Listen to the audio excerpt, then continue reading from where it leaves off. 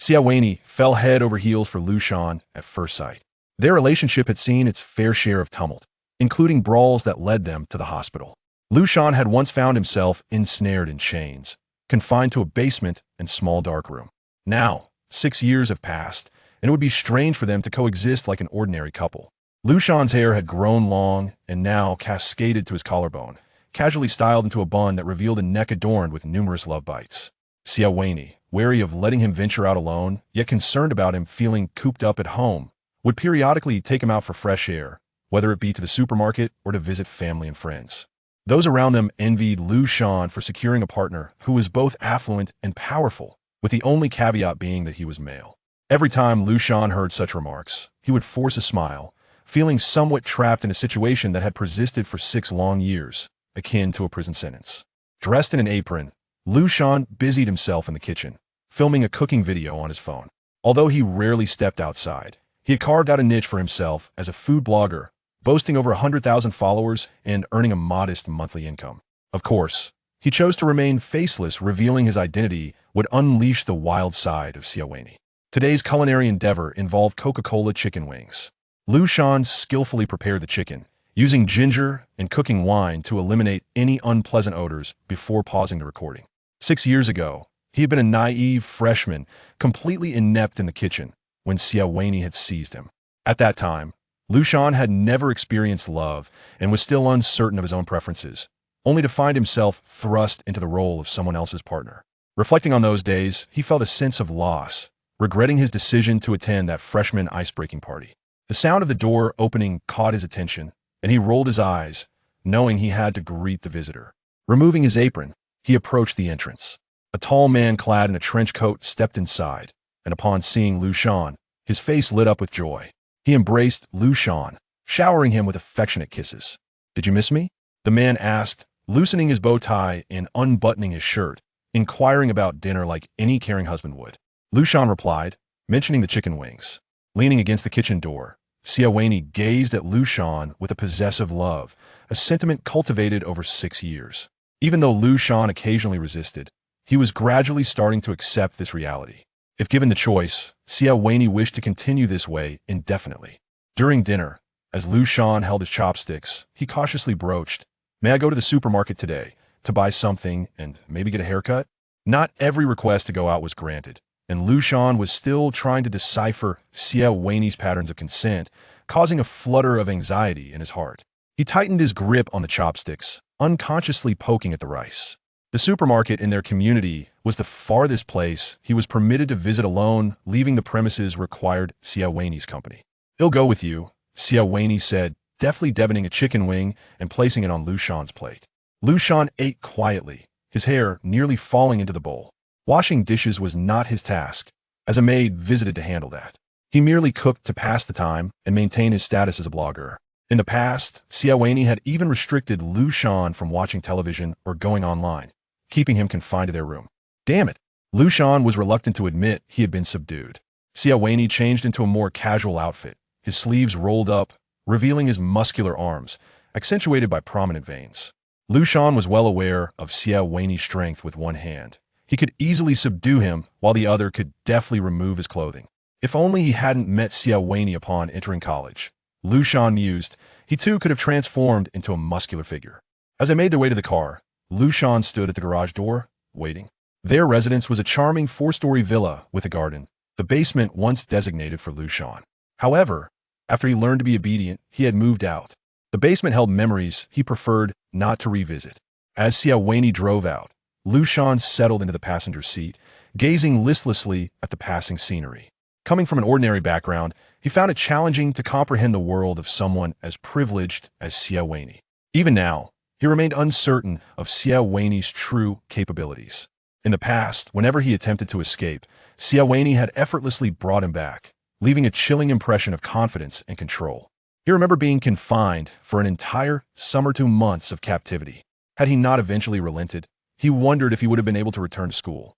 However, obtaining a diploma felt futile, as he had never had the opportunity to seek employment. Class distinctions often manifested in financial disparities. Liu Shan once found it unfathomable that an orange could cost 200 yuan in a supermarket, illustrating how wealthy individuals could sometimes be unwittingly extravagant. Fortunately, he was not the one footing the bill. Liu Shan paid no mind to prices. He simply selected items that caught his eye, planning to feature braised beef in his next video, and tossed a piece of beef into the shopping cart. Xie Wenyì leaned closer, resting his head on Liu Shan's shoulder, wrapping his arms around him loosely. "You don't need to cut your hair. It looks lovely as is." Liu Shan possessed a strikingly handsome appearance, and if he donned traditional attire, he would undoubtedly be a captivating figure. Dressed in a blue sweatshirt, his hair was mostly tied up in a loose bun, with strands cascading down his neck and face, enhancing his beauty. "Okay," Liu Shan acquiesced. A smile danced on Xie Wenyì's lips as they passed by the checkout counter, where he casually added 3 boxes of items to the cart, causing Liu Shan's expression to twitch in annoyance. Damn it! Was he trying to ruin Liu Shan's life today? With a heavy heart, Liu Shan pushed the cart toward the register, preemptively mourning the evening ahead. Noticing Liu Shan's somber mood, Xie Wenyì leaned in closer, whispering, "What's wrong? Don't you like it?" Liu Shan pouted, thinking to himself, "Is that what I dislike?" Xie Wenyì was insatiable, and come morning, Liu Shan would find himself bettered for half the day. Things were somewhat better now previously. When he had resisted Xie Wenyì, he often ended up fainting, only to awaken to find Xie Wenyì still at it. Why was it that Xie Wenyì, also a man, was so vigorous? At checkout, the cashier's gaze flitted between Xie Wenyì and Liu Shan, prompting Liu Shan to turn his face away, pretending not to recognize him. He did not notice the sudden shift in Xie Wenyì's expression, which darkened ominously. Xie Wenyì scoffed internally. Fine, if Liu Shan wished to feign ignorance, then tonight he would ensure Liu Shan became intimately acquainted with him once more. Chapter 2. The gift. Upon entering, Liu Shan found himself pressed against the wall. A sudden realization struck him. His earlier actions at the supermarket had irked Xie Wenyì. In a bid to protect himself, he hastily began to explain, "No, that wasn't my intention." With his clothes being removed, his bare chest pressed against the wall, and Xie Wenyì's warm body against his back, he trembled under the dual pressure. "You've taken too much. I feel quite embarrassed." "Oh, I thought you didn't want to acknowledge our relationship in front of others," Xie Wenyì whispered into Liu Shan's ear, parting his legs with his knee, clearly dissatisfied with the explanation. It was over. Liu Shan realized that the night ahead would certainly be arduous.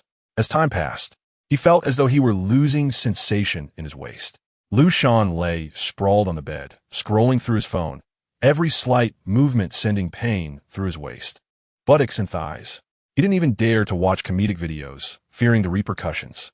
Noticing his pitiful state, Xie Wenyì reached out to massage Liu Shan's waist and legs, a skill he had learned specifically for Liu Shan, as their frequent altercations had resulted in many bumps and bruises.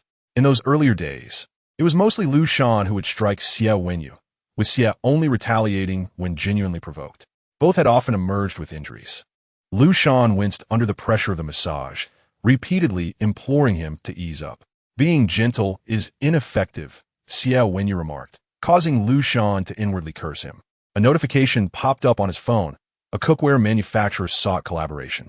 Although Liu Shan was merely a small influencer, he received offers for advertisements, with a proposal of 30,000 for a single video, demanding completion within 2 weeks. Liu Shan responded affirmatively, anticipating the delivery of cookware. The recipient's details read, "Recipe for Shan, address, Block 3, Huagong District, phone number." A question mark appeared on the other end. "What's wrong?" Liu Shan inquired. "Nothing. Just feeling a bit dazed that a wealthy person would go to such lengths for a mere cooking video." Liu Shan was unaware of the significance of Huagong. Yet the other party appeared astonished, their tone becoming notably more courteous. While Liu Shan engaged in conversation, Xie Wenyì discontentedly pinched Liu Shan's waist. "Hey, what are you doing?" Liu Shan exclaimed in pain, glaring at Xie. "I'm working on an advertisement to make money." Xie Wenyì was aware of Liu Shan's endeavors as an influencer and did not oppose them, provided Liu Shan remained at home, which also kept him occupied. However, this did not imply that Xie Wenyì was willing to allow Liu Shan to neglect him for it. Xie Wenyì seized Liu Shan's phone, prompting Liu Shan to urgently reach for it. "Give it back. I haven't finished talking to them." Without discussing the video format or script, abandoning the conversation midway would jeopardize future collaborations. "Liu Shan." Xie Wenyì's voice turned stern. Liu Shan paused, instinctively withdrawing his hand. Seeing that Xie Wenyì was merely trying to intimidate him, he leaned closer. "Please, give it back. I promise I'll buy you a gift with the money I earn." Is that all right? Liu Shan nuzzled against Xie Wenyì, showering him with sweet words until Xie Wenyì finally relented and returned the phone. A flurry of messages arrived, and Liu Shan quickly apologized, explaining he'd been occupied by unforeseen matters. "A dog snatched my phone." The other party remained silent, yet their demeanor remained exceedingly polite, even increasing the offer. In truth, Liu Shan valued his influencer career. For ordinary individuals, it was a considerable income. He felt limited in other pursuits, thus focused on this. Moreover, Liu Shan harbored aspirations of saving money for a day when he might separate from Xie Wenyì, enabling him to live comfortably and achieve financial independence. For now, he would relish being a rice worm, consuming Xie Wenyì's resources. Though he promised to buy Xie Wenyì a gift, the thought of saving money pained Liu Shan. He resolved to utilize the additional 10,000 from the increased offer to purchase a gift for Xie Wenyì. No more, no less. Confined within the house, Liu Shan resorted to online shopping, awaiting the delivery at the courtyard's entrance, firmly prohibiting himself from stepping outside. He recalled the last incident when a delayed delivery prompted him to venture out, only to be spotted by Xie Wenyì, who subsequently dragged him back to their bedroom. No matter how Liu Shan explained, Xie Wenyì refused to listen until Liu Shan sobbed and promised never to do so again. "What do you wish to gift me?" Xie Wenyì's sudden voice interrupted Liu Shan's reverie. "Do you understand the concept of surprise?" Liu Shan retorted, "Damn it, spending money on you is already frustrating enough. And now you're asking." Xie Wenyì chuckled at Liu Shan's response, embracing him gently. "I will await your gift." Liu Shan turned to face him, placing his phone on the bedside. Xie Wenyì drew him close, wrapping his arms around Liu Shan's waist. As dusk descended, Liu Shan felt himself growing drowsy, marveling at how accustomed he had become to Xie Wenyì's embrace while sleeping. Previously, he found it unbearable, the sensation akin to being pricked by needles. Yet now, it felt like a distant memory. The alarm on his phone rang, and Liu Shan fumbled to silence it, succumbing to sleep once more. When he finally awoke, it was nearly noon. The housekeeper had prepared a meal, and Liu Shan ate a little before proceeding to purchase a gift for Xie Wenyì. However, he found himself at a loss. Xie Wenyì lacked for nothing, and the items he used were all quite expensive, likely far beyond what Liu Shan could afford. Nevertheless, having made his promise, he had no choice but to follow through. After much deliberation, he settled on a tie. Truly a lavish expenditure compared to his previous reluctance to spend thousands on one. While it felt somewhat perfunctory, it would suffice for Xie Wenyì. After the housekeeper cleared the dishes and hurried away, Liu Shan edited and posted the video of his cola chicken wings. As soon as he shared it, comments from fans flooded in. "It looks so delicious. No wonder you're my wife. Those skills. Ozzel, these chicken wings are so white. I mean, your hands look delectable." Though the comments were slightly humorous, they brought joy to Liu Shan. However, the fans calling him wife was something he instinctively wished to keep from Xie Wenyì. After interacting with his fans for a while, Liu Shan logged off. It was still not yet 3 o'clock when he decided to stroll through the garden. The garden, though not vast, was adorned with intricate flowers and plants, featuring a swing, a gazebo, and a fish pond, all exuding a sense of tranquility. The surrounding walls were not particularly tall, allowing for easy escape with a slight leap. The gate was merely decorative wrought iron, easily opened with a push. Liu Shan found his gaze fixated on the gate, unconsciously approaching it. The sudden coldness against his hand jolted him back to reality. The gate was ajar. In a panic, Liu Shan hurriedly shut it, retreating in fear, praying that Xie Wenyì would not review the day's surveillance footage. How careless of him! Returning to his room, he recalled his first visit to this villa, where he had confidently scaled the low wall, only to discover he could not exit the community without Xie Wenyì's permission. He had attempted to repeat the stunt, only to be caught by security and taken to the property management. When Xie Wenyì arrived to collect him, his expression was terrifying. Chapter 3. The gift to Liu Shan sat on a chair in the property management lobby, hunched over, his head nearly buried in his knees, a look of sheer panic on his face. Surrounding him was a circle of security personnel, while the manager stood at the back, on the phone. "Mr. Xie, yes. The surveillance footage shows he ran out from your residence." "Understood. I will hand him the phone." The manager pushed through the crowd, standing before Liu Shan. Trembling, he took the phone. Xie Wenyì. "Look at you, learning new tricks like scaling walls." Xie Wenyì's voice came through the phone, tinged with a different tone. Yet the underlying threat and anger were unmistakable to Liu Shan. "Stay there. I will be there shortly." Liu Shan's heart raced. He did not want to return with him. He suddenly leaped to his feet, dashing toward the exit of the property management lobby. The security reacted swiftly, grabbing him from all sides. Liu Shan struggled fiercely, twisting and turning toward the automatic door. As it opened, Xie Wenyì stood there, his face darkened, gazing at Liu Shan, who was caught in the crowd and fighting to break free. Liu Shan, overwhelmed with fear, suddenly surrendered, collapsing to the ground, terrified of Xie Wenyì's methods, which he had learned all too well during their time together. Every time I think of it, my body trembles involuntarily. Come back with me, Xie Wenyì said as he forcefully pulled Liu Shan's arm, attempting to lead him outside. No, I refuse to go with you.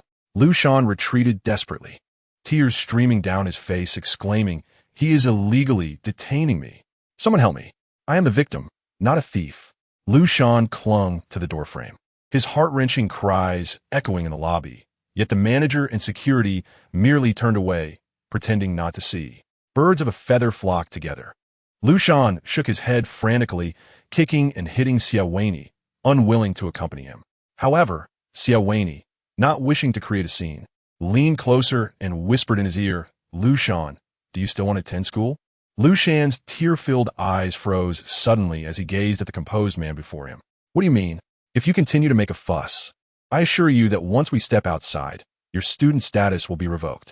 Wouldn't it be a pity to see 12 years of hard work turn to dust?" Xie Wenyì spoke with a tone of pity, stroking Liu Shan's hair, which felt icy despite lacking sensation. Having just entered college and experiencing his first winter break, Liu Shan valued his education above all else. He dreamed of graduating and achieving a promising future, fulfilling the aspirations of his 12 years of diligent study. "If I go back with you, will you not do that?" Liu Shan, in his naivety, thought he could negotiate with Xie Wenyì. "Well, let's see how you behave," came the reply. As Liu Shan released his grip, Xie Wenyì promptly hoisted him over his shoulder and shoved him into the car. The accompanying assistant stepped forward, allowing space for his boss while attending to other matters. The manager repeatedly assured that they would handle the surveillance footage, ensuring that today's events would not leak a single detail. Liu Shan sat anxiously in the passenger's seat, and Xie Wenyì glanced at him, affectionately stating, without permission, "You cannot leave this community. Did you test that today?" Liu Shan lowered his head, fidgeting with his hands. He had merely been accidentally caught today. How could there be such a thing as an impenetrable community? It wasn't a forbidden zone. At 19, Liu Shan had just completed his first semester at university, and he had met Xie Wenyì at a freshman ice-breaking event, where the latter pursued him for a while. In his innocence, Liu Shan instinctively rejected him, only for Xie Wenyì to resort to coercive measures.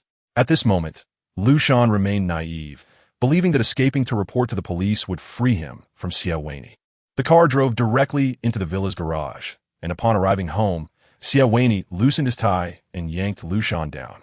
Liu Shan stumbled after him, but noticed that Xie Wenyì was not heading upstairs but rather downward. "Is there a basement here?" Liu Shan wondered, looking at Xie Wenyì, who wore a smile that could only be described as terrifying. "Be good and perform well." Liu Shan's major was not particularly specialized. He was unaware of how Xie Wenyì managed to accomplish everything with merely finals to pass. Even if he lived like a typical university student, he had learned little over 4 years. Liu Shan ceased reminiscing and anxiously paced the living room. What should he do? If Xie Wenyì checked the surveillance and saw him trying to push the door open, he would surely be in trouble again. Liu Shan's current compliance stemmed not from any feelings for Xie Wenyì, but from sheer fear, knowing he could not escape. If he behaved well, Xie Wenyì would be amiable, but any hint of a desire to flee would transform him into a monster. Just as Liu Shan pondered his predicament, the front door swung open, and Xie Wenyì entered the yard. Liu Shan gritted his teeth, determined to prevent Xie Wenyì from checking the surveillance footage in the study at all costs. The moment Xie Wenyì stepped inside, Liu Shan rushed over, sweetly calling his name. He feigned compliance, helping him with his clothes and untying his tie. Xie Wenyì's lips curled into a slight smile as he observed Liu Shan's fluffy head, reaching out to pat it. "You're unusually affectionate today. Are you up to something?" Upon being questioned, Liu Shan froze. He was not adept at lying, especially not in front of Xie Wenyì, who seemed to possess an uncanny ability to see through his fabrications. Thus, Liu Shan redirected the conversation, pretending to seek his favor for another reason. "May I return home for a bit?" While lying, Liu Shan's hands trembled behind his back, and when he raised his gaze, he met Xie Wenyì's discerning eyes. "Aren't you supposed to be making a video? Why do you want to go home now?" I'll make it when I return. Xie Wenyì clicked his tongue, pulling Liu Shan onto the sofa and pinching his bun, speaking ominously, "You really are terrible at lying. Now, tell me what you plan to do at home. Considering how well you're behaving, I might pretend this never happened." Liu Shan swallowed hard, his expression cautious. "Today I just wanted to go out and see. But I didn't go out. I merely pushed the door."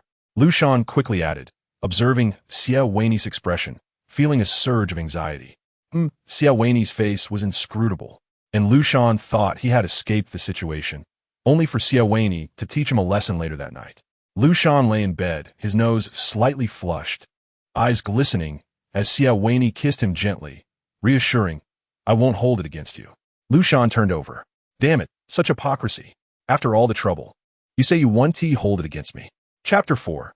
Gifts and classmate reunion. However, this matter seemed to have passed. Xie Wenyì turned Liu Shan back to face him, noticing the lingering tears and defiance on his face. "Liu Shan, do you realize that I'm being quite lenient this time?" Liu Shan nodded, reluctantly swallowing his indignation. "It was just a door push. Why make such a fuss?" "Let us sleep," Xie Wenyì said, pressing Liu Shan's fluffy head into his embrace, gently patting his back. "In a while, I'll take you out to have some fun." "Where?" The mention of fun sparked Liu Shan's interest, momentarily forgetting his earlier grievances, his eyes shining with anticipation. Xie Wenyì found it amusing. After all, he had raised Liu Shan himself and cherished him regardless of everything. Having captured Liu Shan just as he entered university, he had not yet matured into a proper adult. Although his age had advanced, his character remained innocent, akin to that of a student. In contrast, Xie Wenyì was seasoned, possessing a shrewdness uncommon for his age. "How about skiing? I'll finally take you, as you haven't been out in a while." Tethering his beloved required occasional slack, allowing him to savor some sweetness, thus making him more inclined to stay by his side. "Okay." Liu Shan's eyes sparkled with uncontainable joy as he nuzzled against Xie Wenyì. Being from the south, he had rarely seen snow and had never visited a ski resort. "When is a while?" "By the end of this month." "Oh." Liu Shan's excitement waned slightly. It was still early in the month, leaving nearly a month to wait. "Damn it, why don't we so early? Are you deliberately teasing me?" Xie Wenyì saw through Liu Shan's discontent and playfully slapped his soft backside. Liu Shan yelped in pain, his face flushing as he pushed Xie Wenyì away, only to be pulled back down again. "What's the matter? Don't want to sleep?" Xie Wenyì's voice dropped an octave. Liu Shan immediately lay flat, pretending to be asleep. Xie Wenyì held Liu Shan close, observing the fluttering of his eyelashes, a smile gracing his lips as he affectionately kissed him. 5 years Liu Shan's senior, Xie Wenyì had first encountered him during an investment assessment at the university, where he witnessed Liu Shan pushed onto the stage to sing by his peers.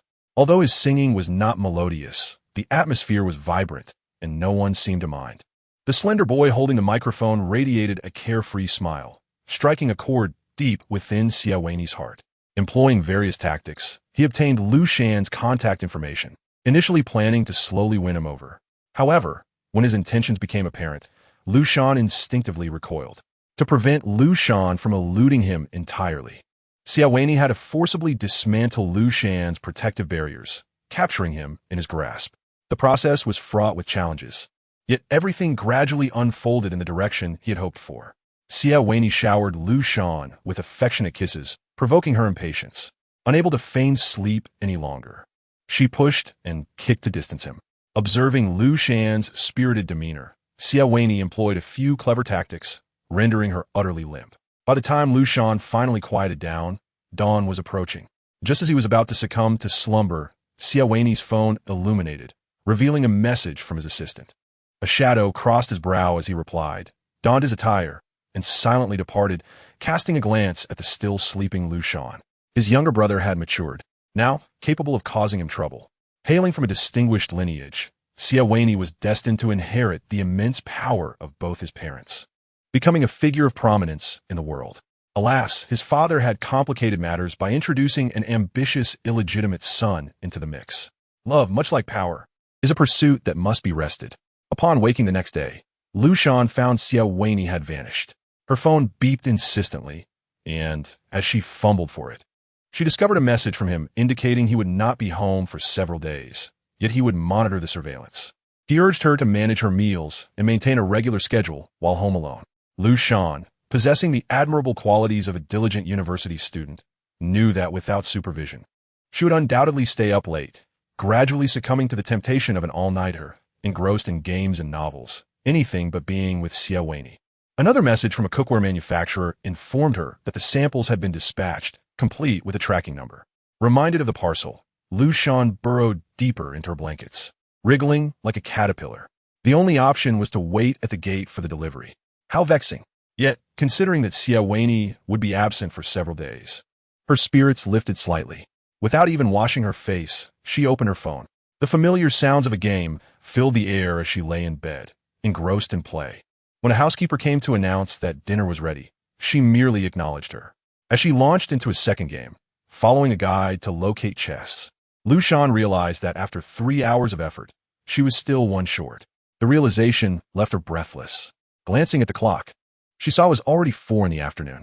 Rising from her bed, she felt weak in her legs from the prolonged inactivity and lack of nourishment. How unfortunate!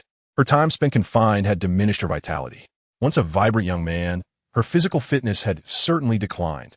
After finally rising to prepare her first meal of the day, Liu Shan munched on food while watching a series. Suddenly, a message from Xie Wenyì popped up, accompanied by an alert tone. He had said himself, "Is this when you choose to eat? Dinner." The surveillance tells a different story. Video. Zip 789 megabytes. Liu Shan sometimes marveled at Xie Wenyì's ability to balance work while monitoring her actions. No wonder he was so successful, a true master of time management. Not very hungry, so I skipped it. Liu Shan inhaled deeply.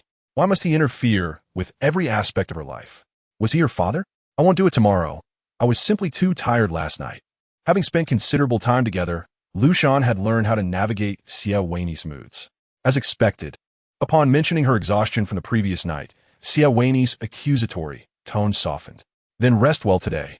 And goodbye. Liu Shan feigned enthusiasm. How annoying. Did he have to check on her mealtime? Eating had lost its pleasure.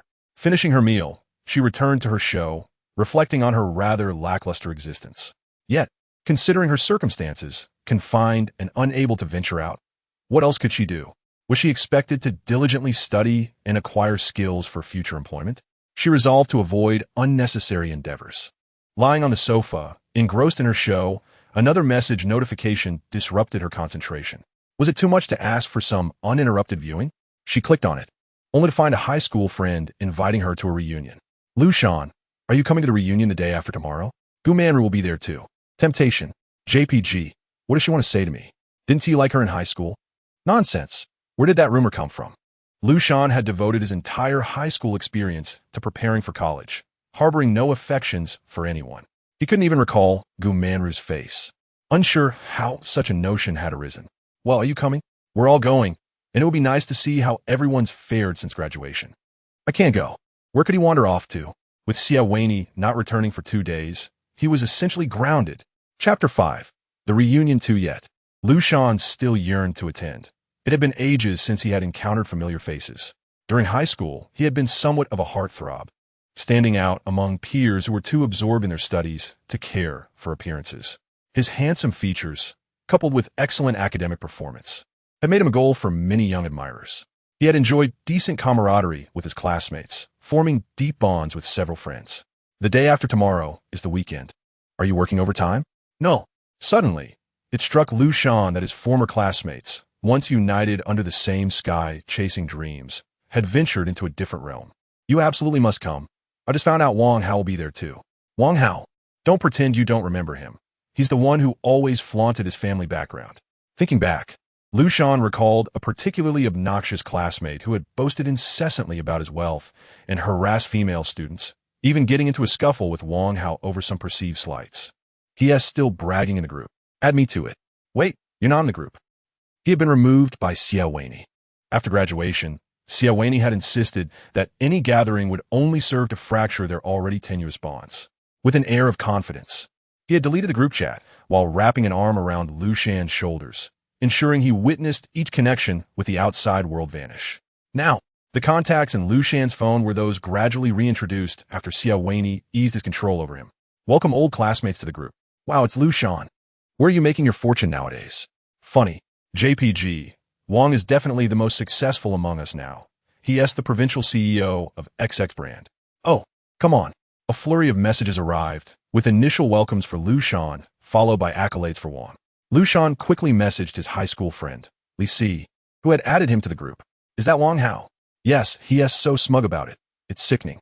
It's pathetic how everyone who can't stand him still fawns over him. The memories of high school had faded like a dream, and Liu Shan felt indifferent toward Wang Hao, devoid of the animosity that Xie harbored. Therefore, he replied with a touch of solace. After all, he is indeed doing well for himself now.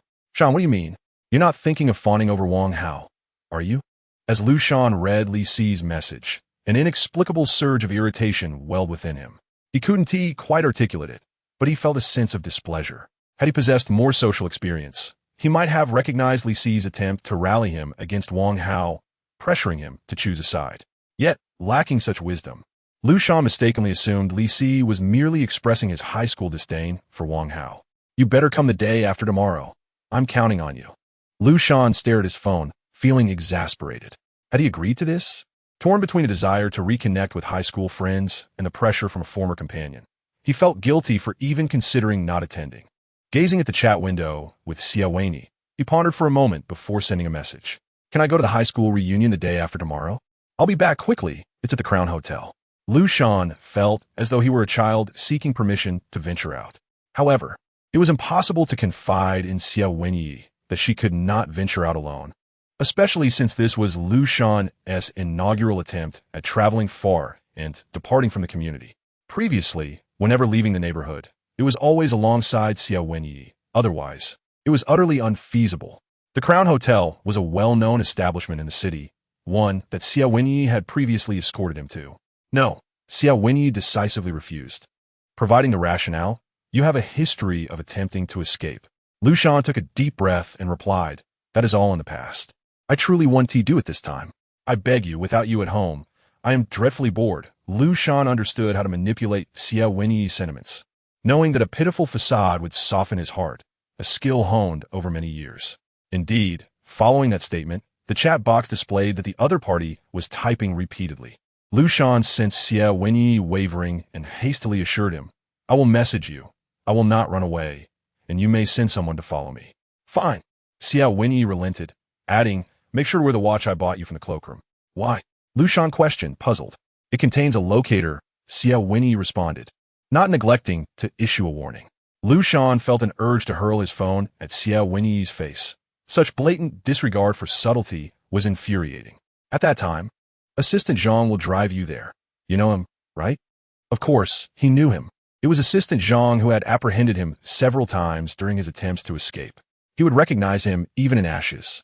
Despite the seemingly elegant title, Assistant Zhang was undoubtedly of a peculiar background, dressed in a tailored suit and capable of sprinting with remarkable agility, even scaling obstacles with the finesse of a parkour expert. How absurd, as if he were a superhero. Liu Shan conceded inwardly, though he texted back obediently. 2 days later, a car was parked in the garage below, and a knock sounded at the door. Upon opening it, Liu Shan was greeted by a familiar, smug smile. Assistant Zhang, clad in a well-fitted suit, stood cheerfully before him. Long time no see. This time, I will be responsible for taking you to the Crown Hotel. Please get in. Young Master Liu, you want to attempt to sneak away this time, will you? With someone at the wheel, Assistant Zhang occupied the passenger seat. Casting a glance through the mirror at Liu Shan in the back, his smile brimming with veiled threats. It's quite taxing to catch you, so please consider our hard work. Damn, he was still so insufferable. Liu Shan let out a cold laugh. Call me young master? I thought you were a lackey of the feudal system. You're hardly a working-class individual. You're merely facilitating wrongdoing. Assistant Zhang turned his head slightly. However, if you were to escape, I would indeed find it difficult to report to the boss. Liu Shan tilted his head away, unwilling to engage further. A series of notification sounds chimed from his phone, prompting Liu Shan to check. It was Xie urging him, hurry. I'm waiting for you at the hotel entrance. I'm almost there, Liu Shan replied, then gazed out the car window in a trance. Assistant Zhang interjected, Young Master Liu, I will accompany you inside shortly. But I want to enter the private room. I'll remain at the entrance, where surveillance will be monitoring continuously and relaying updates to the boss. Liu Shan nodded, acknowledging the stringent precautions in place. Resting his elbow on the window, he revealed the watch that Xie Wenyì had insisted he wear. a celestial-themed timepiece engraved with the initials XL. Chapter 6. Class Reunion 3. Could you perhaps delay your entrance for a moment? Liu Shan thought of Li Xi's intention to meet him at the entrance. He wished to avoid being seen by former classmates, resembling a prisoner under supervision. Certainly, Assistant Zhang promptly agreed. Liu Shan looked at him in astonishment, not expecting such compliance. Previously, when he had been apprehended, he had wept and pleaded. Yet Assistant Zhang had remained unyielding. "Oh, thank you," Liu Shan replied dryly, taking a moment to realize why he was thanking him. After all, he was under surveillance. Through the mirror, he noticed Assistant Zhang chuckling at his gratitude. Liu Shan turned away, choosing to ignore him. The vehicle halted at the Crown Hotel entrance, and as Liu Shan descended, Assistant Zhang exchanged a few words with the driver before standing by, watching him. Liu Shan scanned the surroundings, failing to spot Li Xi, prompting him to message, "I've arrived. Where are you?" "Oh, you're quite prompt. Wait for me," Li Xi replied. Liu Shan stood idly for a moment when a familiar figure rushed towards him. "Li Xi?" "Yes, it's me. Oh, it's been ages. How have you been?"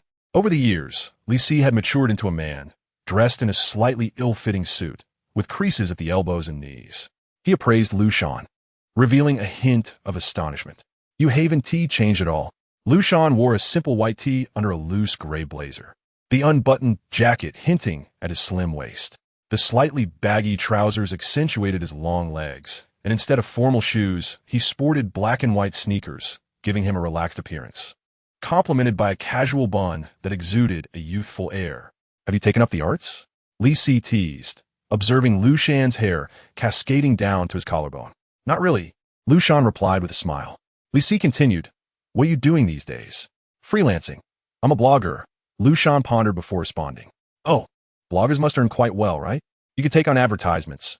How much do you charge for a single ad? If you secure 10 to 20 a month, once you achieve financial freedom? What type of account do you manage? I'd like to follow you." Li Xi's barrage of questions left Liu Shan somewhat at a loss for words, prompting him to change the subject. "Let us discuss this inside. It's not appropriate to chat here." Right, Li Xi agreed, as if suddenly awakened, leading Liu Shan into the hotel. "Let me tell you about Wang Hao." Liu Shan, lacking enthusiasm for the conversation, glanced back at Assistant Zhang, who was watching them depart, then slowly followed. Upon entering the private room, Liu Shan turned to see Assistant Zhang observing from distance. He greeted his former classmates one by one. "Oh, Liu Shan, you haven't changed at all, still looking so youthful." Among them were those pursuing postgraduate studies and others who had entered the workforce early, each bearing traces of life experiences. Yet Liu Shan appeared as he had years ago, young and naive, sitting beside Li Xi, who nudged him with his elbow. Liu Shan followed his gaze to a striking woman with wavy hair, meticulously dressed and made up. Regretting not pursuing her? "Didn't he expect Gu Manru to turn out this beautiful?" Li Xi remarked. Liu Shan muttered, "I told you I never liked her." As he spoke, boisterous voices erupted from the entrance, announcing a resonant male voice. "Everyone, enjoy your meal and drinks. It's on me today. Indulge." Acclamations followed. "Wang is quite generous," someone remarked. "Ah, we'll need to rely on Wang more in the future." Liu Shan turned to see a slightly plump man surrounded by several others. "What a spineless fellow," Li Xi rolled his eyes. "So that's Wang Hao? He certainly does not match my memories." He appeared a bit heavier, his pride practically spilling over. After 6 or 7 years, of course, he would have changed. Not everyone remained the same. "Wang will surely hold a grudge for our past altercations. Just wait, he'll come to provoke us." Liu Shan nearly forgot about that incident. Liu Shan observed that among those surrounding Wang Hao, there were individuals who had once disdained him, much like in the past. He felt a profound sense of the impermanence of life. Suddenly, Wang Hao noticed Liu Shan and approached, smacking his lips. "Ah, isn't this Liu Shan? The top scholar of our class, the campus heartthrob. Where have you been lately? No one in our class can compare to you, General Wang." Someone interjected before Liu Shan could reply. Wang Hao relished the compliments, feigning modesty. "Liu Shan must be doing quite well too, right?" "Isn't that so, Liu Shan?" He gazed at Liu Shan, anticipating him to downplay his own achievements. Others were also watching intently. However, Liu Shan, unscathed by life's hardships, felt a rebellious spirit rising within him. "Indeed, I'm doing well. Wang Hao, considering how you once harassed young ladies and still managed to get by like this, do you really think I could be worse off than you?" Silence enveloped the room. Wang Hao took a deep breath. His success and return to his hometown were not meant for others to unearth his past. Even Li Si discreetly gave him a thumbs up, whispering, "Impressive." Liu Shan glanced back at Li Si, noticing his disdain for Wang Hao was not reflected in his actions. A wave of despondency washed over him. Everything had changed. "So, what are you up to these days?" Wang Hao sneered. "I'm not doing particularly well. I'm merely a regional president in Cydia now. My annual salary is nothing extravagant, just a little over $1 million with bonuses. And you, Liu Shan? What are you doing post-graduation?" Liu Shan found himself a loss for words. Xie Wenyì was likely wealthier than Wang Hao, but that wealth was not his own. He was just a small-time blogger. A blogger, he thought. Li Si nudged Liu Shan. "Right, Liu Shan?" Liu Shan shot a glance at Li Si, but remained silent. Wang Hao let out a long ah. "So you're a blogger now? How many followers do you have? How much do you earn in a year? Bloggers are just fleeting figures.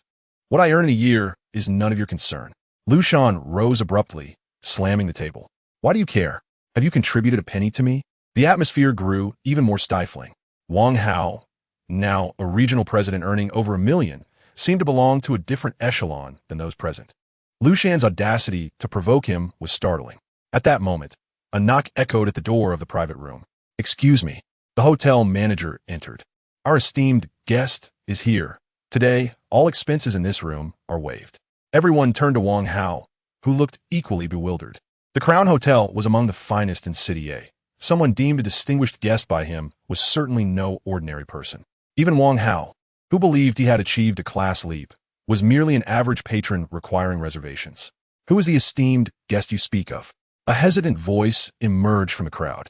The manager turned towards Liu Shan, bowing respectfully. "Hello, esteemed Mr. Liu. Welcome to our hotel." Chapter 7. Class Reunion for Liu Shan. The fact that Liu Shan commanded the attention of the Crown Hotel's manager and received complimentary service was astonishing. The crowd began to scrutinize Liu Shan closely. Clad in a seemingly unremarkable gray casual suit, a closer look revealed it was a high-end custom piece. The watch on his wrist was worth over $3 million. And even his sneakers were limited editions. The entire ensemble was worth upwards of $5 million. Is he wearing the price of a house? Wang Hao's astonishment was palpable, and the confrontational energy dissipated. "You, Liu Shan, are you not just a blogger? Which blogger earns so much?" He stammered. Even if one were to consider a certain Xie, it wouldn't warrant a visit from the manager of the Crown Hotel. The atmosphere turned painfully awkward. Liu Shan, feeling the scrutinizing eyes of his former classmates, swallowed hard, uncertain of how to respond. He pushed open the private room door and stepped outside. Assistant Zhang, who had been waiting, extinguished a cigarette and caught up with him. "What's wrong? Not enjoying yourself?" Zhang's eyes sparkled with amusement. "Class reunions are always like this. You'll get used to it. Once you enter society, how much camaraderie remains?" Liu Shan, having been pampered too well, still believed things were like in high school. "Did you call that manager over?" Liu Shan stood at the hotel entrance, looking at Zhang with certainty. "I was worried you might be bullied. The boss has repeatedly instructed me to ensure you are not wronged." Zhang called for the driver, and a sleek black Bentley slowly pulled up to the hotel entrance. He opened the car door, gesturing for Liu Shan to get in. "Shall we head back, or do you want to stay a while longer?" Noticing Liu Shan's hesitation, Zhang continued, "Young Master Liu?" Liu Shan glanced back at the hotel, sighed, then let us go back. Just as he was about to get into the car, urgent shouts rang out behind him. "Liu Shan, wait!" He turned to see Wang Hao and Li Si rushing out. Wang Hao's gaze lingered on the Bentley behind Liu Shan for a moment, his expression morphing into one of humility. "Oh, Liu Shan, I was in the wrong earlier.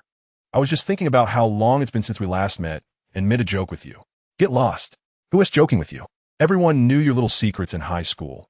Li Si interjected bluntly, then turned to Liu Shan with a genuine smile. "Liu Shan, you truly cannot judge a book by its cover." Liu Shan did not respond. He glanced inside the hotel and noticed more classmates had followed them out. In truth, how Liu Shan was faring had little to do with them. Those with strained relationships could not gain anything from him, but even so, they shouldn't make an enemy of him. Earlier, in the private room, they had all been busy flattering Wang Hao, inadvertently belittling Liu Shan, who knew if he held grudges or not. "Young master, it's time to leave." Just as Liu Shan was at a loss, Assistant Zhang intervened. Recognizing Liu Shan's discomfort in the situation, he stepped in to break the stalemate. "Let us meet again next time." Liu Shan managed to force a smile and got into the car. From a window, he saw Wang Hao and Li Si standing in place for quite some time.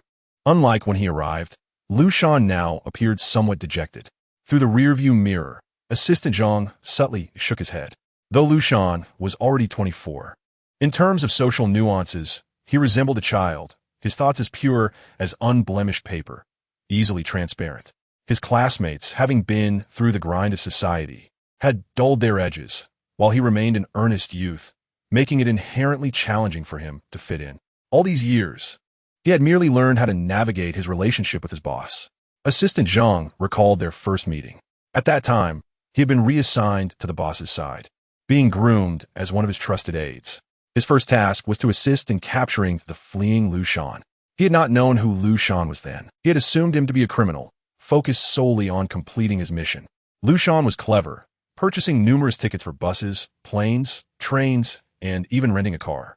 Everyone thought he would take a bus, plane, or drive off himself. Consequently, the others went to the more prominent locations, while he was assigned to a relatively obscure train station. Even so, Assistant Zhang remained vigilant. He waited at the security check for a long time, fearing he would leave empty-handed. Suddenly, he received a directive from above, indicating that the Skynet had detected Liu Shan's entry record at that station. Assistant Zhang quickly scanned the crowd for his target. He spotted a slender figure wearing a cap, with a youthful demeanor, hastily making his way to the 12A boarding gate. As that train was about to conclude ticket checks, the crowd was sparse, making Liu Shan's movements conspicuously noticeable. Realizing this was his target, Assistant Zhang dashed forward without a moment's thought. Upon seeing someone chasing him, Liu Shan took off as well, swiping his ID and sprinting down the stairs, ready to board the train. Assistant Zhang leaped across the ticket check, pursuing him down the stairs. Trained and agile, he managed to corner Liu Shan at the platform, simultaneously reporting to his superior while pulling out handcuffs to restrain him. Upon hearing him report, Liu Shan's struggle intensified. After all, he was still a young boy. The sudden surge of strength nearly caught Assistant Zhang off guard. In the midst of struggle, the duckbill hat slipped from Liu Shan's grasp, and his clothing was tugged askew. "Let me go. Please, brother. I'm not a bad person. Just let me leave." Assistant Zhang then realized that he was holding onto a young student, around 20 years of age, whose face was now a canvas of despair, his voice trembling with tears and fear. With his wealth of experience, Zhang could immediately discern that this young man was innocent, a quintessential law-abiding student. "Please, let me go," Liu Shan pleaded again. Sensing Zhang's hesitation, he added urgently, "If I'm taken back, I will die. I'm imprisoned by Xie Wenyì. I am not a bad person." "Xie Wenyì? Isn't that the boss's name?" Just as Zhang was pondering this, a colleague rushed over. The boy he had been holding suddenly lost his strength and was hoisted up, his hands restrained behind his back, escorted on either side with a severity that even a hardened criminal would not endure. Zhang stood rooted to the spot, noticing the multitude of kiss marks adorning the nape of Liu Shan's neck. In that moment, the truth dawned upon him. He had captured a fleeing canary. In subsequent meetings with Liu Shan, Zhang did not deny Liu Shan's claim of him being an accomplice to wrongdoing, as he had indeed participated in such actions. Yet, what could he do?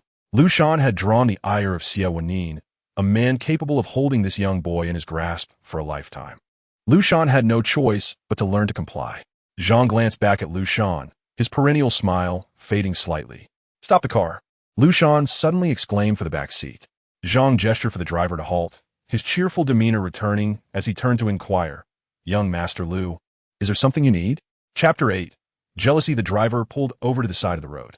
Liu Shan glanced at his wristwatch and then at a nearby milk tea shop. "I want to buy that."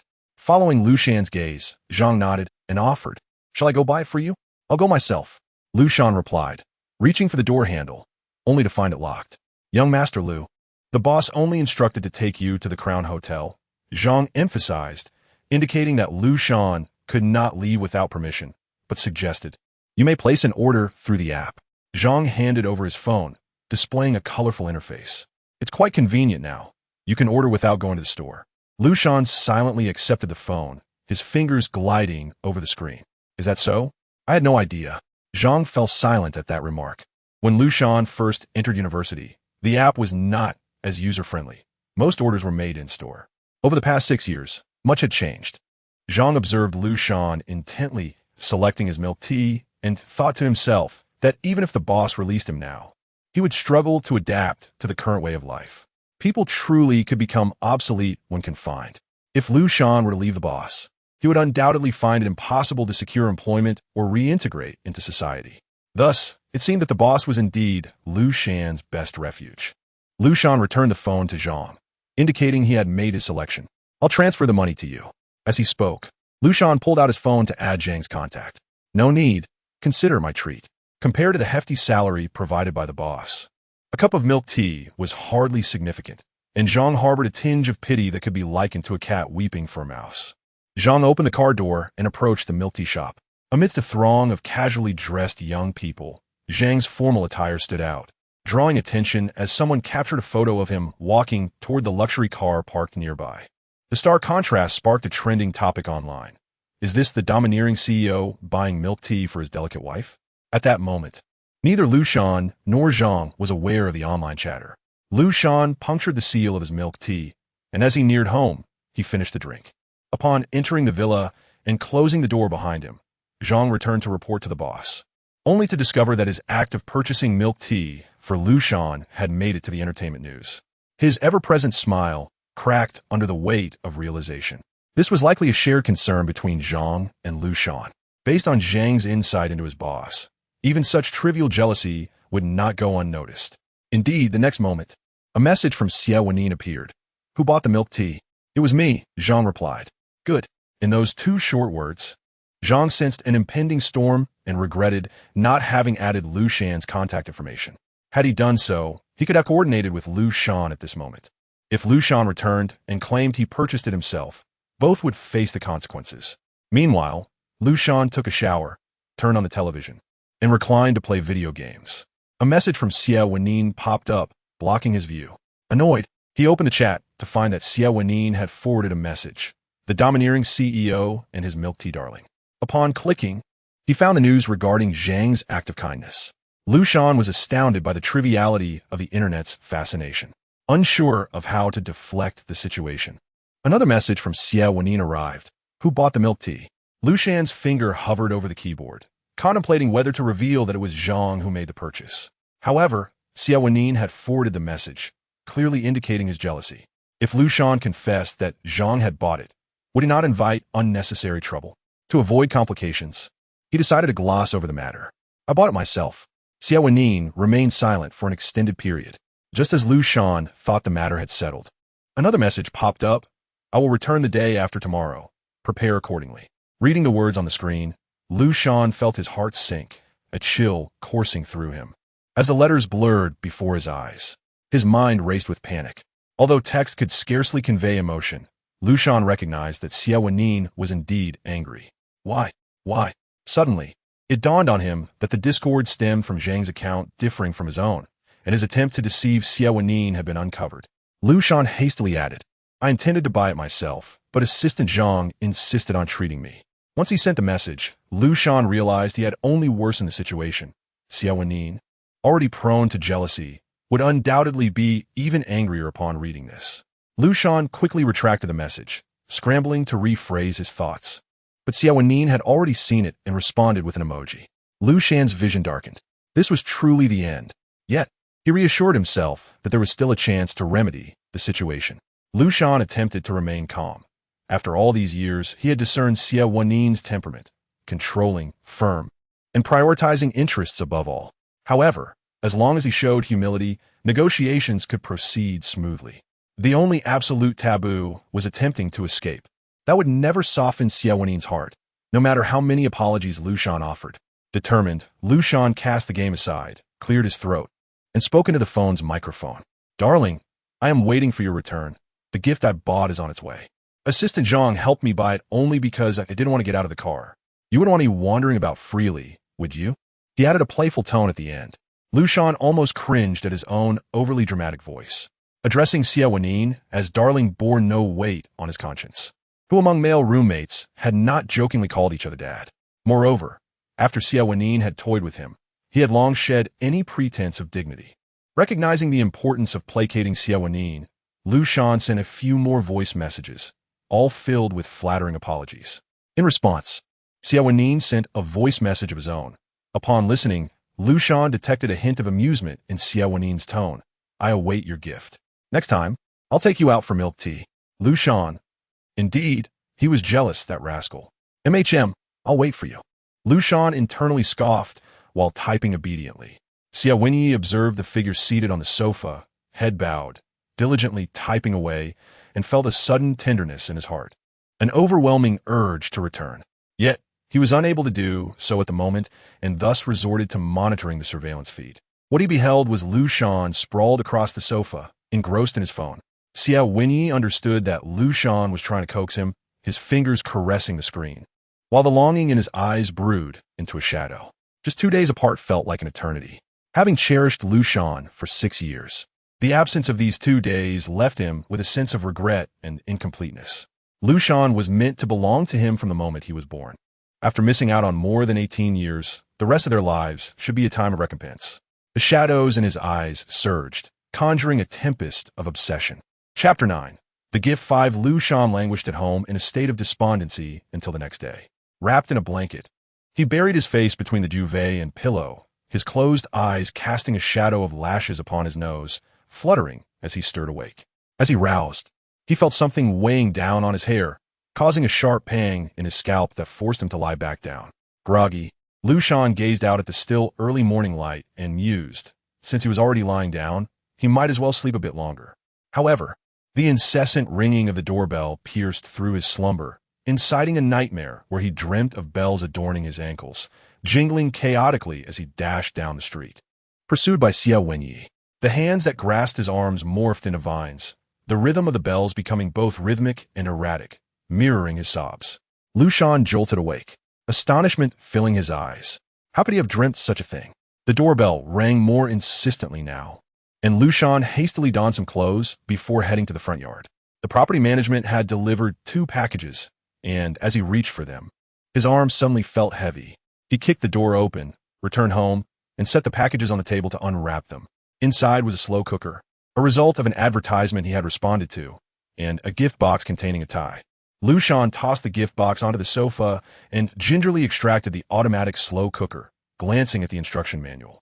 The manual sprawled out over a meter long, with half of it dedicated to usage instructions, not to mention a link to a tutorial video. After perusing the instructions, Liu Shan was taken aback. The cooker could connect to Wi-Fi. Aside from the occasional video shoots, he seldom cooked, and his culinary skills were primarily taught by his mother. His phone chimed, revealing a message from the cookware manufacturer. Did you receive it? Emoji. Yes, the video is due next week. Liu Shan resolved to dedicate this week to thoroughly studying the device. Our feature allows for remote Wi-Fi control. Make sure to highlight that in the video. Understood. This point had already been discussed, and Liu Shan had a general idea of the concept. Although he was uncertain who had taken on the tedious tasks of washing and preparing ingredients, thereby saving precious minutes during cooking, he believed there were advantages for time-consuming soups. He could start the soup before work and enjoy it upon his return.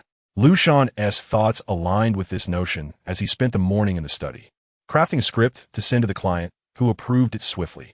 The study was located on the 2nd floor of the 3-story villa, with the 1st floor comprising the kitchen, dining room, living room, reception area, and maid's quarters. The 2nd floor housed various functional rooms, while the bedrooms occupied the 3rd. From the study window, Liu Shan could see the not-so-tall branches of trees in the yard, which had yet to be pruned this year, with some fast-growing branches already brushing against the glass. Liu Shan opened the window, and a gust of wind blew in, sending a piece of paper fluttering to the ground. He reached to pick it up, inadvertently opening a concealed drawer on his desk. Inside, he discovered a collection of his photographs. One particular photo, against a blue backdrop, depicted him in a white shirt, beaming with a radiant smile, his eyes sparkling with reflected light. Was this the photo taken during his college entrance exams? Liu Shan pulled out the stack of documents and examined them slowly.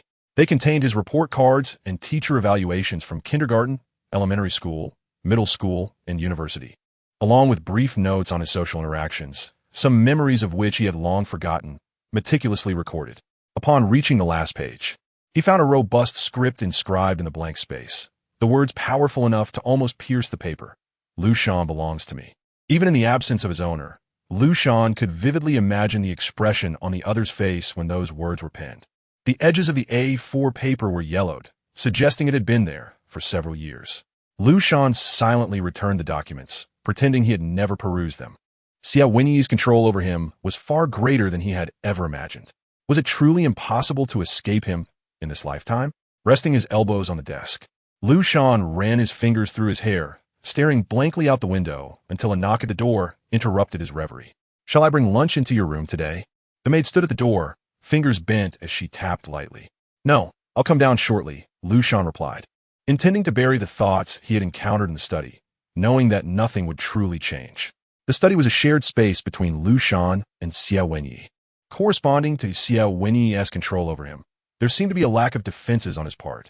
Confidential work documents, if permissible to take home, were left unguarded in the study, allowing unrestricted access. Yet this trust. Liu Shan could only manage a wry smile. During lunch, as the clock struck the time for workers to take a break, Liu Shan's phone buzzed incessantly. He scrolled through the notifications to find that since his return yesterday, there were already 999 messages. Most pertained to discussions about him, along with numerous new contacts. Liu Shan felt a tightness in his chest as he cleared the notifications, attempting to render himself invisible. However, matters did not unfold as he had hoped. "Shan, ISNT this the car you were in yesterday? Link, wow, over 800 comments. Is that real? What kind of influencer are you, making all that money?" More messages popped up that he no longer wished to read. "You don't know? Wang Hao mentioned in the group that you definitely didn't earn it yourself. Give me your account, and I'll help you slap him in the face." Liu Shan slammed his phone down. The contact between the tabletop and his phone produced a sharp sound. "What's wrong? Why so angry?" A cheerful male voice called from the doorway. Liu Shan turned in surprise. "Aren't you supposed to be back tomorrow? I missed you, so I returned early." Xie Wenyì replied casually.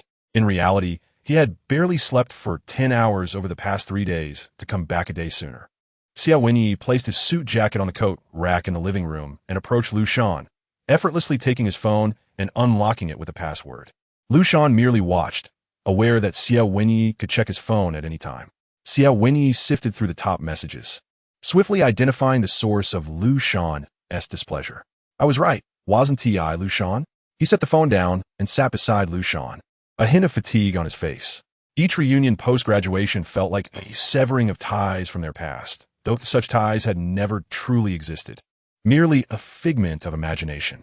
"Liu Shan, you're not suited to interact with them." Xie Wenyì lifted his glass for a sip, his gaze fixed intently on Liu Shan. As he noticed the skepticism gradually emerge on Liu Shan's face, he silently smiled. This was precisely how it should be, severing all connections to society, leaving only the two of them in this world. In the realm of adulthood, the first thing one notices is the pursuit of personal gain. But that does not mean that sincerity does not lie beneath the surface. Xie Wenyì would not divulge this to Liu Shan, for attempting to discern the truth was a perilous endeavor fraught with pain. In a buoyant mood, Xie Wenyì ascended the stairs. "Come rest with me." Liu Shan's previously bewildered expression transformed instantly. "Wait, not yet. I haven't changed the sheets this morning." Chapter 10. The Gift 6 in the bedroom. Xie Wenyì surveyed the disheveled bed and quickly sensed something amiss. Liu Shan had already caught up, and upon realizing his secret was exposed, he turned to flee, pretending as if nothing had transpired. Xie Wenyì grasped Liu Shan's arm firmly, drawing him closer. Upon noticing the deep crimson hue of Liu Shan's earlobes, a smile involuntarily graced his lips. "You missed me," Xie Wenyì stated with unwavering certainty, his gaze fixed on Liu Shan. Turning his head slightly, Liu Shan's flushed earlobes confirmed Xie Wenyì's assumption. Although Liu Shan regarded the situation as merely a nightmarish dream, Xie Wenyì held a different perspective. As long as Liu Shan remembered him upon his departure, exhibiting a reaction, it signified a burgeoning reliance on him. Nonetheless, Xie Wenyì chose not to act rashly. He would patiently await the day when Liu Shan would be utterly incapable of letting go. "Stay and rest with me," he suggested, draping an arm around Liu Shan's waist. Leaning some of his weight onto him, feeling fatigued, Liu Shan hesitated, raising his hand, glancing at Xie Wenyì, whose head lay on his shoulder, feeling momentarily at a loss. Rarely did Xie Wenyì reveal such vulnerability in front of him. He was typically assertive, never exposing his weaknesses. The most vivid memory Liu Shan held was of Xie Wenyì standing before him, rhythmically tapping the handle of a soft whip. casting a shadow that enveloped the cowering Liu Shan in the corner. Although Xie Wenyì had never struck him, Liu Shan was nonetheless filled with trepidation. This was precisely why he felt so disoriented in the current moment. The sheets haven't been changed. Liu Shan tactfully diverted the conversation. Xie Wenyì nodded, his hair brushing against Liu Shan's cheek and neck, causing a tingling sensation. I'll go change them, he said, tilting his head close enough to nearly bite Liu Shan's ear. His voice accompanied by warm breaths that sent shivers down Liu Shan's spine. Wait a moment. Liu Shan nodded, his hand suspended in midair, ultimately refraining from resting on Xie Wenyì's back. Xie Wenyì straightened, pressing a kiss to Liu Shan's cheek before turning to retrieve clean sheets. As he faced away from Liu Shan, he glanced back at the still-dazed Liu Shan, a flicker of darkness flashing in his eyes. Displaying a modicum of weakness was also a tactic. Even in his current tired state, Xie Wenyì had not forgotten how to ensnare Liu Shan completely. After laying the fresh sheets, just as he was about to carelessly toss the soiled ones aside, Liu Shan hurriedly stepped forward, snatching the sheets from him, murmuring, "I'll wash them." He felt embarrassed to leave them until the next day when the housekeeper arrived. A chuckle escaped Xie Wenyì's throat. It was rather endearing. Liu Shan cast a reproachful glance at him, clutching the sheets and swiftly heading downstairs. Although an elevator was available, he preferred to exert himself rather than remain stagnant, allowing his mind to spiral into chaotic thoughts. After stuffing the sheets into the washing machine, the sound of flowing water filled the air as they became drenched. The machine whirred to life. Liu Shan seated himself on a nearby chair, his clenched fists tightening until he could no longer restrain himself, pounding the armrest in frustration. It was all Xie Wenyì's fault for returning early. He had intended to wash them tonight. Upon finishing, Liu Shan returned to the bedroom with a sense of duty, knowing Xie Wenyì would inevitably summon him. When feeling petulant, Liu Shan would feign ignorance and ignore Xie Wenyì's calls, but presently, he felt more at ease. He contemplated the nature of his relationship with Xie Wenyì. Were they a couple? It seemed unlikely. No one else had a partner like this. Was it akin to being kept? Perhaps, for he was indeed being supported by Xie Wenyì, albeit not willingly. After attending a class reunion, Liu Shan pondered whether he could reintegrate into society if he ever left Xie Wenyì. He was now 24, not the 19-year-old Liu Shan he once was. However, he had saved some money through his blogging endeavors, allowing for a semblance of independence. What are you thinking about? A warm, damp body pressed against him, strong arms encircling Liu Shan's neck as Xie Wenyì whispered in his ear, "Can I hear your thoughts?" Liu Shan bit his lip, contemplating whether he should share his musings. It seemed polite enough, yet his actions contradicted that sentiment. Naturally, he could not disclose to Xie Wenyì that he had been contemplating life after departure. So he replied, "I was thinking." Liu Shan swallowed hard, realizing that this reason sounded somewhat contrived. Should he offer an alternative? Yet, sensing Xie Wenyì's tightening grip, he recognized it as a silent encouragement. Thus, he resolved to be candid. "I was thinking about what our relationship is." Upon finishing his statement, he awaited Xie Wenyì's response. Xie Wenyì leaned closer, a smile gracing his features at the question. The vibrations of his laughter resonated through Liu Shan's back, reaching deep into his heart. "We possess each other," he replied. Xie Wenyì pressed Liu Shan onto the bed, his dark eyes, akin to ink, fixated upon Liu Shan like a predator eyeing its prey, intent and unwavering. "Liu Shan, you may ponder our relationship, but we are what we are. Just know, you are bound to me for life." Xie Wenyì cared little for societal labels. He was unconcerned with nomenclature, only aware that Liu Shan was destined to be his. Correspondingly, Xie Wenyì would belong solely to Liu Shan, providing him with everything, bestowing all his affection. He would be the most perfect partner or the most exacting overseer.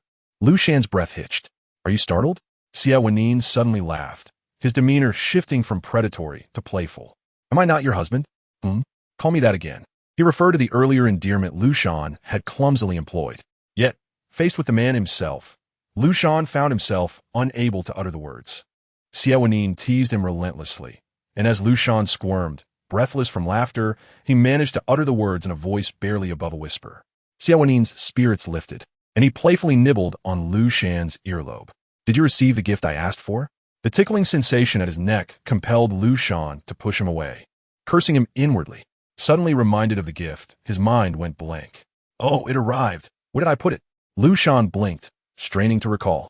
He He had been so preoccupied with unboxing the cookware that he had carelessly placed the tie somewhere. Chapter 11. The Gift 7. Liu Shan blinked, striving to remember. It seemed he had been so focused on unwrapping the kitchen items. Xie Wenyì, observing Liu Shan's expression, swiftly understood. He slipped his hand beneath Liu Shan's shirt, gently squeezing his chest. "Where is it?" Liu Shan gasped, his thoughts returning to the present. "I'll go get it." He wriggled free from Xie Wenyì's grasp. His cheeks flushed from their earlier playfulness. "Let go of me." How could he search while being held like that? Xie Wenyì released him, suggesting, "If you can't find it, perhaps check the surveillance." Liu Shan paused, offering an awkward smile, aware that Xie Wenyì was cognizant of his feigned indifference. "No need for that." Speaking of surveillance, this house was riddled with cameras, nearly devoid of blind spots. Even outside, Xie Wenyì could monitor his every move.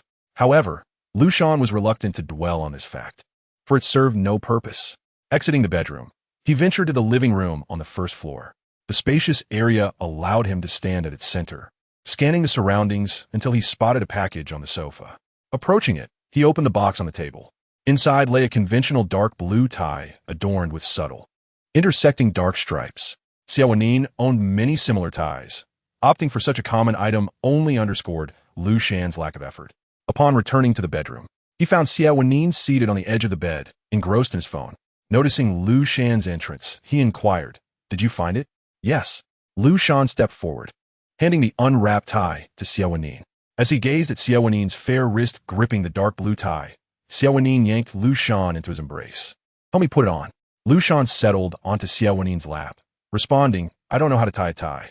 Indeed, he had little experience with formal attire, as he rarely engaged in business or formal settings. Such exquisite ties required intricate knots. "Then I'll teach you."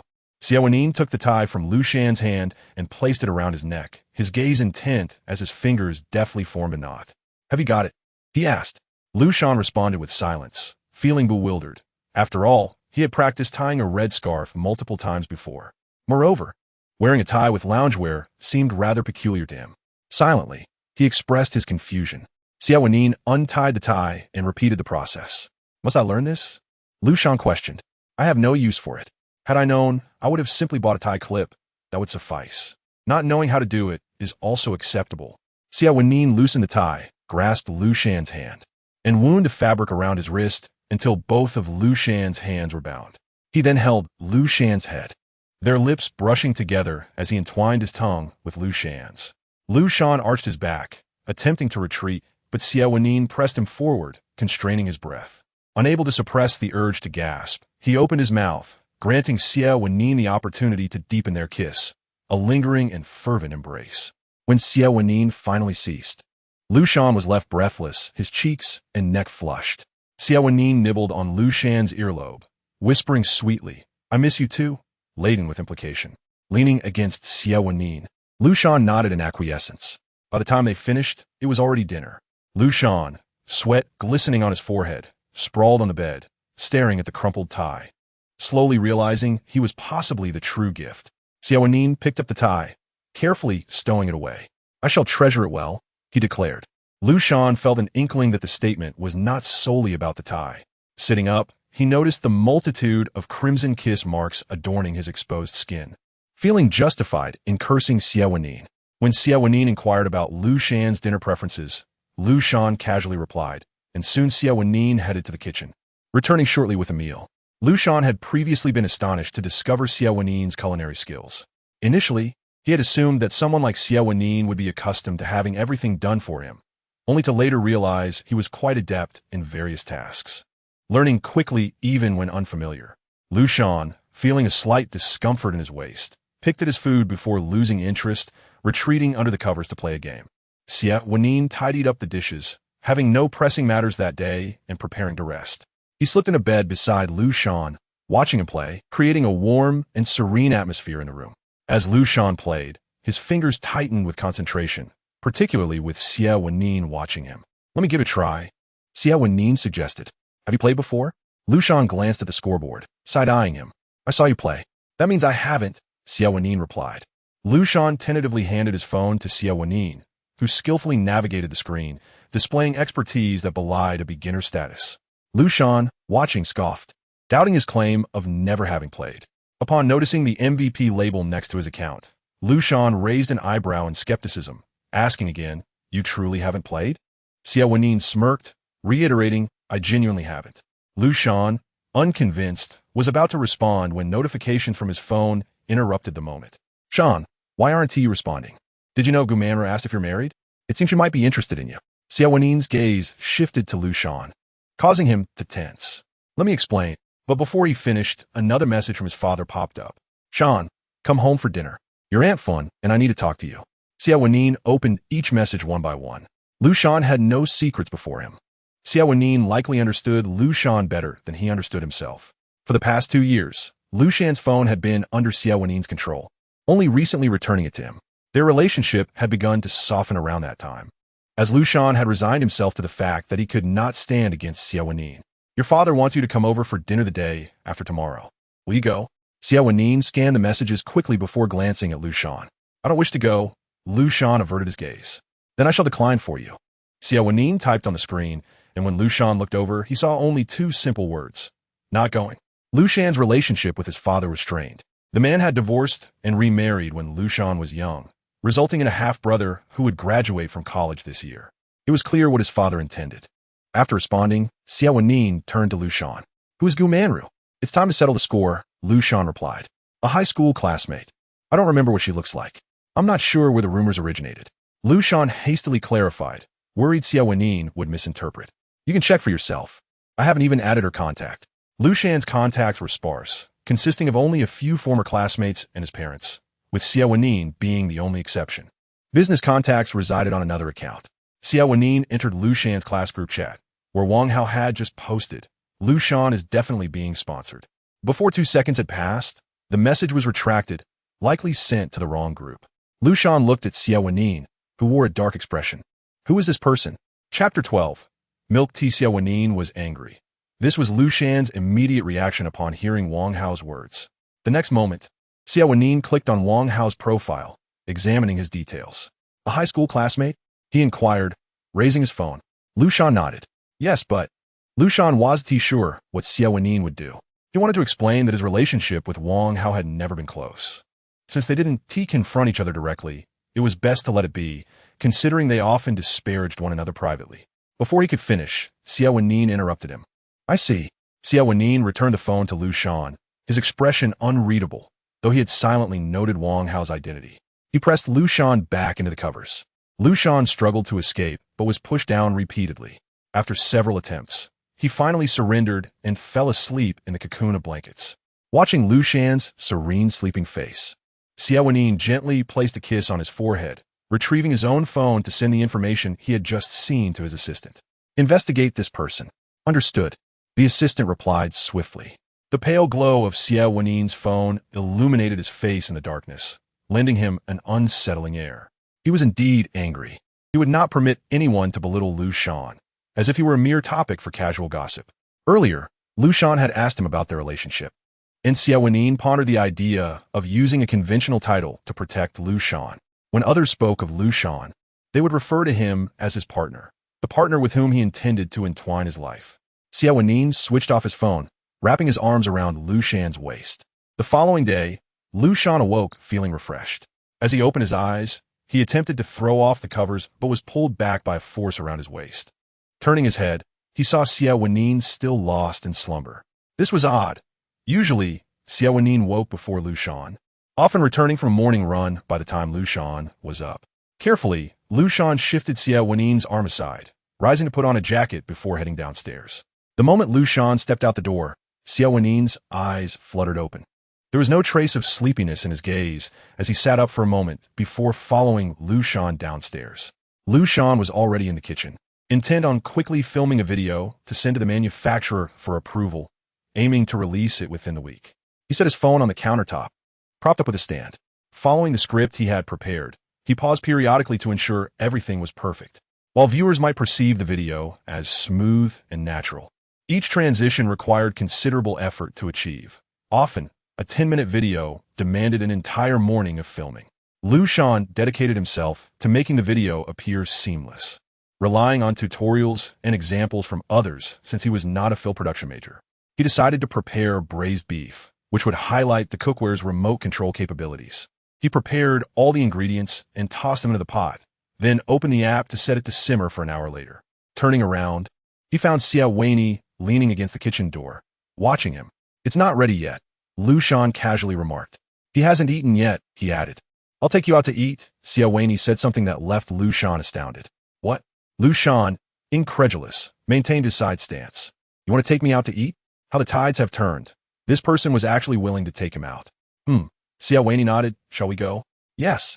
Liu Shan immediately rushed upstairs to change. Xie Wenyì shook his head. When it was just the two of them, it was usually he who drove. Liu Shan sat in the passenger seat, replying to Li Xi's message. "I was busy yesterday and didn't check my phone." "That counts as being busy, I suppose," he thought. Dealing with Xie Wenyì. "Oh, it's nothing," Li Xi replied almost instantly. Liu Shan glanced at the top of his phone and noticed it was Saturday, a day for rest. "Did you know?" Wang Hao said in the group chat that you're being kept by someone. "Let him say what he wants," Liu Shan replied. Wang Hao was not entirely incorrect. He indeed could not earn that much money on his own. All of it came from Xie Wenyì, which was akin to being kept. Moreover, Liu Shan did not believe he would have any further contact with Wang Hao. He was no longer the high school Liu Shan, who would pick fights out of youthful passion. Everyone had their own lives, and the sordid would eventually face societal retribution. On the other end, Li Xi seemed taken aback by Liu Shan's calm demeanor, leaving the chat silent for a while. Wang Hao spoke confidently in the group, claiming his conclusions were drawn from years of social experience.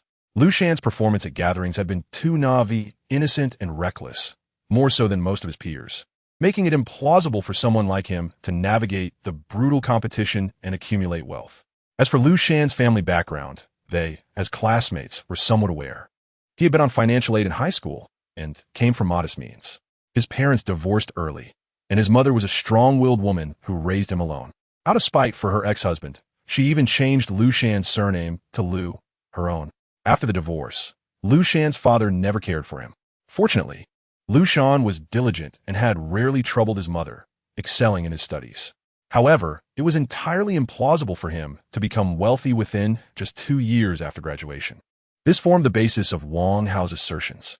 The group members all chimed in agreement. Li Xi, harboring a bit of curiosity, was surprised to find Liu Shan completely unconcerned. The car sped smoothly along the road. The world was peculiar. If one appeared formidable, most people would tend to avoid confrontation. For instance, driving a luxury car worth millions. Even amidst heavy traffic, no one would dare cut in. Xie Wenyì took Liu Shan to a well-reviewed private dining establishment. On the way, they passed a bubble tea shop, and Xie Wenyì pulled over, asking Liu Shan, "Do you want bubble tea?" Liu Shan realized this was the reason for the stop. He pouted slightly, feeling somewhat resigned, and nodded yes. Xie Wenyì opened the car door, but, seeing Liu Shan still seated, looked at him in confusion, his eyes clearly asking, "Why aren't you getting out?" Liu Shan hesitated before reaching for the door handle. As he stepped out, the cacophony of honking horns and street advertisements flooded his senses, and he took a deep breath, feeling a long-lost connection to the bustling world around him. It felt surreal. He walked towards Xie Wenyì, who took his hand and led him to the bubble tea shop. Chapter 13. Bubble tea. To Liu Shan felt somewhat dazed as he was led down the street. The throngs of people flowed past him, and he couldn't help but glance back, gradually falling behind Xie Wenyì. It had been a long time since he had seen such a lively scene. For everyone else, the bustling street was a common sight, but for him, it felt like a world apart. Even though Xie Wenyì had relaxed his restrictions, allowing Liu Shan to visit friends and family, it was always with a car to take him, never allowing him to stray off the prescribed path. Noticing Liu Shan lagging, Xie Wenyì slowed his pace, following Liu Shan's gaze. Standing by the roadside, they attracted attention. Xie Wenyì did not rush him. He understood what Liu Shan was contemplating. "Shall we go?" Liu Shan stood for a moment, regained his focus, and continued walking. A smile played at the corners of Xie Wenyì's mouth. No matter what Liu Shan was thinking, he would eventually return to his side, whether by force or willingly. He would obediently step into his embrace. When they entered the bubble tea shop, the staff couldn't help but cast several glances their way. In a place predominantly filled with young people, the sudden appearance of a man in an expensive suit was indeed striking. "Welcome. How may I assist you?" The staff recited their training script, eyes scanning the unusual pair. The man in the suit seemed to be an upper-class figure, currently tilting his head to ask the young person beside him what he would like to drink. The young man, clearly handsome and looking like a student, appeared bewildered as he perused the menu, hesitating for quite some time. Ordinarily, such interactions occurred between parents and their children. 2 cups. Liu Shan pointed to a hot item on the menu, crispy, creamy milk tea. He had never been particularly fond of bubble tea, only indulging in it on a whim, but this seemed to be a popular choice and should be palatable. All right, 2 cups of crispy, creamy milk tea. Would you like it iced or at room temperature? Any preference on sweetness? Just the regular. Okay, please proceed to payment. The staff indicated towards the nearby register. Liu Shan was momentarily taken aback, instinctively looking to Xie Wenyì. Xie Wenyì retrieved his phone, opened the payment screen, and with a beep, a receipt printed from beside the staff. The staff handed the receipt to Liu Shan, signaling him to collect the drinks at the counter. After they moved away, the staff realized their hands were intertwined. However, that was none of his concern, and he continued to assist the next customer. Liu Shan stared at the receipt, somewhat lost in thought. He felt as if he had become unaccustomed to life outside. Even a simple act of payment caught him off guard. More troubling was the fact that he had grown accustomed to seeking help from Xie Wenyì. His first instinct in any situation was to turn to him, even before his rational mind could catch up. Liu Shan.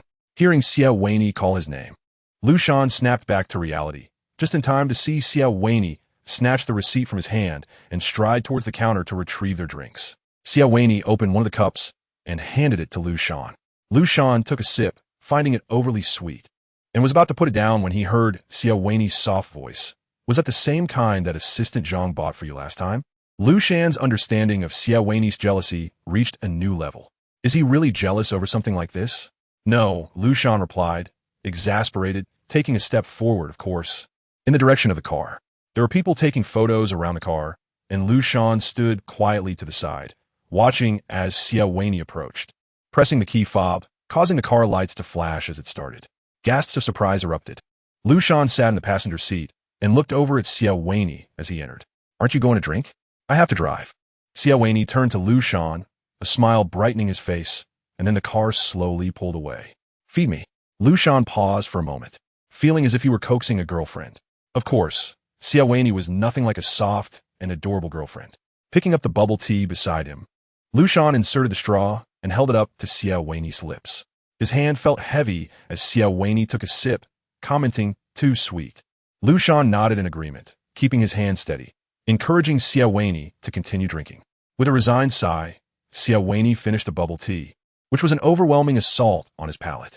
After finishing, he noticed a mischievous smile playing on Liu Shan's lips. Realizing Liu Shan was teasing him, Xie Wenyì's mood lightened.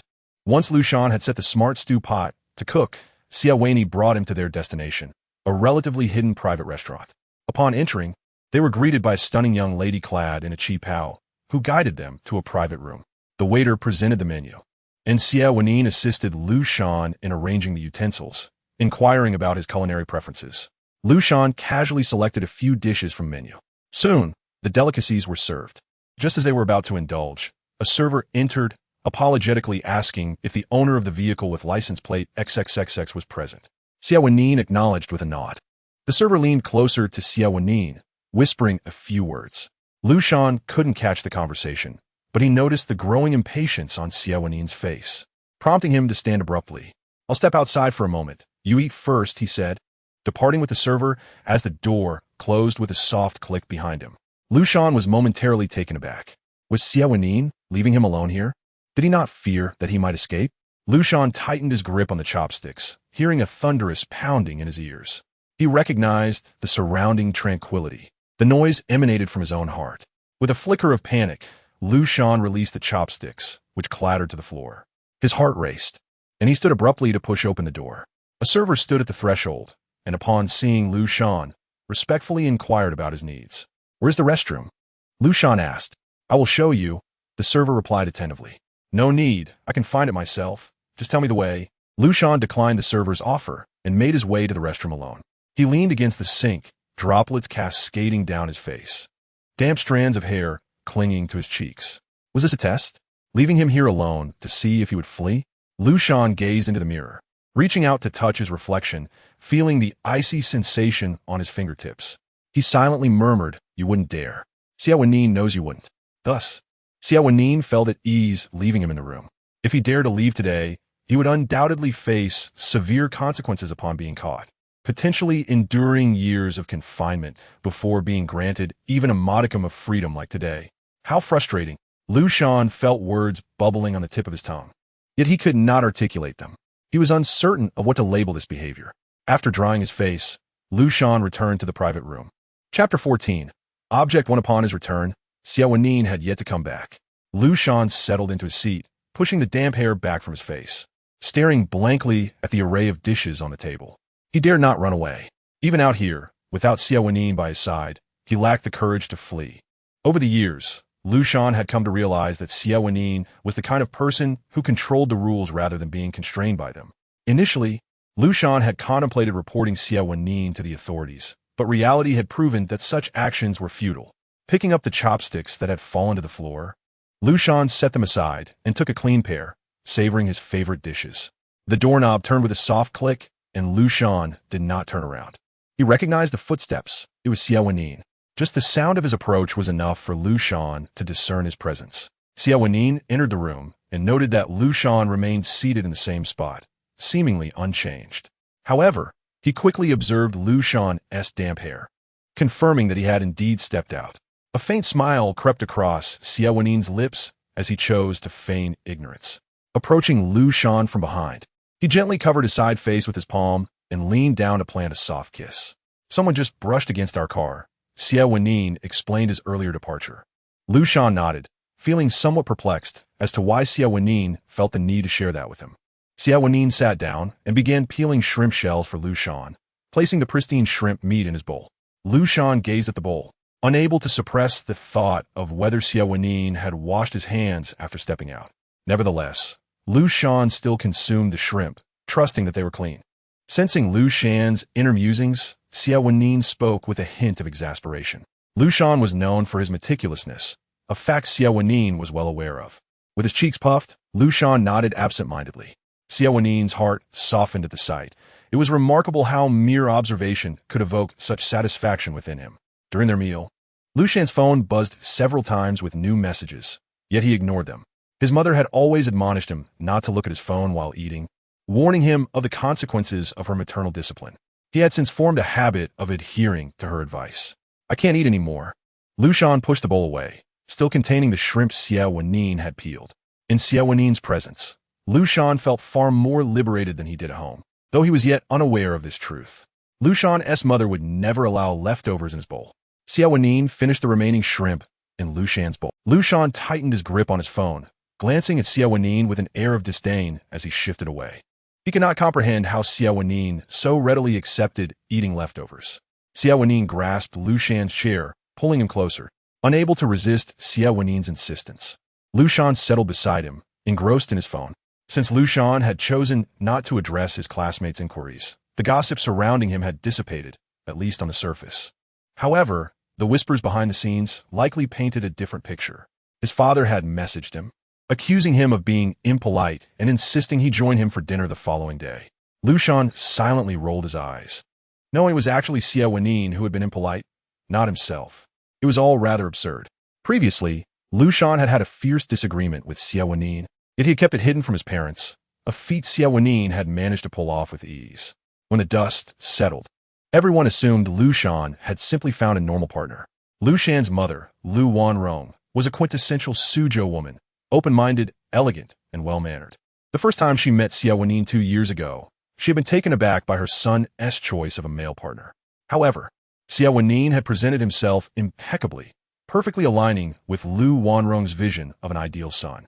Moreover, Liu Wanrong recognized Xie Wenyì's sincerity and the care he showed toward her son, leading her to tacitly approve of their relationship. Unfortunately, Mrs. Liu was blissfully unaware that Xie Wenyì was, in reality, a feral dog lurking behind the scenes. Liu Shan had chosen not to expose this truth, quietly observing Xie Wenyì's performance. As for Liu Shan's father, Xie, he was a typical scoundrel, blinded by self-interest. Having abandoned Liu Shan and his mother when Liu Shan was still young to raise another man's son, he now sought Liu Shan's support. Liu Shan harbored no fondness for his father, but still made obligatory visits during holidays, as per Liu Wanrong's insistence, who believed that he was, after all, his father, and they could not allow others to gossip. Xie Wenyì's second wife, Ming Feng, had a son named Ming Jiang. Xie Wenyì was quite devoted to his second wife.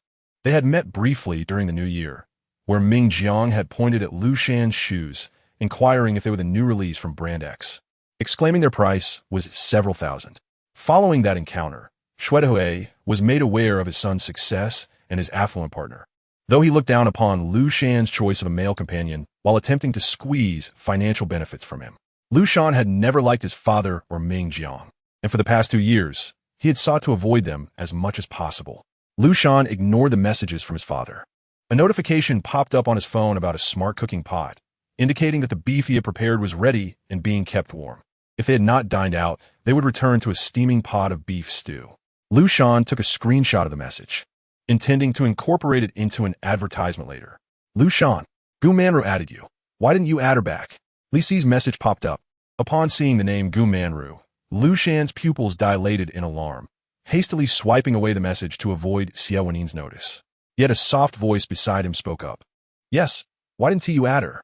Liu Shan turned his head, finding Xie Wenyì's expression unchanged, but he could sense a hint of acidity in the air. Li Xi's messages chimed incessantly, resounding like a death knell in Liu Shan's mind. He lamented silently, utterly bewildered as to why Li Xi believed he had any affection for Gu Manru and was so intent on matchmaking them. Even Liu Shan could decipher Li Xi's intentions, let alone Xie Wenyì. It was a misunderstanding. Liu Shan attempted to dissuade Xie Wenyì from his spiraling thoughts. How could it be a misunderstanding? Xie Wenyì remained unmoved. What Liu Shan was oblivious to, Xie Wenyì was all too aware of. Such matters undoubtedly imply that one party harbors feelings for the other. Otherwise, rumors would not proliferate in such a manner, nor would others attempt to play matchmaker. Xie Wenyì recognized that Liu Shan was not lying. It was evident that Gu Manru had affections for Liu Shan. Xie Wenyì draped his arm over Liu Shan's shoulders, both of them fixated on the phone screen. Liu Shan understood that a resolution was imminent today. Thus, he swiftly tapped on the screen, dispatching a message. I already have a partner. Adding her is inappropriate. Once the message was sent, Liu Shan hastily glanced at Xie Wenyì's expression. As expected, the corners of Xie Wenyì's mouth lifted slightly, his mood evidently buoyant. Clearly, he was quite pleased with the term partner. Liu Shan exhaled in relief. It seemed to be over. Over the years, Liu Shan's cunning had been entirely devoted to managing Xie Wenyì. Huh? Didn't you say you were single last time? Came a message from Li Xi. Liu Shan felt a wave of dismay wash over him. Oh, dear friend, you are truly a nuisance. Chapter 15. Partner 2. Liu Shan swallowed hard, cautiously glancing at Xie Wenyì. A deliberate smile adorned Xie Wenyì's face. His eyes narrowed like a cunning fox. He reached out, wrapping his arm around Liu Shan's neck, his fingers playfully pinching Liu Shan's cheek. It's my fault for causing you to misunderstand our relationship, he said in a gentle tone. Yet Liu Shan was taken aback. This rascal was up to no good again. Liu Shan furiously tapped on his phone's keyboard in a desperate attempt to rectify the situation. You must be mistaken. I never said that. I already have a partner. I have never liked her. Li Xi, stop spouting nonsense. Liu Shan had never typed so frantically before. After sending the messages, he turned to look at Xie Wenyì, who maintained his facade, showing no signs of wavering. A melodious ding sounded from the phone. Liu Shan lowered his head to see the chat box light up with a message. Oh, I understand now. Don't worry, I won't mention it again. Liu Shan pressed the phone's screen off, the black display reflecting his exasperated expression. You understand? What on earth do you understand? They had not seen each other for 6 years. Xie Wenyì's hand rested on Liu Shan's shoulder, and although it was merely an arm, Liu Shan felt an inexplicable weight. Just as he pondered this, the sound of a chair being pushed echoed beside him. Turning to look, he saw Xie Wenyì rising. Let us go home, Xie Wenyì said. Glancing at Liu Shan followed, still contemplating how to remedy the situation. Strangely, in the past, he would not have cared whether Xie Wenyì misinterpreted things. He would have simply fought him. Now, however, he found himself unexpectedly concerned about Xie Wenyì's thoughts. Although Xie Wenyì's methods were no longer as intense as before, Liu Shan felt a twinge of anxiety. In the car, Liu Shan fixated on the back of Xie Wenyì's head, lost in thought. They had indeed fought fiercely in the past. Liu Shan was young and impetuous, refusing to back down, unleashing punches and kicks upon Xie Wenyì. Though Xie Wenyì never retaliated, he would pin Liu Shan down until he was utterly exhausted before releasing him. On one occasion, driven by anger, Liu Shan had grabbed a nearby vase and smashed it against the back of Xie Wenyì's head. The shattering sound echoed sharply, fragments scattering across the floor. The noise jolted Liu Shan back to reality as he stared at his own hands, unable to believe he had committed such an act, while the one who once held complete control over him lay incapacitated. Yet soon, a wave of profound panic surged within him, despite Xie Wenyì's coercive nature.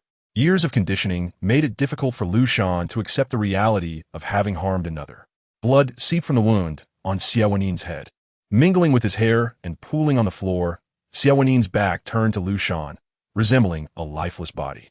Liu Shan recalled the fury that had propelled him, realizing he had indeed acted with intent. A terrifying thought crept into his mind. Had he killed someone?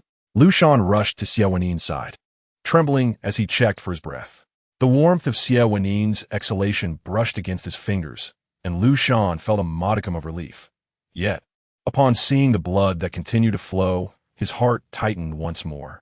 If this continued, Xie Wenyì might die.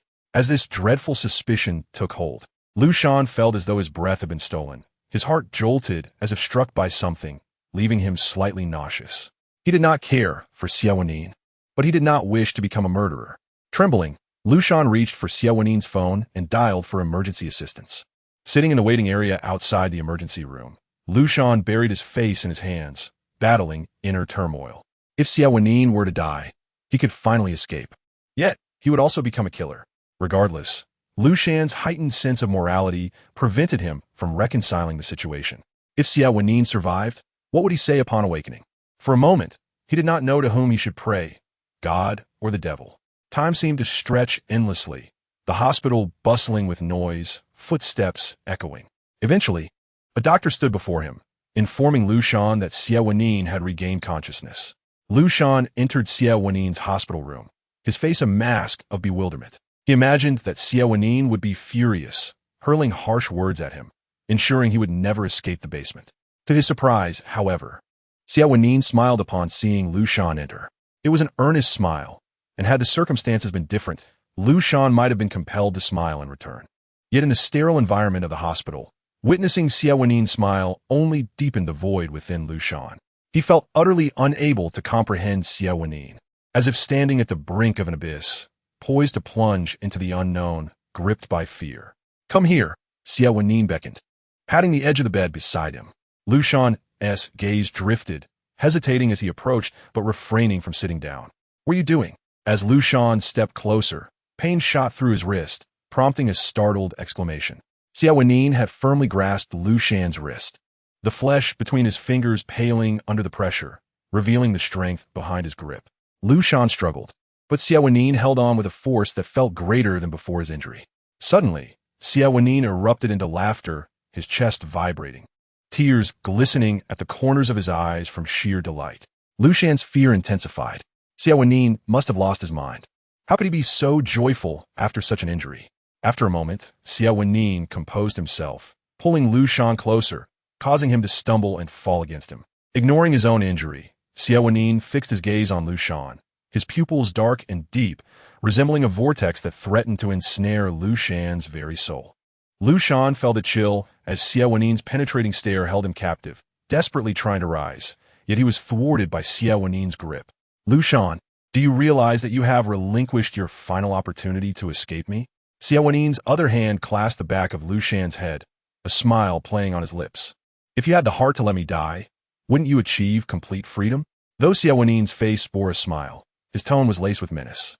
This was Liu Shan's last chance. From this moment on, he would not make such a blunder again. What do you mean? Liu Shan queried, a mixture of fear and confusion washing over him. Xie Wenyì did not respond, his gaze growing ever more profound, like a deep pool concealing madness within its depths. Liu Shan's heart was not ruthless enough. What confined him was not merely himself, but also the moral shackles within. It was precisely this that rendered him incapable of escaping Xie Wenyì's grasp. To flee, one must be willing to disregard everything, Liu Shan. For Xie Wenyì would stop at nothing to retain him. Wouldn't it be simpler to let him die? That was the only path. Yet, he inexplicably wished to save him. Those burdened by hesitation can never triumph over the reckless madness of others. Though injured, Xie Wenyì's spirits seemed to lift. From this day forth, He understood that Liu Shan would never escape. He could not grasp the key named death. Chapter 16. Partner 3 at the time. Xie Wenyì's behavior left Liu Shan perplexed even now. Liu Shan stared at the back of Xie Wenyì's head, where the wound had healed, concealed beneath thick, dark hair, leaving no trace of its former existence. However, some occurrences, once realized, are not dulled by the passage of time.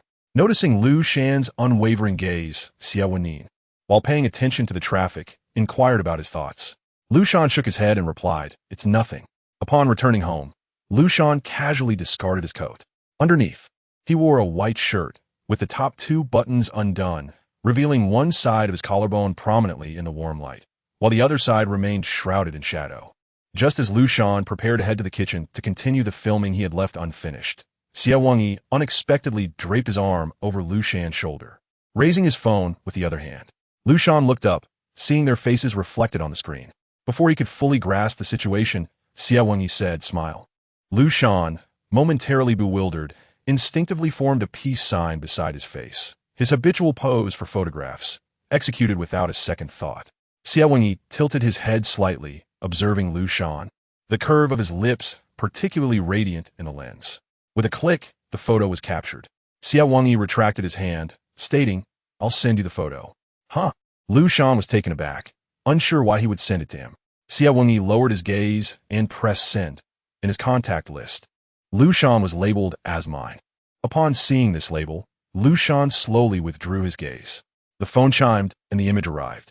Liu Shan hesitated, his thumb hovering over the screen for quite some time, utterly perplexed by Xie Wenyì's intentions. The atmosphere of the photo was delightful under the warm yellow light. The two appeared intimate, one in a white shirt, with a slightly dazed expression, the other exuding an unmistakable sense of possessiveness through both gesture and demeanor. If one were to overlook the fact that he was the subject, it could be considered a rather compelling image. Posted on Moments. Xie Wenyì's deep-set eyes locked onto Liu Shan. He was clad entirely in black, appearing more relaxed now that they were home, his sleeves rolled up slightly, revealing muscular forearms. And he emanated a subtle fragrance reminiscent of fresh wood. Liu Shan inhaled deeply, yet his mind spun even more. Moments. Liu Shan's voice rose in pitch, filled with disbelief, as he looked at Xie Wenyì, unable to fathom that such words had escaped his lips. "I've noticed that young people care about this lately." Seeing Liu Shan remain still, Xie Wenyì took his phone, long pressed the image to save it, exited to the Moments interface, and affixed the picture, captioning it with a heart. "You're a young person too. How can you be even more?" Xie Wenyì left the sentence unfinished, a faint smile gracing his lips, as if to imply how Liu Shan seemed more antiquated than him. The word's official announcement flickered through Liu Shan's mind. One of the fundamental conditions of dating nowadays was whether the other party was willing to display their relationship on social media to signify they were not single.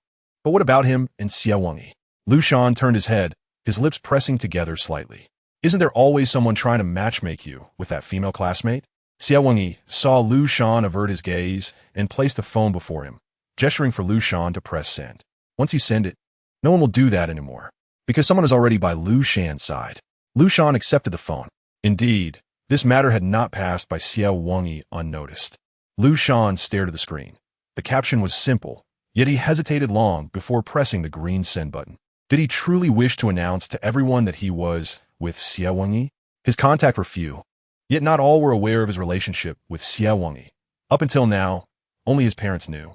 However, once this news was sent out, even those classmates he hadn't seen in years would find out. It felt as if he were binding himself to Xie Wenyì irrevocably. Although at this point, it hardly made a difference. Noticing Liu Shan's reluctance to act, Xie Wenyì gently kneaded the back of Liu Shan's neck. Liu Shan instinctively recoiled and pressed the send button. This gesture, a blend of possession and subtle intimidation, signified the control of one in a dominant position over the other. An unyielding sentiment. Once the message was dispatched, Xie Wenyì, satisfied, placed a gentle kiss at the corner of Liu Shan's mouth. Liu Shan realized that this moment's post did not conceal the location, revealing his home address prominently beneath. "You might want to remove the location," Liu Shan cautioned Xie Wenyì. "Just leave it," Xie Wenyì replied nonchalantly. "It works out perfectly." Liu Shan tucked the phone away and walked toward the kitchen to continue filming the video he had previously paused. As he lifted the lid of the pot, The aroma of beef wafted up enticingly.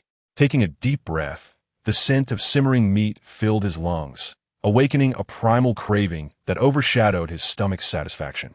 Even having just eaten, the fragrance reignited his appetite. Liu Shan hurriedly completed the video, intending to sample a taste before editing. With time still left before the deadline, there was no rush. Spoon in hand, Liu Shan carried the bowl to the dining room, where Xie Wenyì, who had been watching a pad in the living room, naturally took a seat at the dining table, continuing to watch the pad. Liu Shan thought to himself, what a clueless fellow. He couldn't even be bothered to fetch some chopsticks. At Liu Shan's home, it was customary for children to assist when their mother was preparing a meal. Liu Shan's mother often emphasized proper etiquette, such as not watching television or using phones during meals and not picking only favorite dishes. When Xie Wenyì saw Liu Shan bring the chopsticks, he set the pad down. Liu Shan sneaked a glance, but couldn't discern what was on the screen. Delicious, Xie Wenyì exclaimed, genuinely praising as he took a bite. Liu Shan responded, savoring the tender meat. The flavor was decent, nothing compared to the outside. Yet Xie Wenyì often provided ample emotional support, and he was not solely filled with threats. Occasionally, he could utter a few sensible words. As Liu Shan chewed his last bite while checking his phone, thoughts of that moment's post lingered in his mind. Upon glancing at his phone, he saw a message from his mother. Oh my, you and Xiao Xie have finally made it public. When are you coming home for dinner? Liu Shan's mother held a fondness for Xie Wenyì, and the latter, adept at navigating the dynamics with a group of older women, seamlessly endeared himself to Liu Shan's mother. With every ante he uttered and compliments flowing profusely, he was ever ready to assist with any matters, adopting a humble demeanor that endeared him to Liu Shan's mother and her neighbors, who spoke highly of him. However, they remained oblivious to the true nature of Xie Wenyì's relationship with Liu Shan's mother. When questioned, she hesitated, pondering how to articulate it, only for Xie Wenyì to straightforwardly declare himself her godson, promptly turning to call her mom. Liu Shan's mother barely registered the moment, replying with a simple mm. Thus, he was accepted as a son, and thereafter, Xie Wenyì called her mom, resulting in Liu Shan's mother beaming with delight. It was hard to tell who was the biological son. Shan, is it you? Before Liu Shan could respond, a message from Li Si popped up at the top of his screen, quickly followed by a barrage of notifications. Li Si had not changed much, still loud and boisterous. No wonder you said you didn't like Gumanyu. All right, I stand corrected, buddy. Gumanyu asked me before if I could help her pursue you. After all, she's a stunning beauty. I'll go turn Gumanyu down right now. Liu Shan was left speechless by the absurdity of it all. He replied with a simple okay, then exited to find the class group chat ablaze. Chapter 17. Meeting the parents. What? Liu Shan likes guys? I never noticed before. The speaker was a former close classmate with whom Liu Shan had shared many moments, copying homework during morning study sessions, playing basketball after class, and buying popsicles from the school store post-PE. Liu Shan had always behaved like any typical high school boy, and although they hadn't entertained notions of romance back then, they all accepted one another as brothers, attracted to girls. The photo Liu Shan posted shattered their preconceived notions. Wait, let's set that aside for now. Did you all see the location? WOC, Hua Palace. Wang Hao has hit a wall. Anyone living there is both wealth and power. In ancient terms, they belong to a family that dines on bells and feasts. Message retracted. Liu Shan observed the group chat, his chewing slowing down. Although Xie Wenyì was eating, he kept a watchful eye on Liu Shan. Noticing his distraction, Xie Wenyì asked, "What's wrong?" Upon hearing the inquiry, Liu Shan shifted his gaze from his phone, instinctively covering the screen, a gesture of defensiveness. Xie Wenyì cast a glance at the phone resting on the table, foreseeing that Liu Shan was about to weave another lie, concealing something from him. However, Xie Wenyì was not one to compel Liu Shan to divulge the truth. Being overly forceful would likely yield the opposite effect. With this thought, a glimmer of self-assurance and understanding flickered in Xie Wenyì's eyes. He was not the type to demand complete transparency from Liu Shan, nor did he resort to extreme measures. The human spirit's rebellious nature is akin to a spring. The tighter it is compressed, the greater the force of resistance. Only by allowing that energy to be expressed elsewhere could one achieve better control. What he desired was Liu Shan, whether through coercion or persuasion. Both were merely means to an end, equal in validity. My mother asked if I wanted to come home for dinner. Liu Shan instinctively wished to shield Xie Wenyì from his high school circle, a time devoid of Xie Wenyì. Thus, he offered a half-truth. It was as if Xie Wenyì possessed the ability to read minds. Before Liu Shan could finish his deception, Xie Wenyì wore an expression that seemed to see right through him. Offering only half the truth was the best way to placate him. To some extent, they both understood each other well. Yet Xie Wenyì's methods were more sophisticated, exuding a calm mastery of the situation, while Liu Shan was compelled to comprehend Xie Wenyì's style. Like a prey in the forest, even if the victim is aware of the predator, it can still be ensnared and consumed. A faint smile played on Xie Wenyì's lips as he expressed no doubt about Liu Shan's words. When would you like to go? Liu Shan's gaze flickered. He had not yet decided. Next week. I still need to edit a video this week. All right, just let me know when you settle on time. I miss our mother too, Xie Wenyì replied with a bright smile, appearing almost like a devoted son. Liu Shan rolled his eyes discreetly. What do you mean our mother? That is my mother, he thought indignantly. Liu Shan chewed on his beef, staring at Xie Wenyì, who still wore that smile. When Xie Wenyì smiled, he did not seem as wild as one might expect from his character. Instead, he appeared exceptionally handsome. The slightly elongated shape of his eyes lent them a unique charm, even emanating a gentle light from the corners. This was also a reason why Liu Shan's mother favored him. After all, Xie Wenyì resembled a reliable, successful young man, particularly attentive to matters concerning Liu Shan's mother. Yet, if Liu's mother had witnessed Xie Wenyì's stern demeanor, her perception would surely be upended. When Xie Wenyì's expression turned serious, his slightly drooping eyelids would obscure his pupils, exuding an icy intimidation that could easily be mistaken for the gaze of a beast. The downturned corners of his mouth added to his imposing presence, somber, indifferent, ruthless, and mad. Yet, Xie Wenyì often masked his anger with a smile. Even when seething internally, his lips would still curl into a semblance of a grin, concealing his true nature. Liu Shan swallowed the beef in his mouth, set down his utensils, and fixed his gaze on Xie Wenyì. He had prepared the meal and set the table. The cleanup was Xie Wenyì's responsibility. Xie Wenyì nodded, reaching for the used dishes in front of Liu Shan and taking them to the kitchen. Soon, the sound of running water filled the kitchen, accompanied by the soft whirring of the dishwasher. Liu Shan embraced his laptop, uploading and editing the video, fully absorbed in the screen, oblivious to the incessant notifications on his phone. It was only when Xie Wenyì entered, unlocked Liu Shan's phone, and forcefully placed it before him that he became aware. Your mother is looking for you. Xie Wenyì opened the chat with Liu Shan's mother, revealing her recent messages. Shan, do you want to come home for dinner? I recently learned to make dry pot frog. It's delicious. Remember to bring little Xie along. Since you two are public now, it's time to think about the future. Reply. Do you want stir-fried bamboo shoots with shredded pork? Is it that you can't lift the bamboo strips anymore, you little rascal? Liu Shan's mother's messages grew increasingly irate. She had single-handedly raised Liu Shan, and their relationship was quite close. Yet, Liu Shan had been mischievous as a child, and his mother was adept at preparing bamboo shoots with shredded pork. Now that Liu's mother had Xie Wenyì to care for her, her life was quite pleasant. She often shopped with friends and explored culinary delights, enjoying a vibrant retirement that seemed to rejuvenate her spirit, reflected in her appearance as well. Liu Shan snatched the phone, hurriedly apologizing. Mom, I'm sorry. I was busy working and didn't check my phone. I'll be home next week. Remember to bring little Xie. Seeing his mother so fixated on Xie Wenyì, Liu Shan glanced up, nearly grinding his teeth as he replied, All right. What poor judgment she had. Liu Shan thought to himself. Nevertheless, he could not reveal the truth to his mother. If she learned he was being coerced, she would undoubtedly confront Xie Wenyì. But that would serve no purpose. It would only bring more pain. Maintaining the current state of affairs might be the best course. While Liu Shan exchanged playful banter with his mother, Xie Wenyì observed, creating an atmosphere of warmth. Yet, Liu Shan understood this was merely a fade. He sometimes found it curious that despite having come out, with Xie Wenyì granting him a measure of freedom, he felt increasingly shackled. Liu Shan confirmed with his mother that he would return home next Wednesday. Upon hearing this, Xie Wenyì half embraced Liu Shan, took the phone, and sent a voice message. Mom, Shan and I are coming back next Wednesday. You better be prepared. We both miss your cooking.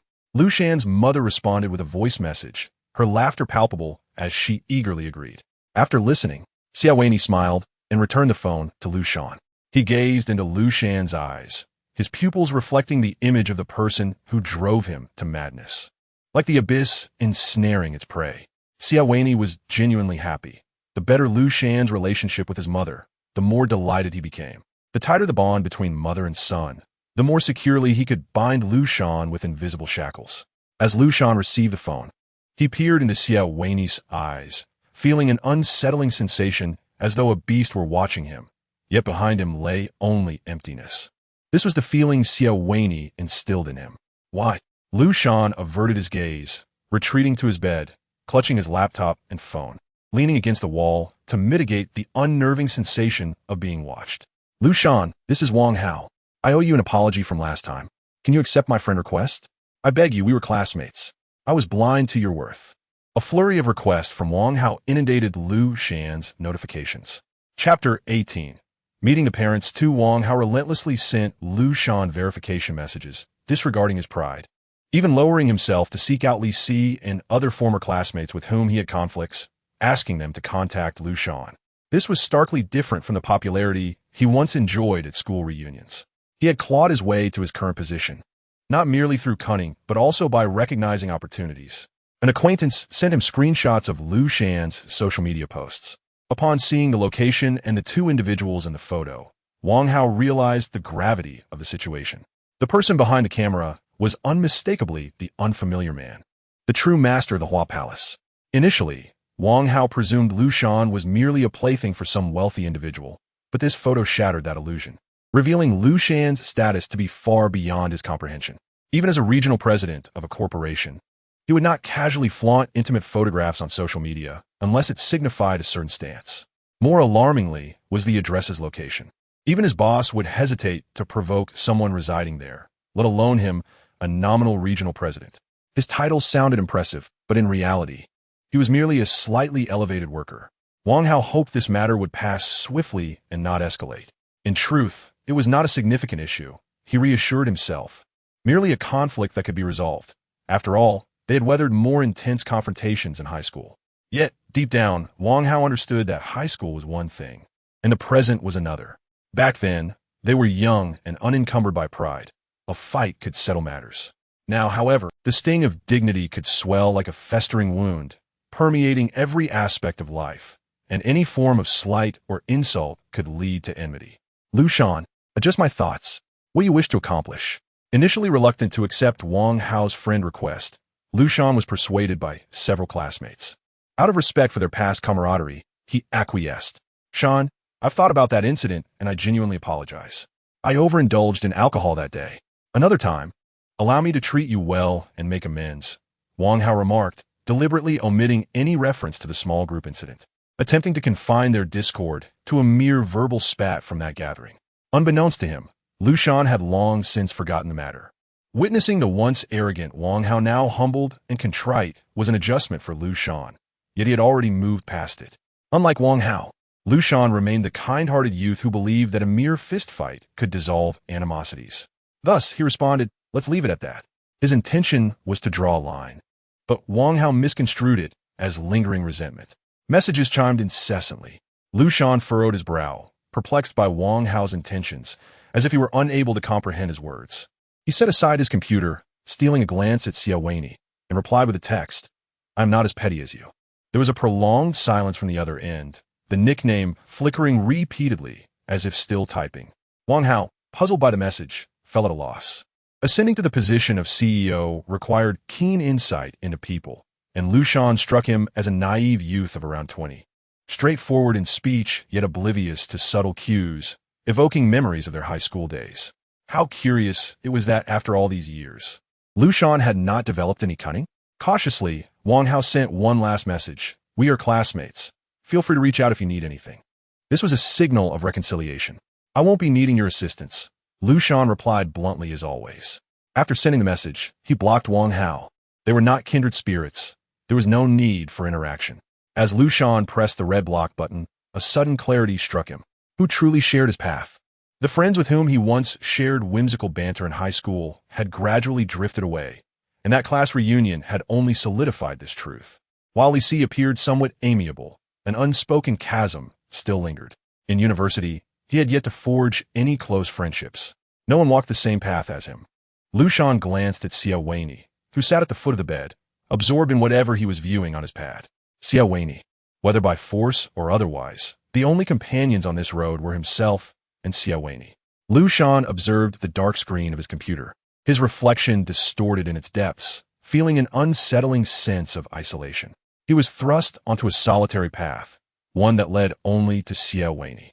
Leaning against the headboard, a sense of suspension enveloped him. If he continued down this road, he truly would find no escape. This thought extinguished any desire to continue editing his video, prompting him to set the computer aside and leave the room. He wished to avoid further proximity to Xie Wenyì. Liu Shan, Xie Wenyì called just as Liu Shan was about to step out. He halted, curious about what was amiss. Turning his back to Xie Wenyì, he did not glance back. Xie Wenyì's gaze was heavy, surveying Liu Shan from head to toe, until he heard the slight weight of Liu Shan's breathing and finally spoke. "It's nothing." Afterwards, he observed Liu Shan's retreating figure with an air of urgency. Xie Wenyì's eyes shifted to the spot where Liu Shan had just been seated, contemplating what might have caused Liu Shan's discontent and his renewed resistance toward him. The body speaks more honestly than words. Liu Shan heard his name called, yet did not turn, his muscles subtly tensing, breaths growing heavier in a quintessential defensive posture. This was linked to Liu Shan's previous concealment of his thoughts. Xie Wenyì quickly grasped the crux of the matter. It was Liu Shan's former classmates. The reappearance of an old acquaintance had compelled Liu Shan to reflect on his life without them, to re-evaluate his existence. Understanding the situation, Xie Wenyì clicked his tongue in realization. This was precisely why he had previously discouraged Liu Shan from attending the reunion. Like a cat accustomed to captivity, the sight of the outside world could reignite a rebellious spirit, longing for the freedom of days gone by. Yet, it was a pity that such sentiments were insufficient to embolden Liu Shan to confront him anew. Xie Wenyì ignited a cigarette, exhaling a plume of dark blue smoke that obscured his predator-like gaze. How could Liu Shan ever escape? The threads of intimidation and allure, intricately woven together over the 6 years, formed an impenetrable net. Not to mention, Liu Shan bore the shackles of his own heart. He could never flee from the grasp of his own palm. Xie Wenyì chuckled softly, extinguishing the remaining embers of his cigarette in the ashtray. His methods had been sufficiently gentle. Liu Shan had retained his former character, remaining wholly himself. Xie Wenyì could easily confine Liu Shan, allowing him to live his life bound in chains. Yet, what Xie Wenyì sought was Liu Shan's heart, a more insatiable desire, a deeper yearning, birthed a ruthless thirst for conquest. Coercion, intimidation, submission, leniency. These were merely a fraction of his arsenal. Chapter 19. Meeting the parents, Liu Shan flung open the door, striding toward the gate of the courtyard, poised to push it further when the icy sensation jolted him awake. His mind had yet to catch up, but his body halted instinctively. Oh no, Xie Wenyì was home. He would surely be furious upon seeing him. All chaotic thoughts dissipated as he crouched beside the flower bed, feeling a constriction in his chest.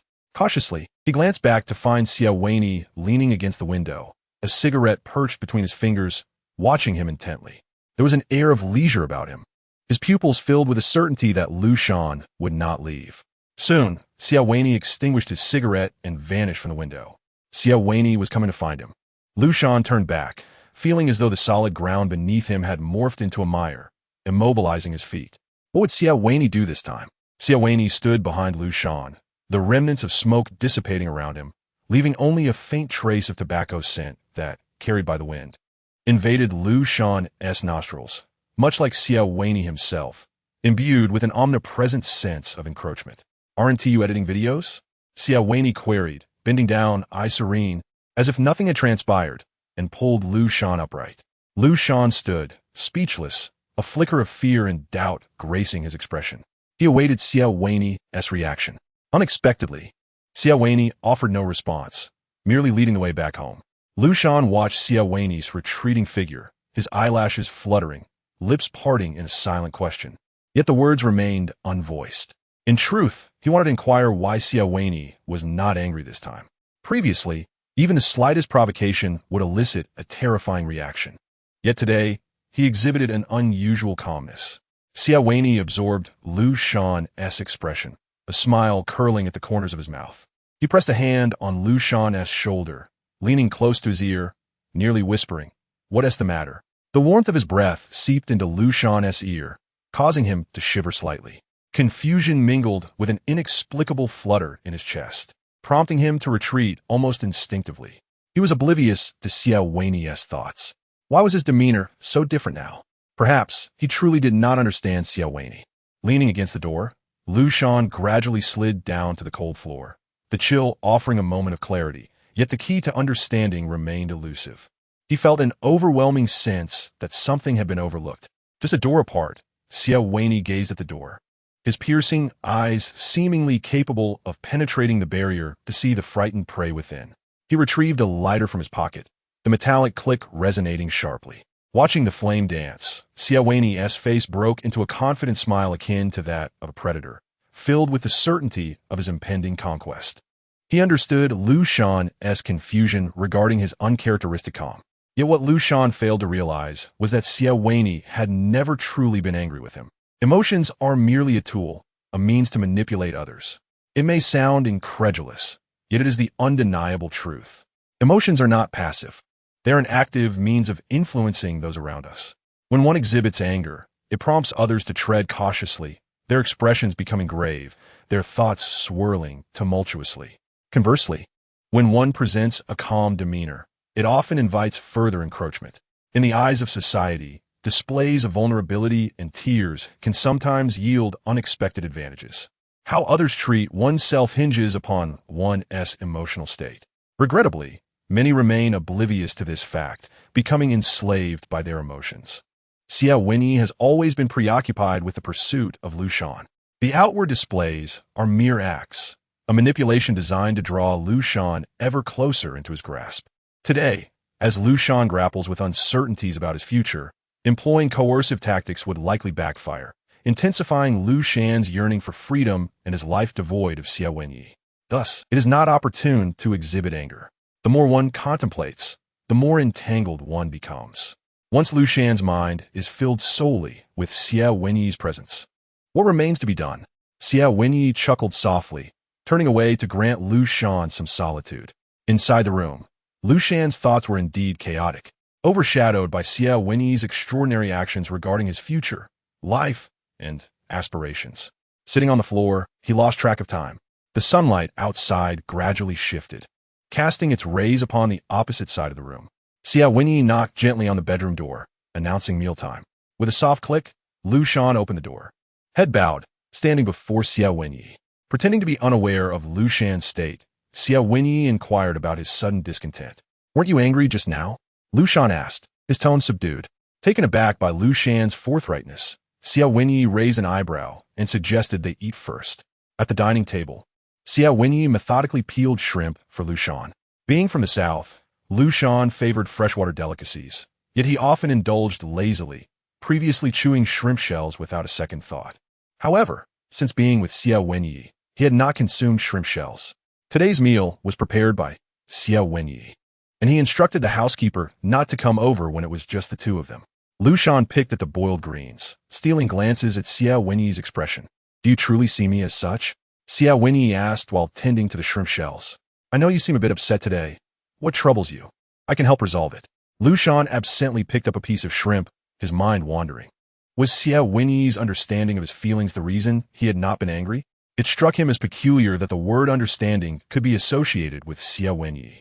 "It's nothing," Liu Shan replied. The fleeting thought that had crossed his mind left no trace, akin to an epiphany. If one does not seize the momentary emotion, it becomes elusive. Hearing this, Xie Wenyì smirked, placing the final piece of shrimp into Liu Shan's bowl. "Do you think I am some unreasonable madman?" he teased, his eyes sparkling with mirth, reflections of Liu Shan dancing in the ripples of his amusement. Liu Shan remained silent. Xie Wenyì, unperturbed, mused that if being ruthless constituted madness, then he was indeed irretrievably insane, albeit a composed sort of madman. "By the way," Xie Wenyì continued, "when we visit my mother next Wednesday, bring something along." At this, Liu Shan lifted his head, a contemplative expression gracing his features. Xie Wenyì allowed him the space to think. Liu Shan hesitated before saying, "Just don't let it be like last time." He referred to the incident 2 years prior, when Xie Wenyì had first accompanied him to see his mother. At that time, Liu Shan had just been released, burdened with melancholy, preoccupied with his own troubles to consider what Xie Wenyì might bring. arriving at his mother's house. An overwhelming sense of grievance had washed over him. Yet before he could voice anything, Xie Wenyì had entered carrying a mountain of gifts: gold, silver, jade, liquor, supplements, skincare products, everything imaginable filling the living room. Liu Shan's mother, astonished, overlooked her son's evident distress, instead gazing quizzically at the unfamiliar young man before her, asking, "Who are you?" The grievance in Liu Shan's eyes had been swallowed by surprise, morphing into a tone of confusion as he inquired, "What did you bring?" "A betrothal gift," Xie Wenyì replied with a dazzling smile, addressing Liu Shan's mother. "Hello, Annie." "What?" Liu Shan's mother exclaimed, her gaze flitting between Liu Shan and this stranger, her eyes darting to the pile of gifts. "You? Betrothal gifts?" "It could also be considered a dowry," Xie Wenyì said with a smile, not allowing Liu Shan's mother a moment's pause as he ushered Liu Shan inside. It felt as though he was returning home. Standing in the living room, Xie Wenyì noticed Liu Shan's mother's expression soften slightly and discreetly glanced at Liu Shan before adding, "Auntie, I was just joking earlier. It's our first meeting, and this is just a token of appreciation." Liu Shan's mother seemed to regain her senses, guiding Xie Wenyì and Liu Shan to sit on the sofa. "Please sit. I'll go cut some fruit." Despite her lingering doubts, she gazed at Liu Shan, silently conveying her confusion, urging him to follow her into the kitchen for an explanation. Unfortunately, Liu Shan merely averted his gaze, pretending not to notice. He was at a loss for words. Liu Shan's mother narrowed her eyes slightly. "You little rascal, have you grown wings?" Observing the silent exchange between mother and son, Xie Wenyì chuckled lightly and stood up graciously, accompanying Liu Shan's mother as she moved toward the kitchen. "Let me help you, Auntie." As they entered the kitchen, the faucet gushed water, and Xie Wenyì washed the fruit, bending slightly to ask, "Auntie, where's the knife?" Liu Shan's mother, momentarily taken aback by the question, retrieved a fruit knife from the rack and handed it to him. "What do you do for a living?" she inquired, a common curiosity among parents. "My name is Xie Wenyì, and I work as a financial consultant for a company," he replied with a smile. This was, of course, not his actual profession, but rather a convenient response to appease Liu Shan's mother. Prior to his visit, he had conducted some research and understood her preferences. Xie Wenyì brought the fruit out and placed it before Liu Shan. Liu Shan's mother sat on the shorter side of the L-shaped sofa, watching the two side by side. Unsure of what to say, she had envisioned this moment countless times, imagining her son bringing home a partner. Yet she never anticipated that the one who knocked on the door would be a grown man, and certainly not one who appeared unlike a daughter-in-law. "Earlier, you mentioned you brought something. What was it?" Liu Shan's mother decided to clarify her son's relationship with this person. Upon hearing this, Liu Shan tensed, biting his lips slightly. Xie Wenyì placed his hand on Liu Shan's to offer comfort. Liu Shan turned away, feeling overwhelmed. Before leaving, he had asked Xie Wenyì why he wanted to introduce him to his mother. Xie Wenyì had pondered for a moment, replying earnestly, "Since we have decided to change our relationship, it is only natural for your mother to know." The change in their relationship referred to Liu Shan's eventual concession. Liu Shan had asked, "What if my mother doesn't agree?" "Then we must ensure she does," Xie Wenyì had replied, zipping up Liu Shan's jacket and pinching his cheek gently. "Your mother raised you alone? It's been tough for her. Let us not give her any more worries, all right? Don't be anxious, she will agree." The exchange felt as if their roles had reversed. Liu Shan sat silently on the sofa, Xie Wenyì's words echoing in his mind. He was reluctant to reveal the truth to his mother, believing that maintaining a facade of peace might be beneficial for her. Like many who venture away from home, he preferred to deliver good news while concealing the bad, swallowing the bitter fruits of life himself, yet presenting a sweet smile to family. Liu Shan felt a sense of responsibility, a desire to bring some happiness to his mother. Perhaps it was love, duty, gratitude, or a desire to repay her sacrifices. "Auntie, you might have guessed," Xie Wenyì suddenly spoke, pulling Liu Shan's thoughts back to the moment. He heard Xie Wenyì declare, "I am serious with Liu Shan, yet we also hold your opinions in high regard. If you disagree, I shall part ways with Liu Shan after today." Xie Wenyì's face radiated sincerity, as if he genuinely intended to follow through with such a declaration. Then, a hint of apprehension crossed his face, as if he awaited Liu Mu's judgment. "Aunt, I will treat Liu Shan well. Whatever he desires, I will provide, and if you agree, I will become like a second son to you." Xie Wenyì spoke truthfully, promising to give Liu Shan everything, to elevate him to a life devoid of worries, filled with peace and joy. He would treat Lu Mu with the filial piety of a dutiful son, even more devotedly than a biological child. However, separation? That was out of question. Holding Liu Shan's hand, he turned his gaze towards him, exuding a calm confidence born from his scheming. Lu Mu would respect Liu Shan's wishes. She desired her son to be happy and would not unilaterally dictate their breakup. And as for Liu Shan, for various reasons, he would not unveil the truth today. It was a comforting thought for Xie Wenyì, who felt a flicker of affection. To the world, love was an invisible chain, masked under the guise of goodwill, binding both parties. Family constructed a mutual cage. Unfortunately, neither Liu Shan nor Lu Mu recognized this, nor could they perceive it clearly. At this moment, love was not about duty, repayment, or gratitude, but rather a means of manipulation. As long as Liu Shan and Lu Wanrong, this mother-son duo, harbored affection for one another, Liu Shan would remain ensnared. The deeper the love, the more entangled he would become. As expected, upon hearing Xie Wenyì's words, Lu Mu's first reaction was to glance at Liu Shan. "Son, do you truly?" With a heavy heart, Liu Shan slowly nodded. "Mom, I feel the same." Lu Mu, unaware of the underlying intricacies, assumed Liu Shan's demeanor stemmed from a fear of her opposition, silently conveying his determination. With a sigh, she conceded, "Well, if you like someone, then so be it. But you both." Her words lingered on the tip of her tongue, restrained by Xie Wenyì's presence. Two men could not marry, have no children, and their future was inherently uncertain. Should something occur, a breakup could happen at any moment, leaving her son hurt, sorrowful, and missing out on the prime of his youth. Xie Wenyì discerned Lu Mu's concerns. In his eyes, even a mother with decades of experience like Lu Mu could be seen through with ease. It was no surprise, as a mother's love often shared similar thoughts. "Aunt, I understand your worries." Xie Wenyì spoke in a measured tone, articulating each word distinctly, embedding them into the hearts of Liu Shan and his mother. "I will provide Liu Shan with everything. Your fear shall not materialize." He recognized that mere words would not suffice to convince her. "This afternoon, we can go to notarize a contract. My current assets and all future earnings will be divided equally with Liu Shan, and he will owe me nothing, save for himself." Xie Wenyì understood that Lu Mu, having raised Liu Shan alone, was a mature adult with practical concerns. The reliance of adults often lay in financial security. To win over a mother and claim her son, a different kind of sincerity was also necessary. With this dual approach, Lu Mu had no reason to refuse. Since then, Xie Wenyì had become increasingly attentive, demonstrating his earnestness, gradually dissolving the remaining barriers within Lu Mu's heart. Subsequently, Liu Shan casually inquired of Xie Wenyì what would happen if his mother disapproved that day.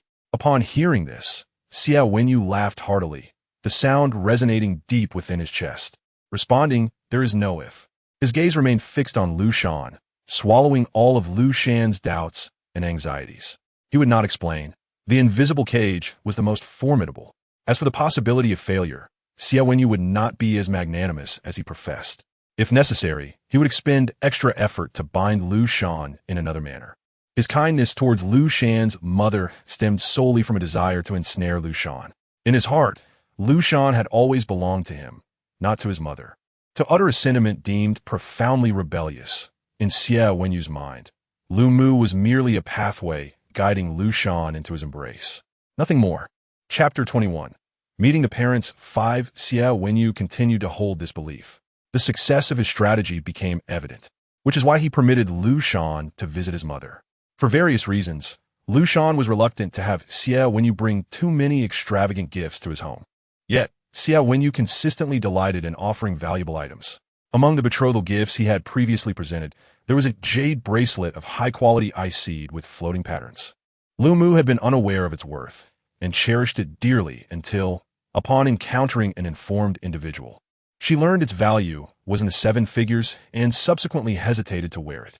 Lu Mu had privately advised Liu Shan to refrain from relying on such gifts. Liu Shan, at that moment, gazed at his mother, unable to articulate his feelings but ultimately acquiesced. When he relayed this to Xie Wenyì, the latter dismissed it. To claim a mother's son, one must demonstrate sufficient sincerity. The essence of giving was akin to plundering. Moreover, such gestures were trivial in comparison. It was rare for Liu Shan to visit his mother. Preparing something substantial was hardly excessive. After peeling the shrimp, Xie Wenyì wiped his hands on a napkin. observing Liu Shan's indecision. "Then I shall take care of it myself," he declared casually. With a slight creak, the chair scraped against the floor as Liu Shan stood up, casting a glance back at Xie Wenyì, who remained at the table. "I will go edit the video," he said. "All right," Xie Wenyì replied with a nod. As Liu Shan turned away, a flash of annoyance crossed his face, followed by a soft sigh. Damn, why did I instinctively inform him? Was this merely a habit? Liu Shan ascended the stairs with heavy steps, grabbing his computer to edit until his eyes grew weary. Finally, he completed a rough draft. Peering out the window, he noticed the night had deepened, the moon hanging high against the deep blue sky. Liu Shan blinked, forcing out a few tears to alleviate the strain in his eyes, preparing to push through and finish the editing overnight, when suddenly his collar was tugged and Xie Wenyì's voice rang out from behind. "Finish it tomorrow. It's just a little left. I can complete it today." Liu Shan clutched his computer, attempting to persuade Xie Wenyì. "Isn't it better to finish it all at once?" "Not necessarily," Xie Wenyì replied, sitting down and closing the laptop. "Patience is essential," just as Liu Shan was to him. Xie Wenyì had long contemplated this method to ensure success. Realizing he could not convince Xie Wenyì today, Liu Shan washed up, donned his pajamas, and lay on the bed. As the mattress sank beside him, Xie Wenyì joined, wrapping his arms around Liu Shan's waist, nearly embedding him into his own body. With a drowsy voice, he murmured, "Let's sleep." Liu Shan closed his eyes, his mind gradually growing hazy, feeling as if the entire world was suffused with Xie Wenyì's essence, merging with him with each breath. Xie Wenyì gazed at Liu Shan's sleeping face, gently caressing the skin beneath his eyes, trailing down to cup Liu Shan's chin, studying his features intently. Despite their constant proximity, he could never gaze at Liu Shan enough. He wished to merge him into his very being eternally. Leaning close to Liu Shan's ear, Xie Wenyì whispered, "Good night. May every night be as serene and fulfilling as this one, akin to eternity." Liu Shan's eyelashes fluttered momentarily, then settled into tranquility. The following day, Liu Shan was roused from his slumber by a message on his phone, a notification from Xie Wenyì detailing his itinerary. Glancing at it, Liu Shan tossed his phone aside, cocooned in his blanket, and turned over to continue sleeping. Xie Wenyì's whereabouts were of little concern to him. Yet Xie Wenyì persistently found joy in updating him about his location and return time. In the haze of sleep, Liu Shan half closed his eyes, his thoughts swirling. A fleeting sensation crossed his mind. Xie Wenyì had been exceedingly busy, constantly evolving, while he felt as though he were being kept in a cage, stagnant and lacking progress, incapable of accomplishing even the simplest tasks. If he were to lead a conventional life like his classmates with a 9-to-5 schedule, he doubted he could manage it now, especially at this moment when he simply could not rise. As time passes, one becomes increasingly aware of their own. Liu Shan was abruptly jolted awake, sitting up with a lingering sense of fear. It seemed he had just experienced a nightmare, grasping at something of great significance, yet upon awakening, it had completely slipped from his mind. It must have been something vital. Liu Shan attempted to recollect, but the more he tried, the more that vague thought receded into obscurity, until the emotions that lingered in his body faded. He could not recall it all. Simultaneously, he became fully alert, slipped on his slippers, and fetched some drinking water from the room, tilting his head back to gulp it down. A glance at the clock revealed it was already 9:30. Liu Shan changed his clothes, hurried to the dining room to eat, and rushed to edit videos. He could not quite articulate why he was so invested in this endeavor. Creating videos and editing them, embodying the role of a content creator, felt instinctively important to him. Yet, when pressed for an explanation, Liu Shan found himself at a loss. He was not lacking in financial resources. As previously mentioned by Xie Wenyì to Liu Shan's mother, he shared all his assets with Liu Shan. Xie Wenyì provided Liu Shan with a card, covering all his expenses, leaving Liu Shan with little opportunity to use his own funds. Recently, his expenditures have been limited to purchasing ties for Xie Wenyì. He had earned around 300,000 yuan as a content creator, stashed away in a separate card. In comparison to Xie Wenyì's wealth, it was negligible. Yet Liu Shan placed great importance on it, treating it like personal savings, never revealing its existence to Xie Wenyì. Sitting in front of the computer, Liu Shan uploaded the edited video, briefly interacting with the audience who commented, before exiting the back end. Coincidentally, a discussion video about stagnation and personal growth was recommended by the video platform. Liu Shan blinked, unable to resist clicking on it. curling up with his knees drawn to his chest as he scrolled through the comments. The pale glow of the screen flickered in his eyes, and the fleeting thoughts that had eluded him rushed back to the forefront of his mind. The sense of estrangement from friends and family, the disconnection from society, living solely within the confines of his household. Was this not a reflection of his own existence? His soul felt as if it had been struck hard, causing a brief pause in his breath. But what could he do? He could only continue as he was. To attempt anything else might jeopardize the slight improvement he had managed to achieve. Liu Shan suddenly stood up, causing his chair to topple over. Ignoring the chair, he paced back and forth in the room, his mind spiraling into uncontrolled imaginings of how he might live without Xie Wenyì. Yet soon, rationality returned. Liu Shan recognized a harsh truth once more. Xie Wenyì would never allow him to leave. This was a lesson Xie Wenyì had repeatedly instilled in him during countless nights. Liu Shan glanced at the fallen chair, bent down to write it, and resumed his seat, twirling a pen in his hand, quietly staring at the computer screen. A notification chimed. It was a message from his father. "Where are you? Your Aunt Fun is getting anxious." Liu Shan picked up his phone, puzzled as he scanned the chat history, confirming he had previously declined. Had he completely disregarded it? Liu Shan's expression soured. His fingers hovered over the keyboard for an extended moment before he resolved to feign ignorance of the message. He harbored a dislike for his father, but beyond that, he felt powerless. Blood ties felt like shackles. Liu Shan tossed his phone onto the table, reclining against the backrest in exhaustion. Until the following Wednesday, when Xie Wenyì would take him to his mother's house, he could not escape this dwelling. Sometimes, Liu Shan wondered if Xie Wenyì would eventually relent, allowing him the freedom to come and go as he pleased, much like releasing him from a basement. Chapter 22. Meeting the Parents. 6. The basement's footprint was larger than that of the upper floors, housing everything one could imagine, even a swimming pool. The sole difference was that accessing the basement required passing through two concealed and unique doors. These doors were constructed of steel, each exceeding 50 centimeters in thickness. Xie Wenyì explained that they had originally been designed as a shelter. Even in the event of an explosion, a zombie apocalypse, or an earthquake, the basement would remain unaffected. Only Xie Wenyì possessed the password and keys, making it necessary for him to be present whenever someone wished to enter or exit. However, the basement had been abandoned for 2 years. Memories surged uncontrollably in Liu Shan's mind, recalling past embarrassments, causing him to instinctively curl his toes in suppressed frustration. Liu Shan rolled to the right and tumbled off his chair. Clambering up, he received a message from the cookware manufacturer after viewing the video. "Fantastic! We've processed the final payment. Please check your account." Sure enough, a notification from his banking app confirmed the arrival of 20,000 yuan. "Let's collaborate again next time." "Absolutely." Cute dumpling emoji JPG. Liu Shan glanced at his bank balance, feeling inexplicably relieved. With the newly arrived 20,000, he now had a total of 300,000. His entire earnings from 2 years as a content creator. Many prominent creators earned far more in a single day. Yet the internet was filled with lesser-known creators like Liu Shan. His mood shifted from gloomy to bright. Suddenly, a thought struck him. Although he was earning money now, he had never purchased anything for his mother with his own funds. Each visit to his mother's house, Xie Wenyì would prepare gifts, sparing him the expense. But those gifts were not from him. The significance was different. Liu Shan felt a pang of regret, realizing his oversight. He was now an adult capable of earning his own income, yet his mindset had not shifted. He still behaved like a child, returning home without contributing to his mother, taking rather than giving.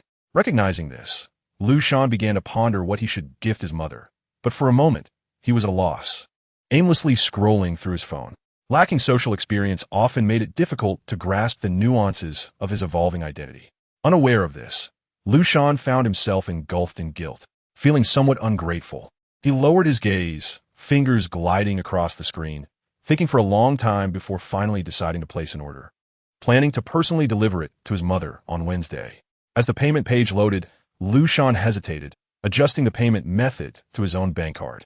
A blue check mark appeared, indicating a successful transaction. Just as he was about to exit the page, an unfamiliar call interrupted him. Initially reluctant to answer, the persistent ringing compelled him to pick up. A teasing male voice greeted him on the other end. "So, there really is someone." The voice carried a hint of surprise, followed by a low chuckle. "Who are you?" Liu Shan inquired. "How peculiar. Few people call me. What should I call you?" There was a brief pause, as if the caller were pondering, Sister-in-law? Son-in-law? Never mind, it's not important. The person laughed once more. Liu Shan felt an uncanny resemblance to Xie Wenyì in that laughter. Then he heard, "See you another day," before the line abruptly went dead. It was all rather baffling. When Xie Wenyì returned home, Liu Shan contemplated whether to mention the call, but after careful consideration, he deemed it unnecessary. The caller resembled a nuisance. Xie Wenyì removed his outer coat, lowered his head to change his shoes, the leather straps crossing over his back, slightly tightening against his muscles. Noticing Liu Shan standing at the entrance, Xie Wenyì asked, "What is wrong?" Just as Liu Shan decided to act as if nothing had happened, he replied, "Nothing." Xie Wenyì cast a sidelong glance, his eyes filled with inquiry. Seeing Liu Shan's reluctance to elaborate, he ceased his questioning. Xie Wenyì changed into loungewear and busied himself in the kitchen, preparing several dishes to Liu Shan's taste, since the aunt had not come to cook that day. As usual, Xie Wenyì served Liu Shan food. Liu Shan adeptly consumed it, swallowing what was in his mouth, taking a sip of water, and then looking at Xie Wenyì, saying, "I bought some things for my mother. Wasn't tea that my responsibility?" Xie Wenyì countered. "That's different," Liu Shan replied, lowering his head. "This is something I bought for my mother." "I understand," Xie Wenyì said thoughtfully, quickly grasping Liu Shan's intentions. He fixed his gaze on Liu Shan, saying, "You've grown up. You wish to become an adult, independently accomplishing certain things. This growth may seem late for the average person, but for Liu Shan, it is rather early. He has never fully experienced college, remaining almost entirely ignorant of the intricacies of human relations and societal norms. Xie Wenyì, having played a pivotal role in shaping Liu Shan's current state, feels no unease regarding Liu Shan's growth. Wei decided to grant Liu Shan a modicum of freedom. He anticipated this day, only the weak fear that their beloved may leave due to personal growth. Xie Wenyì possesses confidence, believing that no matter how Liu Shan transforms, he will never stray far from him. "Do you think Mom will prefer either of our gifts?" Xie Wenyì teased. "I suspect Mother would favor my offering more." Liu Shan, initially somewhat apprehensive, felt her face darken upon hearing Xie Wenyì's audacious remark, asserting that as my mother, she will undoubtedly cherish my gift. That is not necessarily the case. "What did you buy?" Xie Wenyì inquired. Liu Shan's expression shifted to one of wariness. "Are you trying to pry into my affairs?" "Huh." Xie Wenyì chuckled at her description, nodding with a hint of exasperation. "You caught me."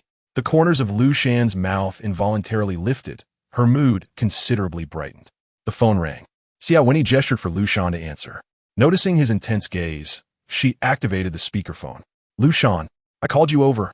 Why haven't you arrived? Do you have any idea how long I and Infant have waited for you?" The irate voice of Xie Wenyì echoed from the other end. Liu Shan's expression instantly shifted, her tone icy. "I never agreed to come. You little brat. When your father calls you back, you should return without question. What do you mean by agreeing or not? You ungrateful child." Liu Shan gritted her teeth, her face a mask of defiance. Some parents behave this way, believing that giving birth to a child entitles them to complete control over that child's life, expecting unwavering obedience in return for their minimal sacrifices. Conversely, some parents provide unconditionally, wishing only for their child's well-being. Liu Shan, fortunate yet unfortunate, has encountered both types.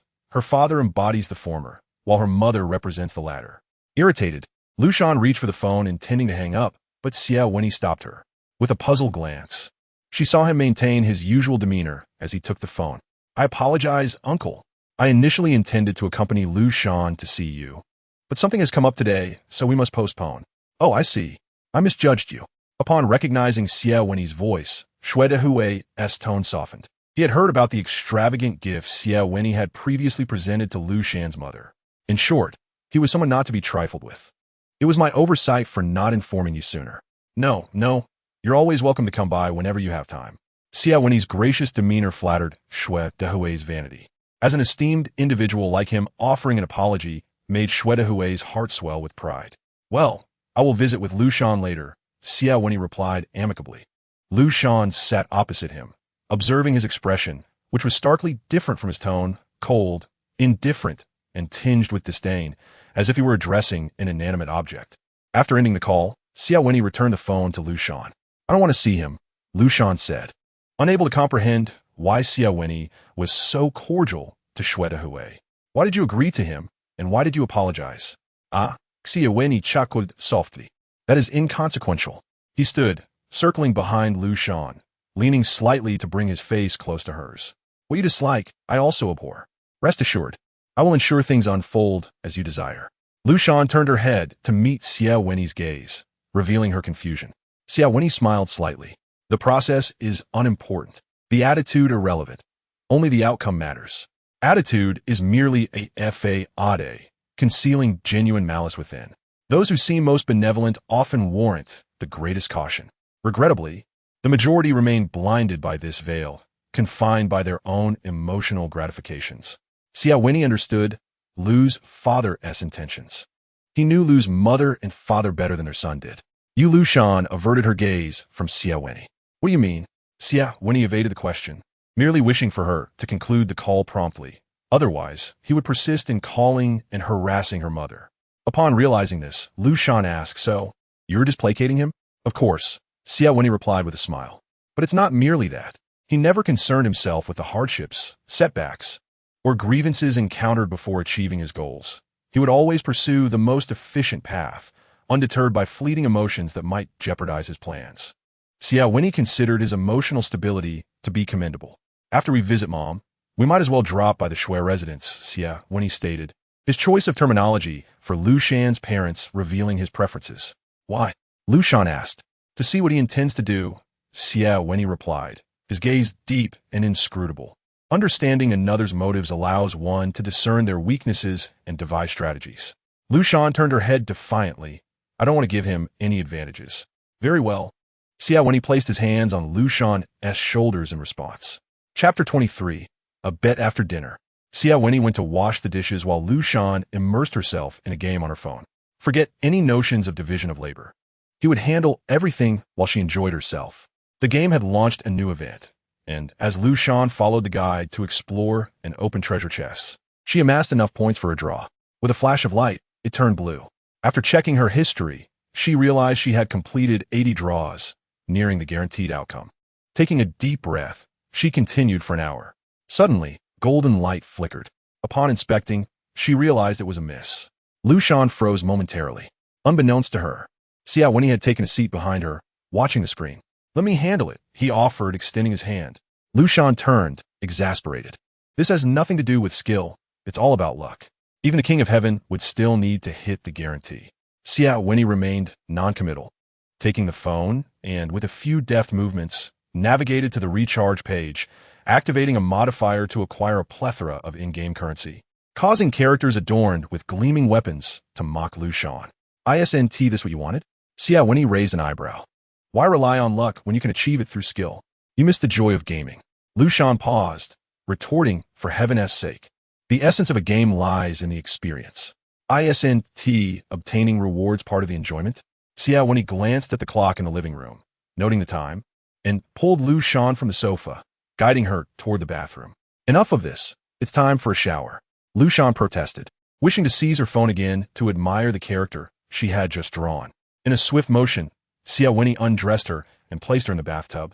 The bathtub was vast, resembling a small pool, with warm water cascading in, gradually submerging Liu Shan to her chest. Liu Shan curled into a corner, her legs crossed, shivering slightly, which amused Xie Wenyì.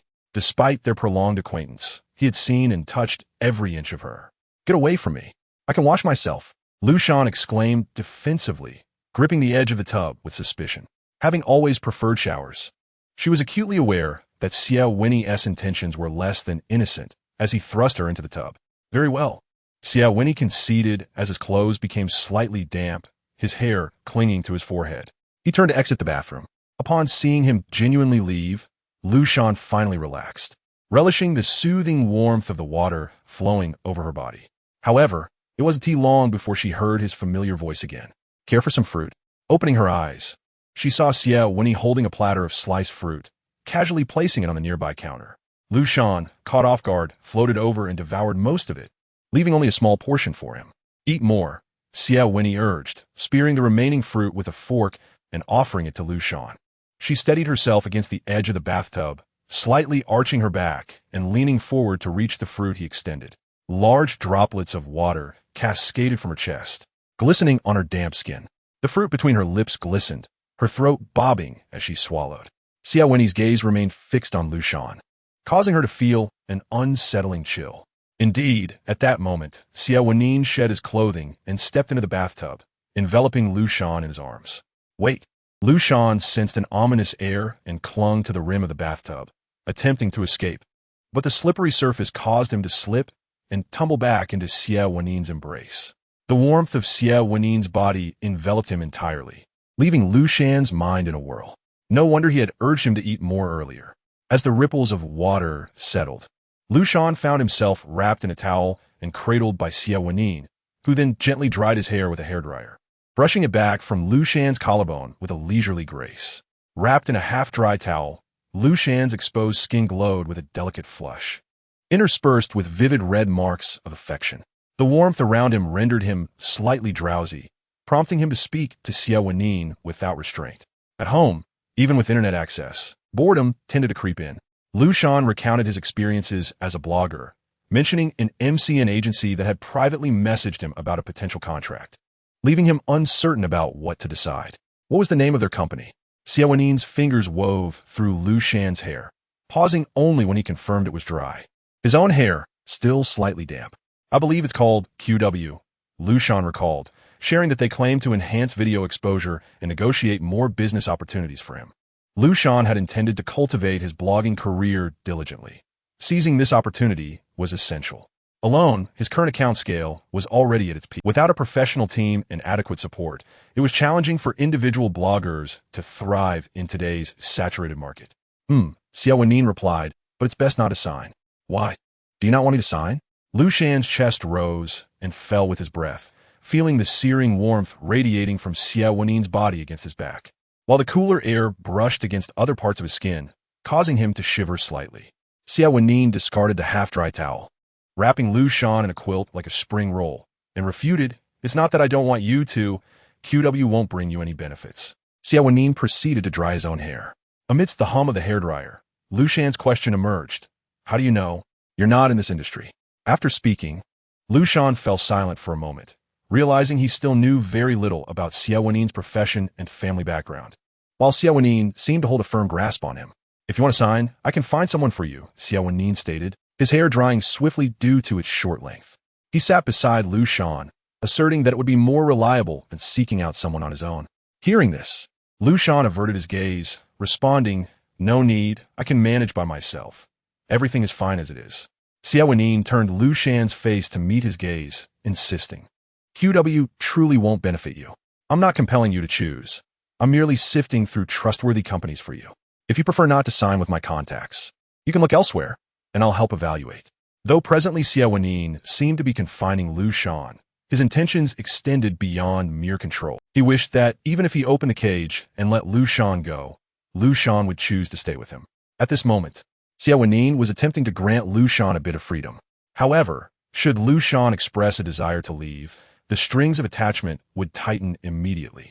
"I'll think about it," Liu Shan murmured, curling deeper into the quilt.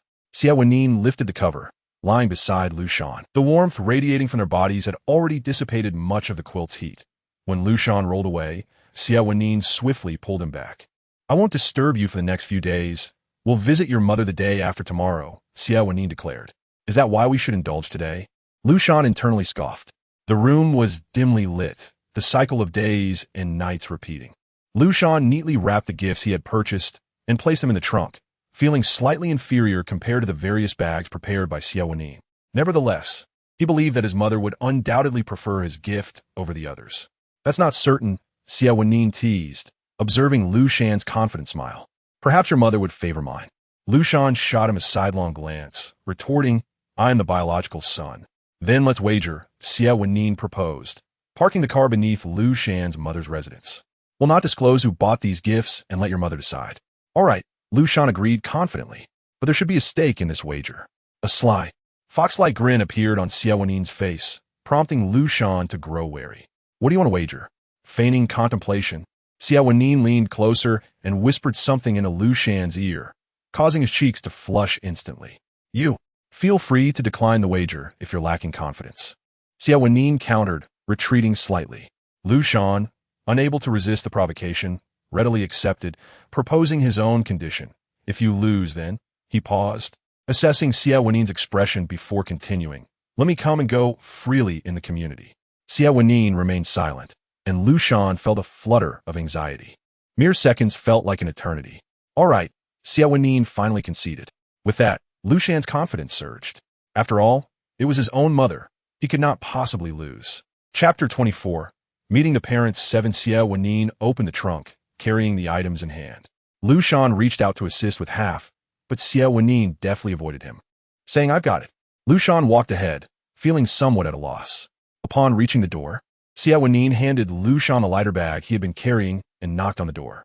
A woman in an apron opened the door, her face lighting up with a radiant smile upon recognizing them. "You've come," she exclaimed, ushering them inside, seeing that both Liu Shan and Xie Wenyì were laden with items. Liu Shan's mother hurried to help.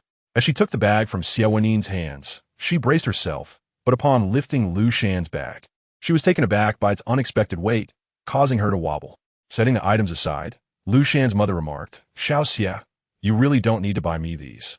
She then turned her gaze to Liu Shan, who offered an awkward smile in return. Liu Shan's mother brought out a platter of fruit, saying, "Please sit for a moment. Dinner will be ready soon." Xie Wenyì stood up, stating, "Mom, let me help you." "I will too," Liu Shan chimed in, driven by a competitive spirit. Without waiting for Liu Shan's mother to decline, he rushed into the kitchen. "Xiao Xie, to sit for a while," Liu Shan's mother insisted, shutting the sliding door behind her as she entered the kitchen, speaking in hushed tones with her son. As soon as they entered the kitchen, Liu Shan's mother adopted a stern expression. "Liu Shan, what is it?" Liu Shan inquired, a hint of apprehension creeping in. Though Liu Shan's mother had a gentle appearance, her inner strength was undeniable. After all, she had raised Liu Shan alone.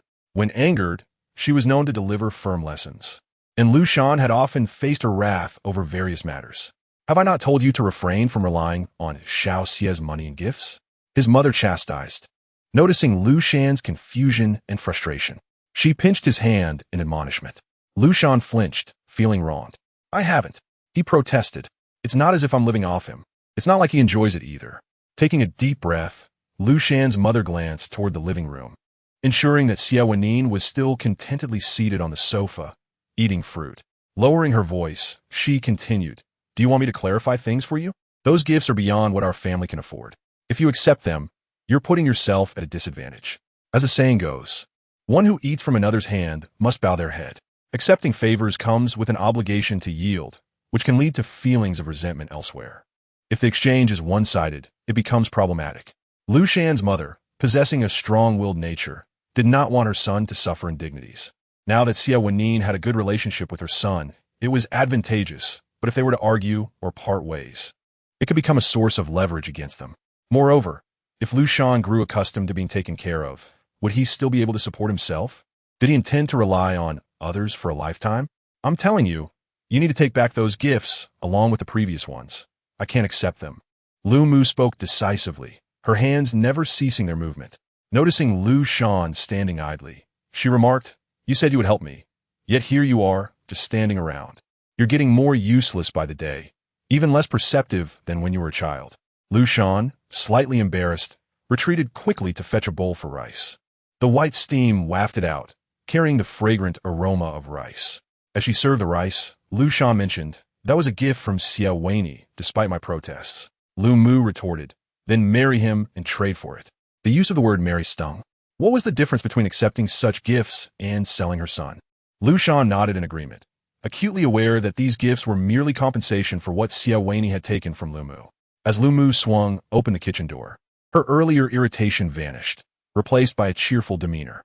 She genuinely liked Xie Wenyì. He was handsome, well-educated, successful, and treated her son with utmost sincerity. Yet as a mother, her love for her son prevailed, leading her to worry for him. "Eat more," she urged, inviting Xie Wenyì to join her at the table.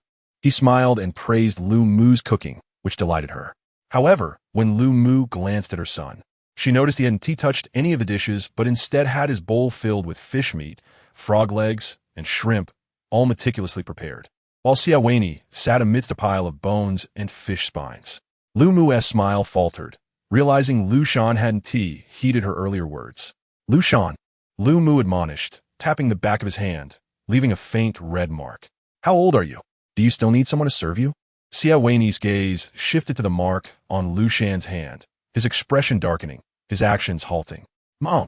Liu Shan withdrew his hand, realizing he had grown accustomed to such treatment, having completely forgotten the dining etiquette he once adhered to before meeting Xie Wenyì.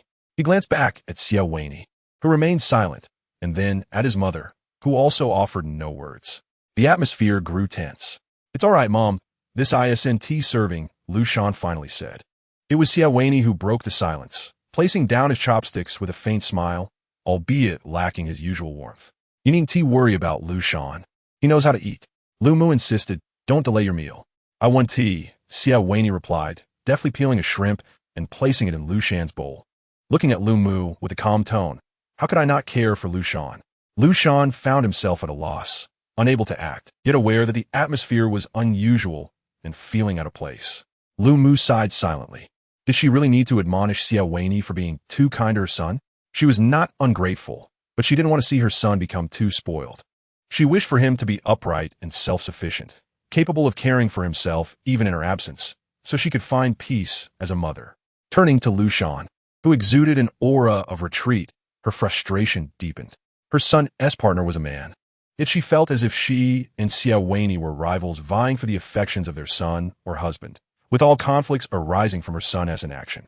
Lu Mu gave Liu Shan a gentle nudge on the back, prompting him to straighten up. Liu Shan instinctively stood taller, still puzzled about the dynamics between his mother and Xie Wenyì, as they had seemed to get along well before. Are you still eating, Liu Shan? Xie Wenyì inquired. Liu Shan declined, and Xie Wenyì proceeded to finish the remnants in Liu Shan's bowl. Lu Mu observed, her heart sinking further as she realized how spoiled her son had become.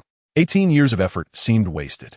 After dinner, Lu Mu noticed Liu Shan making a beeline for the door to escape. Son, go wash the dishes, she called out. Xie Wenyì stood up, and both Liu Shan and Lu Mu turned to him. Mom, I'm your son too, he grinned. No, Xie Wenyì, I meant Liu Shan, Lu Mu quickly interjected, signaling Liu Shan to wash up. Liu Shan hurriedly gathered the dishes and dashed into the kitchen, feeling overwhelmed, as if he were in a battlefield where everyone was against him. He slowed his dishwashing, wanted to buy time. When he heard the sliding door open, Xie Wenyì entered. Liu Shan paused. What was that about earlier? He asked, confused by the strange atmosphere that had transpired. Nothing, Xie Wenyì replied, taking the dishcloth from Liu Shan's hands. Liu Shan instinctively stepped aside, hearing Xie Wenyì say, just wait a moment before going out. Liu Shan remained in the kitchen. Xie Wenyì organized the dishes, reflecting on how he had merely been competing with Lu Mu for her son's attention. His kindness towards Lu Mu stemmed from Liu Shan, and this alone was insufficient for him to yield on the matter of Liu Shan's loyalty. Through his actions, he demonstrated to Lu Mu that her son was no longer under her control, but belonged to him. No matter how spoiled Liu Shan became, it was his responsibility alone. As for Lu Mu's concerns, they would never come to pass. After finishing the dishes, Xie Wenyì led Liu Shan out. Upon seeing them emerge, Lu Mu's expression was complex. Earlier, when Liu Shan was washing dishes alone, she and Xie Wenyì had exchanged a few words. She had no complaints about Xie Wenyì. In fact, she was quite pleased, as he genuinely cared for both her and Liu Shan. When household appliances broke, he promptly arranged for repairs. Even when she danced with her friends, he ensured transportation was provided. All aspects of living were meticulously handled by this adopted son, who was almost as attentive as a biological one. Yet, in Lu Mu's heart lingered an unshakable worry, an instinctual dread that intensified with Xie Wenyì's attentiveness. As a mother, she understood that one day she would have to let go of her son, entrusting him to his partner as they navigated life together in her absence. But it seemed she was not yet fully prepared for that day. Otherwise, she wouldn't feel such unease. Chapter 25. The bet to Liu Shan resembled his mother, both possessing gentle features. However, as a man, Liu Shan's softness was accentuated with handsomeness, while Lu Mu, shaped by time and life, bore the marks of weariness on her face. Despite this, Lu Mu was still beautiful. Nearing 50, her figure maintained, her skin smooth, though her hands bore slight calluses. Contrasting with her appearance was her strong personality. Having raised her son alone, she was resolute. Looking at her son, Lu Wanrong saw the continuation of her own life. Yet it was an entirely different existence. As a mother, she wished for Liu Shan to thrive, pouring all her efforts into nurturing him. akin to a mother beast teaching her young survival skills, fostering independence and strength, preparing him to navigate society and care for himself. Now, witnessing Liu Shan's dependence on Xie Wenyì and his seemingly carefree demeanor filled her with concern. Lu Mu stood up and approached Xie Wenyì and Liu Shan. "Xie, take these things back with you." "I don't need them," she insisted. The array of exquisite bags piled together was dazzling, their packaging alone revealing their substantial worth. Among them was a bracelet worth $1 million.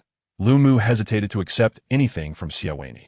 With her wealth of life experience, she understood that accepting such gifts would mean her son would inevitably owe something in return, and she would never allow Liu Shan to be beholden to anyone for money. Upon learning the bracelet's value, Lu Wanrong immediately dismissed it as a counterfeit, jesting that the expert had made a rare mistake. She took off the bracelet upon returning home and placed it in a box, not to touch it again. Yet, she could not hide it from others. It leaked out. "Mom, these will be useful for you," Xie Wenyì said, opening one of the packages. "I remember you mentioning wrist pain. This is medicine I had a friend bring over. It's not on the market yet, but it works." As he spoke, Xie Wenyì grasped Lu Mu's hand and affixed the medicinal patch to her wrist. The moment it was applied, a sense of relief washed over her wrist, leaving Lu Mu somewhat astonished. In Liu Shan's childhood, she had been burdened with all household duties, and despite seeking help from both traditional and modern medicine for her ailments, nothing proved effective. Unbeknownst to Lu Mu, this particular remedy was not accessible to the general populace, as it had not yet been released to the market. This was merely Xie Wenyì's pretext. He glanced at Lu Mu, then shot a quick look at Liu Shan, signaling that the contest was about to commence. Liu Shan, perceiving the cue, immediately approached her mother. "Look at this, Mom." Liu Shan retrieved a small box and slipped a golden bracelet onto Lu Mu's wrist. The white patch on her wrist rendered the bracelet somewhat odd in appearance, which caused Liu Shan to feel a pang of regret.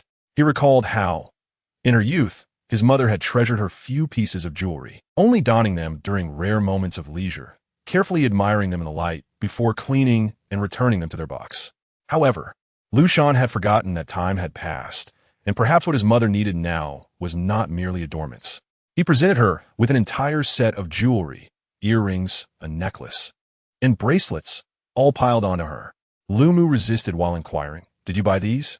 Just as Liu Shan was about to respond, Xie Wenyì intervened. He unpacked everything he had brought, nutritional supplements, jewelry, and daily necessities, and stood beside Lu Mu, stating, "Mom, before we came today, Liu Shan and I made a wager." "What?" Lu Mu's interest piqued. "Among these items, some are mine, and some are Liu Shan's. We bet on which you would prefer." Xie Wenyì clasped Liu Shan's hand and looked at Lu Wanrong expectantly. Liu Shan's eyes sparkled with anticipation, silently urging, "Mom, choose me." Hearing this, Lu Mu hesitated. "This." She glanced at the white patch on her wrist, and then at the table, pondering how every mother loves her child. Despite having only one child, she found herself managing the rivalry between two sons. It was a blend of frustration and happiness. What could she say? "Mom," Liu Shan exclaimed, abruptly releasing Xie Wenyì's hand and seizing Lu Mu's wrist with a pleading look. "Come on, just choose." Liu Shan elongated the final syllable of "Mom," emphasizing his plea. "Choose him. Choose him. If you do, he wins, and he can go out." Lu Mu understood her son's meaning, her expression a mix of amusement and exasperation. "But I don't even know which are yours. Just choose what you like," Liu Shan urged, blinking his eyes and firmly grasping Lu Mu's wrist adorned with the golden bracelet, laden with implication. "Mom, you are my real mom. Surely you understand my meaning." Liu Shan attempted to further hint at his intentions, but was pulled back by Xie Wenyì, who admonished him not to cheat. "Let go of me." In his mother's home, Liu Shan found the courage to resist, fueled by his desire for victory. As he pushed back against Xie Wenyì, unusually accommodating, retreated repeatedly, enduring several unintentional slaps from Liu Shan, until Lu Wanrong could no longer bear to watch and intervened. "Enough, enough." Lu Mu's tone turned suddenly stern as she noticed Liu Shan's intent to continue confronting Xie Wenyì. "Liu Shan, don't bully Xie." "Bully him?" Liu Shan exclaimed incredulously, pointing at Xie Wenyì. "Mom, look at his build. How could I bully him?" Xie Wenyì, considerably taller and more muscular from years of fitness training, easily overshadowed Liu Shan. It was a miracle he didn't bully Liu Shan. No, he had been bullying him every day. "Aren't you doing just that?" Lu Mu gently pulled Liu Shan closer and whispered in his ear to tone it down. "It's fine," Liu Shan replied softly. Xie Wenyì stepped forward to separate Liu Shan from Lu Mu. "Mom, Liu Shan is your own son. I know you must prefer his gifts." As he spoke, Xie Wenyì retrieved a bracelet from the pile of gifts he had brought. Lowering his head slightly, he appeared somewhat aggrieved as he placed the bracelet on Lu Mu's wrist. "Regardless of whom you favor, these gifts reflect our heartfelt intentions." Upon hearing this, Lu Mu's heart swelled with affection. She observed how expertly Xie Wenyì retreated, wiping away her prior concerns. Was her son truly living off another? "Mom," Liu Shan shouted, noticing the change in his mother's demeanor. "Don't believe him. He's just putting on an act." Xie Wenyì turned to Liu Shan, a smug expression on his face. Liu Shan's mind instantly conjured the phrase green tea man. Lu Mu was touched by the deliberate display of emotion from Xie Wenyì. On one hand, it was true. On the other, he was not her biological son, yet was so devoted to caring for her. How could she utter anything unkind? Lu Mu, unaware of the wager between Liu Shan and Xie Wenyì, perceived the situation as a matter of social courtesy. Naturally, she favored the gifts Liu Shan had presented. Yet she said to Xie Wenyì, "Mom likes yours." "Thank you, Mom," Xie Wenyì replied, his smile broadening with genuine sentiment. Liu Shan, upon witnessing this, felt a rush of frustration. He quickly approached his mother, exclaiming, "Mom, why are you being biased? Our wager was..." Liu Shan abruptly cut himself off, not wanting to reveal to his mother that he was currently in a state of captivity. "What was it?" Lu Mu inquired.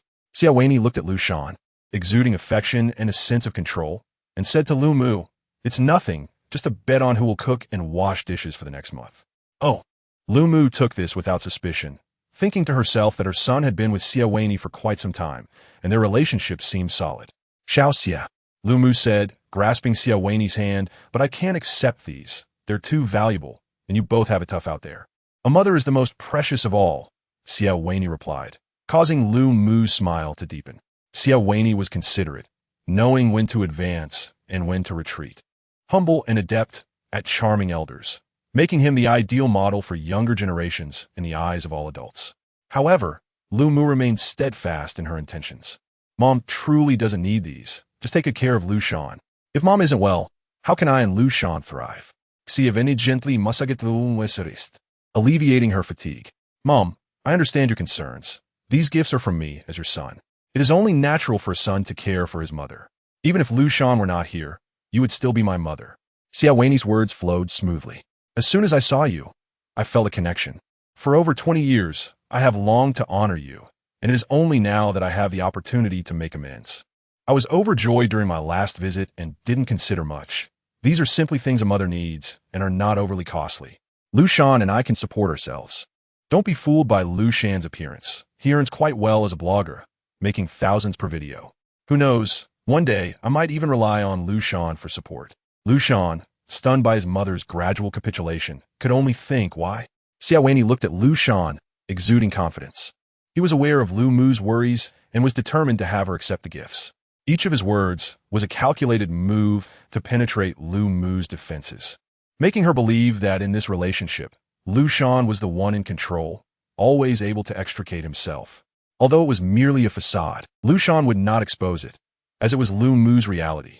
Ultimately, Lu Mu accepted the gifts, placing them carefully aside while only wearing the jewelry Liu Shan had given her.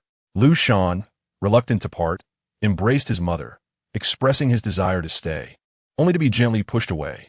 "You're all grown up now." In Lu Wanrong's heart, regardless of how much Liu Shan and she cherished their time together, they would eventually part ways. She had to live her own life.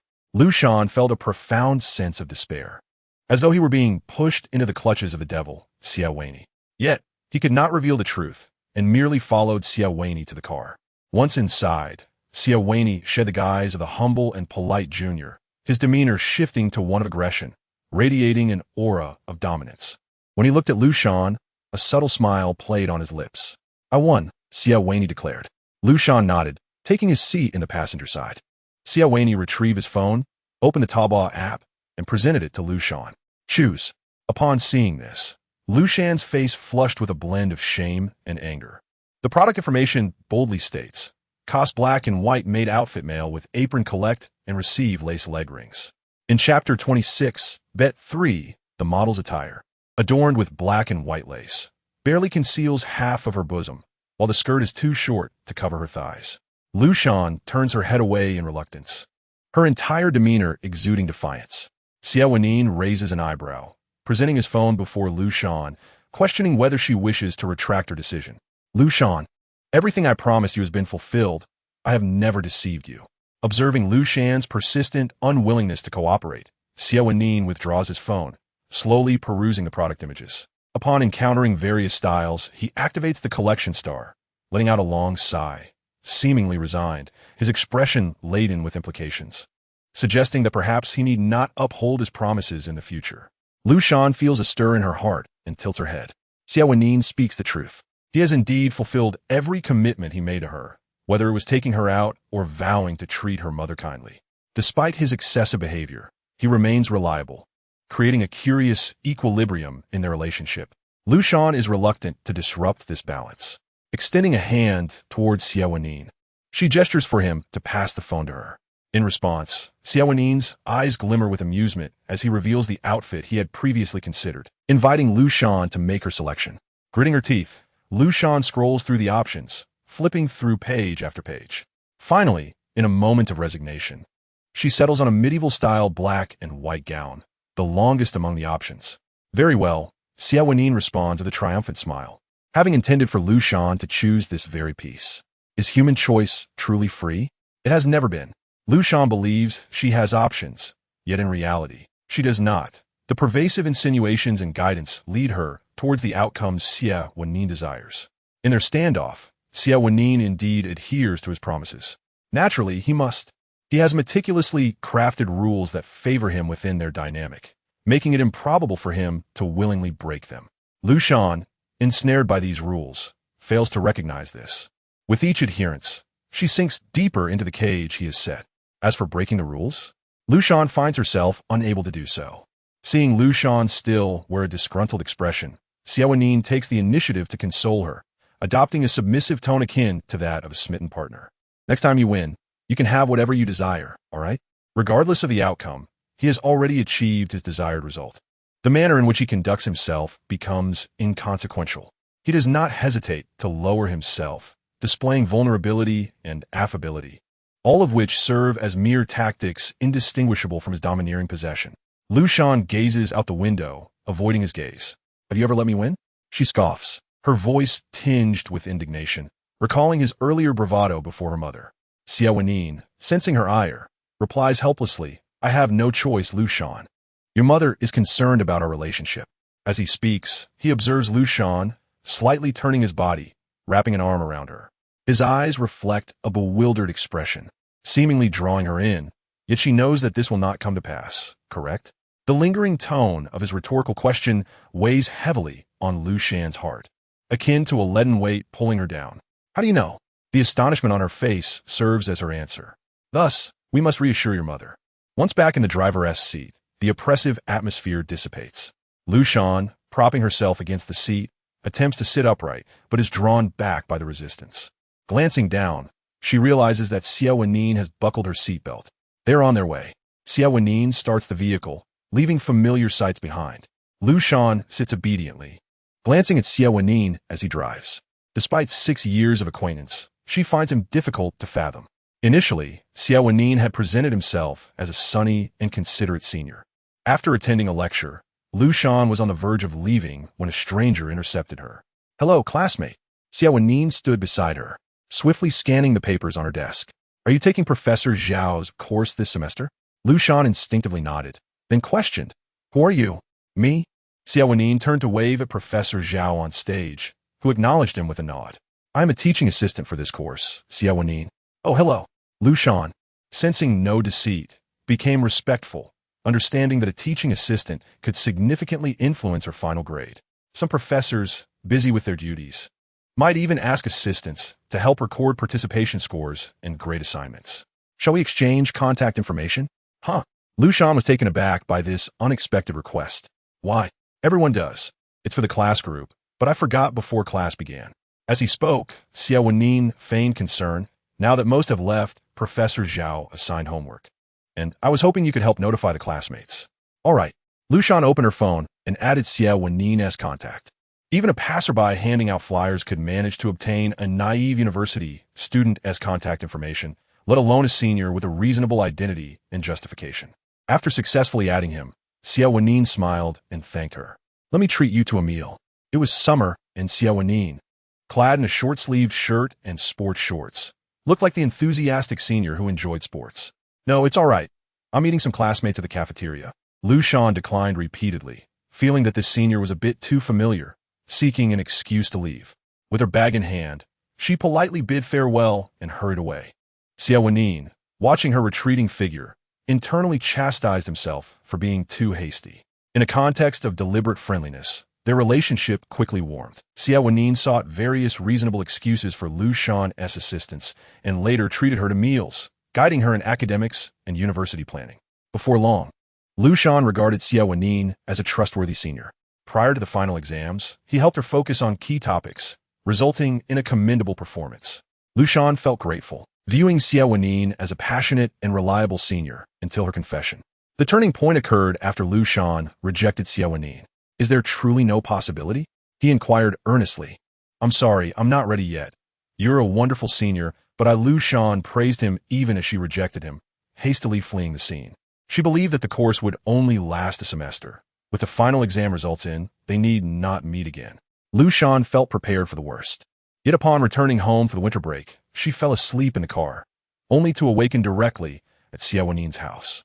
Diverting her gaze from him, Liu Shan stared out the window at the receding scenery. At times, she could not help but wonder if her life would be different had she accepted Xie Wenyì's feelings. At the very least, they could have experienced a normal relationship, free from confinement and control. They had arrived. Xie Wenyì parked the car, interrupting Liu Shan's reverie. She glanced outside to find herself at Xie residence. Xie Wenyì alighted and circled around the front of the car to open the door for her. "You say I've never let you in?" Xie Wenyì remarked, taking her hand and leading her out. "Then let me allow you to win this time." "What?" Liu Shan was taken aback. Xie Wenyì gazed at the towering apartment building and continued. "Can you guess why Xie invited us over? If you guess correctly, I'll let you make a request. How about it?" Observing Liu Shan's hesitation, he added, "This time, I want to participate. There's no penalty for incorrect guesses, and rewards for correct ones." Liu Shan swallowed hard. Was Xie Wenyì trying to appease her? This condition posed no harm to her. "All right," Liu Shan readily agreed. Losing bore no consequences, and winning could fulfill her wishes, a splendid opportunity to exploit Xie Wenyì's generosity. The delight was evident on her face, and Xie Wenyì chuckled inwardly. Were there benefits? Perhaps. As Liu Shan fell into contemplation, Xie Wenyì retrieved a gift from the trunk, gently leading Liu Shan forward. Before we arrived at the Xie family home, the presents for them were mere trinkets, lacking in true value. Despite this, Liu Shan protested vehemently against giving anything to Xie.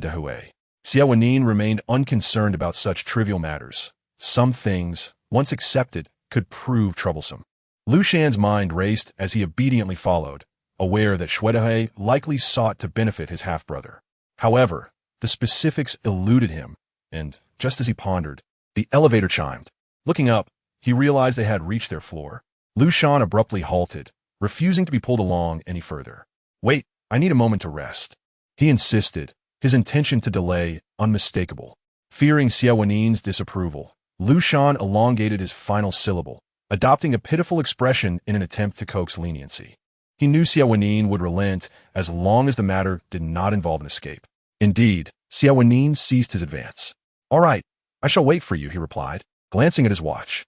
The corridor lights dimmed, casting shadows over Xie Wenyì's face, his gaze deep and contemplative, as if he were a statue eternally gazing into the void, imprinting Liu Shan's troubled visage into his mind. Liu Shan struggled to formulate a response, but could not prolong the silence indefinitely. He hazily attempted to fabricate an excuse, attributing it to Ming Jiang. Xie's affection for Ming Jiang was evident, and it was not difficult to surmise his intentions. However, the exact nature of his plans remained a mystery to Liu Shan. "Very well," Xie Wenyì nodded. "Let us proceed." With that, he escorted Liu Shan to the door and knocked. The correctness of Liu Shan's answer was inconsequential. Xie Wenyì was indifferent to Xie's intentions. By engaging Liu Shan in this wager, one aim was to diminish his aversion to his father's home and redirect his focus towards verification. Unlike Xie Wenyì, who had sheltered Liu Shan for nearly 6 years, isolating him from the world, Liu Shan was candid and unguarded, harboring a tumultuous disdain for Xie Wenyì. Akin to a tempest, Xie Wenyì sought to safeguard Liu Shan's emotions, striving to ensure that this unavoidable meeting was as comfortable as possible for him. Apart from himself, Xie Wenyì wished to shield Liu Shan from being affected by others. Liu Shan regarded Xie Wenyì as an adversary, and naturally, so did Xie Wenyì. However, as previously stated, he detested what Liu Shan disliked and would ultimately ensure that everything transpired according to Liu Shan's wishes. Thus, he invested effort into navigating the presence of those he found unappealing. The moment the door was knocked upon, it swung open to reveal a middle-aged man, his face betraying an undeniable smile upon seeing Xie Wenyì. His gaze did not even flicker toward his own son. Come in, have a seat," Xie Wenyì beckoned, leading the two into the living room. Ming Fun served tea, addressing Xie Wenyì. "You could have informed us of your arrival. We could have come to greet you." "It's no bother, it's all the same," Xie Wenyì replied, pulling the reluctant Liu Shan down into a seat. Noticing Liu Shan's displeasure, he offered a comforting remark. "Once you know the answer, we can leave." Liu Shan's expression softened slightly at that. "Ming Jiang, your brother has arrived," Xie Wenyì called into the house. "Come out quickly." There was no response from within. "Ah, the child is shy," Xie Wenyì explained, unfazed. Even though Ming Jiang was merely a year younger than Liu Shan. Sensing the awkward atmosphere, he added, "Have you eaten yet?" "I have," Xie Wenyì replied. Xie Wenyì gestured for him to drink tea, then turned his attention to Liu Shan. His expression filled with dissatisfaction. "Liu Shan, come here for a moment." He summoned Liu Shan to the balcony. Reluctant, Liu Shan hesitated, but Xie Wenyì mouthed the word answer. With apparent reluctance, Liu Shan stood and followed him to the balcony. "What is it?" Liu Shan asked bluntly. Xie Wenyì lowered his voice. "You're my son, and I won't hide it from you. Your brother just graduated and is looking for a job. Ideally, something in an office, not too strenuous, with good benefits. He's also dating someone, so the salary should be decent." "What?" Liu Shan exclaimed incredulously. "Who would want to hire a burden?" "Well, isn't that why I'm asking you?" Xie Wenyì replied with unyielding confidence. "I'm not even employed myself," Liu Shan snapped, his remaining patience evaporating. "How about a security job abroad, perhaps in the north? Interested? Isn't that a joke?" "Only a fool would cater to your demands," Liu Shan retorted, attempting to return indoors, but Xie Wenyì grasped his arm. "Let go of me. Isn't your boyfriend a businessman?" Xie Wenyì finally revealed his true intentions, hoping to indirectly solicit Xie Wenyì's assistance. He was unsure of what Xie Wenyì did, but assumed he must be wealthy. So he continued, "Why not ask him for help? It would be best to arrange something at his company." Xie Wenyì spoke with unshakable conviction. "Get lost." Liu Shan spat, shaking off Xie Wenyì's grip. "I am your father," Xie Wenyì retorted, unperturbed. "Do you think your relationship with him will last? While things are good, seize the opportunity to gain some benefits. After a breakup, you won't regret it. Your brother is family. Helping him is helping yourself. I'm not criticizing you, but at your age, you should be more adaptable. Enough. Either you tell me, or I will." "Go ahead and try," Liu Shan shot back, leaving the conversation, knowing Xie Wenyì was not one to be trifled with. It would be a miracle for Xie Wenyì to gain anything from him. Liu Shan sat beside Xie Wenyì with a stern expression. "What's the verdict?" Xie Wenyì initiated the conversation. Recalling the earlier exchange with Xie Wenyì, Liu Shan felt his mood lift. It validated his thoughts, signifying a victory.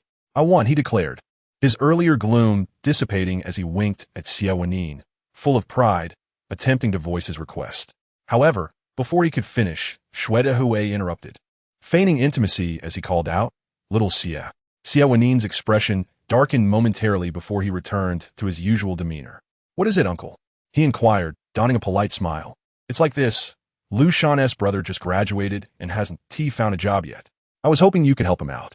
After all, we're family. It wouldn't hurt to give him a good opportunity," Xie Wenyì said, rubbing his hands together, his demeanor somewhat awkward. In truth, he disapproved of Liu Shan's relationship, but felt compelled to exploit Xie Wenyì's wealth to his advantage. Liu Shan crossed his arms defiantly, waiting for Xie Wenyì's response. "No problem," Xie Wenyì unexpectedly agreed. Liu Shan was taken aback, staring at Xie Wenyì in disbelief. "What is going on? Why are you suddenly so agreeable?" "Oh, that's wonderful. I knew you had the capability," Xie Wenyì exclaimed with delight, surprised by Xie Wenyì's willingness. "Ming Jiang, Come out quickly. Your brother has found you a job. What? I'm busy. A man in pajamas emerged from a bedroom, his face displaying irritation. What kind of appearance is that? Xie is here, Xie remarked, his expression shifting as he noted Ming Jiang's disheveled appearance. Don't mind him. It's family. No need to be so formal. Xie attempted to smooth over the situation. It's fine. Xie Wenyì gently placed his hand over Liu Shan's hand to comfort him and turned to Xie, saying, Your brother seems promising. What is he studying? Finance, Ming Jiang replied. Finance? I might have some connections in that field. Xie Wenyì nodded. Finance, how does that sound? Yeah? Ming Jiang gasped. That's one of the top firms in the country. Can you really get me in? Finance was notoriously difficult to enter, even for graduates from prestigious universities, let alone him. In that moment, Ming Jiang's perception of his half-brother's boyfriend shifted dramatically, shedding his previous nonchalance for respect and eagerness. Hearing this, Xie added, In that case, please take good care of our Xiaojiang. Rest assured, Xie Wenyì replied. Xie Wenyì's eyes sparkled with laughter, though the depths of his gaze were shrouded in darkness, indicating that he would undoubtedly be the best. Chapter 28, Requirement 1. Once they exited the door, Liu Shan could no longer contain his grievances, demanding, So, you only show strength towards me? You threaten and coerce him, yet you're so accommodating to others. It feels like a betrayal. Liu Shan failed to notice that he resembled a jealous boyfriend questioning his partner. Xie Wenyì chuckled softly, draping an arm over Liu Shan's shoulder, leaning close to his ear, and said with a smile, He needs something from me.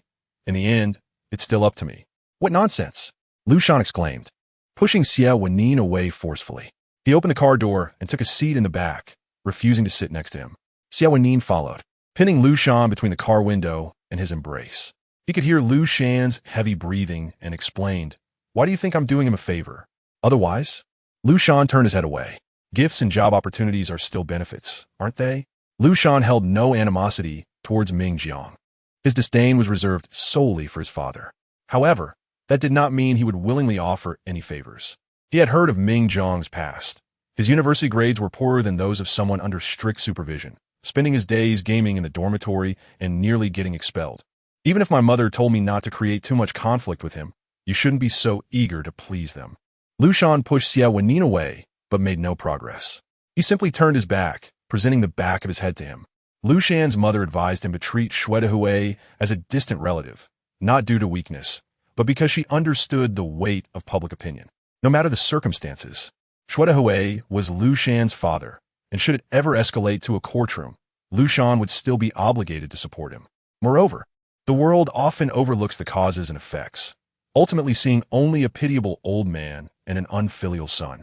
Liu Shan's mother wished to spare him the stigma of being labeled unfilial, as it would not bode well for his future. Maintaining appearances was merely a temporary measure, although Liu Shan struggled even to do that. Xie Wenyì softly coaxed Liu Shan, placing a hand on his shoulder, attempting to redirect him to face him. Liu Shan shrugged his shoulder, shaking off Xie Wenyì's hand, evidently in a huff. Xie Wenyì sighed lightly, drawing Liu Shan closer to him, saying, Have you forgotten what I said? Have I ever deceived you? Why not wait a little longer before deciding? His words carried an unspoken implication. Liu Shan recalled Xie Wenyì's earlier words, that everything could be done under his guidance, and immediately became alert. Are you planning to undermine him? That would be so low. Doubt and disdain flickered in Liu Shan's eyes. Xie Wenyì remained silent, seemingly in agreement. Revealing his true intentions would only paint him as the villain. Was granting favors inherently beneficial? His kindness towards Liu Shan's mother was aimed at persuading her to entrust Liu Shan to him, while simultaneously keeping Liu Shan in check. Satisfying Xuedahui's desires was merely a means to ensure his own downfall. Humanity is shackled by the chains of human nature from birth. Every individual action stems from this, making all behavior traceable and predictable. Ming Jiang, thrust into a position he did not deserve. Would he be content to remain with his current girlfriend and family once he tasted a different world? He would exhaust every means, sacrificing himself to fit into a role that was never his. Yet inevitably he would fall. A gambler, having tasted victory, cannot bear to lose. The loss drives him to scrape together his resources for another chance, until he plunges into despair. If Xie Wenyì desired, he could intentionally expedite this process. He would do nothing more than apply a gentle nudge at the beginning, pushing Ming Jiang and the Xue family into a realm that did not belong to them. He would simply be a benefactor, dutifully assisting them, while the resulting chaos would be self-inflicted. Trading a small favor for the collapse of a Xue family would be exceedingly worthwhile. Xie had given Liu Shan a fractured home, causing him pain.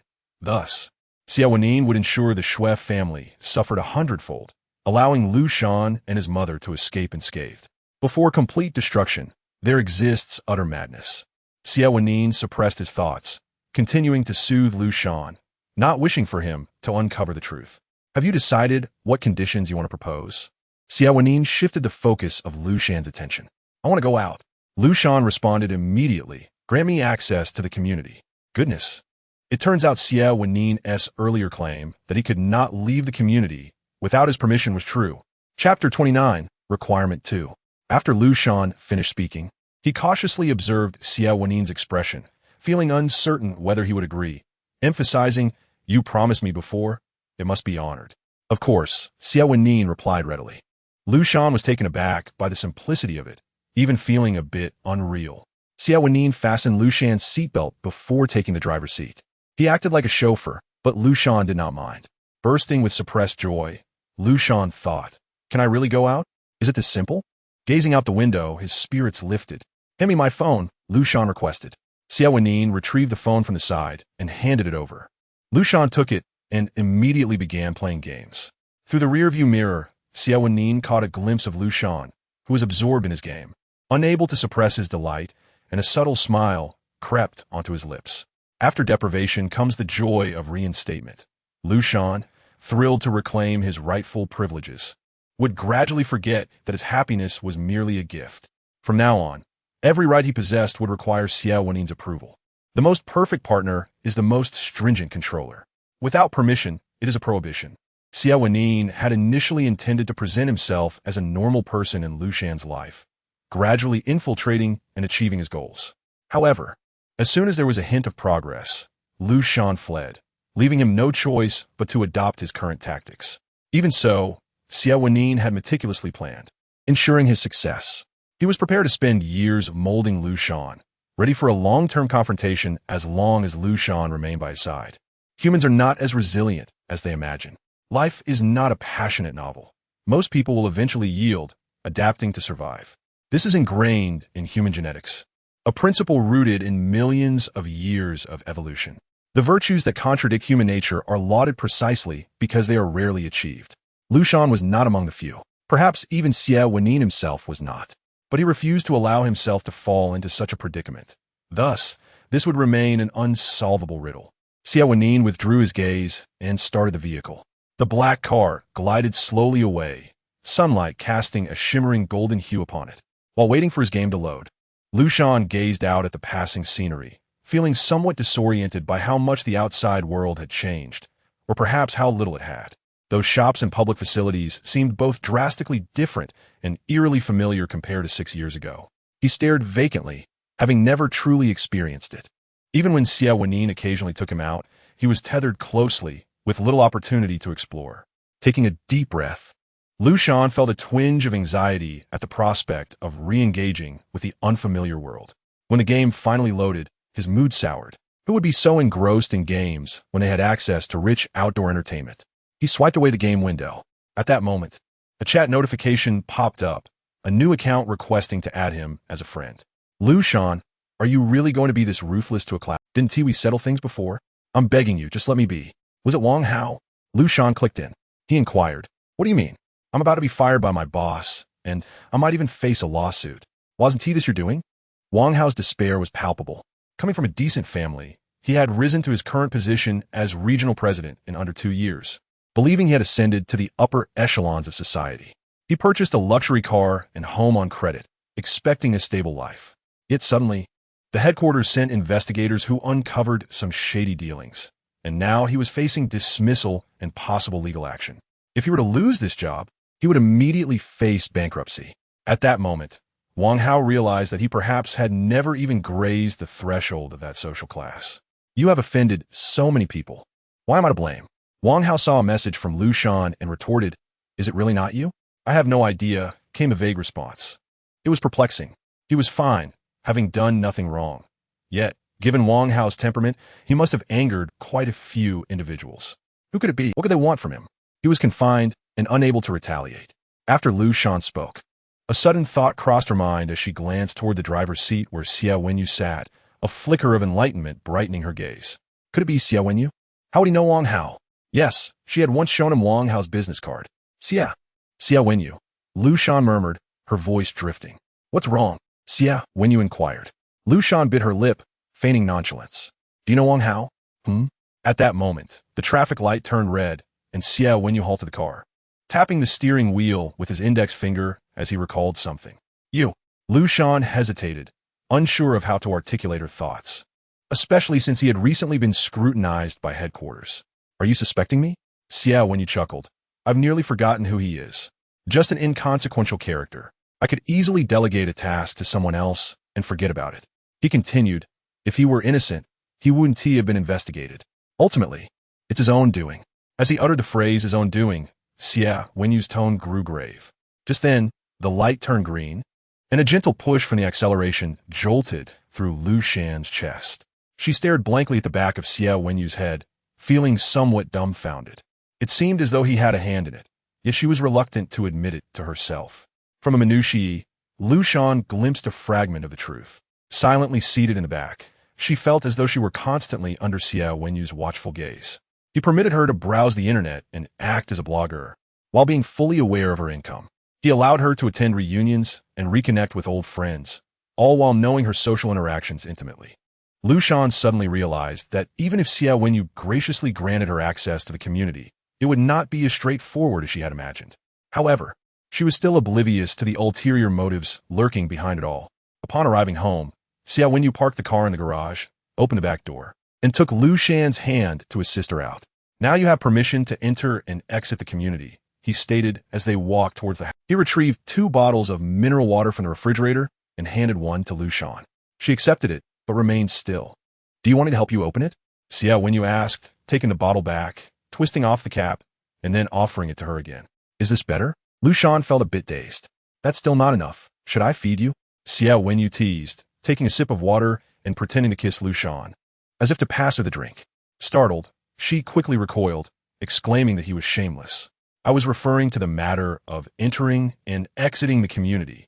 Liu Shan's cheeks flushed with embarrassment. Xie Wenyì undoubtedly understood her implication and was deliberately teasing her. He swallowed the water, his Adam's apple bobbing, and casually remarked, yes. Just like that. Liu Shan felt somewhat bewildered. Was it really that simple? Xie Wenyì had restricted her for 6 years. She had thought it would be this way for a lifetime. Now, with such a light remark, everything seemed to change. He tossed the empty bottle into the trash, rounded the island, and stood beside Liu Shan. Xie Wenyì cast his gaze down at her. Indeed, it was that simple. Just a single phrase could have bound Liu Shan for 6 years, and now she could scarcely believe it. However, I also have conditions. Leaning casually against the island, Xie Wenyì intended to tighten the reins on Liu Shan. He spoke deliberately. First, you must inform me of your whereabouts and carry a locator device. Second, when I call you back, you must return immediately. Third, be home before 7 every evening. Should anything reminiscent of the past occur, as he mentioned the past, a smile graced his lips, instilling fear in Liu Shan. He gently squeezed her cheek, his tone affectionate. The door to the basement will open for you once more. Do you understand, darling? Xie Wenyì gazed into Liu Shan's frightened eyes, then reassured her, don't worry. You know I am not unreasonable. As long as you adhere to the rules, nothing will happen. Liu Shan met Xie Wenyì's gaze, but, unable to control herself, looked away, directing her attention to the kitchen. She feared those seemingly gentle eyes. Though his demeanor was soft, it filled her with trepidation. Her heartbeat echoed through her spine. Even her breaths felt cautious. The earlier hesitation and joy had dissipated entirely. Xie Wenyì was threatening and intimidating her. Liu Shan bit her lip, concealing her inner fragility, and took a couple of sips from the water, finally murmuring an acknowledgement after a long pause. At this, Xie Wenyì's face broke into a bright smile, momentarily revealing the senior she had first met. He tousled her hair, saying, this isn't too much to ask, is it? Many families operate this way. Liu Shan remained silent, nodding absent-mindedly. She bit her lip, her eyes a blend of acquiescence and defiance. It was outrageous. Such demands were more suited for elementary school children. Moreover, those kids had smartwatches. Here she was required to carry a locator device and be on call at all times. She felt even less free than a grade schooler. Xie Wenyì glanced at his watch and entered the kitchen, asking, "What do you want to eat today?" "Anything is fine. Whatever you have," Liu Shan replied. Still in a daze. "All right," he responded. Turning around, he noticed Liu Shan had already distanced herself, now seated on the couch in the living room, engrossed in her phone game. The kitchen was somewhat far from the living room, yet Xie Wenyì could still discern Liu Shan's current mood, tinged with a hint of timidity and confusion. He lowered his eyelids, concealing the light in his eyes. He could grant Liu Shan freedom, but it would be within the confines of rules he had established. He wanted her to always remember that this freedom was limited and shackled, rather than a license to abandon him and soar away. Of course, should Liu Shan dare to try, Xie Wenyì would revert everything back to the way it was. To maintain the stability he had worked hard to achieve, Liu Shan would likely find herself adhering to rules that were not in her favor, such as human nature, truly fascinating. Isn't it? Xie Wenyì opened the refrigerator, which was stocked with fresh produce and meats, regularly replenished by the housekeeper, ensuring there was always ample food available. The rhythmic sound of chopping vegetables resonated through to the living room, though the noise was soft, and even unintentional listening made it difficult to catch. It nonetheless unsettled Liu Shan. Her enjoyment of the game diminished significantly, her focus waning as she faltered in several rounds. Memories of the past flooded back. During her university days, Xie Wenyì would often threaten her regarding her studies, yet still urged her to attend school. Before the winter break of her first semester, Xie Wenyì had entered the basement, his footsteps echoing in Liu Shan's mind. At that time, she was consumed by the desire to go out, yet terrified that Xie Wenyì would confine her forever, robbing her of her education, until he stood before her, gently lifting her chin with a tenderness that was almost suffocating, asking, "It seems school is about to start." "You." Liu Shan choked on her words. Xie Wenyì seemed deep in thought. His fingers brushing against the chain locked around her ankle, the cold metal sending chills through her skin. He appeared to inquire whether she wanted to return to school or remain there indefinitely. Liu Shan gritted her teeth, perceiving the threat, turning her head in anger, exclaiming, "Xie Wenyì, you truly are despicable. You are threatening me." Her anger overwhelmed her fear, and she rose from the bed, pushing Xie Wenyì away with all her might, striking him with a pillow. "This is illegal." At that moment, Liu Shan had yet to grasp Xie Wenyì's true nature. With the impetuosity of youth, she clashed with him, filled with more rage than fear. Xie Wenyì stepped back a few paces, steadying himself, his gaze fixed on Liu Shan as he openly admitted, "That's right." Liu Shan had not anticipated Xie Wenyì's forthrightness and found herself momentarily at a loss for words. But what did that even matter? Xie Wenyì picked up the soft pillow from the carpet and set it aside. "For you, there are now only two choices. It is utterly meaningless to agonize over whether I have committed a crime." Liu Shan gasped, gazing at Xie Wenyì, and hurled another pillow in his direction. Still feeling unsatisfied, she tossed the blanket to the floor. After a moment, she gritted her teeth and declared, "I want to go out." "Very well," Xie Wenyì replied, methodically tidying up the mess. He was not surprised by Liu Shan's decision. As previously stated, regardless of his actions, she had no real choice. "I have arranged a non-boarding application for you, and your class schedule has been finalized." Xie Wenyì moved closer, standing in front of Liu Shan, his shadow enveloping her completely. "Before class, a car will take you there, and you will return after your lessons. Do adhere to this." His tone was calm as he awaited Liu Shan's response. "Okay," she replied promptly, having resolved to run away the moment she stepped outside. She could not believe Xie Wenyì would be able to do anything to her amidst the throngs of people. Previously, when she was caught, it was due to her own carelessness. Damn it. Sooner or later, she would send Xie Wenyì behind bars. Liu Shan's intentions were almost transparent, and Xie Wenyì observed her without a word. She needed to experience it for herself to understand that some things are immutable, and only then would she learn to be obedient. Xie Wenyì unfastened the lock on her ankle for the first time, leading her out of the basement. At that moment, Liu Shan believed she would never return. Reflecting on the past, she absent-mindedly tapped her phone screen, mindlessly scrolling through social media. It was not until Xie Wenyì called her for dinner that she snapped back to reality. Liu Shan was entirely uninterested. She realized once again that even if she could go out, she was completely under Xie Wenyì's control. Not happy, Xie Wenyì offered her a pair of chopsticks filled with vegetables. Liu Shan prodded her rice without moving her chopsticks, her bangs nearly dipping into the bowl. Xie Wenyì watched her, suddenly falling silent. A slow, intricate pain unfurled within him, as if he were the one suffering. Yet almost immediately, he donned a mocking smile. How ridiculous! He would not suffer. He only needed to possess Liu Shan. That was his pursuit, and it was soon to be realized. Liu Shan could not escape from him in any regard. She was incapable of living independently, her heart weighed down by fear, unable to flee from herself, and with her mother as an additional constraint. Liu Shan had too many ties, both internal and external. Liu Shan was destined to be his. Contemplating this, Xie Wenyì's heart hardened once more. He offered Liu Shan her favorite food, his tone laced with command, "Eat well." Liu Shan moved her chopsticks in silence, her cheeks gradually swelling, but after a few bites, she declared, "I'm full."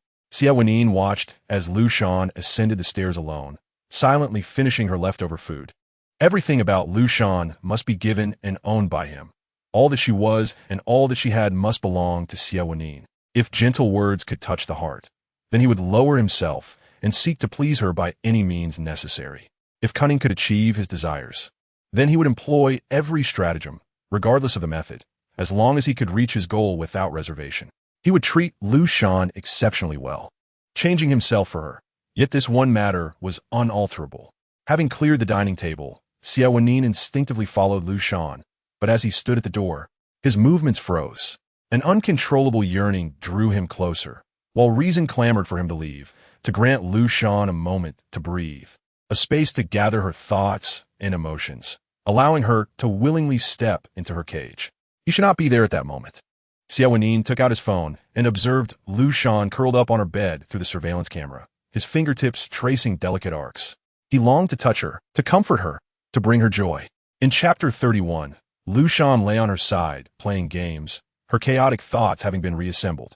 She had long since grown accustomed to Xie Wenyì's intermittent threats, experiencing fleeting moments of fear and confusion before beginning to contemplate how to navigate her freedom within the confines of their rules. Previously, when she had tried to outsmart Xie Wenyì, it was during the period when she was compelled to attend university as a day student. She had secretly left early to apply for a class change, hoping to evade Xie Wenyì's watchful gaze. However, just as her application was submitted upon returning home, she found the form in Xie Wenyì's hands. Holding the application, he had questioned her choice, suggesting that if she disliked attending classes, she need not go. Thus, she was left with no choice but to abide by Xie Wenyì's rules, seeking limited freedom within prescribed boundaries. Liu Shan counted the stipulations, informing him in advance, and carrying a locator was acceptable, as was being available on call. Arriving home before 7 meant she could only venture out for a limited distance from home. How far could she really go? Liu Shan opened her phone's navigation app. To her astonishment, the map displayed a blank space beneath the intricate network of routes. Initially believing that her location services were disabled, she checked the settings only to find they were indeed active. What is going on? How did the delivery arrive? Liu Shan wondered. Flipping over, she propped herself up with a pillow and ordered takeout. If she could not see her location, she would track the delivery person's. Clever as she was, Liu Shan watched the delivery person's location as it gradually moved towards her, indicating it was en route. About 10 minutes later, the doorbell rang, and the property management handed the takeout to Xie Wenyì. The receipt boldly read, X-flavored spicy hot pot. Xie Wenyì turned to glance at the window of the third-floor bedroom, catching a fleeting glimpse of a figure quickly retracting. Fine, if he wouldn't eat what she prepared, she would order takeout instead. Ascending the stairs with the food, Xie Wenyì pushed open the door. Liu Shan sat at her desk, pretending to play on her phone while actually keeping a close watch on Xie Wenyì. The act of ordering takeout instead of eating a proper meal was quite audacious. Wait, why should Xie Wenyì dictate her actions? He had no claim over her. With this thought, Liu Shan steeled herself, standing abruptly to take the bag from Xie Wenyì, confidently stating, I'm still hungry. She then opened the bag, seated herself at the table, and feigned calmness as she asked, Would you like some? No need, Xie Wenyì replied. The room filled with the aroma of spicy hot pot, a scent that had never been so strong in the space, aside from the occasional smoke from Xie Wenyì's cigarettes. He waited for Liu Shan to finish her meal, handing her a napkin. Liu Shan accepted it naturally, wiping her mouth and gathering the trash. The location at home is incorrect, Xie Wenyì suddenly remarked. Liu Shan paused, looking up at Xie Wenyì, anticipating an explanation. He toyed with the trinkets on the table, casually stating, "Neither deliveries nor takeout will arrive at the actual address. Someone will deliver it for the final leg." "Oh," Liu Shan responded, realizing that was why packages always came from the property management. "I'm going to throw out the trash." Liu Shan picked up the bag, but Xie Wenyì grasped her wrist. "I'll do it. I can go myself." Liu Shan pushed his hand away and dashed to the door of her bedroom, hesitating before asking, "Can I also stop by the supermarket?" She fingered the takeout bag, awaiting Xie Wenyì's reply. He nodded, and Liu Shan finally descended the stairs. Disposing of the trash, she stood at the entrance of the yard, gazing at the not-so-tall iron gate adorned with floral patterns, extending her hand. A faint creaking echoed, intermittent, betraying the emotions of the one pushing the door open. Standing at the threshold between the yard and the outside world, Liu Shan inhaled deeply and stepped outside. A distinctly different air enveloped her, prompting her to take another deep breath, catching the fragrance of blooming flowers. It was the season of blossoms, with the blue jacarandas lining the roads, their lush branches cascading down. Looking up, it seemed the entire sky was suffused with shades of blue and purple. Liu Shan's steps became light as she walked towards the supermarket. Upon reaching an intersection marked by signs, Liu Shan halted to read carefully. The arrows pointed in varying directions, indicating different destinations. This community was vast, encompassing many amenities. To reach the supermarket, she would need to walk straight for 30 minutes. Typically, Xie Wenyì would drive her there. While it was labeled a supermarket, in reality, it catered exclusively to the residents of the community and offered delivery to their doors. So it was rare to encounter anyone inside. Liu Shan had no genuine desire to purchase anything. He merely sought an excuse to venture out and meander through the aisles of the supermarket, casually picking up a packet of snacks. Suddenly, a thought struck him. Something felt amiss. Previously, whenever he was taken out, it was by car, and it was a short ride at that. Yet, how could he leave? He couldn't drive, having never had the opportunity to learn, and walking would undoubtedly result in exhaustion. Liu Shan tightly gripped the snack bag in his hand. At the checkout, the staff inquired if he required assistance with home delivery. Liu Shan nodded. Shortly thereafter, someone helped carry his items to a shuttle that proceeded towards the address he provided. On the vehicle, he observed the leisurely swaying shadows of trees and feigned casual curiosity, asking, "Do you have employee dormitories?" Perhaps it was not as casual as he intended. However, the delivery man, thinking Liu Shan was a resident, paid no mind and replied affirmatively. Based on Liu Shan's past experiences, traveling too far could be managed by public transport or taxis, but he was uncertain of the arrangements here. Would he catch a ride home? He earnestly inquired, specifically about the nearest stop. The delivery man, slightly puzzled, responded, "Are you referring to the bus? External vehicles are not permitted here. We either use designated employee transport or drive ourselves." This place was somewhat isolated, resembling a section forcibly removed from the city map. It was not far from the city center, but walking would still take considerable time. However, the residents here should not face such issues. After delivering Liu Shan to his doorstep, the delivery man bent to bid farewell. Liu Shan internally berated Xie Wenyì, feeling trapped. Upon entering, Liu Shan hurled the supermarket snacks at Xie Wenyì. Xie Wenyì dodged, shielding his face with his hands, and set the snacks aside, while the ones he couldn't catch scattered across the floor. When Liu Shan's bag was empty, he threw it down in front of Xie Wenyì, exclaiming, "You did this on purpose." "What?" Xie Wenyì was taken aback. Although he couldn't comprehend why Liu Shan was suddenly furious upon returning, he remained remarkably calm. After all, he was accustomed to it. Liu Shan was inherently not the type to swallow his pride, and having been nurtured by Xie Wenyì for nearly 6 years, his temper had only intensified. He was unyielding and would vent his frustrations at the slightest provocation. He feared that Xie Wenyì might truly be the cause of his irritation, unleashing his anger upon him without restraint. This was also a product of Xie Wenyì's indulgence. As long as it did not involve leaving, Xie Wenyì tolerated all grievances. Xie Wenyì, with a typically good-natured attitude toward admitting fault, would concede whenever Liu Shan expressed discontent. He never truly held anger towards Liu Shan, for his efforts to win Liu Shan's affection were not intended to provoke him. On the other hand, he could not be excessively rigid. A compressed spring would only rebound with force. He had to yield to Liu Shan, for if Liu Shan felt relentlessly pressured, it might lead to a catastrophic rupture in their relationship. As Xie Wenyì bent down to gather the scattered snacks, preparing to pick up a bag of chips in front of Liu Shan, The plastic wrapping crinkled loudly as Liu Shan kicked it away with force. Xie Wenyì's hand fell empty. Rising, he set the items back in place, ignoring the kicked chips as he pondered Liu Shan's sudden outburst. Did I upset you? Did you ever make me happy? Liu Shan retorted sharply. Can you stop being so manipulative? He pushed Xie Wenyì aside, threw himself onto the sofa, and turned away. Typically, his temper wasn't this volatile, but with Xie Wenyì, he lost control, insisting on a satisfactory explanation. Xie Wenyì followed him, sitting beside Liu Shan. Liu Shan shifted away, attempting to distance himself from Xie Wenyì. Nevertheless, he did not stand up and leave, clearly waiting for Xie Wenyì to provide an explanation. Observing this, Xie Wenyì wrapped his arms around Liu Shan's shoulders, drawing him close and sincerely asking, I apologize, I was in the wrong. What can I do to make amends? Xie Wenyì's patience was unwavering, and he vowed to rectify any grievances Liu Shan articulated, showering him with soothing words, embodying an indulgent affection. Liu Shan's demeanor softened slightly, though his tone remained slightly aggrieved. How long does it take to get from the community to the city? After years of indulgence, Liu Shan had grown to be rather spoiled. Generally, he was manageable, but when provoked, he could erupt. Previously, he had nearly lost control in front of Liu's mother. About 10 minutes, Xie Wenyì replied. The moment those words left his lips, Xie Wenyì realized the root of Liu Shan's anger. He usually drove, and a 10-minute drive would take 2 to 3 hours on foot. Liu Shan must have recognized this today, assuming Xie Wenyì was deliberately making things difficult for him. It was my oversight, Xie Wenyì conceded without argument, proposing a solution. I'll find you a driver. To monitor me, right? Upon hearing this, memories of being managed during school days surged within Liu Shan, reigniting his anger. He swiftly shrugged off Xie Wenyì's arm from his shoulders, declaring, I don't need your help. I'll figure it out myself.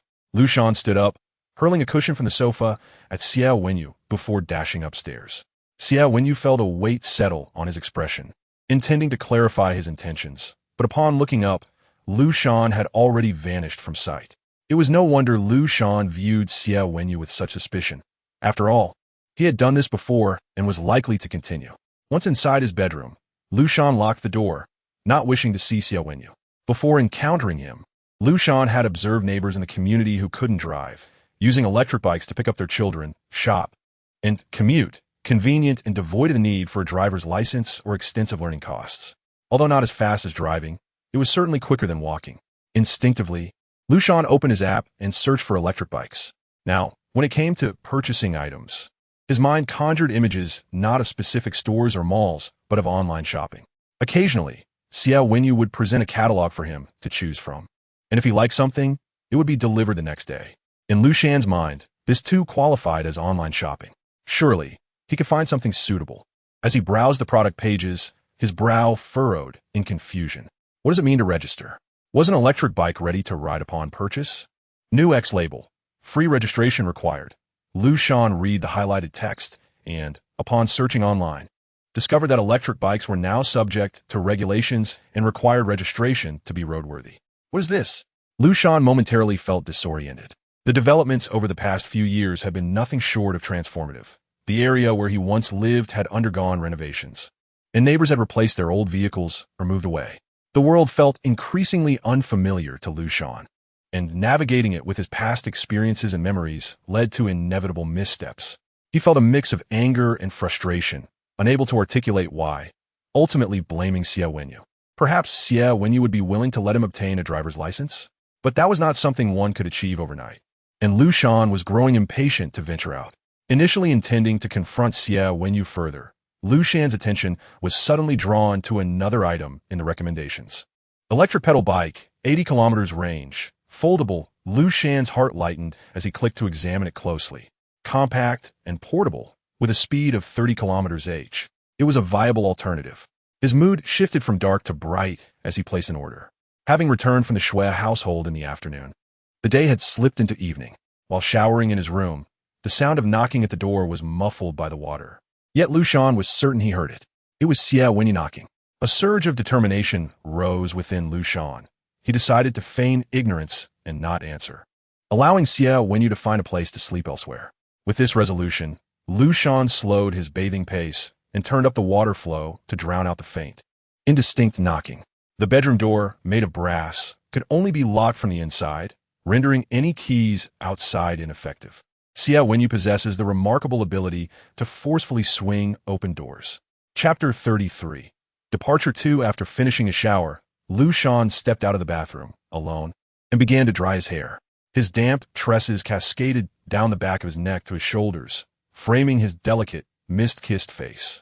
His bright, expressive eyes sparkled, accentuating his handsome features. The hairdryer sent his hair swirling, filling the air with a rushing sound. Liu Shan noticed that the knocking at the door had unexpectedly ceased. His actions faltered, leaving him with an inexplicable sense of disarray. He silently approached the door and peered through the electronic peephole. The room was empty, yet he found himself questioning whom he was being so cautious for. Through the peephole, the corridor appeared brightly lit and spacious. With a heavy brass flower pot resting on a nearby stand, its blossoms languidly basking in the soft yellow glow. Since Liu Shan had struck Xie Wenyì with a vase, the decor in the house had either been replaced with items too heavy for Liu Shan to lift or with materials that were light and fragile. Xie Wenyì was not home? He was actually absent? Liu Shan glanced left and right, confirming that no one was outside, and felt a sudden emptiness within.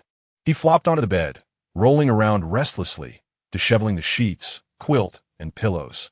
Clutching the blanket, Liu Shan gazed out the window. It seemed this was the first time he had to sleep alone in the house when Xie Wenyì was present. He left the lights on and buried his head in the blanket, gradually succumbing to sleep, though it was less peaceful than usual. He awoke intermittently, only to drift back into a hazy slumber. Meanwhile, in another room, Xie Wenyì observed Liu Shan through the surveillance camera, a slow smile creeping onto his lips as he traced the familiar contours of Liu Shan's form. The following morning, Liu Shan pushed open his bedroom door, startled by a familiar voice that suddenly erupted in his ear. "Did you sleep well?" Xie Wenyì appeared silently at Liu Shan's side. "You ghost! You walk without making a sound." Liu Shan jumped, startled, and upon recognizing the visitor, he angrily punched Xie Wenyì in the chest. "I was perfectly fine without you." Feigning pain, Xie Wenyì clutched his chest dramatically, reveling in Liu Shan's irritation. "I didn't sleep well." He gazed at Liu Shan, whose heart raced under his scrutiny.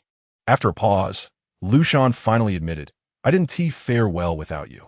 Xie Wenyì enveloped Liu Shan in an embrace, bending slightly to nestle his head against Liu Shan's shoulder, exuding a sense of dependency, though his towering frame rendered the gesture somewhat awkward. Liu Shan found himself completely overshadowed by Xie Wenyì's presence.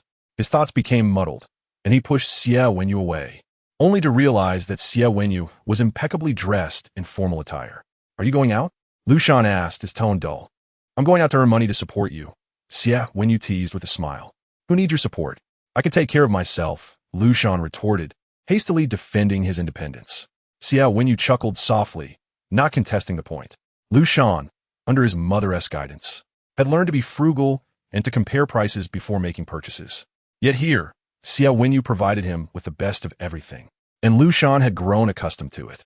As Xie Wenyì covered all expenses, Liu Shan never bothered to check the prices or consider necessity. He simply bought whatever he liked.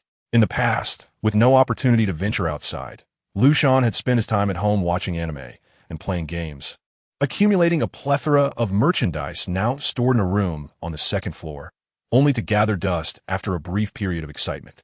Fortunately, the spaciousness of their home accommodated Liu Shan's eclectic collection. "Xie Wenyì found joy in this. Would you like to go out today?" Xie Wenyì shifted the conversation, inquiring if Liu Shan was interested in an outing. Liu Shan's initial reaction was surprise, but then he recalled their agreement from the day before. He was indeed allowed to go out. "But I don't want to walk too far," he added, feeling hesitant about the distance. He had intended to wait until his bicycle arrived before venturing out, but now that Xie Wenyì had broached the subject, Liu Shan felt emboldened and declared he didn't want to walk, expecting Xie Wenyì to find a solution for him. "I'll have someone drive you." Xie Wenyì quickly interjected before Liu Shan could become agitated again. "I want to accompany you. Just pick you up and drop you off." "All right," Liu Shan agreed.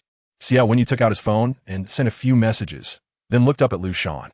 "It'll be Assistant Zhang who takes you." "That Zhang again? Where do you want to go?"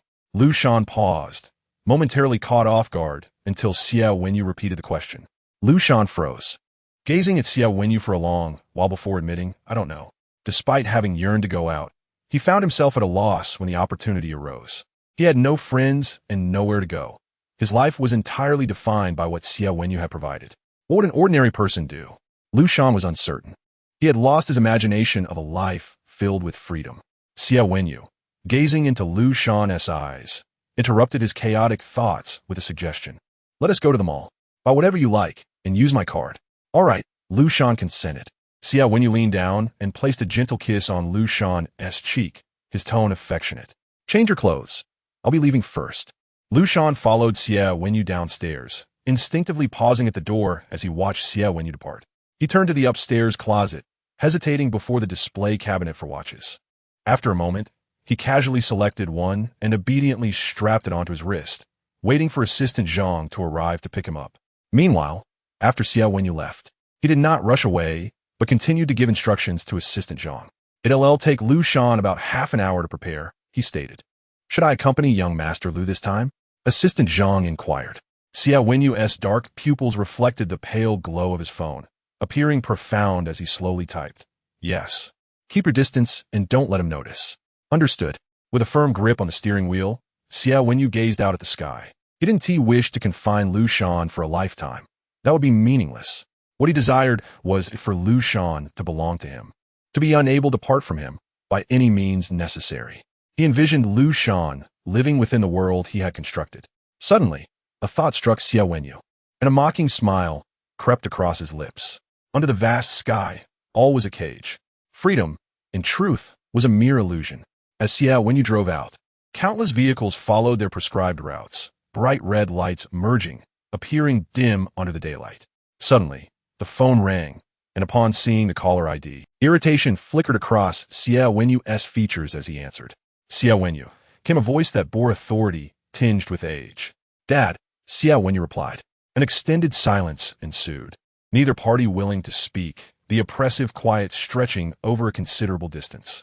Finally, the other side sighed. You've grown up, you can stand toe-to-toe with me. Xie Wenyì responded coldly. But what about your brother? Do you truly wish to see him dead? His father's tone was laced with anger. At this, Xie Wenyì narrowed his eyes, gazing into the distance as he replied. So you've come to accuse me? Dad, you misspoke just now. I'm not your equal. I am above you. Xie Wenyì's words were sharp, showing no regard for the fact that he was addressing his father. His father would only grow older, becoming increasingly feeble, while he, Xie Wenyì, flourished, capable of controlling everything. That's enough. His father barked. I'm not dead yet. Do you think you can challenge me? The years of experience and connections he had amassed were not something Xie Wenyì could contend with. Xie Wenyì discerned the implications in his father's words, unfazed. True. But would you go to such lengths for Xie Wenyì? A long silence followed. Disdain filled Xie Wenyì's eyes. This was the predictable nature of human hearts. No matter the angle, he felt invulnerable. His father would not confront Xie Wenyì directly. It would only lead to mutual destruction, weakening the family's power. Moreover, that child was not worth such sacrifices.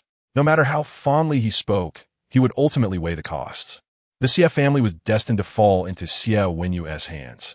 It had been predetermined since his birth. Therefore, regardless of how furious his father became, it would remain mere verbal reproach. There was no familial bond, only self-interest. Chapter 34. Outing many years ago, Xie's father was involved with a woman surnamed Xu, resulting in the birth of Xie Wenyì, which explains why the child could not bear the surname Xie. Xie Wenyì is merely a year younger than Xie Wenyì, and although he cannot inherit the Xie name, his given name was derived from the Xie family genealogy. Xie Wenyì harbored no particular feelings about this matter. However, in recent years, Xie Wenyì has grown audacious, daring to contend with him. This time, Xie Wenyì nearly took Xie Wenyì's life, prompting Xie's father to confront him. Yet, that was the extent of it. Let it be, he concluded, hanging up the phone before the other party could respond. As Xie Wenyì halted the car, a notification popped up, revealing that Assistant Zhang had successfully retrieved Liu Shan. Assistant Zhang lingered in the garage, his thoughts wandering.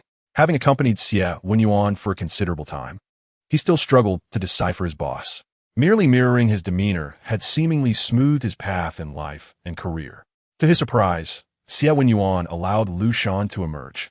He had previously thought Liu Shan would remain confined indefinitely. Assistant Zhang recollected the last time Liu Shan had escaped, where he trailed closely behind his boss. At that moment, Xie Wenyì was smoking, his face obscured by the blue haze, lending him an intimidating presence. Assistant Zhang hesitated, only for Xie Wenyì to notice. "What do you wish to say?"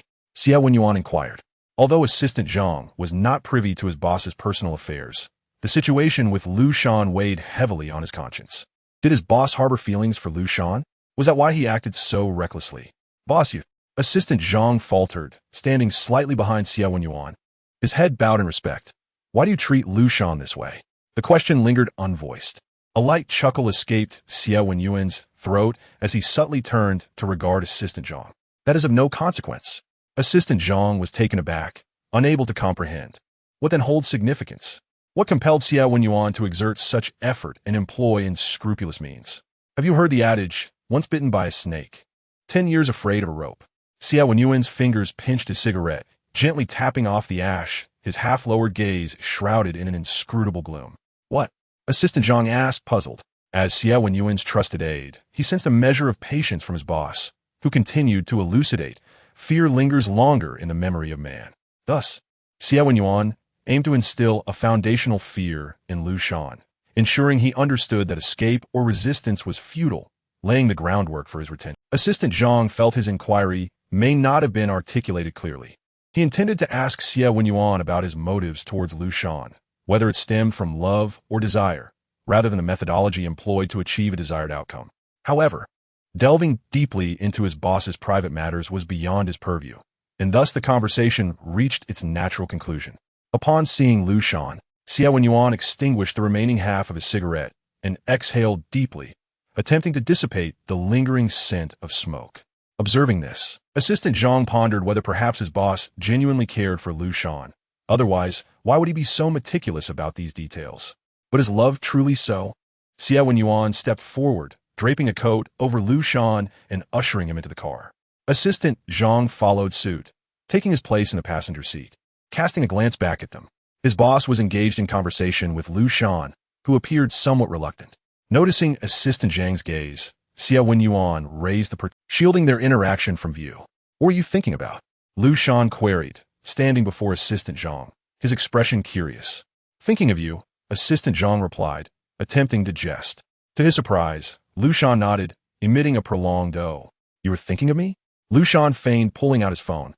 "Then I shall inform Xie Wenyì." Assistant Zhang, flustered, countered. "No, just a joke." He smiled, though the effort felt somewhat forced. Reluctantly, he began to reassess his prior judgment regarding Liu Shan's progress. At the very least, Liu Shan now adeptly leveraged his boss's influence. "I shall escort you," Assistant Zhang offered, opening the back door. Liu Shan climbed inside, and as the vehicle commenced its journey, he gazed out the window, resting his chin on his hand. It had been quite a while since he ventured out alone. The thought stirred a flutter of anxiety within him, uncertain of how the world had transformed. Xie Wenyì instructed Assistant Zhang to take Liu Shan to the mall. Navigating through the bustling streets filled with vehicles, Assistant Zhang eventually halted the car. "We've arrived." As Liu Shan disembarked, he glanced back. "You won't be following me, will you?" With a smile, Assistant Zhang lied without a flicker of hesitation. No. Despite his boss's directive to accompany Liu Shan as Xie Wenyì's loyal confidant, he understood the emphasis was on ensuring Liu Shan remained unaware. Thus, he was to follow discreetly. Watching Liu Shan drift further away, Assistant Zhang maintained a distance that kept Liu Shan within his sight while remaining undetected. Upon entering the mall, Liu Shan felt a twinge of surprise. Is this how it is now? Coming alone felt odd. Most individuals traveled in pairs. Wandering aimlessly through the crowd, he was suddenly pulled into a side corridor. "Who are you?" Liu Shan demanded. The individual placed a finger to his lips, signaling silence. As Liu Shan discerned the person's face, he froze momentarily. This person bore a striking resemblance to Xie Wenyì. Caught in a daze, Liu Shan was dragged into the restroom. Chapter 35.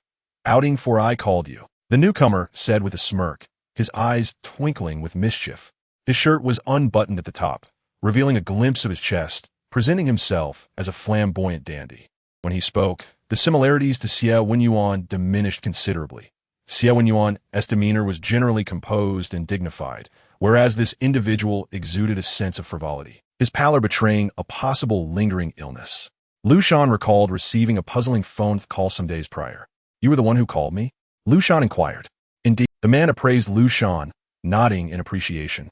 No wonder that snake, Xie Wenyì, is fond of you. Allow me to introduce myself. I am Xie Wenyì, and by blood, I am Xie Wenyì's brother. Half-brother, Xie Wenyì added, winking at Liu Shan. Liu Shan frowned, feeling discomfort at the levity displayed on the face that mirrored Xie Wenyì's. However, he realized that he had never heard Xie Wenyì mention his family. You are his brother? Liu Shan queried. Yes. Xie Wenyì nodded, but there is no brotherly bond. You may consider it non-existent. Then why do you bear the surname Xie? Do you not also lack the surname Xie? Xie Wenyì Zito. Liu Shan's expression darkened. Having spent considerable time with Xie Wenyì, his reflexes sharpened, and he quickly perceived that Xie Wenyì had investigated him. Xie Wenyì continued to ramble, jesting about their names, suggesting that Liu Shan's was melodious, while Xie Shan sounded like scoundrel. Step aside.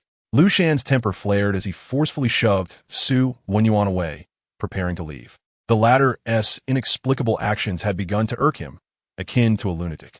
Was this a familial trait? Xie Wenyì, losing his balance, staggered back but swiftly grasped Liu Shan's garment, pulling him against the wall. Under Xie Wenyì's deliberate maneuver, Liu Shan nearly collided with him, but he reacted quickly, bracing himself against the wall to avert physical contact. Wall slam? Xie Wenyì teased, a smirk curling his pale lips. So, who is on top? You or my brother? Yet, judging by your demeanor, you likely cannot compete with Xie Wenyì. Liu Shan silently summoned his strength. At that moment, someone exited a stall and approached the sink, taking in the scene before them, choosing to abandon washing their hands, their expression a mix of disbelief and comprehension. Though no words were exchanged, it felt as if everything was communicated. Liu Shan sprang to his feet, attempting to demonstrate that he had no connection to Xie Wenyì. The onlooker maintained their gaze, scrutinizing them as they exited the restroom. Liu Shan resolved to follow suit. Why are you so impatient? I already mentioned that my relationship with Xie Wenyì is tenuous. Perhaps I could assist you. Xie Wenyì leaned against the wall, maintaining his usual frivolous demeanor, even casting a flirtatious glance at Liu Shan. However, his breathing was subtly heavier, as if he were enduring some hidden torment. Liu Shan halted, glancing back at him, and mimicked his prior attitude, remarking, given your current state, it seems you wouldn't stand a chance against Xie Wenyì. Not only do you appear unwell, but your character is also rather unreliable. Xie Wenyì moment processing her words before erupting into laughter. You truly are. He reined in his mirth, his chest heaving as he paused, then declared earnestly, but believe me, even if it costs me my life, I will fulfill your request. As he spoke, his gaze fixated on Liu Shan, his eyes filled with sincerity and a depth of emotion, making a solemn promise. Liu Shan ceased her movement and approached him under his expectant gaze, only to suddenly turn on the faucet and splash water onto his face, exclaiming, "Don't drag me down with you." The icy water cascaded down Xie Wenyì's face, plunging into his chest, rendering him momentarily speechless, his previous light-hearted expression now replaced with a stunned countenance. He turned to Liu Shan, bewildered. What are you doing? Just trying to make you more alert, Liu Shan replied, her eyes glinting with skepticism. We've only just met. This hardly qualifies as dying for someone. Moreover, given Xie Wenyì's current state, he would likely be a liability against Xie Wenyì. Liu Shan had no desire to return to the basement, awaiting an uncertain release from Xie Wenyì, with only a semblance of freedom granted to him. He deeply valued the precarious situation he currently found himself in. Hey, wait. As Liu Shan turned to leave, Xie Wenyì rose, his previous nonchalance replaced by urgency. I mean it. Why don't you believe me? When I see you, it's as if I'm seeing my mother, and that's why I want to help you. As he spoke, Liu Shan's expression began to shift into something peculiar. Noticing her indifference, Xie Wenyì urged, Liu Shan, don't you realize you've changed? If this continues, even if Xie Wenyì allows you to leave, you won't be able to. I genuinely wish to assist you, he implored. You've come to believe the world is that small, forgetting what a normal life entails. Suffocated by control, what is presented as freedom is merely an illusion. The one holding the chains can retract them at any moment, ensuring the captive can never escape. It's akin to a domesticated cat released into the wild. It can only perish. Gradually, one shifts from passive confinement to actively seeking the master's pity.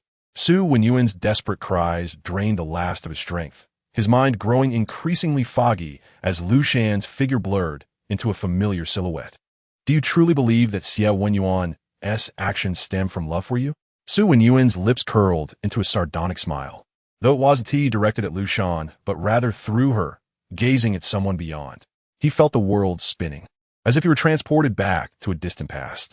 He merely views you as an object, something that belongs to him. You are not even regarded as a person. I want to help you, with everything I have. Why won't you listen to me? His voice crescendoed, his chest heaving violently, lost in a nightmarish haze, madness flickering across his face. Liu Shan stared at him, astonished. You. Liu Shan was left speechless. Xie Wenyì seemed somewhat obsessive. Could there truly be a hereditary madness in the Xie family? Just say the word, and I'll take you away. I'll help you, even if it costs me my life. Xie Wenyì's gaze grew unfocused as he looked at Liu Shan, his cheeks flushed with an unnatural hue, his breathing increasingly labored. He murmured 2 syllables, familiar syllables, the most recognizable ones in the human experience. Mama.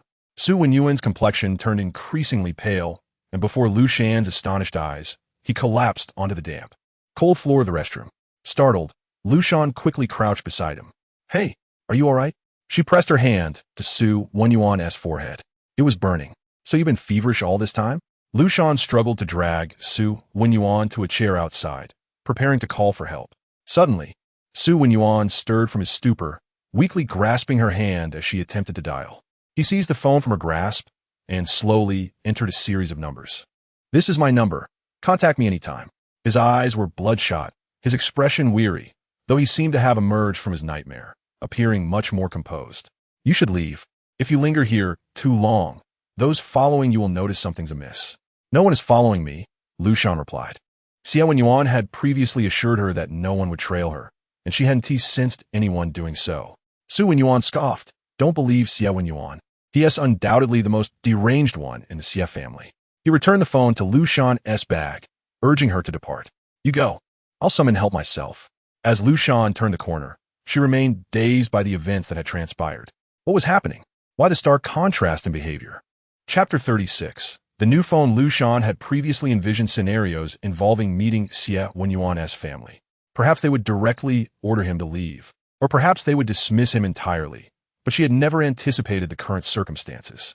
Xie Wenyì's brother did not appear as frivolous as he seemed, though Liu Shan could not articulate how. After returning to the mall, she recalled Xie Wenyì's words and felt an unsettling sensation of being watched. She glanced around but saw nothing amiss. Don't trust Xie Wenyì. Why? Xie Wenyì had never deceived her. Liu Shan's mind was in turmoil. Should she inform Xie Wenyì about today's events? He had left a profound impression on her, instilling a sense that she could not deceive him, leading her to hesitate repeatedly about whether to be candid. Each cycle of indecision only served to deepen this impression. She could not outsmart Xie Wenyì. Attempting to do so would undoubtedly lead to severe consequences. As she walked forward, the feeling of being observed intensified, prompting her to stop and look back, only to find a bustling crowd. The atmosphere was lively, bustling with activity, as if everything were just as it should be. Suddenly, Liu Shan felt a wave of suffocation.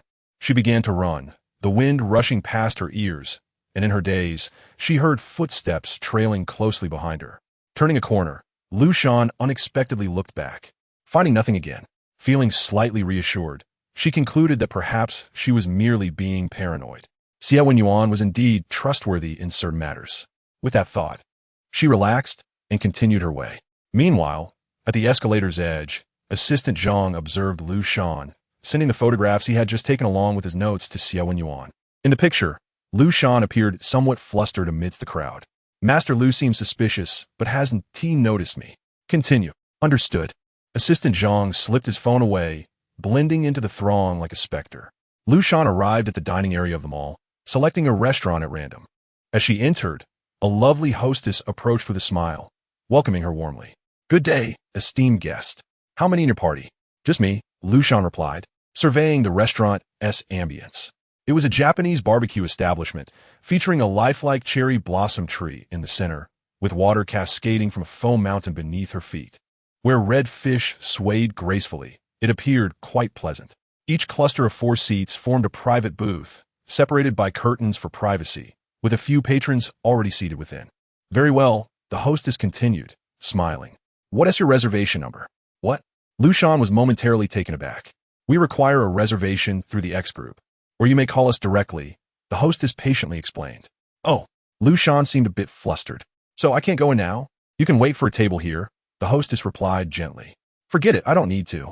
Liu Shan waved her hand dismissively and turned to leave. Stepping out of the establishment, she gazed at the mall's bright and airy space, feeling an uncharacteristic sense of unease. It felt different from before. She turned and entered a hot pot restaurant, glancing at the sign. She had heard of it before. As soon as she settled in, a server approached with a tablet, ready to take her order. Liu Shan casually selected several dishes and, while waiting, finished the cup of sour plum soup. In the blink of an eye, the cup was refilled. Liu Shan drank again, and it was full once more. No need, he repeatedly declined. I'll do it myself. The condiments are over there. The waiter, noticing Liu Shan alone, placed a doll across from him and pointed to the condiment station nearby. Thank you, Liu Shan responded with great politeness. The waiter, observing Liu Shan's youthful demeanor, guessed it was his first visit and kindly reminded him, students receive a discount of XX% to show at checkout. I'm not a student, Liu Shan replied candidly. Oh, enjoy your meal, the waiter said, quickly masking his surprise and pouring more sour plum soup into Liu Shan's cup. The hot pot restaurant buzzed with lively chatter that enveloped Liu Shan. He sat there, facing the smiling plush doll. Liu Shan gazed into the pot, watching the vibrant red broth as tiny bubbles began to rise and gradually boil. The steam blurred his vision. If only Xie Wenyì were here, that thought surged unexpectedly. Liu Shan was momentarily taken aback and gulped down a large mouthful of sour plum soup to calm his nerves. He picked up a piece of lamb roll with his chopsticks and brought it to his mouth, turning his head only to find his cup filled again. After finishing his meal, Liu Shan passed by an arcade. Back in high school, he would occasionally visit, buying 2 or 3 dozen tokens to play with friends for the afternoon, but now he felt no inclination. A poster at the entrance proclaimed, "Follow for 10 tokens. Order through the mini program for a 5 discount." Liu Shan glanced at it and quietly walked away, distancing himself from the raucous merriment inside. Even the bubble tea shop in the mall no longer allowed counter service. Liu Shan settled into a chair in the mall to rest, and once again, the familiar name, Xie Wenyì, surfaced in his mind. Liu Shan took out his phone and saw that Xie Wenyì had just sent him a message. How's it going? Liu Shan typed back, not great. Come back early. Oh. Liu Shan looked off into the distance and suddenly recalled Xie Wenyì's earlier words. Even if Xie Wenyì lets you go, you still can't leave. A troubled expression crossed Liu Shan's face. He sensed something amiss, yet could not articulate it. The bright mall around him felt shrouded in an impenetrable haze. He recalled a line of poetry, not recognizing the true face of Mount Liu. Only because I am in the midst of the mountain. Perhaps he needed an outsider to help him see through it all. But it seemed that Xie Wenyì would not permit that. With a determined heart, Liu Shan ventured to a mobile phone store in the mall and purchased a new phone. Hesitating, he retrieved the phone number Xie Wenyì had given him earlier, pressing the digits slowly as if his fingers were bound by heavy weights. In the distance, Assistant Zhang watched closely. Chapter 37. The new phone too purchased a new phone from the store. Assistant Zhang silently observed, ultimately recording the information. Liu Shan, with his head lowered, fiddled with his new device. Once the setup was complete, he tucked the phone into his coat pocket, having deliberately chosen a lightweight model for easy concealment. A sense of unease washed over him as he glanced around, losing the urge to continue browsing. He made his way to the first floor of the mall, preparing to return home. Liu Shan? His shoulders sagged, and he turned to find Xie, beaming as he draped an arm over his shoulder. Are you here alone? Where's your partner? Xie inquired. Just me, Liu Shan replied. Previously, he would have been accompanied by Xie Wenyì. Today, he was alone. Xie's cheerful demeanor persisted, and he began chatting away. Liu Shan felt a complex mix of emotions towards Xie. On one hand, he was one of Liu Shan's closest friends from high school, still holding some affection. On the other hand, years apart had altered them, creating an almost imperceptible barrier, like flowers viewed through mist, familiar yet strange. Their bond had not severed completely, but it could not be termed as a close friendship either. Moreover, during the previous class reunion, Xie's enthusiasm was unchanged, mirroring his high school self, outgoing and vibrant. Even though Liu Shan was not particularly inclined to converse, Xie effortlessly found topics to discuss, chatting on without concern for awkward silences. He would make an excellent salesperson. Just as this thought crossed Liu Shan's mind, he found himself led into a jewelry store by Xie. The entrance was adorned with a floral arch, and under the soft lighting, the pale pink roses appeared almost lifelike. Liu Shan could not discern whether they were real or artificial. Before he could contemplate further, Xie exclaimed, "I work here as the manager. What do you think? Want to buy something? I can sneak you an employee discount."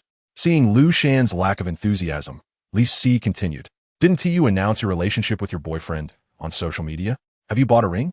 Although you can't get married, it's important to have a sense of ceremony. Don't believe what you read online about how only girls care about that. Guys do too. If you buy one, you will surely be delighted. Relationships need to be nurtured."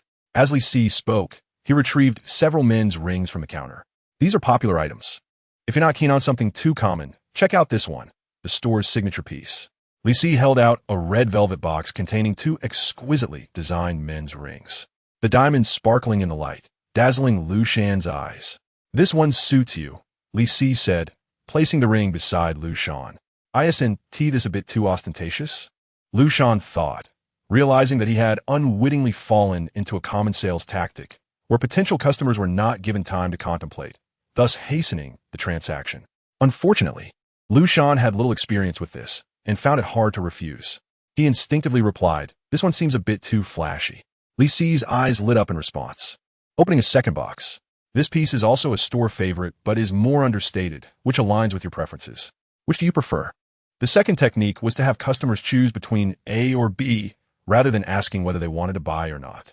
A ring quietly stood in the velvet box, capturing Liu Shan's attention. Even after leaving the store, Liu Shan remained somewhat dazed, glancing at the bag in his hand, unable to comprehend how he had reached the point of purchasing couple rings with Xie Wenyì. However, if it were for Xie Wenyì, perhaps it would be acceptable. Liu Shan gazed at the velvet box inside the bag, and Xie Wenyì's face materialized in his mind. Upon arriving at the parking lot, Assistant Zhang was already waiting, as if he had been there all along. Liu Shan climbed into the car and headed home. Once at home, he quickly hid the phone, suspecting Xie Wenyì was still at the hospital and too busy to reply. Liu Shan could only remark on the audacity of someone gravely ill venturing out. "Shan, if there are any issues with the ring, feel free to contact me. We offer after-sale service, haha." A notification chimed from his phone. It was Xie. Liu Shan stared at the chat box for a long moment before replying coldly. Okay. He was not naive. He had known he was being led into a trap the moment he exited the store. Yet, considering their past friendship, he chose not to hold it against Xie. However, that was the extent of it. From now on, they would merely be acquaintances. Perhaps, in Xie's eyes, he had already assumed such a role. Xie had once been his friend, but now, and in the future, that would not continue. But who was his friend? He had no friends. No connections in the outside world. Liu Shan clutched his phone, sinking into silence. As dusk fell, he faded into the dimming light, as if being drawn into an unknown vortex. Suddenly, a bright light filled the room as Xie Wenyì entered. The abrupt illumination startled Liu Shan, causing tears to spring to his eyes. He gazed at the indistinct figure at the doorway, which gradually took shape, a vibrant swirl of color that became a clear image of Xie Wenyì. Xie Wenyì bent down, using his thumb to wipe away the tears that had welled at Liu Shan's eyes from the harsh light. "What's wrong?" Xie Wenyì sensed Liu Shan's discontent and immediately sat beside him, studying his bewildered expression. He reached out to embrace Liu Shan, saying, "Tell me about it." He comforted Liu Shan like a child, gently patting his back. Liu Shan clutched Xie Wenyì's shirt, wrinkling the fine fabric into a crumpled ball. He nearly blurted out that he did not wish to go out. Everything outside felt foreign, and meeting a familiar person did not equate to genuine warmth. This thought coalesced into a quiet sob that lingered in his throat as he confided, "I ran into Xie today." Xie Wenyì patiently awaited Liu Shan's continuation of his narrative. Liu Shan reminisced about their high school days, recounting tales from a recent class reunion with a certain meandering charm. During their high school years, Xie and he were inseparable friends, sharing moments on the basketball court and selling popsicles after class. They were both forthright and candid, devoid of any pretensions. They even defied school rules to confront Wang Hao, defending classmates who were being harassed. Perhaps this could be deemed as an act of righteousness. Yet now, it seemed only Liu Shan retained these memories. Xie Wenyì listened attentively, nodding occasionally to signify his engagement. Liu Shan shared many stories, some of which Xie Wenyì knew, but hearing them directly from Liu Shan imbued them with a different resonance. It lacked the frigid formality of a report. Instead, he heard a familiar voice, laden with grievances. as if something had burrowed into his chest, gnawing at his heart. He wished to spare Liu Shan further sorrow. Liu Shan extricated himself from Xie Wenyì's embrace.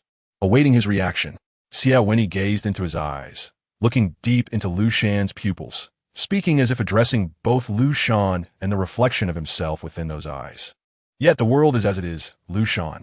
But Liu Shan would find no solace in this statement, and thus it remained unspoken. The human heart is veiled by a mask, encased in flesh, leading one to believe that it is the true visage. Each journey through life strips away the layers, leaving no trace of what once was. This phenomenon is often referred to as growth. Everyone is a marionette, tethered by strings they refer to as fate. Long ago, Xie Wenyì discerned the truth of the world and exploited it, resorting to any means necessary, focused solely on outcomes. For it was the only way to seize control over his own existence. To others, it appeared that Xie Wenyì was coercing Liu Shan. In his mind, it was merely a method, distinguished only by its utility. Xie Wenyì reached out, grasping the back of Liu Shan's head, locking eyes with him, offering reassurance. It's all right. If you dislike it, he will not appear before you again.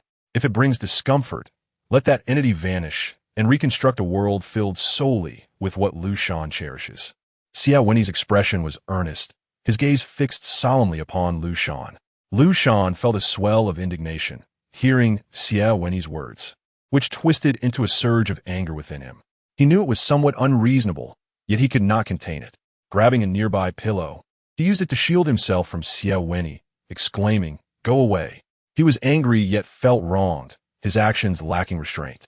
After enduring several playful swats, Xie Wenyì, observing Liu Shan's unwavering resolve, ultimately embraced him, restraining his arms. Liu Shan struggled, his hair coming undone, his chest rising and falling rapidly as he exerted all his strength to break free, yet he remained immovable. Eventually, he succumbed to exhaustion, leaning against Xie Wenyì. Xie Wenyì did not release him, whispering near Liu Shan's ear, "Do not be disheartened." He consoled Liu Shan, though feeling somewhat powerless, merely holding him until the tempest of grievance and fury within Liu Shan subsided. Xie Wenyì understood that Liu Shan harbored resentment towards him. He was at fault, even if he did not perceive it that way. However, there was one aspect beyond his influence: Liu Shan's acquaintances and their transformations. That was something Xie Wenyì could not intervene in. Had it not been for him, they would inevitably have reached that juncture, but by then, Liu Shan would have grown accustomed to it, gradually numbing himself, no longer confronting the harsh realities with the tender heart he possessed now. Chapter 38. The new phone, the room bathed in a warm, golden light. Xie Wenyì bore no trace of anger from their earlier scuffle. Still speaking softly to soothe Liu Shan, gathering the scattered hair ties to redo Liu Shan's hairstyle. To Xie Wenyì, the most effective means of comforting someone was to alleviate their troubles. For those burdened by poverty, providing financial assistance. For the ailing, restoring their health. Resolving issues at their source was the most effective approach. If you wish to avoid them, Xie Wenyì began, but Liu Shan interrupted. No need. Just leave it as is. Liu Shan's emotions often surged rapidly, only to dissipate just as swiftly. He generally held no grudges. The pent-up feelings had already been released. And now, reflecting on it, he felt no lingering discomfort. Since Li Si was no longer a friend, distancing himself was the best course, parting ways peacefully and silently. Liu Shan stood up, ready to return to his room for rest. Liu Shan, Xie Wenyì suddenly called out. Liu Shan halted. Xie Wenyì turned slightly, one side of his face shrouded in shadow, then turned fully to face Liu Shan, silently observing him. An atmosphere of quietude enveloped them as they locked eyes. Liu Shan licked his lips, awaiting Xie Wenyì's words. Once rationality returned, he recalled the phone he had secretly purchased without Xie Wenyì's knowledge, intending to discreetly contact Xie Wenyì. Did Xie Wenyì discover it? Liu Shan felt his heartbeat quicken. After a considerable pause, Xie Wenyì smiled lightly. It's nothing. Get some rest. Liu Shan departed in a slight flurry.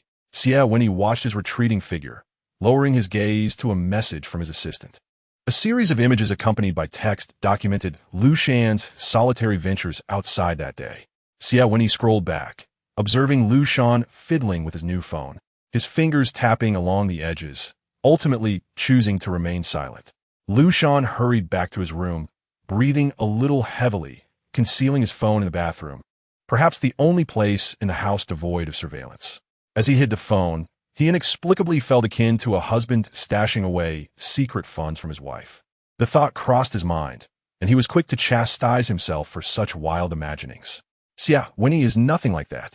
After securing the phone, he sighed in relief and lay back on his bed, scrolling through it.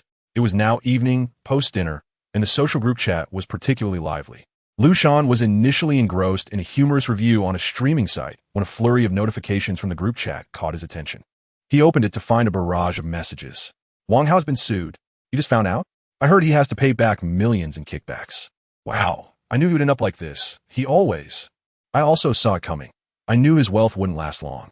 The individuals who once disregarded Wang Hao in high school, who now lauded him at reunions, were the same ones proclaiming, I knew it today.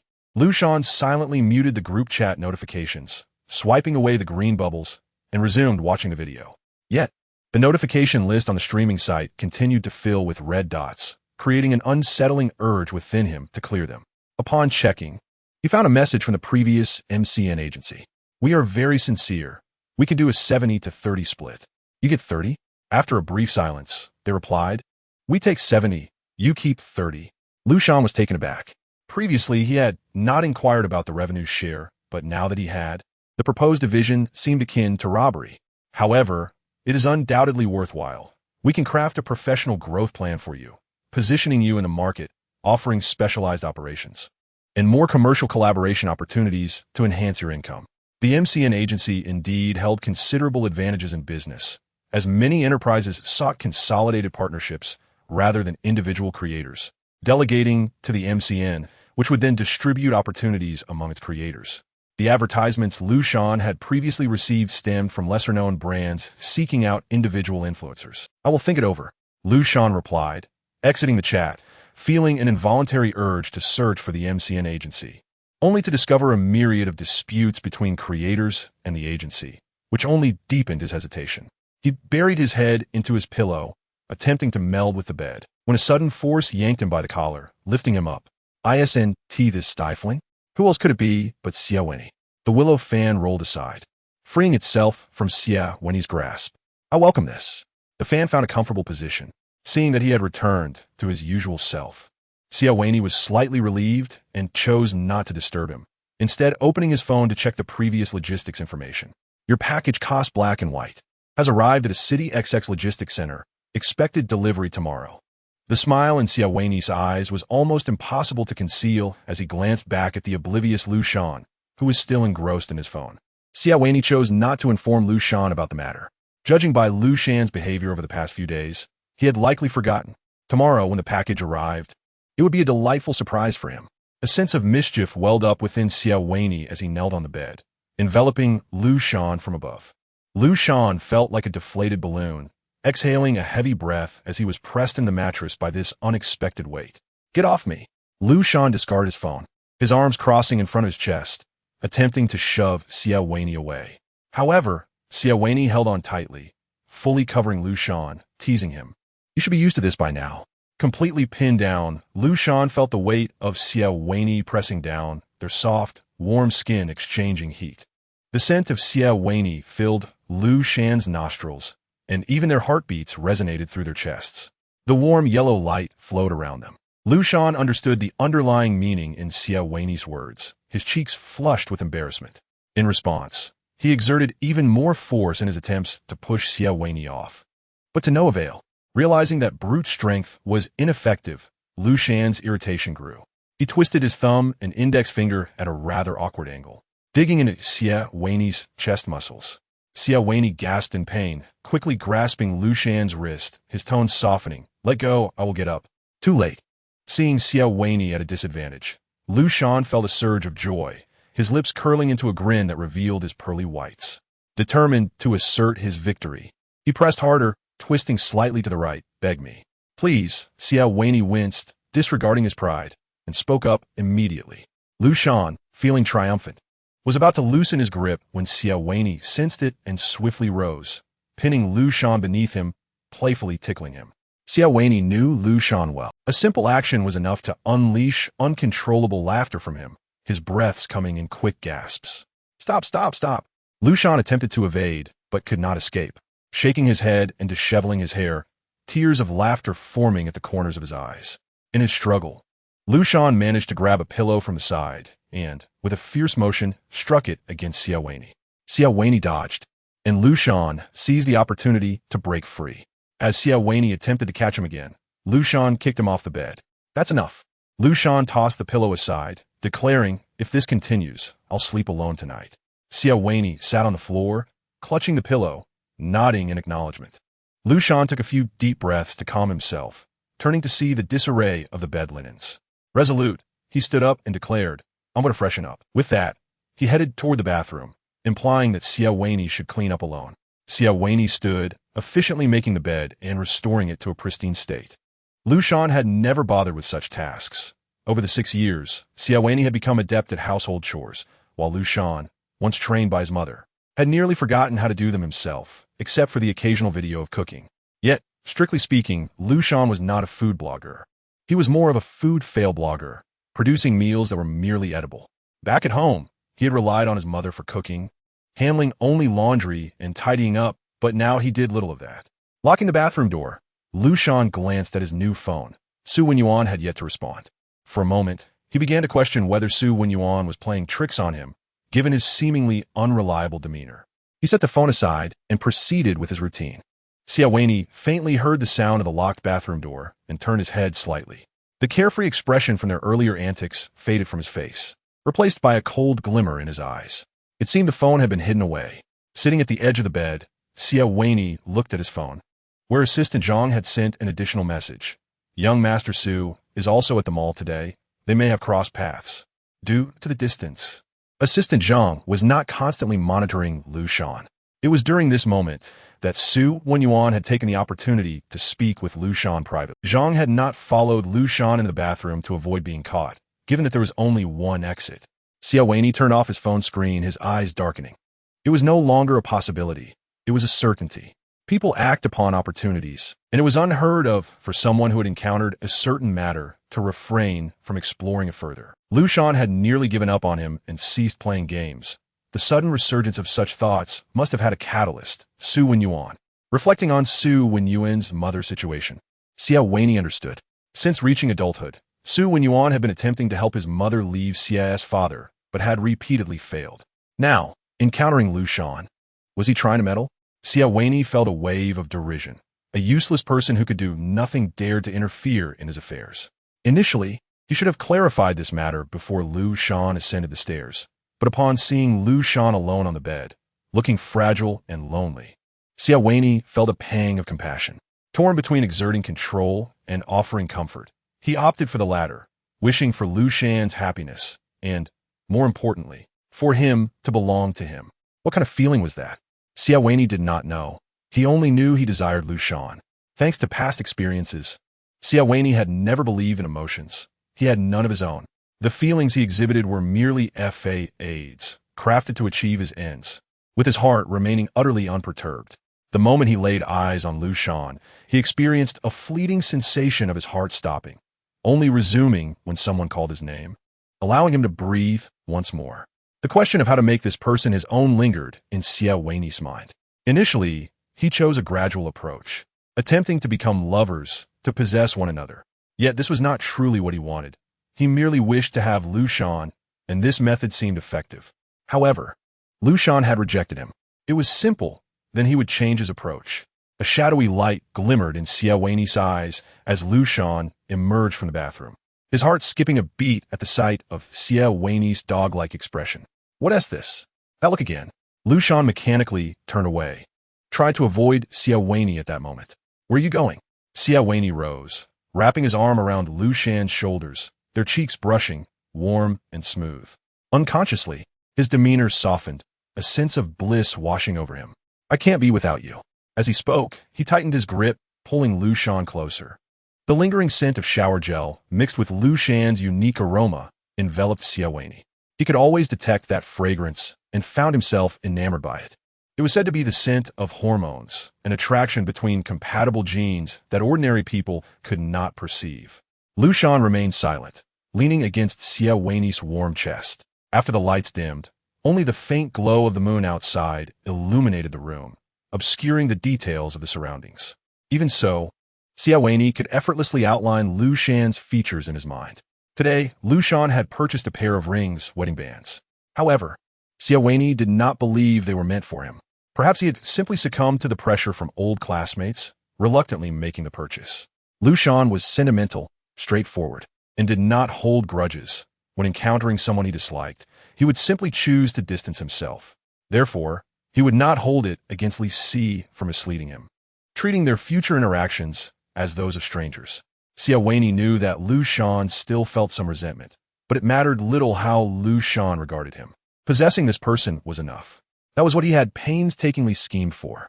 He tightened his embrace slightly, as if intending to merge Liu Shan into his very being. The next day, at dawn, Xie Wenyì awoke. He tiptoed out of bed, glancing back to see Liu Shan still deep in slumber, breathing evenly, blissfully unaware as he rolled over under the covers. Xie Wenyì adjusted the quilt, covering the shoulder of Liu Shan that was exposed as she rolled over. He gazed at her, and in the tranquil space, their breathing patterns gradually intertwined. Suddenly, Liu Shan's breaths became heavy and erratic. Xie Wenyì noticed a strand of hair from the side of her face falling on her nose, occasionally lifted and dropped by the gentle exhalation of air, causing her breathing to falter. He reached out and tucked the hair behind her ear, restoring the steadiness of her breath. Xie Wenyì then closed the half-open window and drew the curtains, shielding the room from the encroaching daylight. As he stepped outside, he noticed a delicate white paper bag placed on the cabinet, embossed with golden letters, the brand name of a ring. It was something Liu Shan had purchased the day before. Xie Wenyì stared at the bag, casually set aside, and withdrew a velvet square box. The soft click of the box opening revealed 2 rings arranged neatly within. Under the dim lighting, the rings lacked the brilliance they possessed in a bright display case, yet they were captivating enough to draw Xie Wenyì's attention. He picked one up, pinching it between 2 fingers and slid it onto his left ring finger. It fit perfectly. With his left hand extended, he examined the ring under the light. It felt somewhat novel, yet not strange, the slight sensation of foreignness between his fingers. As he slightly bent his fingers, the sensation intensified, but it did not hinder his movements. The wedding ring, a custom borrowed from the West, was believed to be associated with a vein in the left ring finger that connected to the heart, allowing one to feel their partner's love. Others viewed it as a symbol of voluntary commitment, a transformation of bondage, a sign of belonging to someone. Xie Wenyì lowered his gaze, removed the ring, and placed it back in the box, which he then returned to the paper bag, positioning it carefully as if it had never been disturbed. Liu Shan would not give him a ring, nor did he require one from her. What he sought was Liu Shan herself. He dismissed the ethereal notions surrounding such tokens, believing that he would attain all he desired through his own means. Gently, he closed the door behind him, disappearing into the dimness of dawn. In the sky, doves set forth on their early journeys, returning to the nests they cherished. Noticing the light brightening, Xie Wenyì messaged Liu Shan, urging him to rise for breakfast. Of course, he knew Liu Shan would only groggily glance at the message before discarding his phone and continuing to sleep. In the bedroom, Liu Shan indeed followed Xie Wenyì's predictions, dismissing the alarm clock with a wave of his arm and turning his head to sleep further. The curtains were drawn tightly, enveloping the room in a twilight haze, blurring the lines between day and night, fostering an atmosphere ripe for slumber. By the time Liu Shan finally stirred, it was already past 10 o'clock. With no job to bind him, he found it easy to lose track of day and night. Thanks to Xie Wenyì's influence, he managed to maintain a semblance of a normal routine. After finishing lunch, Liu Shan contemplated checking if Xie Wenyì had replied to him. Surely by now, he should be awake. If he hadn't responded, it could only mean he was ignoring him. Suddenly, the doorbell rang. Liu Shan peered through the floor-to-ceiling window in the living room and saw someone delivering a package. Was it the scooter he ordered? How swift! Truly impressive service from X. However, upon stepping outside to collect it, he discovered that it was not the anticipated box, but rather a small, square package. What could this be? He hadn't purchased anything else recently. Checking the delivery slip, he confirmed it was indeed addressed to him, just as Xie Wenyì had predicted. Liu Shan had completely forgotten about the promise he made earlier. Sitting on the edge of the sofa, he hastily unwrapped the package, and as he realized its contents, memories flooded back, causing his cheeks to flush crimson. He suddenly recalled the wager he had made with Xie Wenyì. The box felt like a hot coal in his hands. Inside was a neatly arranged outfit, the black fabric adorned with lace trim, topped with a white lace headband. Liu Shan sank deeper into the corner of the sofa, pondering how to deal with this unexpected item. Perhaps he could discreetly discard it and tell Xie Wenyì that the package had been lost. Yet, such a tale would be easily unraveled. Suppressing his embarrassment, he pinched the outfit between two fingers, the silky material slipping away, and he let it fall to the corner of the sofa, covering it with a pillow to conceal it completely. The sofa now bore a mound of cushions, an obvious attempt at concealment. To divert his attention, Liu Shan rushed to the bathroom, retrieving his phone and furiously messaging Xie Wenyì. After being ignored all day, compounded by the sight of the items Xie Wenyì had purchased, Liu Shan was on the verge of exploding. "If you don't reply, I'll delete you." The chat box showed he was typing, and on the other end, Xie Wenyì seemed at a loss for words. "What else with your attitude? I'm still in the hospital getting 4 fluids. Can you exhibit some patience?" Liu Shan coldly replied, "No."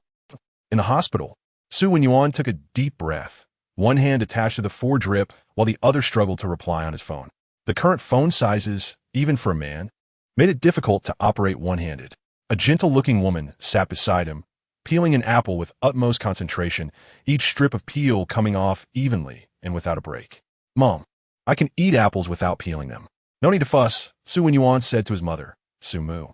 Upon hearing this, Sumu appeared momentarily dazed, a gentle smile gracing her features as she looked at her son. "Sorry, dear, I forgot. It's your father who likes them peeled." Xie Wenyì fell silent. Sumu continued, "Don't hold a grudge against your brother. It's my fault for their family." In Sumu's heart, she believed she had disrupted the family of Xie Wenyì. "What are you talking about?" Xie Wenyì's anger surged, his voice rising abruptly. "Mom, wake up. They're the ones at fault. You owe them nothing." He sat up, the 4 lines swaying dangerously as he did. Sumu quickly pressed down on his hand, urging him not to move. "I want to say it again. This wasn't merely a matter of whether to speak or not." Xie Wenyì's fury remained, for the truth was undeniable. Previously, he had tried to reason with his mother, guiding her gently, but he soon realized that it was futile. The sense of helplessness mixed with anger turned Xie Wenyì's frustration inward, unable to bear his mother's resignation. All right, that is how it is," Sumu said, watching the 4-line bleed back into the bag due to his struggle, tears welling in her eyes. "Just stay still and let the 4 do its work. Do you want to make me worry to death?" Sumu's sobs snapped Xie Wenyì back to his senses. He looked at his fragile mother, feeling an overwhelming sense of helplessness. Xie Wenyì's lips parted, his tone softening. "Mom, I'm sorry." Sumu didn't catch his words, looking at him in confusion. Xie Wenyì didn't speak further, lying back down and reaching for the phone he had tossed aside earlier, intending to see what messages Liu Shan had sent. He wanted Liu Shan to leave. It was a form of revenge against Xie Wenyì. Yet, more than that, in Liu Shan he saw the reflection of his own mother. He wished to change something, but he could not alter his mother. He yearned to take action, but everything felt so powerless. Perhaps with Liu Shan, he could still effect change, pulling him out before he became too deeply entangled. Xie Wenyì stared at the chat box, his thumbs struggling to type. Seeing this, Sumu asked, "Can't you use voice input?" Xie Wenyì. After much effort, he finally sent a message, only to see a red exclamation mark appear.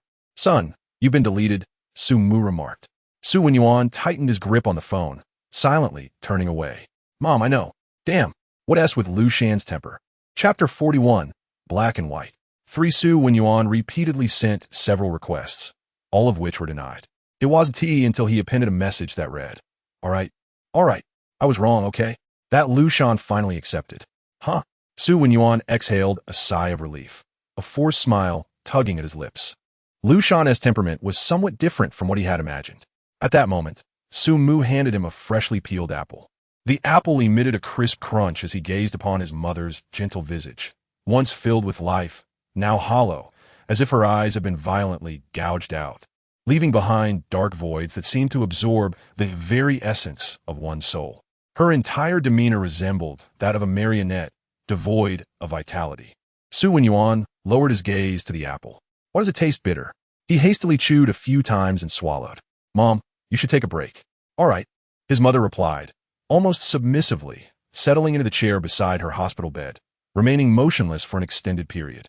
Xie Wenyì averted his eyes, feeling a heaviness in his chest that compelled him to exhale deeply. He did not wish to contest with Xie Wenyì, Yet he understood that this was the only avenue to save his mother. Xie Wenyì had always been a venomous serpent, quietly coiled like a finely crafted decorative sculpture. But once disturbed, his fangs, laced with lethal poison, would strike relentlessly at the intruder's lifeblood. A single deadly blow. Xie Wenyì had harbored a fear of Xie Wenyì since childhood. Su's father never shielded him. In his father's eyes, Xie Wenyì was merely an extension of his mother, not truly his son. Even Xie Wenyì was nothing more than a tool for inheritance. The notion of familial affection simply did not exist. No one protected Xie Wenyì. His father neglected him, his mother could not defend him, and he knew he could not contend with Xie Wenyì.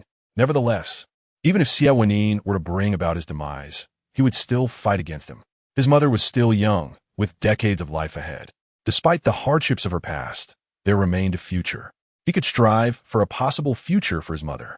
If he were to perish in the process, at least he would not be forced to witness his mother's gradual decline. Xie Wenyì glanced at his phone, feeling a weight in his heart. He approached Liu Shan, hoping to achieve a win-win situation. Both Liu Shan and his mother could embark upon that future. Taking a deep breath, he buried his emotions deep within and resumed his facade of a carefree playboy. Xie Wenyì lowered his voice and used voice input. "Are you out of your mind? I'm trying to help you. Could you please be more courteous? What did you help me with?" "I don't recall anything," Liu Shan retorted. "Isn't that what I'm preparing to do? Then you haven't helped yet, have you?" Liu Shan, gripping his phone tightly, struck the keyboard with fervor, leaving Xie Wenyì speechless. "Can you just say what you need to say? Xie Wenyì is coming back. I can help you escape from Xie Wenyì." Of course, that was contingent upon certain terms, yet the prospect of leaving Xie Wenyì was a condition Liu Shan could not refuse, given his mother's situation. Xie Wenyì recognized Liu Shan's current state of mind. He began to unconsciously rely on Xie Wenyì while simultaneously struggling to break free. But as time passed, Liu Shan would inevitably become ensnared, losing the desire to escape entirely. Xie Wenyì remained confident, awaiting Liu Shan's agreement. Unexpectedly, Liu Shan's response took him by surprise. "Let's delete each other." Why? Was Liu Shan truly so thoroughly confined now? Recalling past experiences of deletion, Xie Wenyì quickly seized the opportunity before it vanished. "Why? Do you think I'm a fool?" Liu Shan glanced at the time on his phone, casting a furtive look toward the bathroom door. His keystrokes quickened. This was the time Xie Wenyì usually returned home. A sense of foreboding washed over him. Xie Wenyì was nearing. "Life is not a novel, and you're not the protagonist. Goodbye." Liu Shan sent his final message, hurriedly concealing his phone. As time dwindled, the pounding of his heart grew increasingly intense. Liu Shan exited the bathroom, glancing out the bedroom window. He did not trust Xie Wenyì, but more importantly, he was afraid to flee. He did not wish to lose the scant freedom he had gained. The underlying fear instilled in Liu Shan by Xie Wenyì had become deeply ingrained in his psyche. No matter what he wished to do, especially considering the notion of escape, the horrors of Xie Wenyì's past would resurface, compelling him to abandon such thoughts. Like a lost vessel adrift in the ocean, on the brink of dying of thirst, he continued to consume the salt water, knowing full well it would claim his life. Yet he dared not stop. To cease would mean a more agonizing demise. Coupled with Liu Shan's other reservations, it weighed heavily on his heart like a leaden anchor. For Liu Shan, there were only two paths. One, to acquiesce to Xie Wenyì and allow him to lead him into the unknown, or two, to resist Xie Wenyì and face confinement, losing the improved circumstances he currently enjoyed. The third option was too terrifying to contemplate, and he deemed it non-existent. He could not help but think that if Xie Wenyì discovered the phone, he could always claim that he had rejected Xie Wenyì's offer to help him escape. Liu Shan's choices were dictated by Xie Wenyì. To Liu Shan, Xie Wenyì was a stranger, and furthermore, a stranger who appeared utterly unreliable. He did not believe in Xie Wenyì's good intentions, nor in his ability to surpass Xie Wenyì. If Liu Shan were the type to be driven into a corner, he would have seized upon even the most fragile thread of hope without regard for truth or deception. But he was not that person. Xie Wenyì's control over Liu Shan was perfectly calibrated. He had not pushed Liu Shan to a point of desperation, nor had he slackened his grip enough to allow Liu Shan to escape. A confluence of factors left Liu Shan with little inclination to resist. He agreed to add Xie Wenyì only because he felt lost in a fog, directionless, and in desperate need of another person, someone from outside, to act as a beacon, illuminating the answers beyond the mist. Xie Wenyì was the sole outsider Liu Shan could connect with, someone who understood his predicament. From the window, Liu Shan could see a familiar figure entering the yard. It was Xie Wenyì. Sensing the gaze upon him, Xie Wenyì looked up and caught sight of Liu Shan leaning against the window. The trees swayed gently in the breeze, casting sparse shadows. The two exchanged glances across the distance, yet it felt as though they were intimately connected, as if their eyes had penetrated to the depths of their hearts. Liu Shan was the first to look away, a hint of guilt prompting him to step back from the window. Observing Liu Shan vanish from view, Xie Wenyì quickened his pace toward the house. He opened the door just in time to see Liu Shan descending the stairs toward him. A soft smile instantly graced Xie Wenyì's eyes, his pupils shimmering with the image of Liu Shan, and when he spoke, his tone unwittingly softened. Yet for Liu Shan, this was merely Xie Wenyì's usual inflection, familiar and expected. Liu Shan approached with an unusual shyness, each step measured. Upon reaching the living room, he recalled that he had buried his outfit beneath a pile of cushions. The cushions, stacked in an odd manner, were more conspicuous than if he had hidden them away entirely. Would Xie Wenyì suddenly become blind and fail to notice? Liu Shan's gaze flickered, but Xie Wenyì followed his line of sight and spotted the pile of cushions, understanding dawning upon him. He immediately turned his steps toward it, prompting Liu Shan to hurry forward and block his path. Wait. Liu Shan grasped Xie Wenyì's arm, wishing to delay him for just a moment longer. What for? Xie Wenyì feigned ignorance, relishing Liu Shan's reaction. Liu Shan, flustered, blurted out that he would cook dinner tonight and urged Xie Wenyì to take a shower and rest first. Hearing the mention of a shower, Xie Wenyì raised an eyebrow, a knowing smile spreading across his lips. It suited him perfectly. Soon, Liu Shan would have no grounds for refusal. As Xie Wenyì made his way to the bathroom, he suddenly had a thought and began rummaging through the bathroom. Liu Shan.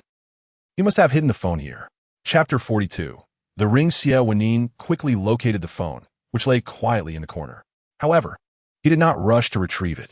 After noting the details of its current placement, he casually grasped it, swiping it lightly. A password protected it. He attempted the password of Liu Shan's previous phone, but it indicated an error. Of course, Liu Shan was not so foolish. Xie Wenyì retained a relaxed demeanor, letting the phone twirl in his hand before returning it to the corner, as if it had never been disturbed. The water flowed, shrouded in steam, as Xie Wenyì watched the phone's position through a veil of mist. The cascading water obscured his vision. He closed his eyes and tilted his head back, welcoming the flow. The warmth enveloped him, melting away his false exterior, revealing the truth of his heart. The smile that had long graced his face faded, leaving him appearing sharp and indifferent, the lingering warmth unable to soften him in the slightest. The mere thought of Liu Shan felt like a meteor plummeting from the distant cosmos, shaking his very core. When he laid eyes on Liu Shan, when he touched Liu Shan, an unseen beast roared, consuming her whole. It was resolute, twisted, and suffocating. Yet, Xie Wenyì remained unfazed, supporting himself against the mirror. He gazed at his reflection, pushing back his still damp hair. He smiled at his reflection, the fade reassembling itself. Without resorting to despicable means, how could one achieve their ends? Mutual affection? Does such a thing truly exist? Xie Wenyì held no faith in human emotions. For what was more deeply rooted than feelings was the nature of humanity itself.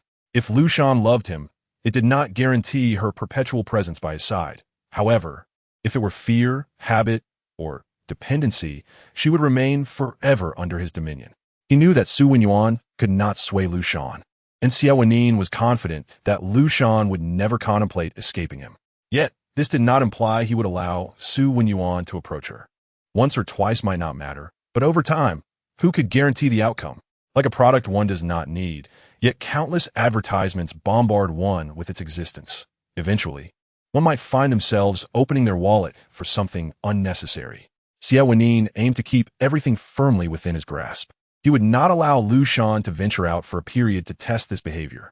Why relinquish control to another? Dressed, Xie Wenyì strode towards the kitchen. There, Liu Shan was intently studying the electronic recipe, resembling a scientist conducting an experiment. Xie Wenyì approached from behind, quietly observing. Liu Shan's cooking was peculiar. Each step presented its own challenges, yet the final product was strangely edible. Xie Wenyì glanced at the chaotic countertop, his breath slightly quickening. Let me, he said, taking over the ingredients from Liu Shan's hands, his movements deft and practiced. The knife rhythmically danced upon the cutting board, uniform strips of vegetables emerging slowly, while Liu Shan averted his gaze from the initial haphazardly cut vegetables he had produced. "What should I do?" Liu Shan inquired. Xie Wenyì paused, tilting his head slightly with a smile. "How about taking a shower?"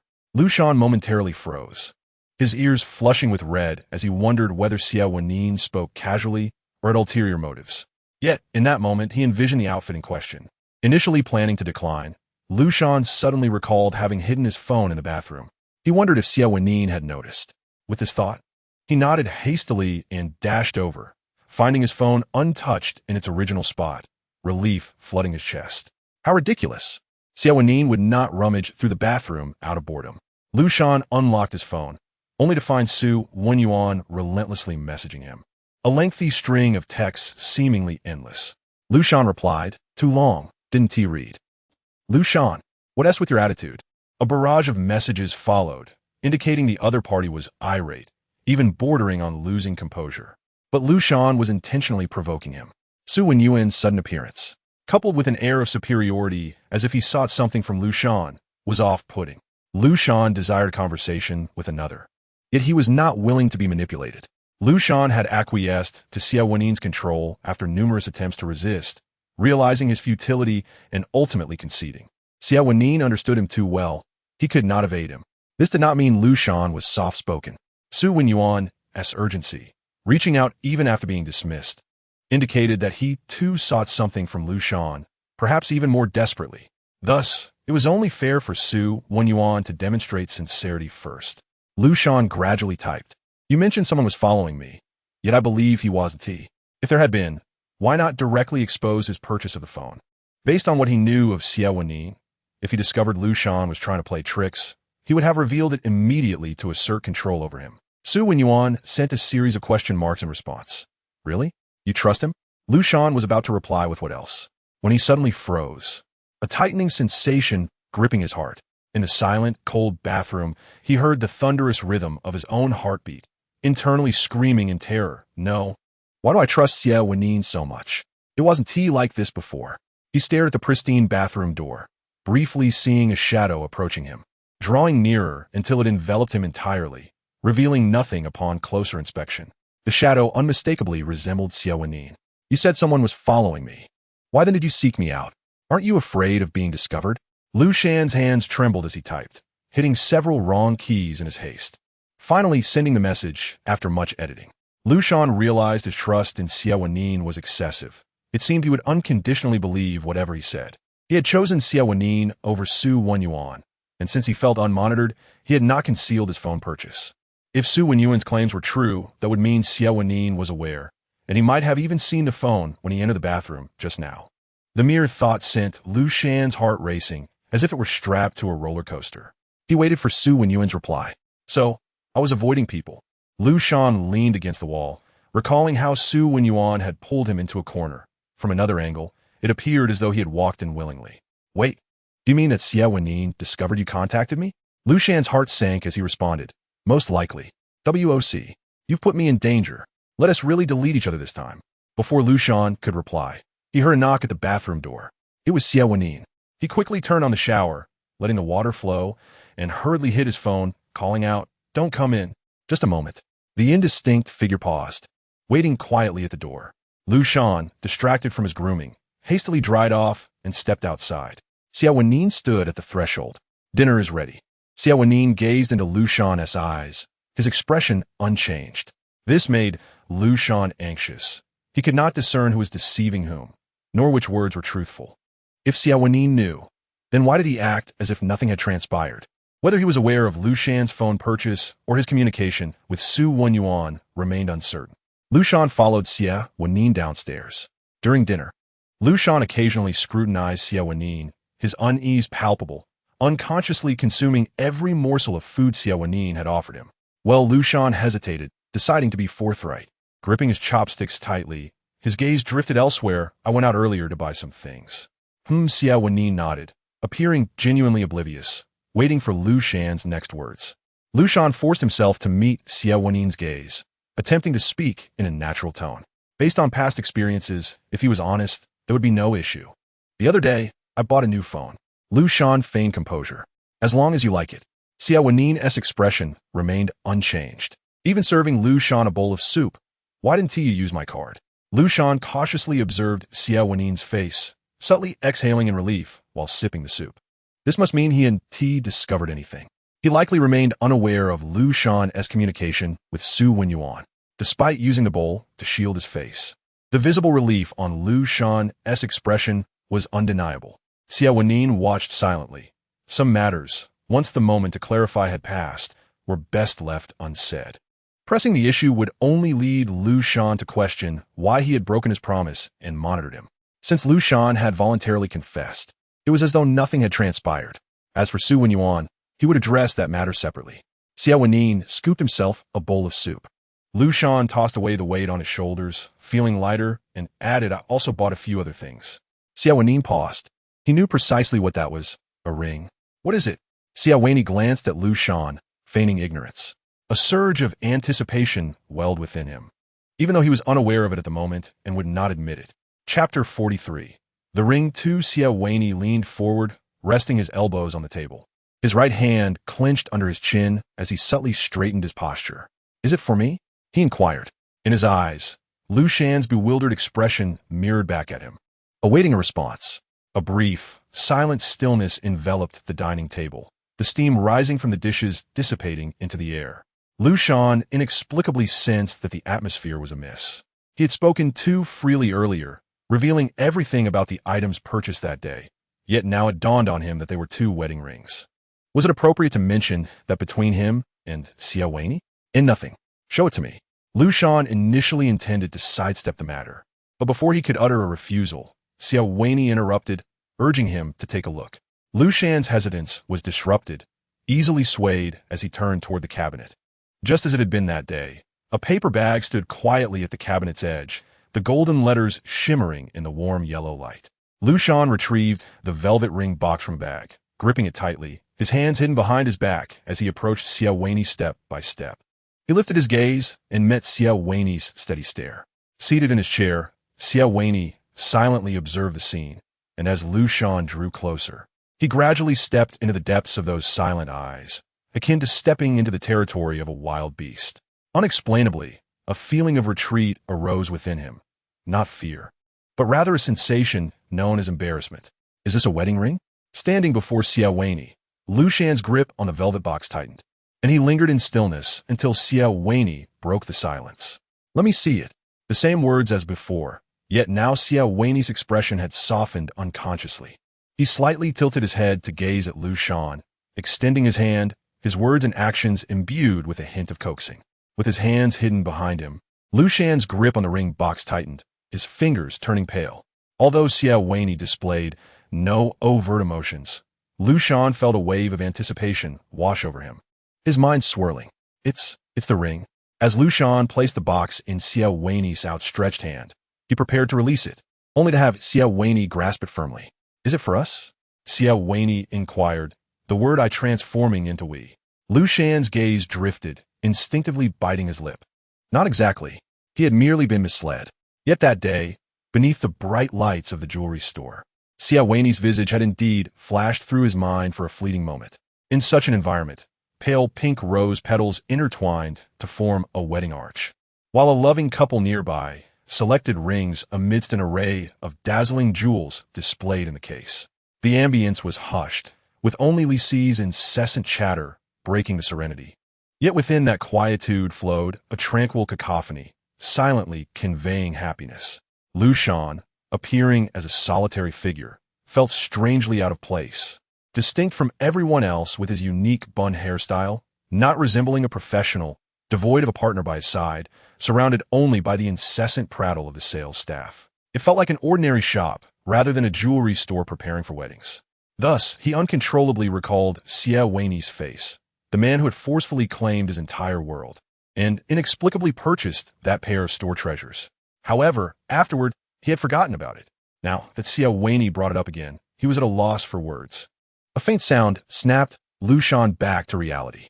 He watched as Xie Wenyì opened the velvet box, the brilliance of the 2 rings illuminating the space between them. They were a pair of rings, forming a slightly distorted heart shape when united. Xie Wenyì, adeptly seated in his chair, picked up the ring that fit him and slid it onto his left ring finger. He then took the other ring, ready to place it on Liu Shan's hand. Suddenly, Xie Wenyì lifted his gaze and asked Liu Shan, "Should I kneel?" "Ah!" A soft sound escaped Liu Shan's throat. In the next moment, Xie Wenyì stood, pushed aside his chair, took Liu Shan's hand, and slowly knelt. He fixed his gaze upon Liu Shan, who was rising higher, prompting Xie Wenyì to tilt his head to look up. On one knee, Xie Wenyì held Liu Shan's left wrist with one hand while the other guided the ring onto his ring finger. As the ring slid onto Liu Shan's finger, he moved it slightly, feeling a sense of peculiarity. Even more peculiar was Xie Wenyì kneeling before him.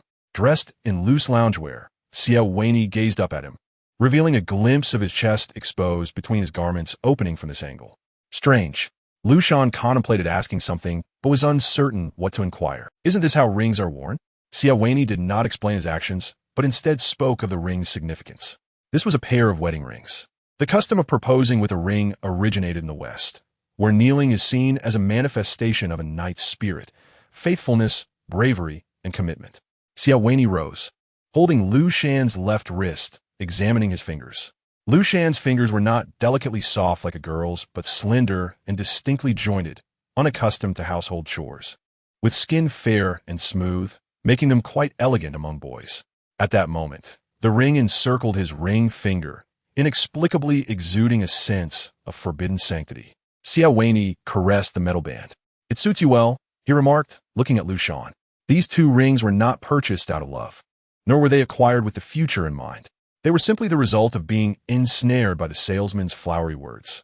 At this moment, they were not actively placed on their fingers by Liu Shan. Rather, they emerged through Xie Wenyì's subtle guidance. Nonetheless, they represented some form of constraint. Xie Wenyì cast his gaze downward, feeling a slight movement on his left ring finger, as if something were tethering him, a thread weaving through his finger, extending through his palm to his arm, piercing into his heart. Xie Wenyì understood that Liu Shan was not willingly donning the ring. Nonetheless, he had achieved his goal, yet remained unfulfilled. Xie Wenyì gazed into Liu Shan's eyes, as if seeking answers from within. Yet all he perceived was confusion and innocence. Indeed, at the age when one should explore and experience life, Liu Shan had been caught and pulled back by Xie Wenyì, leaving him in ignorance. Xie Wenyì chose not to probe further, taking Liu Shan's hand and gently kissing around the finger adorned with the ring. "Let it be as it is." The fleeting sensation was akin to a dragonfly skimming the water's surface, a subtle tickle coursing through Liu Shan's fingers and into his bones, spreading throughout him. Liu Shan abruptly withdrew his hand, staring at Xie Wenyì, his throat tightening, all previous thoughts evaporating. "You." Liu Shan swallowed hard. Although he had never been in a relationship, he understood the significance of the rings. Xie Wenyì's behavior was undeniably peculiar. What were his feelings toward him? Liu Shan was uncertain, but had asked before. How had Xie Wenyì responded then? He had simply sat before him, perplexed, and retorted, "Feelings? That's unimportant." Xie Wenyì's pupils held the reflection of Liu Shan, and he once again grasped Liu Shan's hand, gently squeezing his fingers, seemingly casually inquiring, "By the way, did you receive your package today?" Liu Shan's back tensed. And no. He instinctively attempted to evade the question, but as Xie Wenyì's grip tightened, Liu Shan promptly admitted, "I received it." "What is it?" Xie Wenyì insisted Liu Shan divulge the details. Observing Liu Shan's cheeks grow increasingly flushed, Xie Wenyì's smile deepened. "It's clothing. It's a butler outfit," Liu Shan exclaimed, recognizing that Xie Wenyì was teasing him. And a wave of suppressed embarrassment surged forth as he swung his arm in an attempt to shake him off. However, Xie Wenyì's grip was firm, and as Liu Shan struggled in vain, he heard Xie Wenyì ask, "Where'd you put it?" Liu Shan's gaze flickered toward the pile of cushions. "The trash bin," he replied defiantly. "Fine, I'll go look in the trash bin." Xie Wenyì offered no objection. Liu Shan watched as Xie Wenyì walked directly to the pile of cushions, retrieving the familiar black and white dress. "See, I found it." Xie Wenyì waved the fabric in triumph, a broad smile on his face. He approached Liu Shan, holding the clothing up to him. "It fits perfectly." With a teasing smile gracing his face, he gazed at Liu Shan's crimson earlobes, aware of the other's intent to evade. "This is our promise," he remarked. "However, if you wish to back out, I shall yield." Xie Wenyì pretended to gather his clothes, seemingly ready to concede. "I know," Liu Shan exclaimed, snatching the garments from Xie Wenyì's hands. "Just wait, I'll change. It's not as if I can't play along." With that, Liu Shan stormed upstairs in a huff. After waiting a moment, Xie Wenyì followed, estimating that Liu Shan had finished changing, and pushed the door open. "Wait, I'm not ready." Liu Shan's voice was frantic upon hearing the door creak. Yet, it was too late. Xie Wenyì had already entered, his gaze landing on Liu Shan, who was only half-dressed. A warmth surged in Xie Wenyì's nose, and he touched it, relieved that nothing amiss had occurred. "Get out." Liu Shan bent slightly, clutching the fabric to shield his chest, the white lace adorning his arm contrasting sharply with the black skirt that barely concealed his thighs, adding an air of unintended allure. This outfit was foreign to Liu Shan, and after struggling for a while, Xie Wenyì had barged in. Instead of retreating, Xie Wenyì stepped closer. "Let me help you put it on." "What?" Liu Shan gasped, retreating until he found himself cornered. Xie Wenyì straightened Liu Shan's arch form, pulling the neckline up over his wrist. The lace along the collar only accentuated the curve of his collarbone. Liu Shan turned slightly, feeling a sudden tightening around his waist as Xie Wenyì fastened the buttons. "Is that enough?" Liu Shan murmured, his knees pressed together, feeling an unwelcome draft. "Not quite," Xie Wenyì chuckled, holding a white apron, lace arm and leg bands, and a headband. "Almost there." Liu Shan's expression shifted dramatically as he realized he had not yet mastered the full attire. The skirt reached his knees, and lifting its slightly revealed lace leg bands beneath. The apron cinched his waist, emphasizing his slim figure, while the short sleeves and exposed arms provided a stark contrast to the dark fabric, adorned with a band of white lace and a bow at the end. Beneath the headband, Liu Shan's glistening eyes brimmed with indignation. "Is this satisfactory?"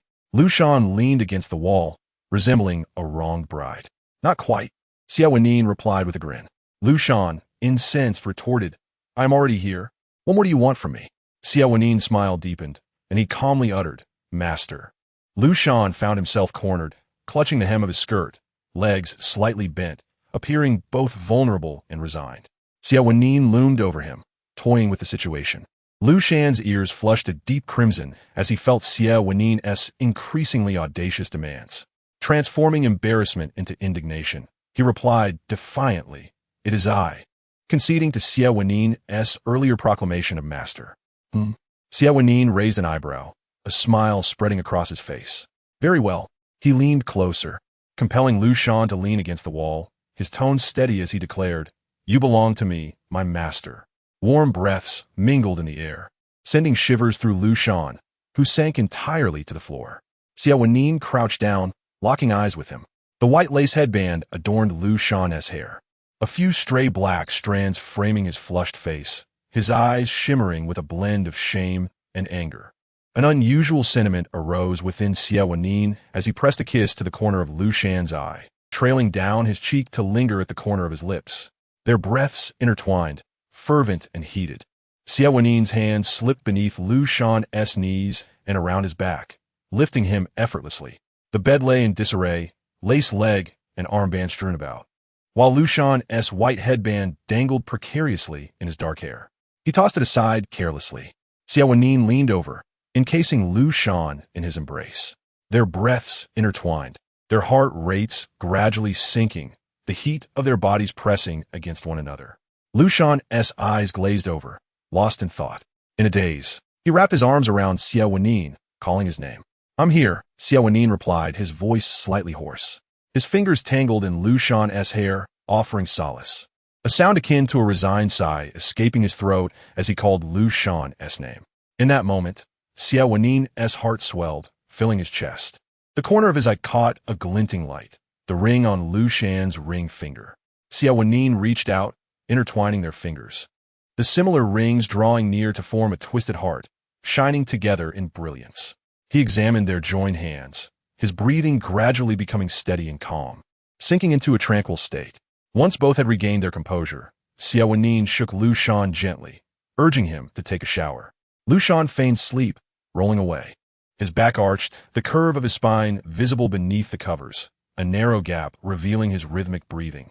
Observing this, Xie Wenyì shook his head slightly, wrapping his arms around Liu Shan and carrying him to the bathroom. At that moment, Liu Shan felt little shame. After all, the most embarrassing situation had passed. Wait, this isn't giving up. Liu Shan's ears flushed red, betraying his outward composure. Xie Wenyì quickly wrapped him in a towel, leading him to a different room to sleep. The room was dimly lit, a sliver of white light emerging on the horizon, gradually illuminating the entire sky. Liu Shan slept deeply, the daylight streaming in as his pupils quivered open to the bright light. Why didn't Xie Wenyì draw the curtains? Liu Shan pondered wearily, turning onto his side, facing away from the window, remaining in that position until his drowsiness fully dissipated. As he sat up, Liu Shan involuntarily inhaled sharply, quickly adjusting his posture. He groped around the bedside for his phone, realizing it was missing. Suddenly, it dawned on him that he had not slept in the master bedroom. Hence his phone was not within reach. His phone was his lifeline. Determined, Liu Shan got up to search for it. At that moment, Xie Wenyì entered, holding Liu Shan's phone. He set it down, kneeling beside the bed to pull Liu Shan up. "Don't touch me," Liu Shan protested, his muscles protesting against the movement, anger flashing across his face as he elbowed Xie Wenyì away. "There's food downstairs. Remember to get up." Seeing Liu Shan resolutely cling to the bed, Xie Wenyì made no further attempts to persuade him. As he spoke, he began to massage Liu Shan's back. "I'll be back this afternoon." Liu Shan buried his face in the pillow, his arm restlessly searching for his phone. A pale arm flailed about, but after a while, he still hadn't found it. Noticing this, Xie Wenyì placed Liu Shan's phone in his hand. Once Liu Shan grasped it, he withdrew his hand, muffled speech escaping from the pillow. "Read it and leave." Such cold words. Xie Wenyì lightly patted Liu Shan's back. Liu Shan recoiled, burying himself under the covers. A mound formed on the bed. After a while, Liu Shan peeked out, his tousled hair a mess as he scanned the room. Xie Wenyì had already left.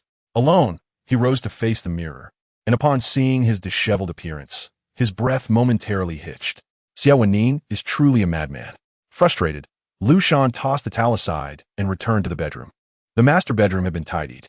He settled into a chair to play video games while ordering takeout. "Can I even go out like this?" Liu Shan pondered while engaged in a heated battle in the game. Meanwhile, Xie Wenyì was finishing up his task for the day, rubbing the corners of his eyes in exhaustion as he inquired of his assistant, Zhang. "Has Xie Wenyì returned from the hospital?" "He returned this morning," Zhang replied. A silence fell over them. Xie Wenyì opened his eyes, gazing deeply at the ornament on the table, his fingers unconsciously twirling the ring on his left hand. In the bright light, the ring sparkled with an almost blinding brilliance. "I'll go see Xie Wenyì later."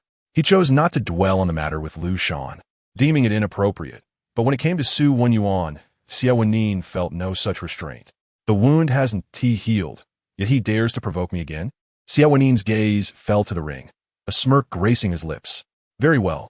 Assistant Zhang immediately responded, lifting his head, only to be captivated by the ring on Xie Wenyì's hand. It was a wedding band, adorning the fourth finger of his left hand, and the boss seemed to cherish it dearly. Could it be that the boss is married? What about Liu Shan? A heavy gloom settled in Zhang's heart, though his expression remained composed. Had the boss married in just a few days' time? Did Liu Shan know? Zhang harbored indescribable thoughts about Liu Shan. He occasionally pondered what might have happened had he let Liu Shan go.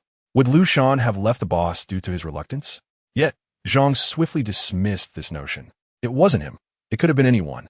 It wasn't him or anyone else who ensnared Liu Shan. It was the boss. He believed the boss had perceived his thoughts. He felt sympathy for Liu Shan, a reluctance to see him suffer, and even entertained the idea of letting him go. But strangely, the boss still assigned him to manage matters related to Liu Shan. Zhang recalled the boss's words, "Trust those you employ. If you doubt them, do not use them." While he felt the weight of this trust, it was accompanied by an unshakable guilt, both towards Liu Shan and the boss. If he were in the boss's position, he would not allow someone with potential risks to handle matters concerning Liu Shan. Thus, Zhang occasionally found himself struggling to comprehend the boss. Chapter 45. The ring. Zhang's gaze on the ring did not go unnoticed by Xie Wenyì. He paused in his rotation of the ring, lifting his left hand, and, under Zhang's astonished stare, retorted, "What do you think?" "Liu Shan gave it to me." "Liu Shan?" Zhang's eyes widened as he looked at Xie Wenyì. The typically inscrutable expression on Xie Wenyì's face revealed a slight arch of his brow, a subtle shift that exuded a sense of pride. Zhang quickly banished this peculiar thought from his mind. He was aware that Liu Shan had purchased a ring that day, but the style was beyond his knowledge. Moreover, was it conceivable that Liu Shan and the boss shared such a relationship as to exchange wedding bands? Liu Shan would hardly be willing to bestow a wedding ring upon the boss, unless, perhaps, Liu Shan had been entirely tamed? Yes, tamed. In Zhang's eyes, what Xie Wenyì had done was precisely that. First, he confined Liu Shan with forceful methods, then gradually laid down his rules, making Liu Shan aware of the consequences of crossing certain lines. Occasionally, he would offer small favors, teaching Liu Shan to comply willingly. Over time, the one ensnared would slowly succumb, both body and soul, to the initial captor. This was akin to the way humans tame beasts. Zhang understood that his boss harbored an obsession for Liu Shan that bordered on the irrational, yet he discerned no affection in Xie Wenyì's actions. Every word and deed of the boss emanated from a chillingly calculated demeanor, profoundly unsettling. How could such a person display a sense of pride? Surely, it was an expression of satisfaction in finally achieving his goals, reveling in his role as the ultimate puppeteer. A shroud of disquiet enveloped Zhang's heart. Was Liu Shan still the same as before? He kept his face impassive, maintaining a smile as he said, "Congratulations, boss. Congratulations, boss, on obtaining the person you desire." A glimmer of amusement danced in Xie Wenyì's eyes. His fingers slightly splayed as he gazed intently at the ring on his fourth finger. "Is the car ready? I shall go now." Zhang exited the room. Meanwhile, Xie Wenyì was being fussed over by his mother, firmly pressed onto the bed to rest. To call it firmness would be an understatement. Sue's mother was gentle, like a cotton ball saturated with water, overflowing with tears at the slightest provocation. Unable to bear the sight of his mother in distress, Xie Wenyì obediently remained in bed. When Xie Wenyì knocked, Sue's mother beamed upon seeing him. "Wenyì, is that you? Have you eaten? Annie can prepare something for you." "No, Annie, Sue. I'm here to see my brother," Xie Wenyì replied. Sue's mother nodded, directing him to the bedroom. "He's in there. His health isn't great yet." Xie Wenyì strode into the bedroom, looking at Xie Wenyì on the bed, both wearing an unspoken smile. He deliberately remarked, "What happened to my brother? Why is he suddenly on the brink of death?" The final word was pronounced with emphasis. Xie Wenyì's hand, hidden beneath the covers, gripped the bedsheet tightly. "Brother, you're here." Since childhood, Xie Wenyì had feared Xie Wenyì. The latter always dealt with him harshly. On the surface, their mother believed they shared a close brotherly bond. Moreover, Xie Wenyì felt Xie Wenyì was almost inhuman. From a moment he became aware of his mother's plight and the need to share his father with others, his young heart had been filled with anger, resentment, and unwillingness. This suppressed emotion had once erupted towards his mother, believing she was the reason for his existence in a world that humiliated him. However, as he matured, Xie Wenyì gradually understood his mother's suffering, realizing she was trapped in a quagmire. The anger and resentment of his childhood transformed into an ambition to escape with her. Such emotions are common among people. Yet Xie Wenyì was different. He had never exhibited any emotion towards his own or his mother's existence, as if they were strangers rather than siblings sharing a father. No, that wasn't right. Xie Wenyì had no attachment to their father either. He cared for nothing. When Sue's father first introduced Xie Wenyì to him, Xie stood beside their father, smilingly calling him brother, as if they were not estranged siblings. At that moment, Xie Wenyì was engulfed in his own feelings of injustice and anger, ignoring Xie Wenyì, even harboring hostility towards him. What transpired afterwards was a blur in Xie Wenyì's memory. He only recalled that in public, Xie Wenyì always presented himself as the understanding and gentle older brother, while everyone would defend Xie during their conflicts, chastising Xie for being ungrateful, flaunting his status as an illegitimate son. Even when secretly, Xie was being subdued and beaten by Xie Wenyì, he felt powerless to defend himself. Rage and humiliation surged through him as he confronted Xie Wenyì, questioning, "Is it because you resent that we share the same father that you treat me this way?" Many years had passed, and though his memories had faded, Xie Wenyì still vividly recalled Xie Wenyì's expression and actions at that time. Xie Wenyì had looked at him with a strange expression, then, as if amused by something, had remarked to the dust-covered Xie Wenyì, "What does that have to do with me? Your existence has no bearing on me." Xie Wenyì, with a haughty demeanor unbecoming of his age, had patted Xie Wenyì's cheek, disdainfully stating, "But I dislike being provoked. Be a good brother, will you?" From that point on, they maintained a semblance of peace for a considerable time, until Xie Wenyì decided to usurp power from their father and lead his mother away. Xie Wenyì pulled a chair from the room and sat down beside Xie Wenyì's bed, adopting a relaxed posture that clearly indicated he looked down on Xie Wenyì. "Change your clothes and come out with me," Xie Wenyì commanded nonchalantly. "What do you want?" Xie Wenyì replied defensively. "Why should I listen to you?" Their relationship had morphed into that of adversaries. He was no longer Xie Wenyì's good brother. They merely maintained a facade of tranquility. Sometimes, Xie Wenyì thought Xie Wenyì deserved this. He had no one in his life to whom he could genuinely call family. Despite her fragility, Sue's mother loved him dearly, and decades of relentless hardship had not dimmed that affection. Even when her son had once sharply rebuked her, expressing his anger and hatred towards his own birth. As a mother, Sue's mother continued to watch him with silent, forgiving eyes. They relied on each other, supporting one another. "Yes, you are right," Xie Wenyì said, surveying Xie Wenyì's room. He casually picked up a trinket, tapping it against the table, producing a muted sound. "But I'm here for your own good. You know why I came to find you. If we cause a scene here, Annie won't be pleased, will she?" Xie Wenyì awaited Xie Wenyì's response. Taking a deep breath, Xie gritted his teeth. "You're threatening me." "That's the truth," Xie Wenyì replied candidly. "Home is the safest refuge in the world. To protect this sanctuary, all suffering must be faced alone outside." Xie Wenyì felt as though Xie Wenyì was driving him to despair, telling his mother only that he had encountered an accident while on a business trip. "Let us be straightforward. It won't alarm anyone." Xie Wenyì rose, casting a shadow that dispersed across the room.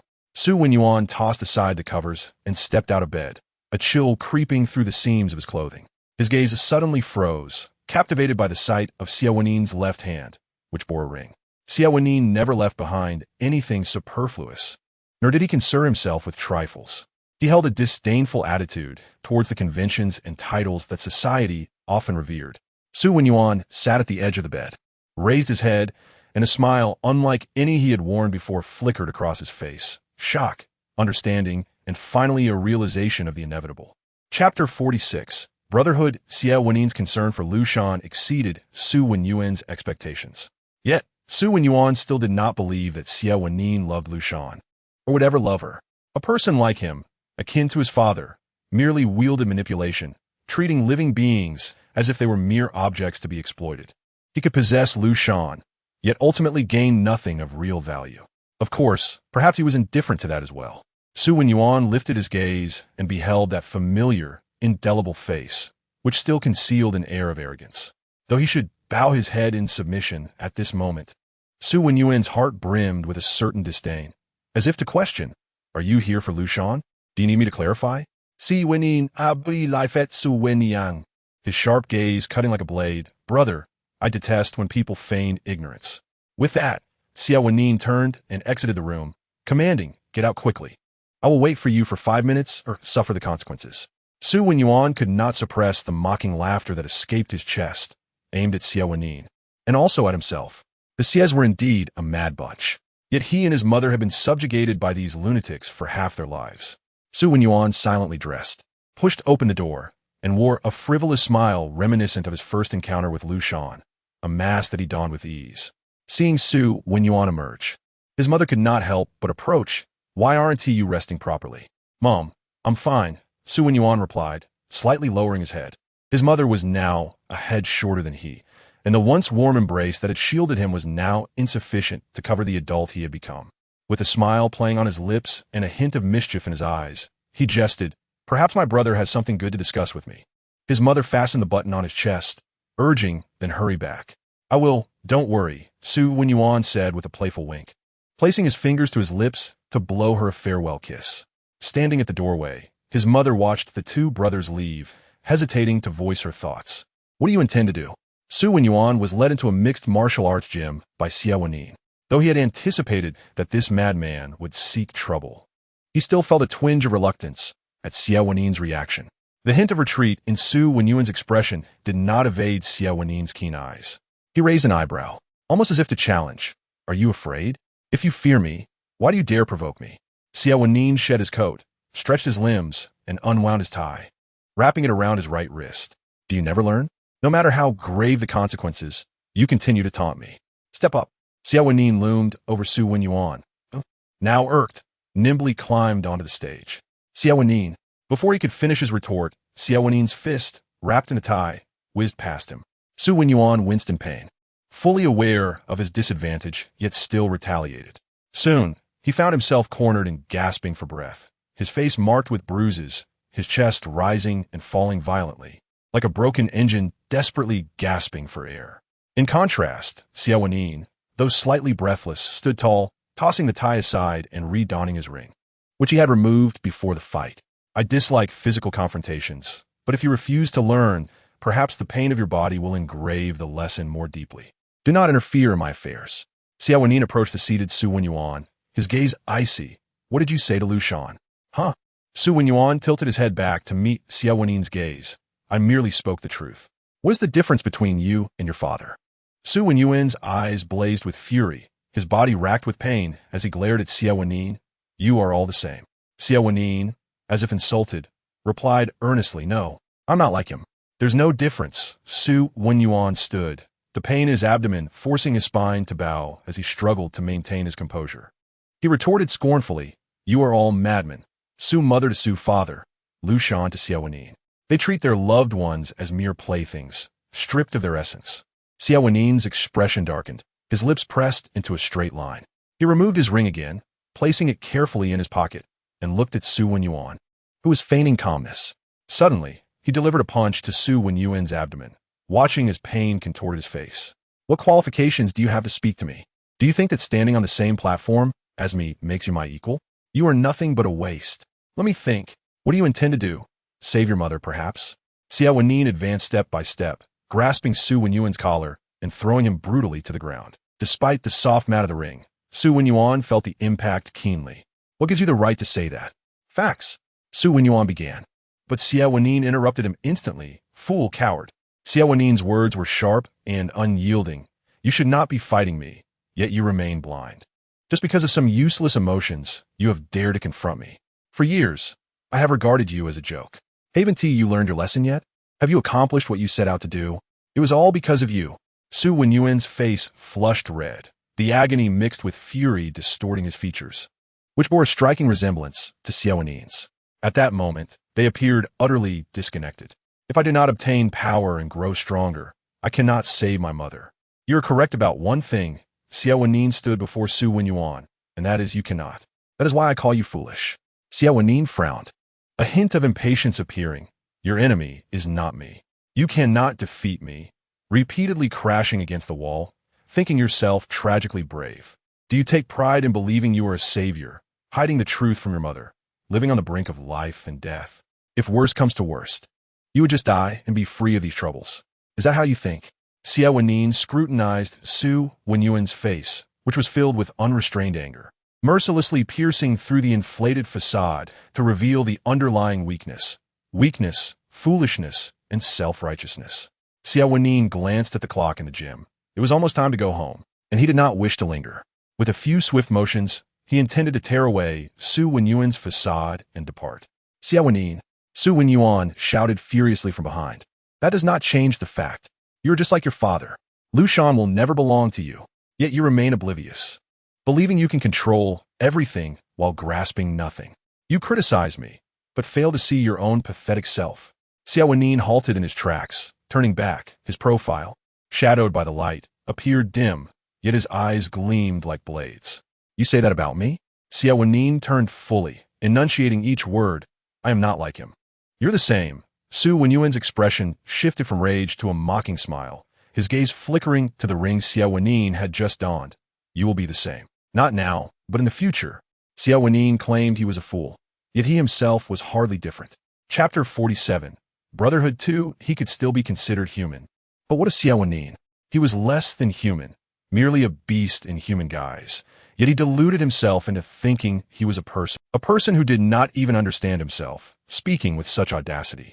Xie Wenyì remained unmoved, casting a swift glance at the door before turning back. I do not wish to linger in this folly. Liu Shan was still waiting for him at home.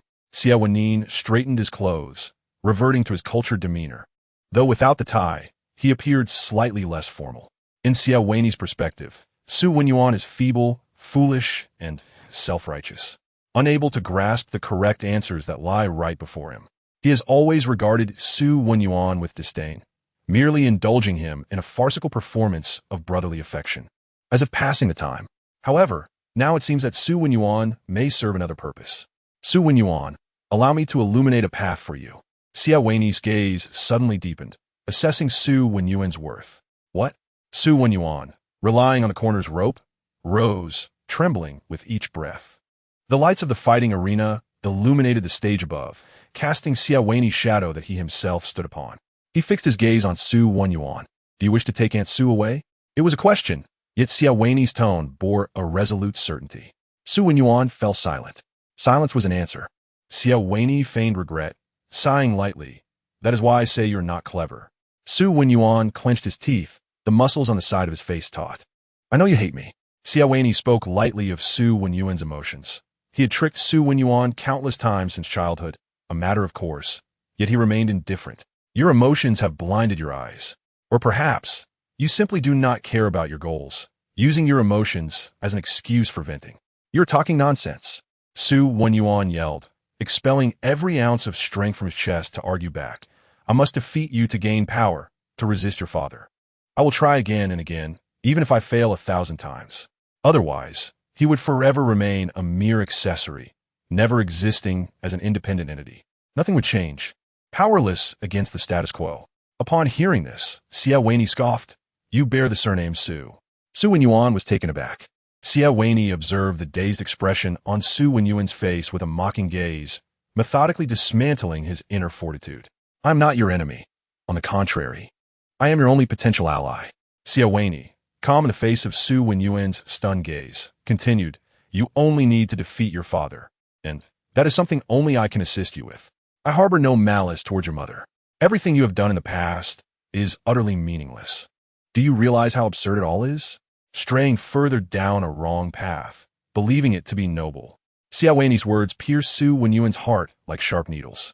It was only today that he realized this individual had always engaged with him from a spectator's perspective, treating their clashes as mere amusement. He had become a joke to himself, aware of the hidden resentment and the futile outbursts he thought were concealed. Like a lofty king observing his own futile struggles leading to self-destruction. In a daze, Xie Wenyì felt the arena sinking beneath him, surrounded by an audience gazing at his performance, akin to the Colosseum of ancient Rome. Xie Wenyì suddenly found himself at a loss for words. The path lies before you, Xie Wenyì said calmly, a smile gracing his lips. Will you continue to resist me for the sake of some worthless emotions? Xie Wenyì clenched his fists tightly. Once a life-and-death adversary, he had suddenly transformed into the only lifeline he could grasp. Such a stark contrast was difficult to accept. Xie Wenyì gritted his teeth, blood surging to his head. Xie Wenyì raised an eyebrow. It seems your pride matters more to you. With that, he turned to leave. Wait.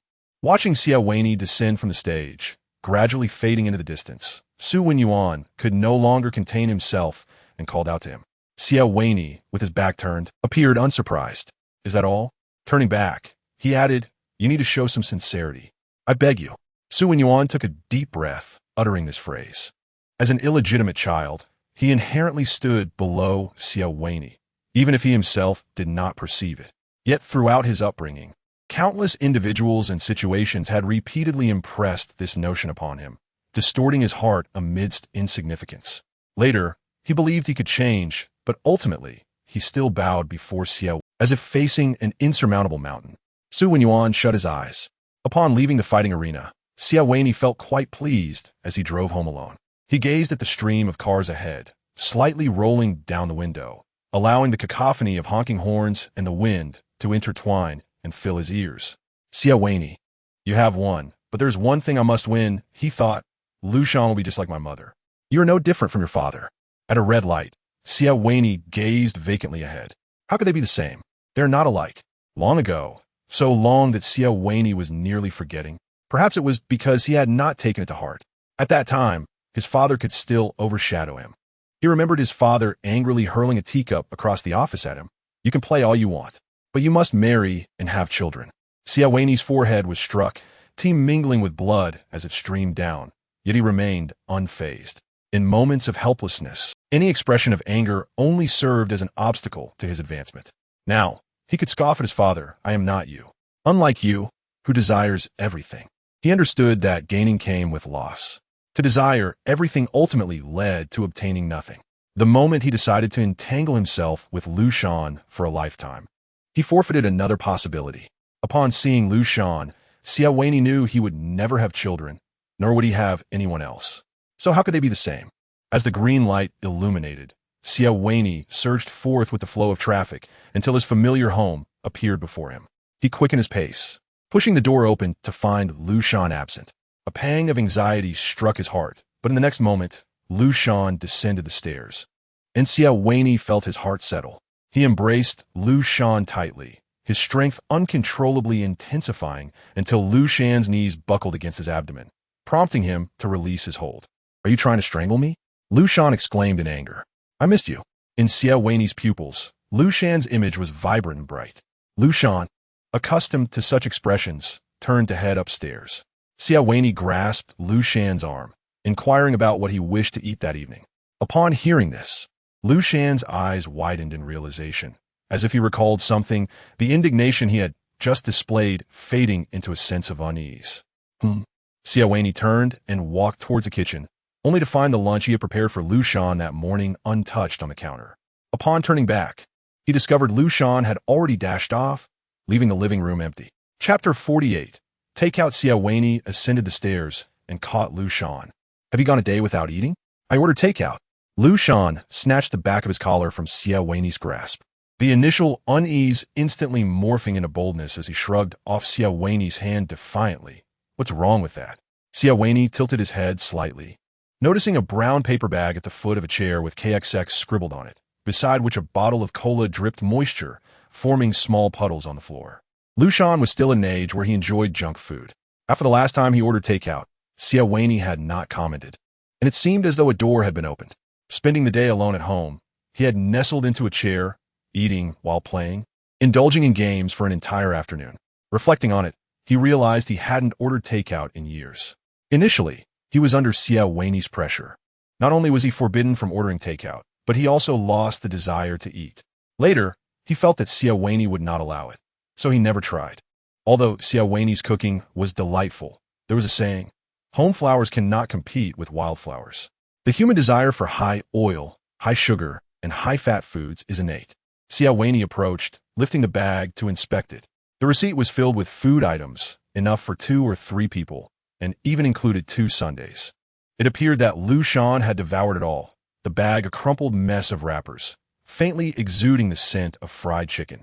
Consuming hot fried foods alongside ice cream in such quantities could easily lead to stomach aches. Xie Wenyì chuckled, placing the bag on the table. "You certainly know how to eat." Over the years, Xie Wenyì had meticulously taken care of Liu Shan's meals. He was certain that Liu Shan would soon complain about feeling unwell. "You never said I couldn't," Liu Shan countered, still oblivious to the issue, defensively justifying himself. In his youth, he had focused solely on his studies, cared for by his mother, with the food at home at least being clean, rarely indulging in anything chaotic. Later, encountering Xie Wenyì, he was subjected to even more scrutiny than under Liu's mother.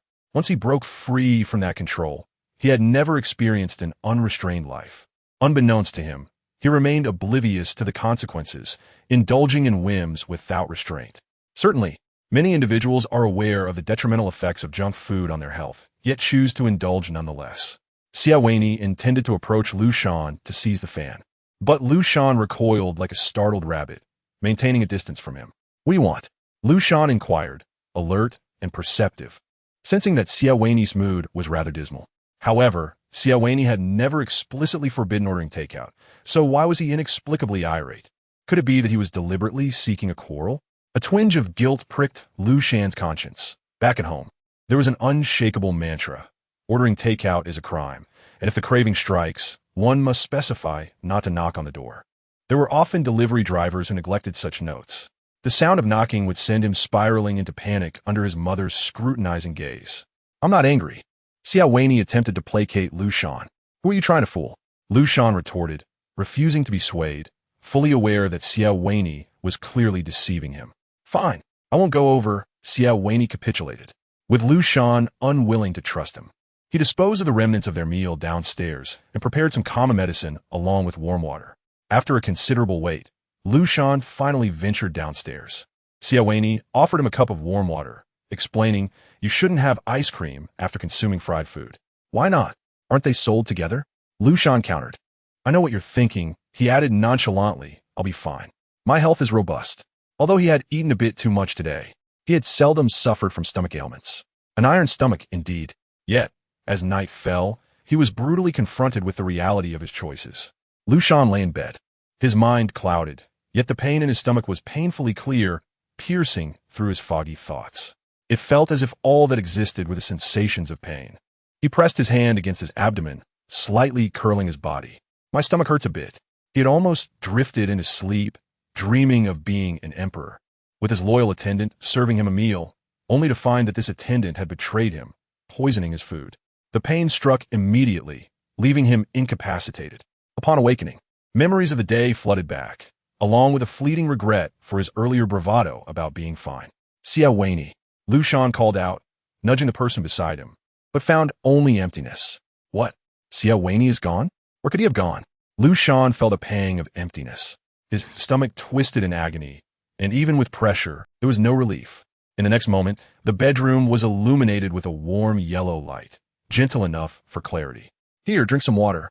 Xie Wenyì sat at the edge of the bed, allowing Liu Shan to lean against him while he administered a few capsules with slightly warm water, gently moving Liu Shan's hand away from his abdomen, applying pressure in an even and rhythmic manner. Feeling better? The warm light, though not bright, rendered Xie Wenyì's face somewhat shadowy. What had transpired was done. Reproaches were futile. His sole purpose now was to alleviate Liu Shan's discomfort and prevent a recurrence. A faint whimper escaped Liu Shan's throat, his furrowed brow softening slightly. You should see a doctor. Xie Wenyì observed Liu Shan's pale cheeks. And despite knowing that the issue stemmed from his indulgence, a deep-seated worry tugged at his heart. He tucked a stray lock of hair behind Liu Shan's ear. I don't want to go to the hospital, Liu Shan replied, wishing to sleep. The mere mention of a doctor conjured thoughts of the hospital, which he found cumbersome, hours lost in the tedious process. So, is the hospital merely a way station to paradise? Liu Shan's thoughts spiraled, fatigue mingling with pain, clouding his mind. He wished to awaken, yet Xie Wenyì urged him to rest. Just sleep for now. I've called the doctor. They should arrive shortly. Assistant Zhang accompanied the doctor upstairs, only to find his boss, dressed in loungewear, cautiously attending to Liu Shan. Come take a look, Xie Wenyì instructed without raising his head, addressing the two at the doorway. Zhang instinctively moved forward. I mean the doctor. Xie Wenyì's gaze fixed upon Zhang, halting him in his tracks. The doctor inquired about Liu Shan's recent meals and conducted a preliminary examination. Liu Shan, startled by the doctor's actions, caught sight of Xie Wenyì's face and in a daze, connected the scene before him with his dream, imagining himself as the emperor and Xie Wenyì as his loyal attendant. Xiao, you dare to poison me? His voice was fragmented and ethereal, resembling a dreamt monologue, yet resonating clearly with those present.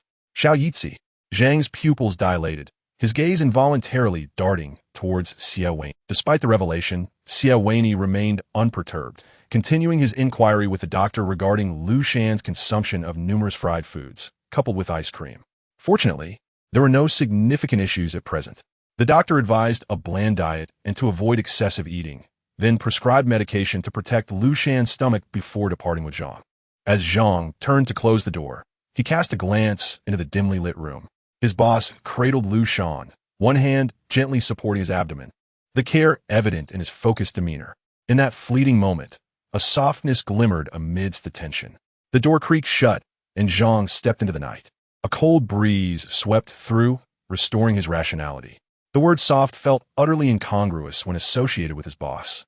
He recalled the solitary occasion he visited the hospital to see Xie Wenyì.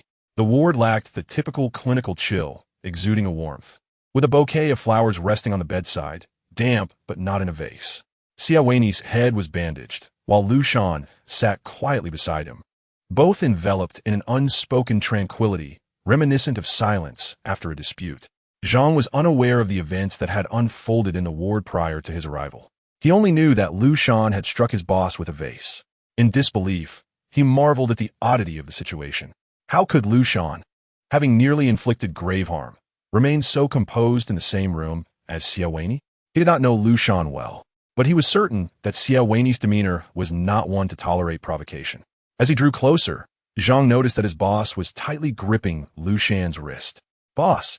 Zhang spoke, waiting for Xie Wenyì to respond. Liu Shan raised his head upon hearing the voice, met Zhang's gaze briefly, then lowered his head, appearing calm. Xie Wenyì released Liu Shan, instructing, "Take Liu Shan home, then return." "Understood," Zhang replied. As Liu Shan stood to leave, he glanced back at Xie Wenyì. Uttering not a word, Zhang followed closely, vigilant, fearful of any misstep that might allow Liu Shan to escape. What fate awaited Liu Shan this time? Though Xie Wenyì displayed no outward signs of anger, he must have been furious. Perhaps this would be the last time he would see Liu Shan. Only when Liu Shan was safely in the car did Zhang exhale a sigh of relief. Once distanced from the eerie atmosphere, he returned to his usual self, even jesting. "You're quite impressive. You gave him quite the beating, yet here you are, perfectly calm." Liu Shan turned his head, silently gazing out the window, lost in thought. Noting Liu Shan's silence, Zhang ceased his chatter, escorting Liu Shan home before returning to Xie Wenyì's ward. Few were privy to this incident. It was crucial to keep it from the Xie family. Even with a bandage wrapped around his head, Xie Wenyì's demeanor remained authoritative in Zhang's eyes. Xie Wenyì continued to issue urgent directives, seemingly unfazed by his injury. "Understood," Zhang affirmed, lifting his gaze to his boss, suddenly recalling Liu Shan's youthful visage. He seemed kind-hearted. Had he been in Zhang's position, he might have dealt with Xie Wenyì more ruthlessly. Yet Liu Shan had refrained. Before he could process his thoughts, he blurted out, "Boss, Liu Shan is still young. What? You want me to let go?" Xie Wenyì interrupted. "Liu Shan nearly killed me." Zhang's heart sank at the gravity of the situation. Did that imply anger? Yet, when he raised his head, he gazed into a pair of indifferent eyes, clearly indicating that the previous remarks were merely playful banter. "I certainly would not hold any resentment towards Liu Shan." Xie Wenyì's tone seemed laden with significance as we had conversed for a while. That matter was now in the past. Xie Wenyì ceased his words at that point. Before Assistant Zhang arrived, Xie Wenyì held Liu Shan by the nape of his neck, their noses nearly touching, as if they were peering into each other's very souls. "Liu Shan," he stated, "you cannot escape now." Xie Wenyì's gaze was imbued with affection, rhythmically stroking Liu Shan's neck, as if to soothe his evident fear. The sight of him collapsed in a pool of blood haunted Xie Wenyì. "If I were to die, the Xie family would not spare you." His words carried a menacing undertone, but meeting Liu Shan's startled eyes, he added, "However, do not worry. I assure you that no one will trouble you." "So, what do you say? Would you reconsider and kill me now?" Liu Shan found himself at a loss for words, his trembling pupils laid bare under Xie Wenyì's scrutiny. He heard his own voice quiver, "I could end my own life." Upon hearing Liu Shan's response, Xie Wenyì became even more certain, affirming, "You will not." This had nothing to do with courage. Humanity serves as the offering to the world, and before fulfilling their destined sacrifice, they seldom depart easily. Moreover, Xie Wenyì was not relentlessly coercing Liu Shan, which would have instilled in him a desire for death. Otherwise, he would not have fought back. Sending Xie Wenyì to the hospital, the ecstatic joy that had once illuminated Xie Wenyì's face faded, replaced by a weighty tranquility that settled in Liu Shan's heart. He released his hold, allowing Liu Shan to sit on the chair by the bed, until Assistant Zhang knocked and entered, witnessing the unspoken exchange between the two. Zhang was perplexed, unable to fathom why his boss remained so calm after nearly being killed. Was it because Liu Shan had brought him to the hospital? "You may," Xie Wenyì said, his empty hand seemingly grasping at something intangible. The moment Zhang exited the room, he caught a glimpse of Xie Wenyì's nearly indifferent eyes, pondering what thoughts occupied the owner of those eyes. Were the emotions he displayed at this moment genuine? Perhaps everything was an illusion, except for Liu Shan's inability to escape, which remained a stark reality. He too felt that Xie Wenyì was Liu Shan's best refuge, which offered a peculiar sense of solace. Regardless, Liu Shan would forever be bound to his employer. After Assistant Zhang departed, Xie Wenyì kept vigil over Liu Shan as he slept. The effects of the medication began to take hold, softening Liu Shan's features. "Xie Wenyì helped him lie down." The loose pajamas slipping slightly to reveal a hint of his chest, the warm yellow light casting a faint glow over the red marks. Xie Wenyì observed Liu Shan, contemplating that perhaps everything was a fade, yet this moment was undeniably real. Chapter 50. Buddha jumps over the wall. The shadows of trees outside dance beneath the gradually brightening sky, the night's gloom receding. while the warm yellow light within the room persisted through the night, ultimately engulfed by the brilliance of day. Liu Shan awoke, groggily reaching for his phone. The screen lit up, revealing it was just past 7 o'clock. It had been ages since he had risen so early. Just as he prepared to drift back to sleep, an unbearable itch in his throat compelled him to look towards the bedside, where a cup of water sat, now likely cold. However, the dryness in his throat left him no choice but to grasp the cup and drink. The water was lukewarm, spilling slightly onto the bed and leaving dark stains. He avoided the damp spots, retreating under the covers, turning away. As daylight ascended, memories began to coalesce. Suddenly, Liu Shan's eyes flew open. What had transpired last night? He shot upright. Had someone come to the house? What had he called Xie Wenyì? The faint sound of a door creaking open. Liu Shan quickly lay back down, wrapping himself tightly in the quilt, feigning sleep. Awake? Xie Wenyì observed the water stains by the bed, then looked at Liu Shan, who was entirely cocooned in the covers, with only a few strands of hair visible. Aren't you hot? I'm not awake, and I'm not hot. Just go away. Liu Shan's muffled voice emerged from beneath the quilt. Xie Wenyì knelt beside the bed, peeling back the covers like unwrapping a sweet candy, exposing the delightful filling within. If you aren't awake, how can you speak to me? A smile crept onto Xie Wenyì's face as he watched Liu Shan awkwardly clutching the quilt. He thought to tease him, yet he knew it would only provoke a fierce response. Given the early hour, he decided against it. It was rare to see Liu Shan up so early. Ordinarily, he would sleep until after 10, and if they had quarreled the night before, he would wake even later. Sometimes not until the afternoon. Waking late led to a reluctance to sleep at night, creating a vicious cycle. Xie Wenyì had tried to enforce an early bedtime for Liu Shan, but he found it impossible to compel him to rise early. When Xie Wenyì stepped out, he could not rouse Liu Shan. Calling him would only provoke a larger tantrum, often resulting in Liu Shan slamming the phone down. Over time, he had resigned himself to it. Liu Shan, like a puddle of water, sank deeper into the quilt, just as he was about to retort with a dreamt-up response. He recalled the things he had said in the haze of half-sleep last night. His embarrassment swiftly morphed into a forced irritation, attempting to suppress the events of the previous night. Let go. You're pulling my hair. Liu Shan swatted Xie Wenyì's hand away. Due to his previously short hair, the strands now varied in length, some reaching his collarbone, while others barely grazed his ears, making them impossible to tie back. Xie Wenyì instinctively released his grip, suddenly realizing he hadn't been holding Liu Shan's hair at all. After a brief commotion, Liu Shan was fully awake, not least due to Xie Wenyì's insistence on reclaiming the quilt. Sitting at the dining table, he surveyed the unappetizing spread before him, feeling a diminished appetite. His displeasure was evident on his face when Xie Wenyì remarked, "Eat lightly for the next few days." Oh!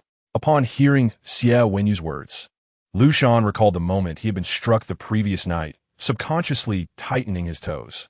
A fleeting glance at Xie Wenyì revealed that he seemed unaware of the incident, allowing Liu Shan to relax slightly. After finishing the rare breakfast, as Liu Shan prepared to sneak away, Xie Wenyì suddenly spoke in a serious tone. Liu Shan. Xie Wenyì called his full name with a grave tone, causing Liu Shan to pause, his head bowing slightly. Everyone is generally sensitive to their full name, especially when called out in a tone that suggests a shift in the atmosphere. It signaled some impending misfortune, particularly when uttered by someone with whom they share a close bond. Oh, close bond? This thought flitted through Liu Shan's mind before it was interrupted by Xie Wenyì. We need to talk.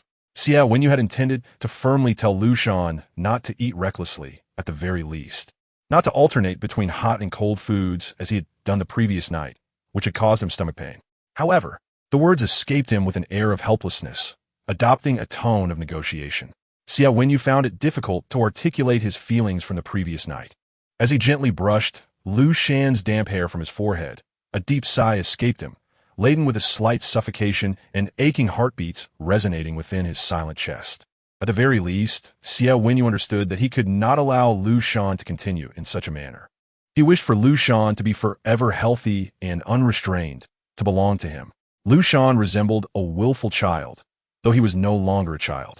Xie Wenyì certainly did not perceive him as such. This was not a matter of principle. It was unnecessary to upset Liu Shan. What? Liu Shan likely grasped Xie Wenyì's intentions, his head lowered. I won't take out anymore. He was once again establishing rules for himself, which he thought he could comply with. A sense of reckless resignation washed over him. No, that's not it. Xie Wenyì detected Liu Shan's nonchalance and replied, You can. Then he added, What do you want to eat? I can make it. Thus, there was no need to order takeout. Xie Wenyì had become quite proficient in cooking, a skill honed through Liu Shan's influence. At least before meeting Liu Shan, he had not possessed such abilities. Yet, since being together, Xie Wenyì wished for no one else to intrude in their lives, while simultaneously desiring to encompass all of Liu Shan's existence, including his meals. Oh, Liu Shan responded, still somewhat bewildered, but a mischievous thought crossed his mind. That Buddha jumps over the wall. In Liu Shan's recollection, this dish was the most complicated and time-consuming to prepare. If Xie Wenyì wanted to make it, so be it. The hassle would not kill him. Xie Wenyì raised an eyebrow, surprised to hear that answer. Did you not say you could make anything? Then let us go with that. Liu Shan wore a serene expression, entirely betraying no hint of having deliberately teased Xie Wenyì. Quite the contrary. Observing Liu Shan's undisguised pride, Xie Wenyì could easily discern his thoughts. Having spoken, he naturally had to comply. All right, Xie Wenyì acquiesced, adding, So in the future, if you wish to eat something, inform me first. If it's not feasible, we can order takeout. Just avoid repeating yesterday's mishap. The mention of the previous day's events caused Liu Shan's gaze to shift slightly. While he was not surprised that Xie Wenyì had agreed to his playful request, he understood that apart from his own desire to leave, Xie Wenyì had always been obliging. After dining, Xie Wenyì changed into his clothes and headed out. Typically, he did not have breakfast at home, but since Liu Shan had suffered from an upset stomach the day before and had risen early today, he made breakfast for both of them. Once Xie Wenyì departed, Liu Shan intended to indulge in a brief nap.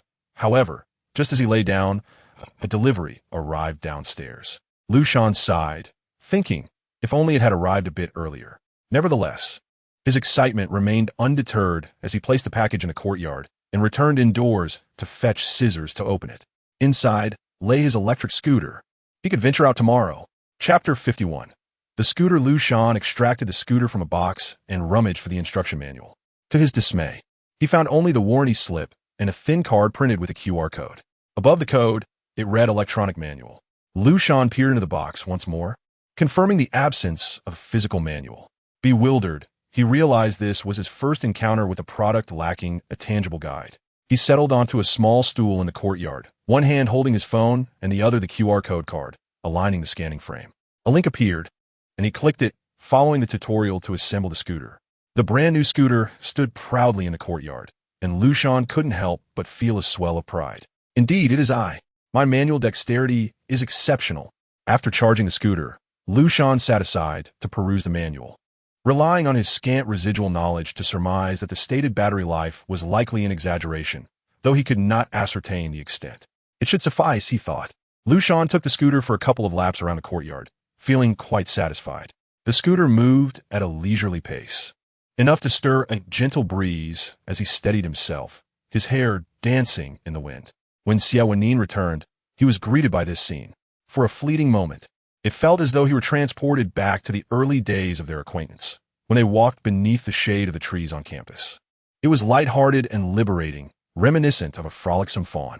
He thought he had forgotten, yet the memory remained vividly etched, more profound than any from his prior decades of life. During that time, his heart clamored with a desire for Liu Shan, struggling to maintain the facade of a considerate senior while precariously teetering on the edge of restraint. Xie Wenyì, ever accommodating to Liu Shan's whims, often fulfilled his casual requests. Yet this surpassing camaraderie made Liu Shan increasingly cautious, leaving Xie Wenyì unaffected, leading Liu Shan to believe he was perhaps overly sensitive. For instance, when Liu Shan wished to participate in a national competition, yet found no one willing to team up with him, he confided in Xie Wenyì during a stroll under the trees, surrounded by passers-by of varying paces. I really want to go, but Liu Shan's spirit waned, the breeze tousling his hair as he walked. He merely intended to vent, not expecting Xie Wenyì's assistance. At that time, Xie Wenyì was a graduate student, ineligible to compete in the undergraduate category. Yet the following day, he arrived with 2 upperclassmen. These are my friends. They have agreed to team up with you, he said, his smile brimming with anticipation for Liu Shan's reaction. Liu Shan, incredulous, inquired their names, only to realize they were accomplished seniors who had won national awards the previous year and should have been unlikely to agree to join forces with him, a mere freshman. Liu Shan prepared himself to be the subordinate in the group, expecting to run errands and fetch drinks. But to his surprise, the seniors insisted he contribute nothing, treating him as if he were destined to succeed effortlessly. Feeling guilty, Liu Shan insisted on buying them drinks and doing what he could. After the competition, he felt embarrassed and offered to treat them to a meal. After a few drinks, the two seniors, feeling relaxed, patted Liu Shan on the shoulder, praising, "You did great. Brother, truly impressive." It was then that Liu Shan realized these seniors were not Xie Wenyì's friends. Countless similar instances unfolded, often initiated by casual remarks about common grievances like inadequate computer specs or noisy roommates. Within 3 days, he found himself with a new computer, relocated to a single room in a dormitory, and receiving invitations to participate in various activities. Liu Shan recognized these benevolent gestures as Xie Wenyì's doing, yet he felt an unsettling discomfort with such extraordinary kindness. However, Xie Wenyì appeared entirely unfazed, insisting that this was merely the norm among friends. This led Liu Shan to briefly suspect that Xie Wenyì might be a naive rich heir, overly generous to his friends, attempting to convey to him the importance of boundaries in friendships. Yet Xie Wenyì dismissed these concerns. Liu Shan, feeling powerless, resolved to refrain from further complaints in Xie Wenyì's presence. The shaded trees offered not only coolness, but also cast a heavy shadow over Liu Shan's spirit.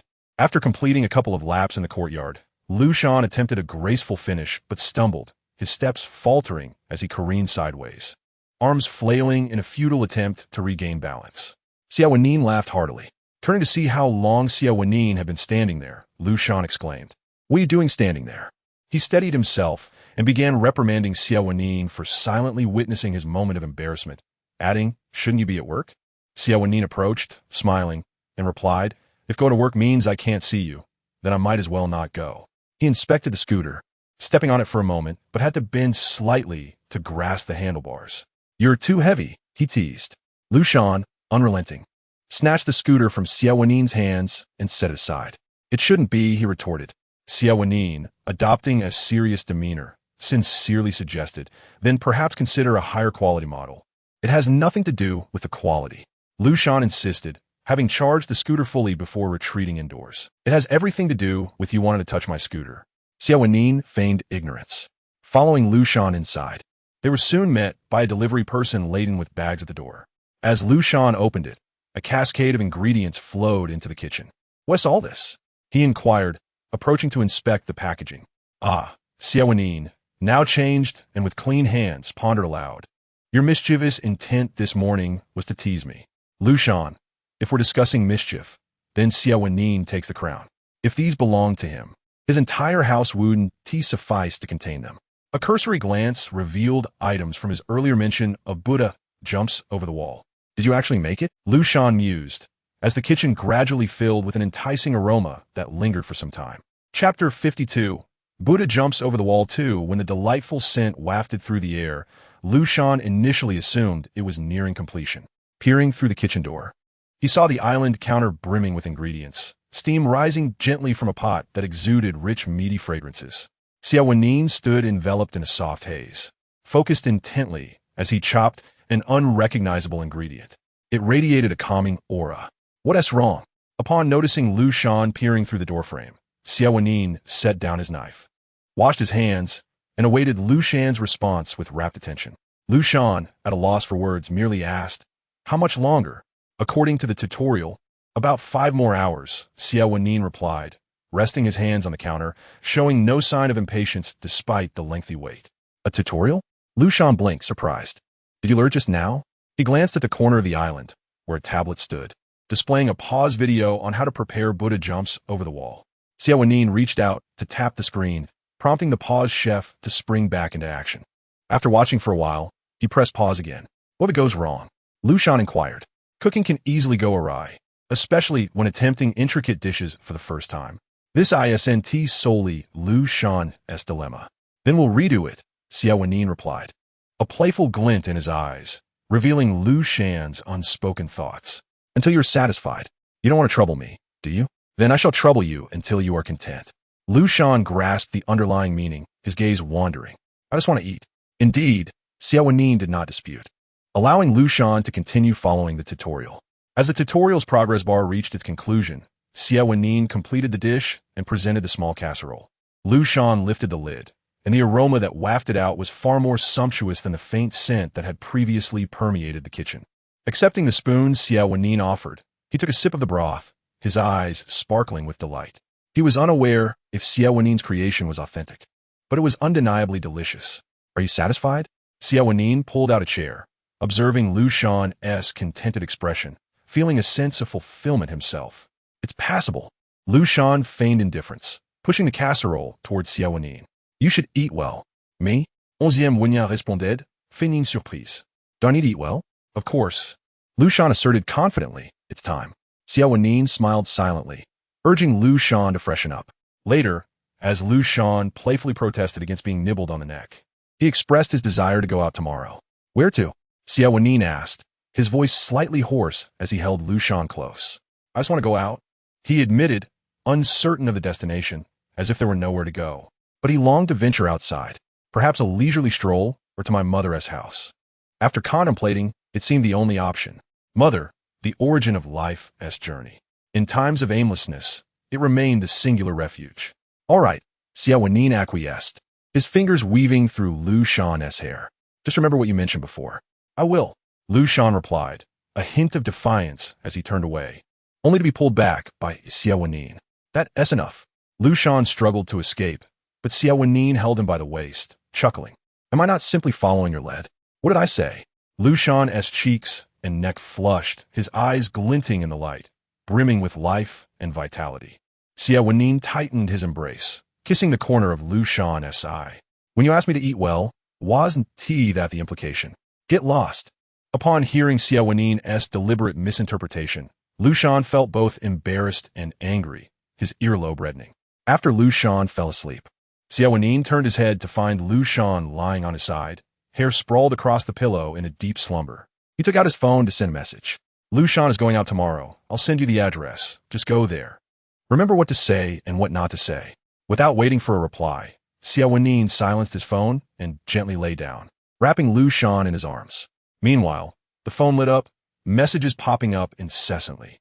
"Got it. You're quite scheming." Message retracted. "Don't forget what you promised me." Unfortunately, the phone was muted and neither of them acknowledged it. "Hello? Really? Is no one there?"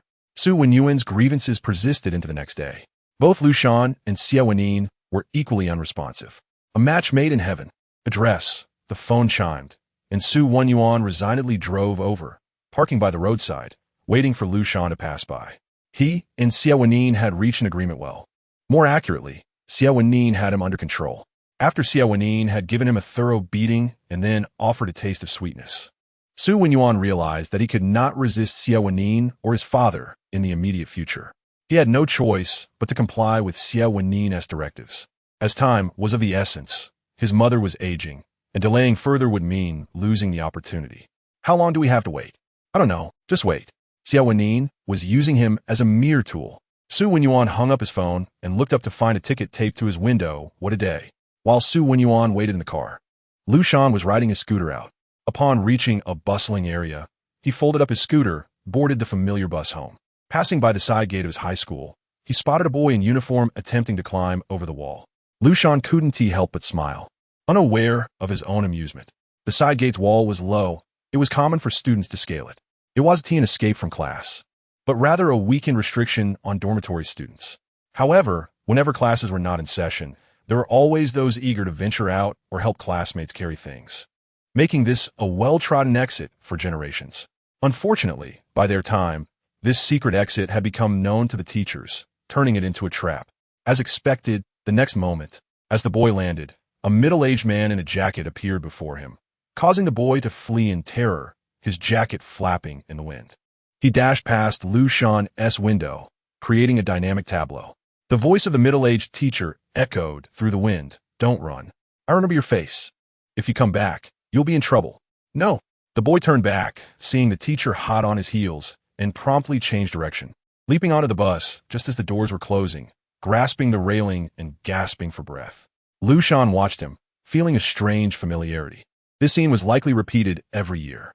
Did the pursuing teachers ever tire of the chase?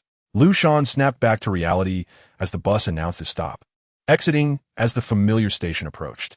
As he passed a stone bench and table where people often rested, he encountered his mother, returning from grocery shopping. She placed her bag on the table, chatting with a few familiar aunties. Nearby, an elderly gentleman was fanning himself while playing chess. Laughter and the clattering of pieces mixing with the rustling of leaves in the breeze. When Liu Shan's mother turned around, she caught sight of him. "Son?" Initially taken aback, she soon broke into a smile, beckoning him over. Liu Shan hesitated, not due to her presence, but rather the gathering of aunties and grandmothers nearby. Feeling as if he were in hell. Chapter 53. The love of the mediocre since childhood, he had found such situations awkward, leaving him at a loss. A group of semi-acquainted individuals showering him with concern and teasing him. Liu Shan approached, his demeanor stiff, only to be met with a flurry of inquiries. "All right, I'll head back now."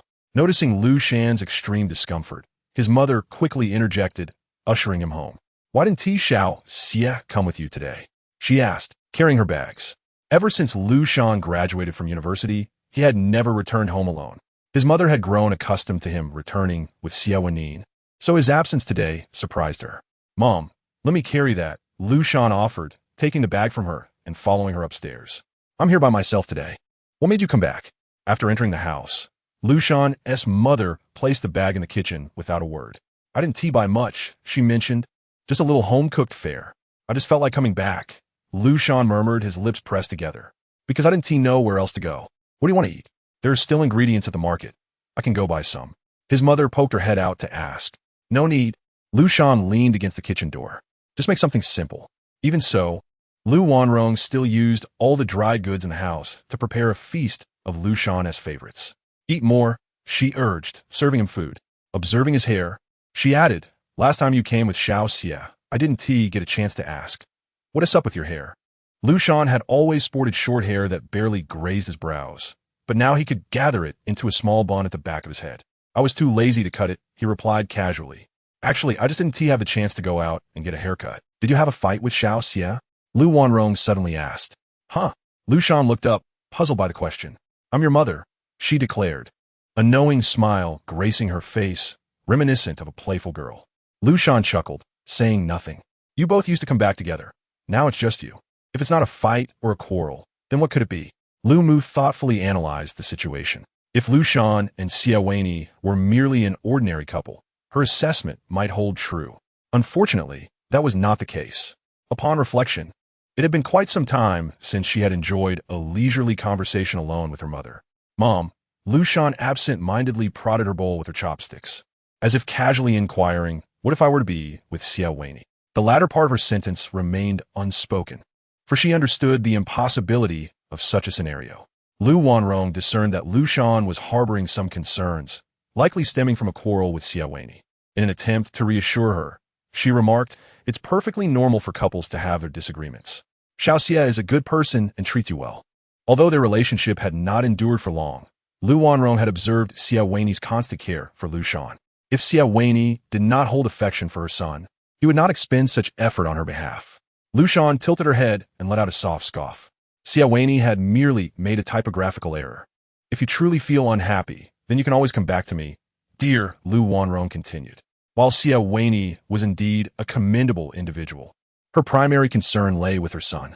Since the moment she had brought him into the world, she had lamented the brevity of her life, wishing to accompany Liu Shan through a century. She was acutely aware that children must eventually learn to navigate life independently, yet this did not equate to relinquishing her care. Her own happiness remained paramount. They were not wed, after all, and thus free from many societal constraints. Liu Mu added, "When your father and I had you, we too parted ways." In her era, many endured broken relationships, swallowing their pain rather than facing societal judgment. Liu Mu's decisive divorce from Xie was seen as unconventional by many at the time. In truth, numerous individuals remained coupled solely for the sake of convenience. Liu Mu seldom discussed such matters with Liu Shan.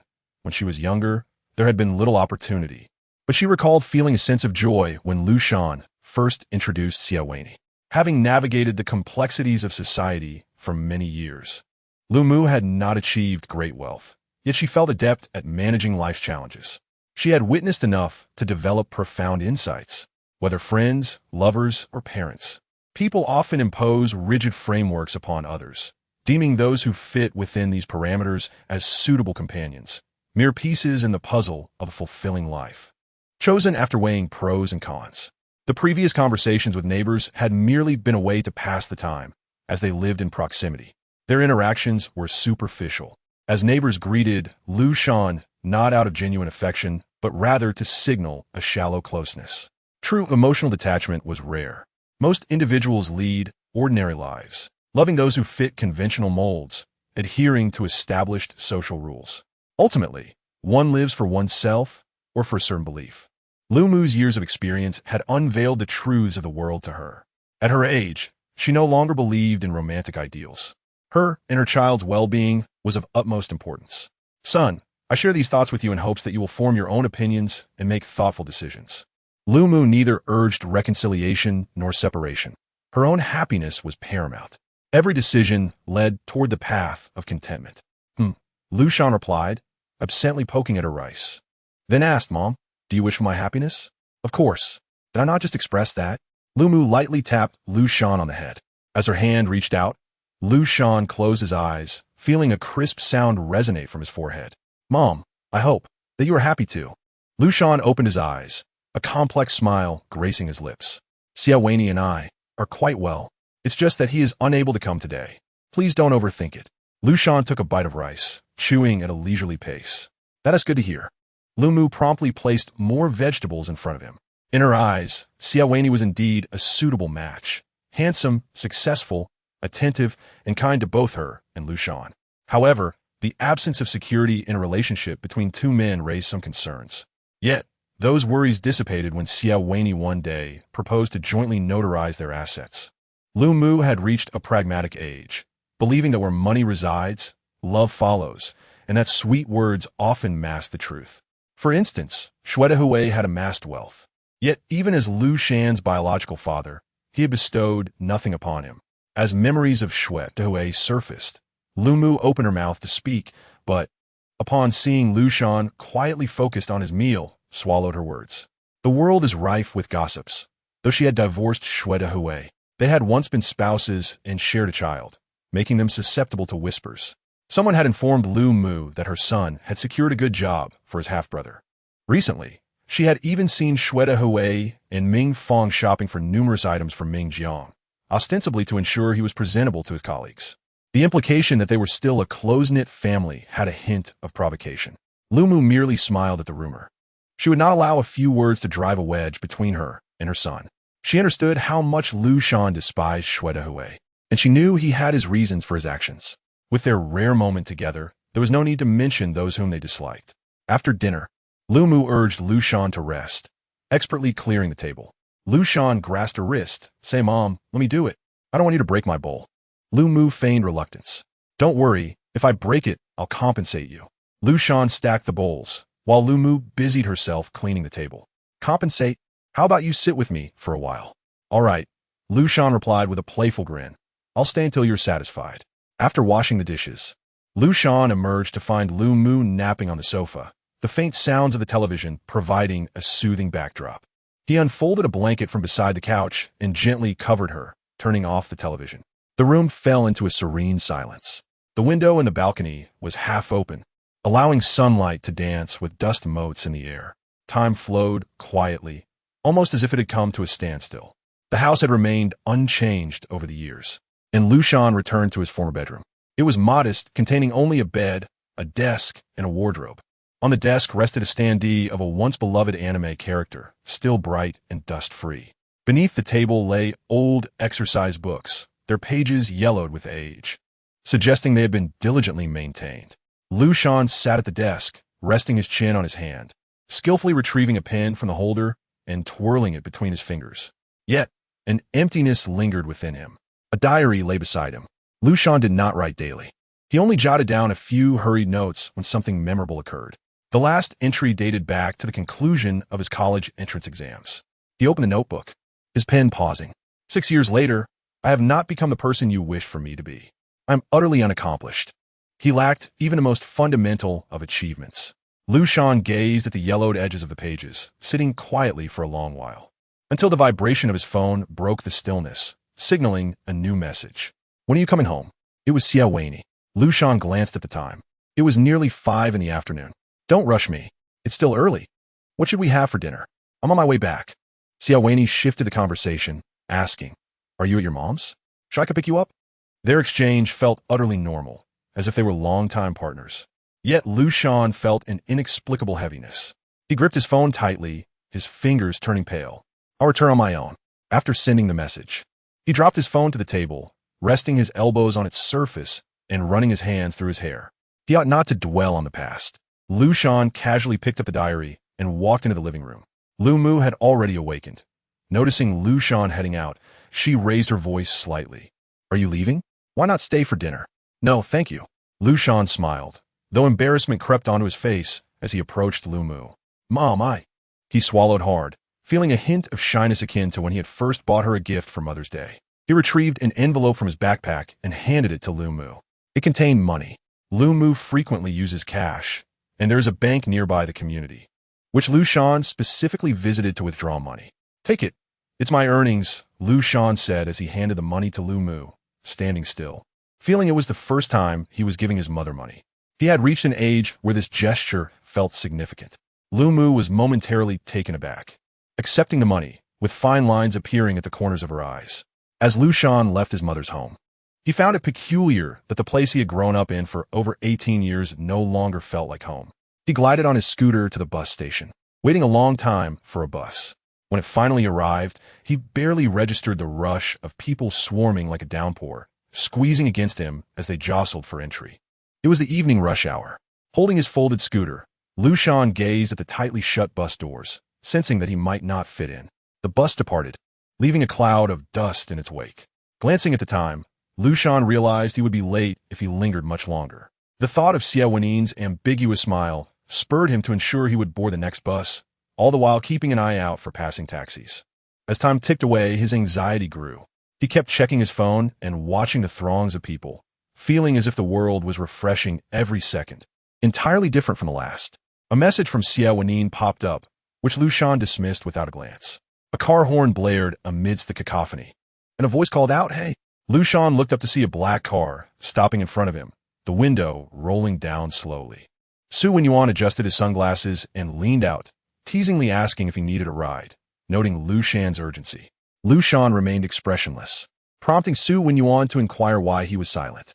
"You can't stop at the bus station," Liu Shan replied. Xie Wenyì, not hearing clearly, asked him to repeat. "You can't stop at the bus station." Liu Shan raised his voice, his words cutting through the din. Xie Wenyì glanced at the rearview mirror, noticing a bus preparing to enter the stop, and hastily drove away. Liu Shan was left speechless, observing the still crowded bus stop, before reluctantly taking a few steps forward. Xie Wenyì had opened the car door nearby, and seeing Liu Shan approach, he raised an eyebrow smugly. "So, are you happy to see me?" "Happy." Liu Shan's unexpected agreement caught Xie Wenyì off guard, who then prided himself on his wit, asking how happy he was. "So happy, I want to tie you to a chair and launch you into the sky." "What?" Xie Wenyì was perplexed, sensing it was not a compliment. "I kindly offered you a ride, and you say that? Weren't you the one who suggested we delete each other?" Liu Shan recalled almost being caught because of Xie Wenyì and being unilaterally removed from his contacts. Xie Wenyì was taken aback, wondering why Liu Shan held such a grudge. Liu Shan bore no resentment, simply choosing to walk away, provided that person did not appear before him. If he were to see Li Si now, he would also have a few sharp words, as he would for an unexpectedly reappearing Xie Wenyì. Xie Wenyì, lacking sincerity, invented excuses to claim he merely wanted to help Liu Shan. Liu Shan did not believe him, but sensed a need for Xie Wenyì's assistance.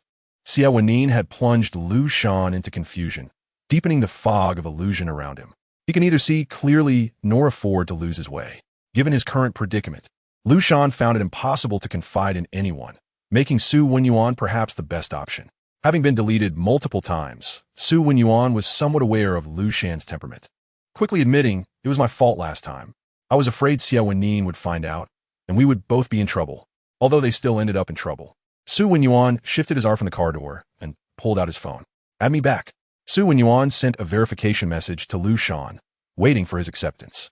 He could not comprehend why Liu Shan required coaxing and was willing to extend an olive branch.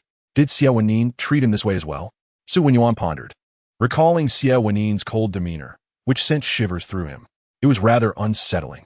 Xie Wenyì had once given him a beating, then proposed cooperation, each seeking their own benefit. Xie Wenyì had asked Xie Wenyì what he intended to achieve.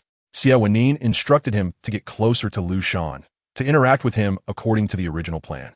Thus, Xie Wenyì timed his encounters with Liu Shan, attempting to forge a friendship, sacrificing an afternoon and a fine to finally reach Liu Shan. As Xie Wenyì awaited Liu Shan's acceptance of his friend request, he glanced down, only to find the other party rejected your friend request. Xie Wenyì lifted his head and asked, "Why?" "Try adding me again," Liu Shan replied without a hint of remorse, smiling like a child who had successfully pulled a prank. Xie Wenyì was left speechless. "You're acting like a primary school student." He submitted another request, which Liu Shan accepted this time. "Get in the car. I'll give you a ride." Xie Wenyì was merely following Xie Wenyì's orders. Otherwise, he would not have acted as a chauffeur. Liu Shan opened the back door to enter the car, but Xie Wenyì halted him, saying, "Do you really think I'm your driver? Sit in the front." "Oh." Liu Shan closed the back door and took the passenger seat. The car started moving slowly. Xie Wenyì's driving style differed from Xie Wenyì's, while Xie Wenyì drove steadily. Liu Shan hardly felt anything. Xie Wenyì, however, was erratic, constantly changing lanes and speed, leaving Liu Shan feeling dizzy. "Could you slow down a bit?" Liu Shan, unfamiliar with driving, assumed it was a speed issue. "Look at the evening rush hour traffic. Even if I wanted to speed, I couldn't." The road was congested with vehicles, their brake lights flickering incessantly, and at red lights, they would be stuck for a while. Xie Wenyì, distracted while talking to Liu Shan, asked bluntly, "How did you meet Xie Wenyì?" "School," Liu Shan replied tersely. "School?" Xie Wenyì's tone rose in curiosity. "Xie Wenyì graduated at 20. That timeline doesn't add up. You should ask him." Liu Shan leaned against the seat back, feeling queasy from Xie Wenyì's poor driving. "What did you mean by what you said last time?" "What last time?" Xie Wenyì asked casually. "The last time you called me mom."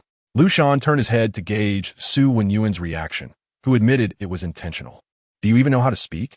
Xie Wenyì slammed the brakes. "I was confused last time. I didn't mean to call you that." Liu Shan lurched forward, restrained by the seatbelt. "Is that why you helped me?" Liu Shan pondered, suspecting there might be more to it. "Sort of," Xie Wenyì replied, his carefree demeanor suddenly subdued as he focused on the traffic ahead.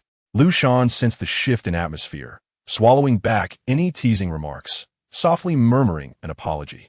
"What are you apologizing for?" Xie Wenyì inhaled deeply and exhaled, glancing at Liu Shan. You're not exactly blameless either." But he could not bring himself to voice that thought. In that moment, he realized Liu Shan was a person, not merely a tool to be exploited. If he acted on his previous intentions, he would be no different from the two lunatics in the Xie family, becoming someone he despised. "I say, you really..." Xie Wenyì continued navigating the traffic, his words blending into the wind, seeping through the window. "Trust Xie Wenyì as little as possible. It's best not to think about it all." This was a lesson Xie Wenyì had learned over the years through personal experience, an utterly futile defense. Moreover, he was uncertain of what else to do. Xie Wenyì was a serpent, adept at ensnaring others with words, each sentence laced with venom. Following his lead would inevitably lead one into a trap. For instance, long ago, when Xie Wenyì had threatened Liu Shan with the cancellation of his student status. In truth, Xie Wenyì would never carry out such a threat. It was not about ability. Threats only held power when unexecuted. If such actions were indeed taken, the prey, devoid of any scruples, would inevitably face a fatal confrontation.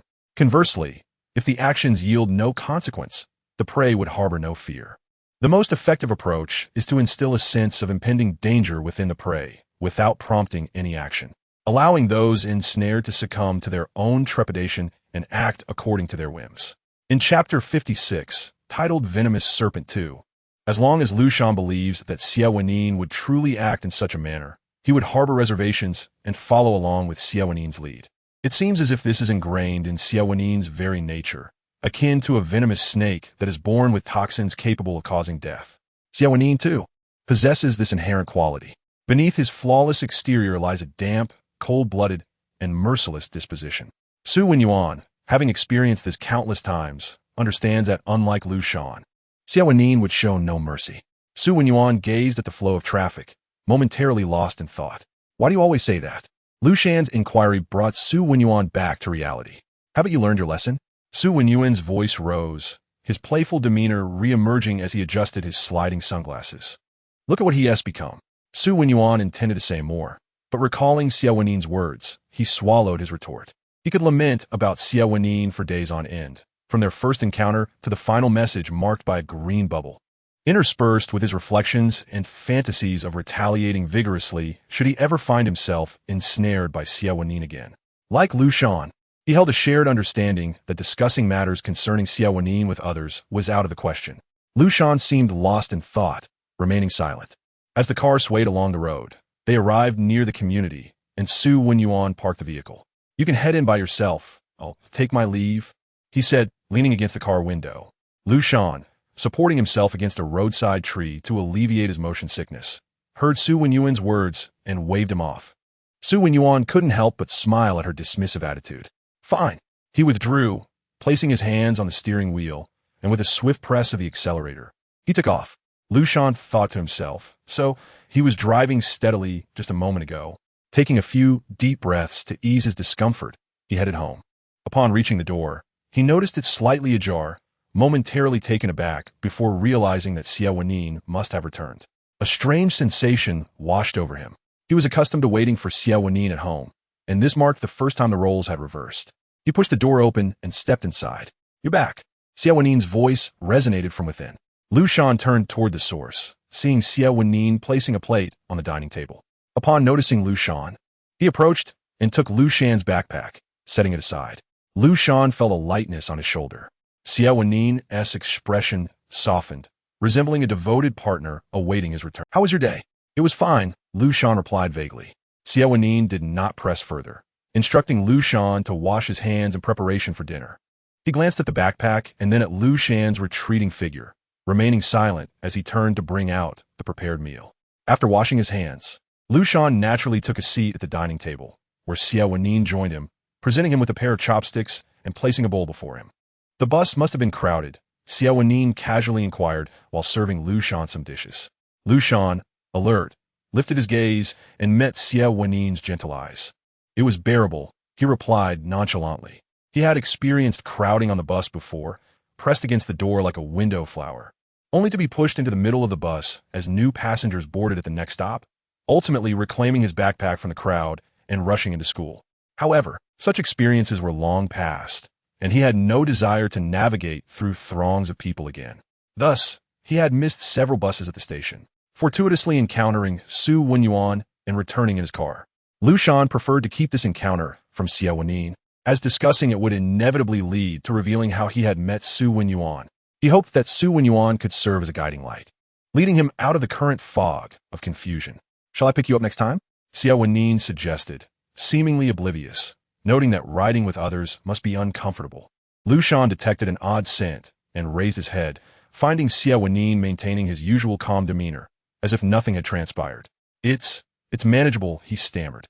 "You seem to float when you walk back," Xie Wenyì remarked. "Is the motion sickness that evident?" Liu Shan questioned uncertainly. After dinner, Liu Shan ascended the stairs with his bag, while Xie Wenyì remained downstairs. The moment he arrived, he quickly fetched his phone and messaged Xie Wenyì, practicing driving. "What? Are you serious? You asked me to pick you up, and now you're criticizing my driving? Do you think I'm some kind of cheap person? Let me tell you, don't think you can manipulate me at will." A flurry of messages from Xie Wenyì ensued. Xie Wenyì merely scrolled through, asking, "What did you two discuss today?" Just added each other as friends. The mere act of adding a friend had already been fraught with complications. I asked, "What exactly do you want? Are you testing Liu Shan to see if he still wants to escape?"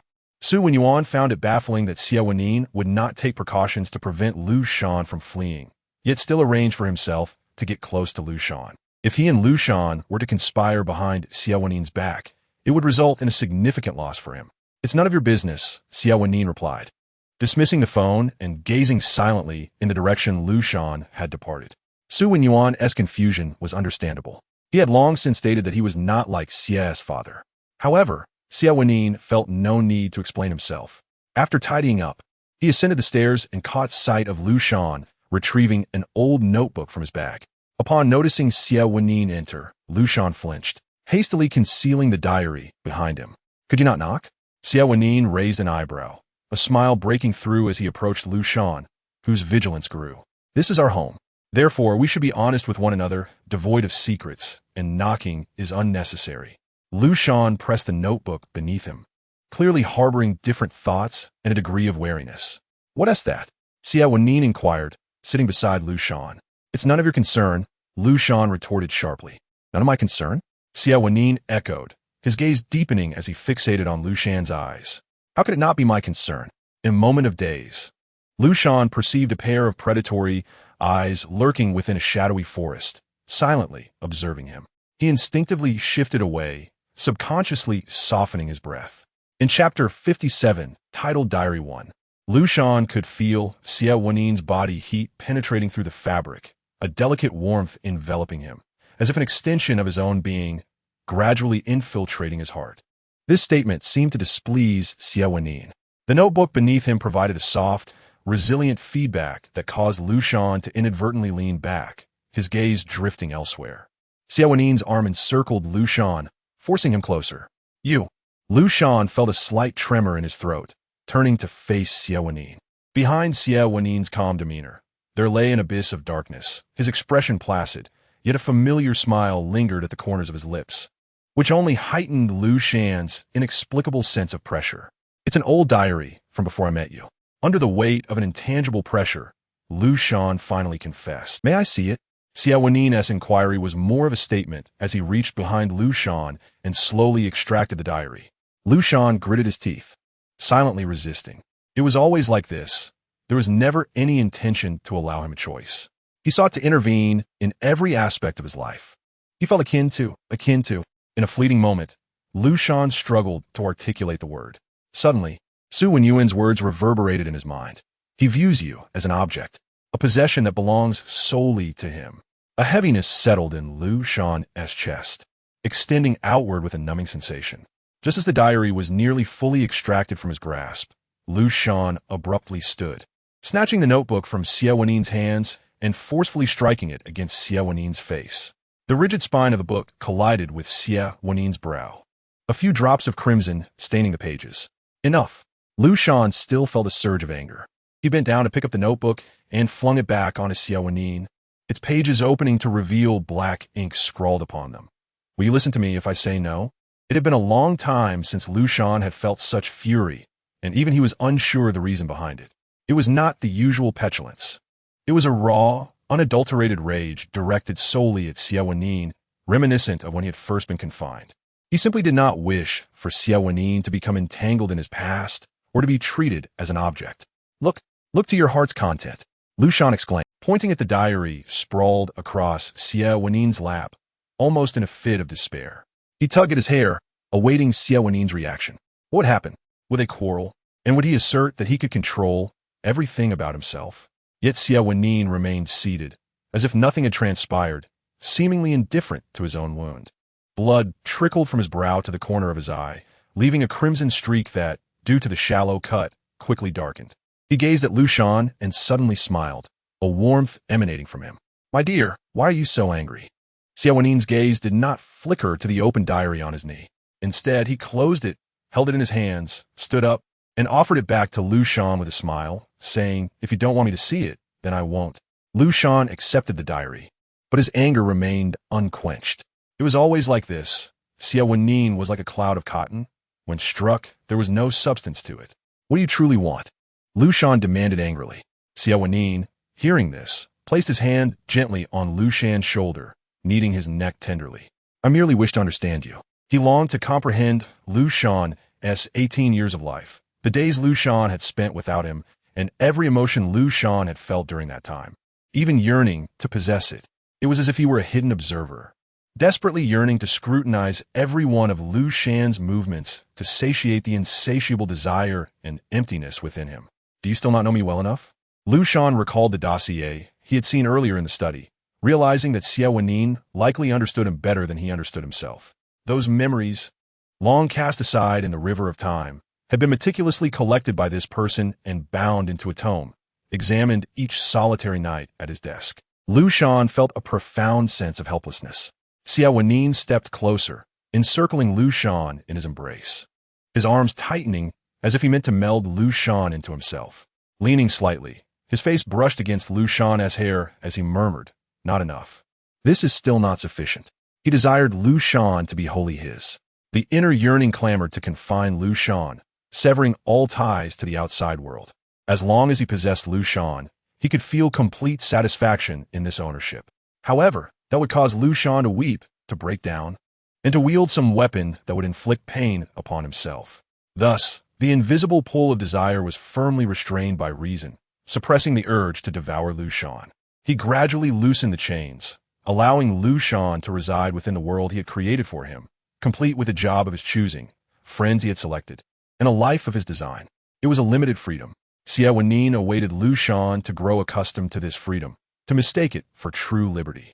Yet this freedom, akin to a false sky, appeared radiant, yet perpetually oppressed the spirit. In the heart that had tasted true liberty, it resembled an expansive cage. Therefore, it was essential for Liu Shan to forget genuine freedom. He should forcefully open that diary, asserting dominance. For although he had not been present in Liu Shan's first 18 years, that time would still be shrouded in the shadow of Xie Wenyì, indistinguishable from the present moment. Xie Wenyì's grip on Liu Shan became suffocating. Liu Shan took a step back, but was pulled back in. Xie Wenyì's hand cradled the back of Liu Shan's head, slowly guiding it to the small, triangular wound above his brow.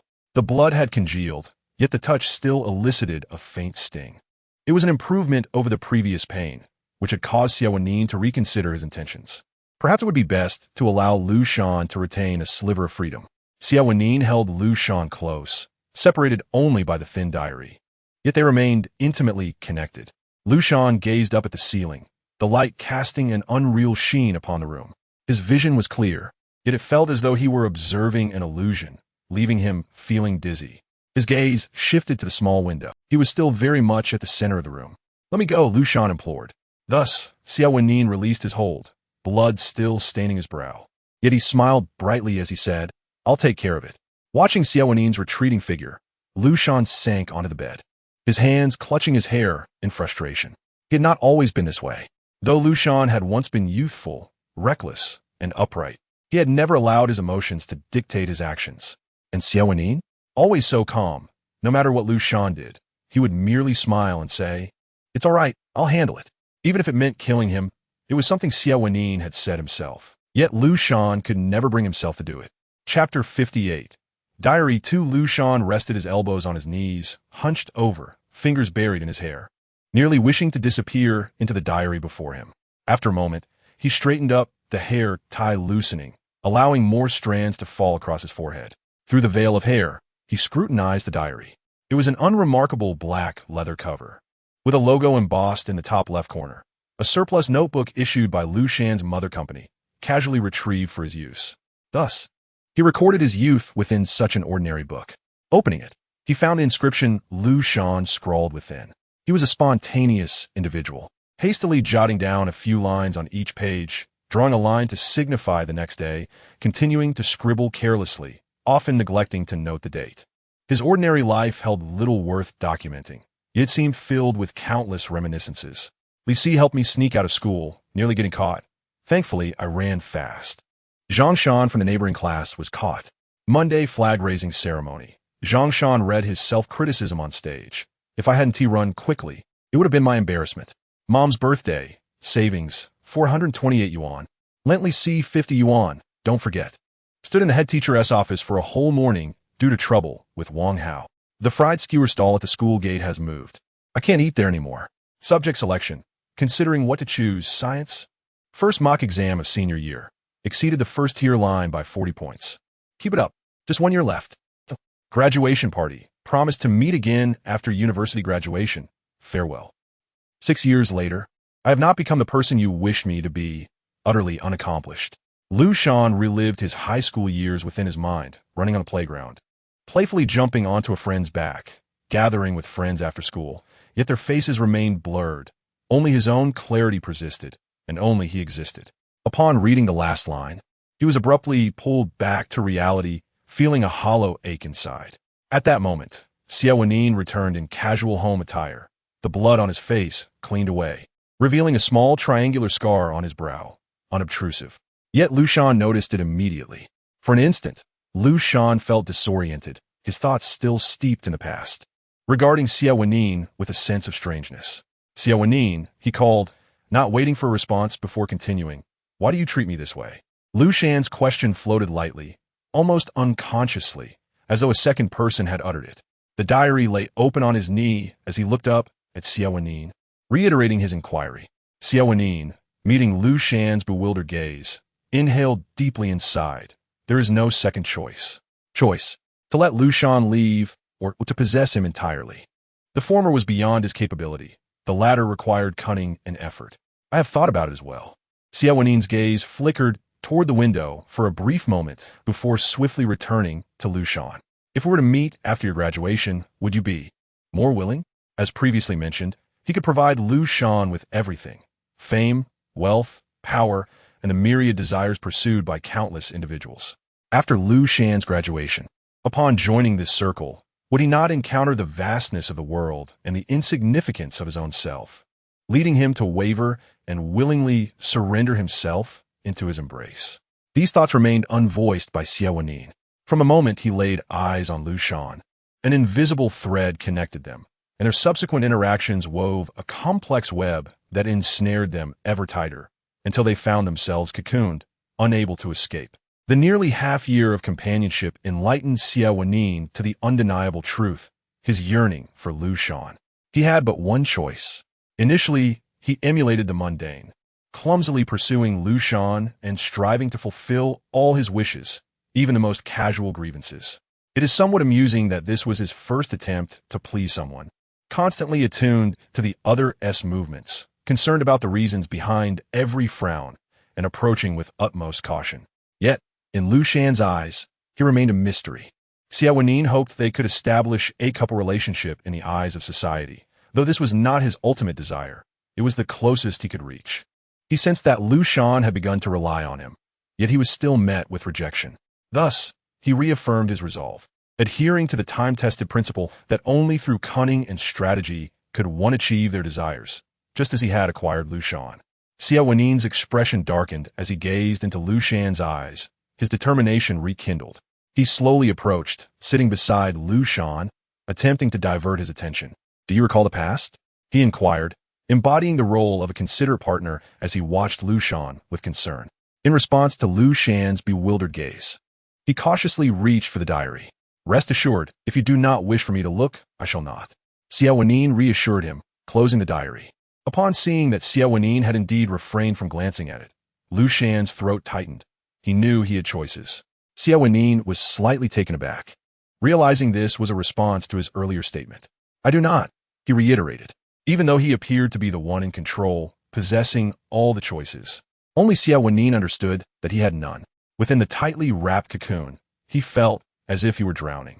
He placed the diary on the table and embraced Liu Shan once more, his mind swirling with thoughts.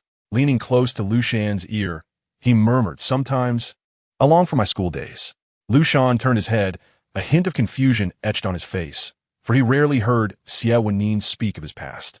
With a calm tone, Xie Wenyì recounted amusing anecdotes from his school years, noting how solving problems and taking exams seemed no different. In truth, those were the most liberating times. Deep within Xie Wenyì's eyes lay a profound vortex. At its center was Liu Shan's reflection. Everyone was alike. Although they sat in a small, confined space, solving repetitive problems, they were filled with endless possibilities for the future, akin to dandelion seeds ready to take flight to any destination. Yet those who had already taken root, despite their flourishing leaves, remained confined to their limited world. Even if Liu Shan had never encountered him, he would still be devoid of freedom. Everyone was the same. Liu Shan was no different. If that were the case, what distinction did it make to live in the world Xie Wenyì had crafted for Liu Shan? Let us move forward, Xie Wenyì said earnestly. Whatever you wish to pursue, I shall support you. Liu Shan was taken aback by this sentiment, stumbling over his words. Is that truly so? Of course, Xie Wenyì replied, his gaze deep and his hand resting gently on Liu Shan's. Liu Shan looked at Xie Wenyì's hand, feeling a sense of disorientation as the fog thickened, obscuring his vision. As chapter 59 of The Love of Mediocrity unfolds, the further they ventured, the more lost Liu Shan felt, even struggling to discern the way back. Amidst the fog, The sensation of Liu Shan's hand was strikingly clear, compelling him to follow. When the world resonated with a singular voice, resistance became futile. Liu Shan lifted his gaze to find Xie Wenyì focused intently on him, his expression encouraging. But suddenly, Liu Shan's hand recoiled as if pricked by a needle. He sprang to his feet, breathless, muttering, "I need to wash up," before hastily departing. Xie Wenyì watched Liu Shan's retreating figure, his gaze shifting to the diary that Liu Shan had left behind. How could he have forgotten? As he reached for it, his fingers hesitated just before touching the cover. Never mind. He had promised Liu Shan he would not look. Ultimately, whether he chose to look or not hinged on Liu Shan's awareness of it. This was Xie Wenyì's usual approach to matters. However, recalling Liu Shan's earlier outburst, nearly hysterical as he had hurled the diary at him, Xie Wenyì opted to honor his promise. Allowing Liu Shan to retain a fragment of his past was inconsequential. After all, his future would belong to himself.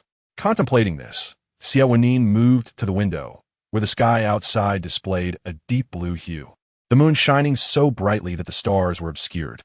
The evening breeze wafted through the window, brushing against his face, causing a slight sting at the sight of an old injury on his brow. He pressed his fingertip against it, the pain intensifying. A mere prick of discomfort coursed through his nerves, but in the clamor of his inner desires, it felt trivial. Xie Wenyì rarely experienced genuine emotional fluctuations. Even pain seemed insignificant, provided he remained alive. Yet, when Xie Wenyì had asked him whether he loved Liu Shan, his heart had momentarily halted, reminiscent of the first encounter with Liu Shan. When he regained his composure, he dismissed the notion with a scoff. "What are you talking about?" Xie Wenyì erupted into laughter. "Indeed, you're no different from your father." Xie Wenyì silently directed his gaze to the ring on his left hand, its glimmer offering a modicum of solace. He felt a twinge of impatience. How many times must I tell you not to compare me to him? Amusingly, the shared paternal figure was referred to as your dad by both, as if they were casting aside the title onto one another. Xie Wenyì extended his hand, the ring on his fourth finger sparkling. Love, he mused, was a rather superficial concept. It could neither ensure unwavering devotion nor guarantee permanence. It was merely a societal construct, devoid of true significance. People often demanded specific actions from one another as proof of love. Otherwise, it was presumed non-existent, leading to mutual blame. Xie Wenyì remained indifferent to such expectations. His feelings for Liu Shan transcended these trivial definitions. They were unbound, each possessing the other. Even if it appeared that he solely controlled Liu Shan, Xie Wenyì would become Liu Shan's most ideal partner, or perhaps his harshest overseer. These were the two paths he had envisioned. However, before anything else, he needed to secure Liu Shan's presence. As twilight deepened to inky blackness, only the moon remained surrounded by a cerulean canopy, illuminated by its silvery light. Xie Wenyì lifted his gaze to the moon, and at that moment, Liu Shan also looked up, their gazes converging across a distance of 380,000 kilometers, unbeknownst to anyone. Liu Shan opened the bathroom window, allowing steam to escape, the warmth dissipating as his cheeks grew dry and taut. He casually rubbed his face with his palm, dispelling the tension. Raising his eyes to the moon, he felt as if the moonlight enveloped him like mist, shrouding the horizon. The deep blue hue made him momentarily envision the sea beneath the night sky, where heaven and earth merged indistinguishably, and the world seemed turned upside down. As white mist began to rise, everything around him blurred. Leaning against the window, his damp hair clinging to his cheek, Liu Shan hesitated to step outside and confront Xie Wenyì. An instinct told him something was amiss, but he could not quite articulate it, much like how the moonlight obscured his vision. Suddenly, amidst this chaotic world, a faint vibration broke through. Liu Shan's phone, nestled in his pocket, buzzed. He retrieved it, discovering a weather alert predicting heavy rain for the following day. Liu Shan tucked the phone back into his pocket, only to remember something else. He opened a chat with Xie Wenyì and sent a message. "I had a fight with Xie Wenyì." After a considerable pause, the reply came. "So what? Do I look like your sounding board? Did you not say you would help me before? Is it too much to ask for a little inquiry now?" Liu Shan, with unwavering confidence, inquired, "You previously advised me to trust less in Xie Wenyì. Today he informed me." Liu Shan recounted the words Xie Wenyì had shared with him earlier. Opposite him, Xie Wenyì, seated in a bar, rejected the drink offered to him and repeatedly scrutinized the vibrant lights. gradually untangling the logic based on his own past experiences of being deceived. Unable to suppress a roll of his eyes, he thought, what a master of insinuation this Xie Wenyì is. He possesses a remarkable knack for shifting concepts. As Xie Wenyì placed his fingers on the keyboard, ready to articulate his thoughts, they suddenly hovered over the send key, pausing in contemplation. After a moment's reflection, he meticulously deleted each word he had just typed. Had Xie Wenyì sought him out earlier, perhaps he would have revealed the truth to Liu Shan, informing him that Xie Wenyì was merely engaging in a sleight of hand, attempting to deceive him. But now that was not an option. Xie Wenyì suddenly realized that his earlier display of discord with Xie Wenyì had unwittingly become a weapon for Xie Wenyì, persuading Liu Shan to trust him. Xie Wenyì was adept at manipulating emotions. Not only Liu Shan, but even he himself, as an observer, required repeated contemplation to discern the flaws in Xie Wenyì's narrative. Progressing down the wrong path, one could only descend further into an abyss of no return. Just as Xie Wenyì found himself ensnared in Xie Wenyì's web, he too could not extricate himself. Xie Wenyì licked his lips, tasting the remnants of alcohol, feeling a weight in his heart, and said, that is indeed true. You pondered for so long and only produced 4 words? Liu Shan regarded the typing indicator with bemusement, only to receive Xie Wenyì's 4-word response, perplexed. Am drunk. My typing is sluggish. Oh. Liu Shan pocketed his phone and gazed out the window, where dark clouds drifted with the wind, obscuring the moon, while a lighthouse guides ships. Its light also serves as a siren's lure. Liu Shan tied his hair back once more and stepped outside. Upon hearing the commotion, Xie Wenyì turned, his face breaking into a smile. As night had fallen, he advised Liu Shan, it's time for bed. Liu Shan kicked off his shoes, climbed into bed, and pulled the covers over himself. The mattress shifted slightly as Xie Wenyì nestled close. Liu Shan turned, finding himself drawn back into Xie Wenyì's embrace. His back pressed against him. In a few days, we shall go skiing, Xie Wenyì murmured against Liu Shan's neck. Liu Shan's ears perked up as he rolled over, asking, where to? City, where snow graces the ground year-round. Around the ski resort, there are hot spring lodges where one can watch snowflakes descend into the mist. Xie Wenyì watched Liu Shan's expression brighten as he painted a picture of the scenery, majestic mountains, vast forests. Seeing Liu Shan's longing gaze, a gentle ripple of affection washed over Xie Wenyì. Sleep now, he urged. Liu Shan shifted slightly, but Xie Wenyì held him firmly, coaxing him into a calm slumber. Chapter 60. The downpour in the dead of night. Liu Shan was stirred by the sound of branches scraping against the window, accompanied by the shattering of glass and the howling wind through the leaves. The distorted shadows of trees danced wildly across the room, flickering with the flashes of lightning and the rumble of thunder. Liu Shan opened his bleary eyes and glanced at the window. The ghostly figures writhed through the glass, stretching their forms across the expanse as torrents of rain cascaded down, illuminating the world in an eerie white. The drowsiness evaporated, and he jolted awake as he rose. A chill swept over him. What is happening? The dim light suddenly brightened as Xie Wenyì sat up, wrapping his arm around Liu Shan, the warmth seeping through to his heart. Nothing. I was awakened by the sound of rain. Liu Shan recalled the weather alert he had seen on his phone, realizing it was already the next day and a storm warning had been issued. Under Xie Wenyì's watchful care, Liu Shan had gone to bed early. His sleep shallowed during the first half of the night. Had he been alone, he would have still been awake, scrolling through his phone. Xie Wenyì glanced out the window, threw off the covers, and secured the window shut, drawing the curtains closed. Instantly, the storm was kept at bay. With Xie Wenyì's departure, Liu Shan felt a sudden chill. Before he had time to miss the warmth, Xie Wenyì returned, the mattress shifting as he lay beside Liu Shan, embracing him. Sleep now. Both were in a fog of sleepiness, and Xie Wenyì pulled Liu Shan closer, their bodies fitting together harmoniously, like 2 incomplete pieces of a puzzle. Liu Shan inhaled the warmth surrounding him and murmured, I can't sleep. Xie Wenyì's voice was husky. Liu Shan felt the weight of Xie Wenyì's arm across his chest, restricting his breath, and irritably pushed it away. Wrapping himself in the blanket, he rolled over, seeking comfort. Xie Wenyì shifted closer, repositioning his arm around Liu Shan's waist. With Liu Shan's back against him, warmth enveloped his heart, and he adjusted to a comfortable position, listening to the rhythmic sound of Xie Wenyì's breathing, gradually succumbing to slumber. The rain persisted throughout the night, tapering to a light drizzle the next day, leaving the yard strewn with debris from the storm. Puddles formed, creating ripples that danced across the ground. Upon waking early, Liu Shan peeked outside to see the disarray in the yard, his lips curling involuntarily. How long will this take to clean? However, he quickly remembered that this task was not his responsibility and naturally turned to Xie Wenyì, saying, "The yard is a mess. Then you should find a solution, preferably clean it bit by bit. I'll just watch from upstairs." Xie Wenyì approached, taking in the chaotic scene. "Don't worry. Someone will come to tidy it up later." Noticing Liu Shan still clad in thin pajamas at the window, Xie Wenyì reached out and pulled him back, urging him to put on some clothes. The weather has turned cold. After the next rain, it will be even chillier. The seasons are gradually shifting into winter, and it's no longer time for short sleeves. Liu Shan was pulled back and hastily donned jacket. After breakfast, as Xie Wenyì prepared to leave, he zipped up Liu Shan's jacket and cautioned, "Someone will come later. If you prefer not to interact with them, just ask them to return in the evening. Wait for me to come back."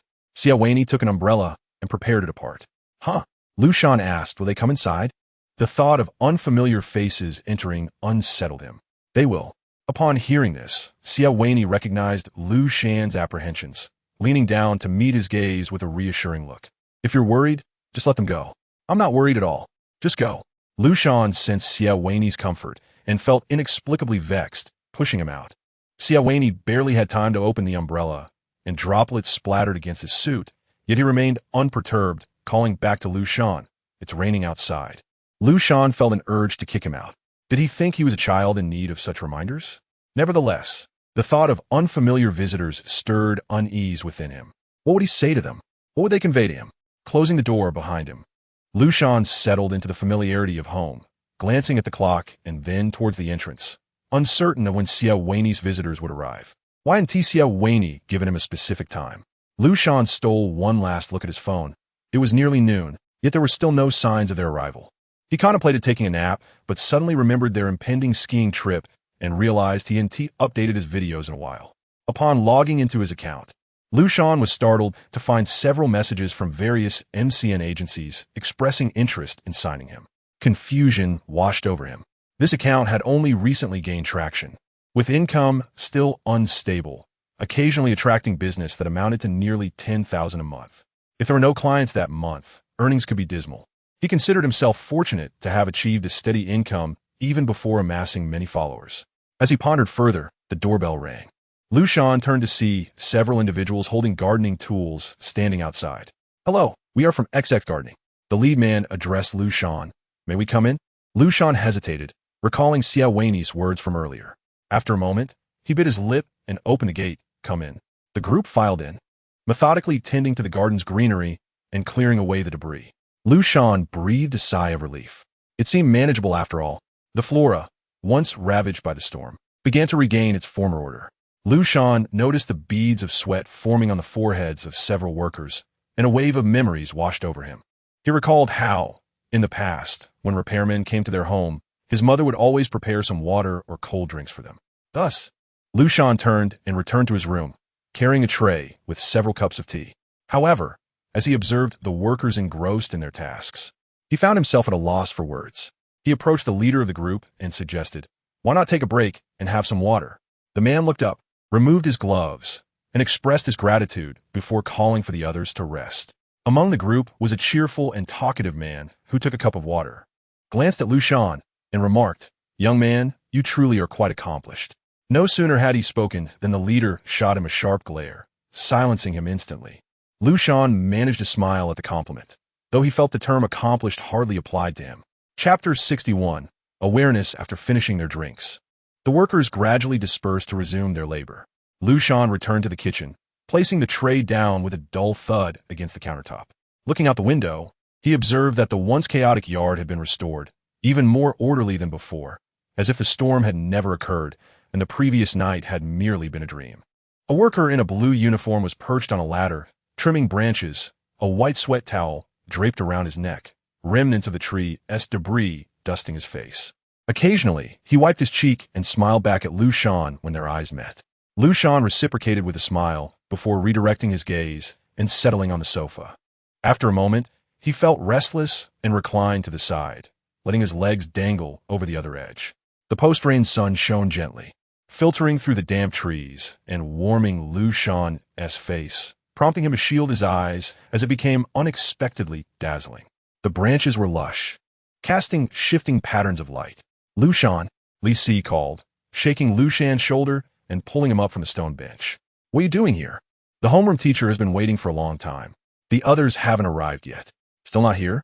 Liu Shan replied, lowering his hand from his eyes and looking at Xie. How did the exams go?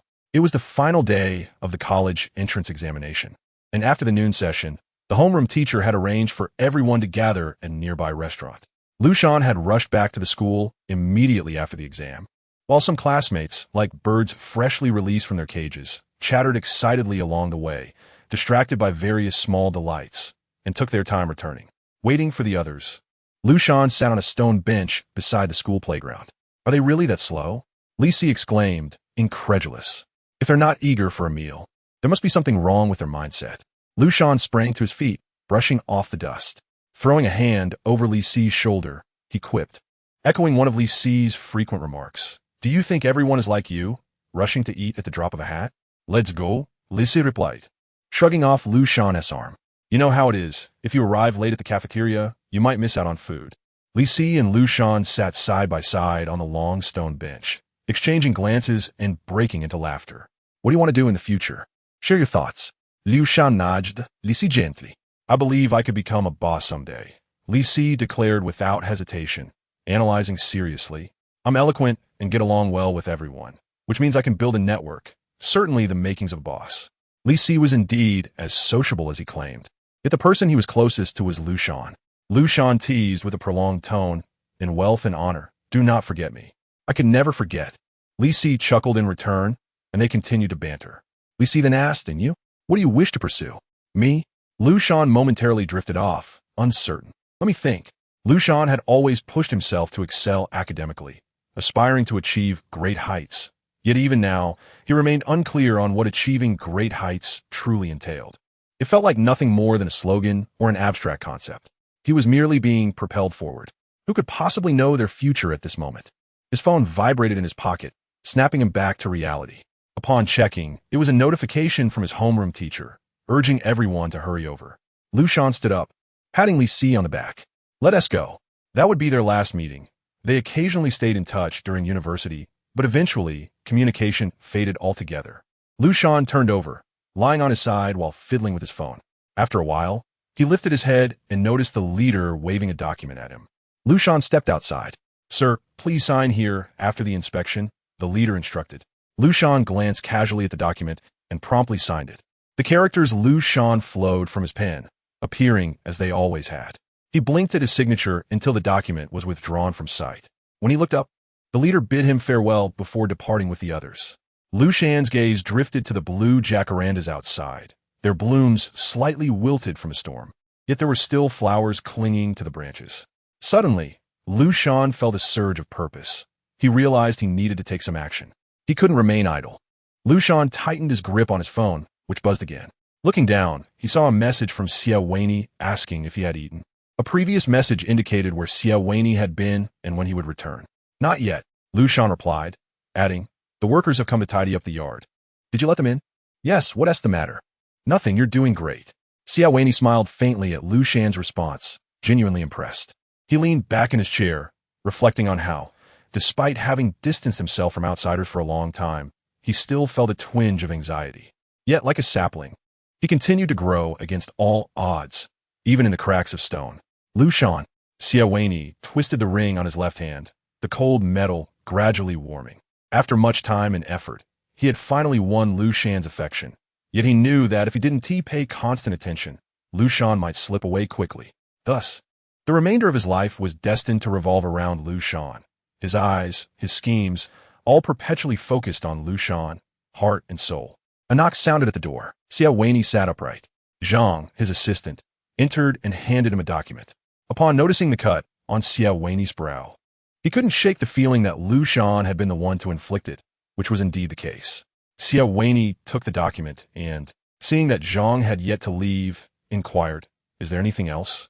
They've already employed Ming Jiang over at ER, Zhang replied. Zhang understood Xie Wenyì's intentions.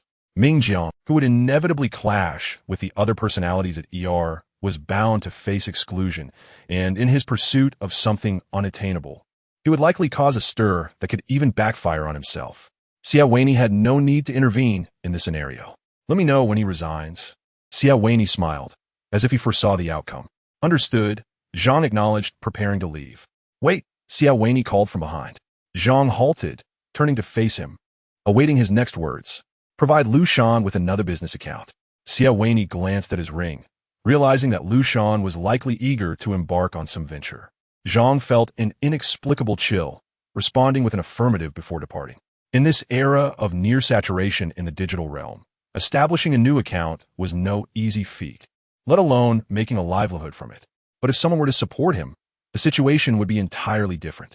Did Liu Shan realize that his career was also under the control of his boss? As Zhang exited the office, he felt an unanticipated sense of relief. It appeared that everything in the eyes of the boss was merely a tool. He needn't speak. Work was inherently so. Yet for others, and for matters beyond work, it seemed as though the boss viewed everything as something to be utilized, a mere component of a larger machine. Did Liu Shan exist in his boss's mind as a mere human? Chapter 62. Consciousness 2. Xie Wenyì glanced at the clock, noting it was nearly time to head home. He rose, retrieving the coat draped over a nearby chair, quickening his pace as he prepared to leave. A few assistants outside the office grumbled internally as their superior prepared to depart. The workload wouldn't simply vanish. It would shift onto their shoulders. Yet their boss maintained a conventional 9 to 5 schedule. In truth, had it not been for Xie Wenyì's father's persistent pressure and Xie Wenyì's occasional disruptions, he would likely have had more leisure time, allowing him to spend more moments with Liu Shan. He contemplated how to deal with his father's interference. Just then, Xie Wenyì's phone rang, and upon seeing the caller ID, he frowned slightly, reminiscent of encountering something unpleasant. It was his father, come home for a visit. The pupils of Xie Wenyì's eyes reflected the soft, white glow of his phone, his expression icy and detached. At the very moment the elevator doors opened, the corners of his mouth suddenly flattened, exuding an oppressive gloom. Inside the elevator stood a man nearing 60, with graying hair and clad in a black tang suit, Xie Wenyì's father. The elevator doors, a hand's breadth wide, barely separated their two worlds, yet they felt as distant as if they were separated by a chasm. The burgeoning new star resembled a lion that has usurped the throne from the aging king, asserting its dominance within the pride, even if the vanquished was its own father. What are you doing here? Xie Wenyì's lips curled into a sardonic smile as his gaze shifted to Xie Wenyì, who stood behind his father, his inquiry unmistakably accusatory. Xie Wenyì, indicating his disconnection from the matter. He had wholly aligned himself with Xie Wenyì's faction, having initially believed himself to be the antagonist, only to find himself easily tamed as a subordinate.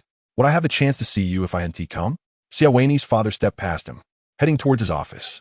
Ignoring him entirely, Xie Wenyì slightly turned to face his father. I'm afraid that is my private domain. Please take your leave.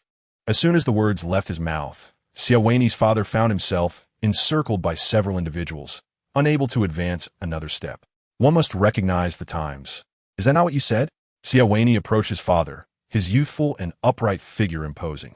The bright light of the building cast a short, chaotic shadow from Xie Wenyì, expanding outward from his center. This was his territory, and even Xie Wenyì's father had to heed his authority here. According to your previous statements, you should be pleased. He regarded his father not as a parent, but as a rival. Before attaining true strength, one must not regard oneself as human. One should see oneself as a tool, donning a mask of pretense as a weapon. It was imperative to grow strong enough to gain a voice and acquire one's desires. Xie Wenyì evidently surpassed his predecessor. He did not view others as humans, nor did he regard himself as such. He perceived people and society as a collective of organisms driven by desire, eschewing discussions of love, hate, joy, aversion, hope, and fear as human sentiments. Like a spectator, he remained independent of emotions, donning a mask of pragmatic attitude as the situation demanded. Now, Xie Wenyì's father had grown old. The shift of power meant he could no longer compel Xie Wenyì to wear the mask of sonship.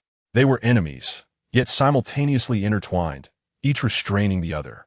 Xie Wenyì cast a glance at assistant Zhang, leading the charge, advanced step by step towards Xie Wenyì's father, extending his arm in a gesture of invitation. Faced with his son's disrespect, Xie Wenyì's father did not retaliate with anger, but rather smiled, his eyes glinting with admiration. As the heir of the Xie family, Xie Wenyì was indeed exemplary. You are commendable, but still lacking. Lacking in age, in the time, and connections accrued through shared interests. But if you heed my advice, a union with a similarly powerful family would suffice. Enough.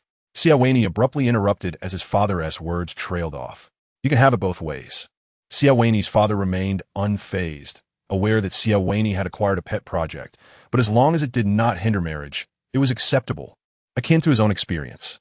They had previously broached this subject, and at the time, Xie Wenyì's father had held the upper hand, nearly breaking Xie Wenyì's spirit. He had presumed Xie Wenyì would comprehend the stakes, yet here they were, with no resolution in sight. He could not bear to witness Xie Wenyì miss another opportunity for growth. Today, let the one who was elevated be dismissed. Xie Wenyì's voice was cold, and he added, I will respond to you regarding today's events. With that, he signaled for his father to be forcibly escorted away. Having long occupied a position of power, Xie Wenyì's father was reluctant to descend from his pedestal. With a cold snort, he turned to leave.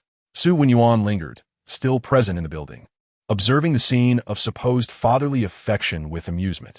Why not acquiesce to him? Xie Wenyì pulled up a chair, crossing his legs comfortably. Who invited you? Xie Wenyì retorted without missing a beat. The old man, Xie Wenyì shrugged. I couldn't refuse him. Xie Wenyì had consistently avoided encounters with his father, which necessitated the old man to seek him out personally.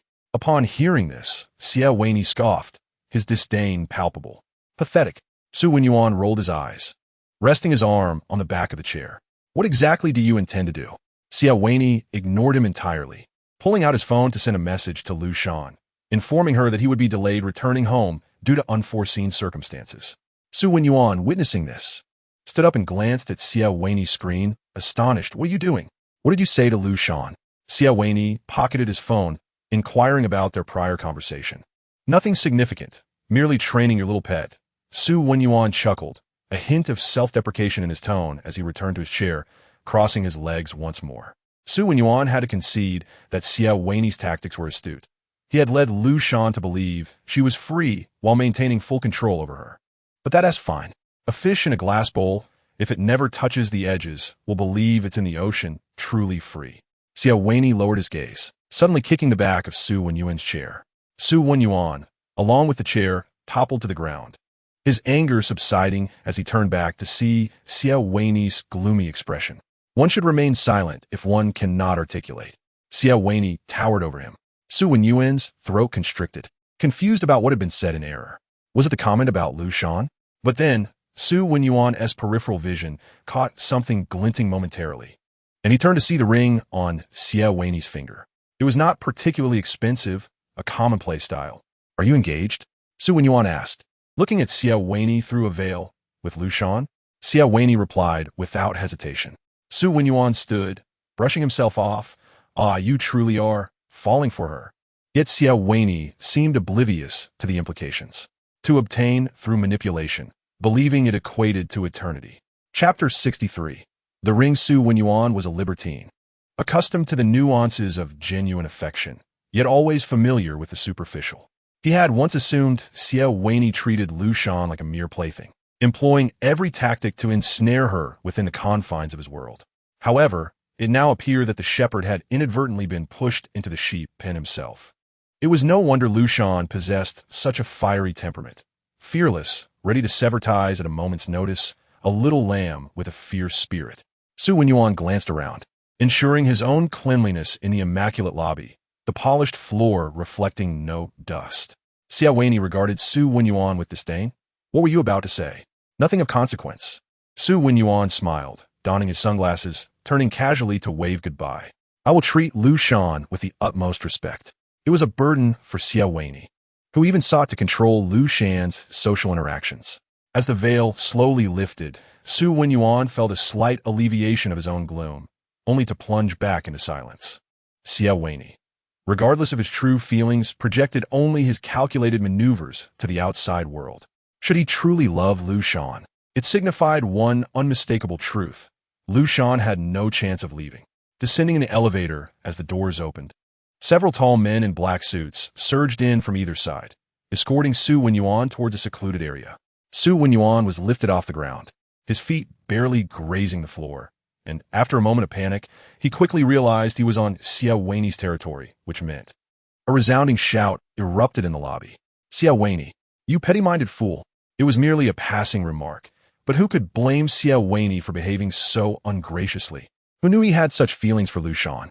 Xie Wenyì's voice echoed in the upper floors, unheard by Xie Wenyì, who was lost in contemplation regarding Xie Wenyì's earlier question, "Will you marry her?" Xie Wenyì glanced at the ring on his left hand. In a daze, he envisioned Liu Shan standing before a white, rose-adorned archway, smiling as she slipped a ring onto his finger, just as he did the same for her, each binding the other with the shackles of marriage. Yet, the reality was that he had deceived Liu Shan into presenting him with this very pair of rings, which he now wore for himself.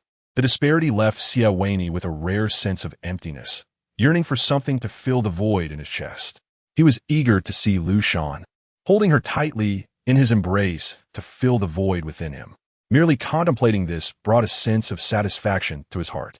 Assistant Zhang, with his palm facing upward, revealed a ring, a rather common style.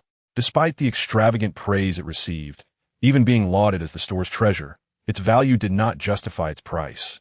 Yet, Xie Wenyì wore it constantly. Assistant Zhang leaned closer, awaiting instructions from Xie Wenyì. "Help me order a pair of rings." Just as Xie Wenyì was about to elaborate, he swallowed his words, pressing his right hand against his eye as if in deep thought. "Forget it, I'll send you the design." Xie Wenyì intended to create a pair of unique rings for Liu Shan and himself, devoid of any external influence. "All right," Assistant Zhang replied, his gaze flicking to the ring on Xie Wenyì's hand, the one Liu Shan had given him. It seemed as though something was beginning to shift, as Xie Wenyì usually drove with remarkable steadiness, maintaining a consistent speed like a well-oiled machine. Today was a rare instance of impatience.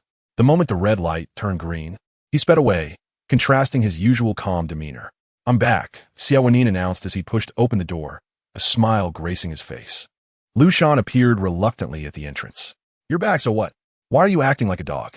Before Liu Shan could finish his sentence, Xie Wenyì enveloped him in a tight embrace. "What are you doing?"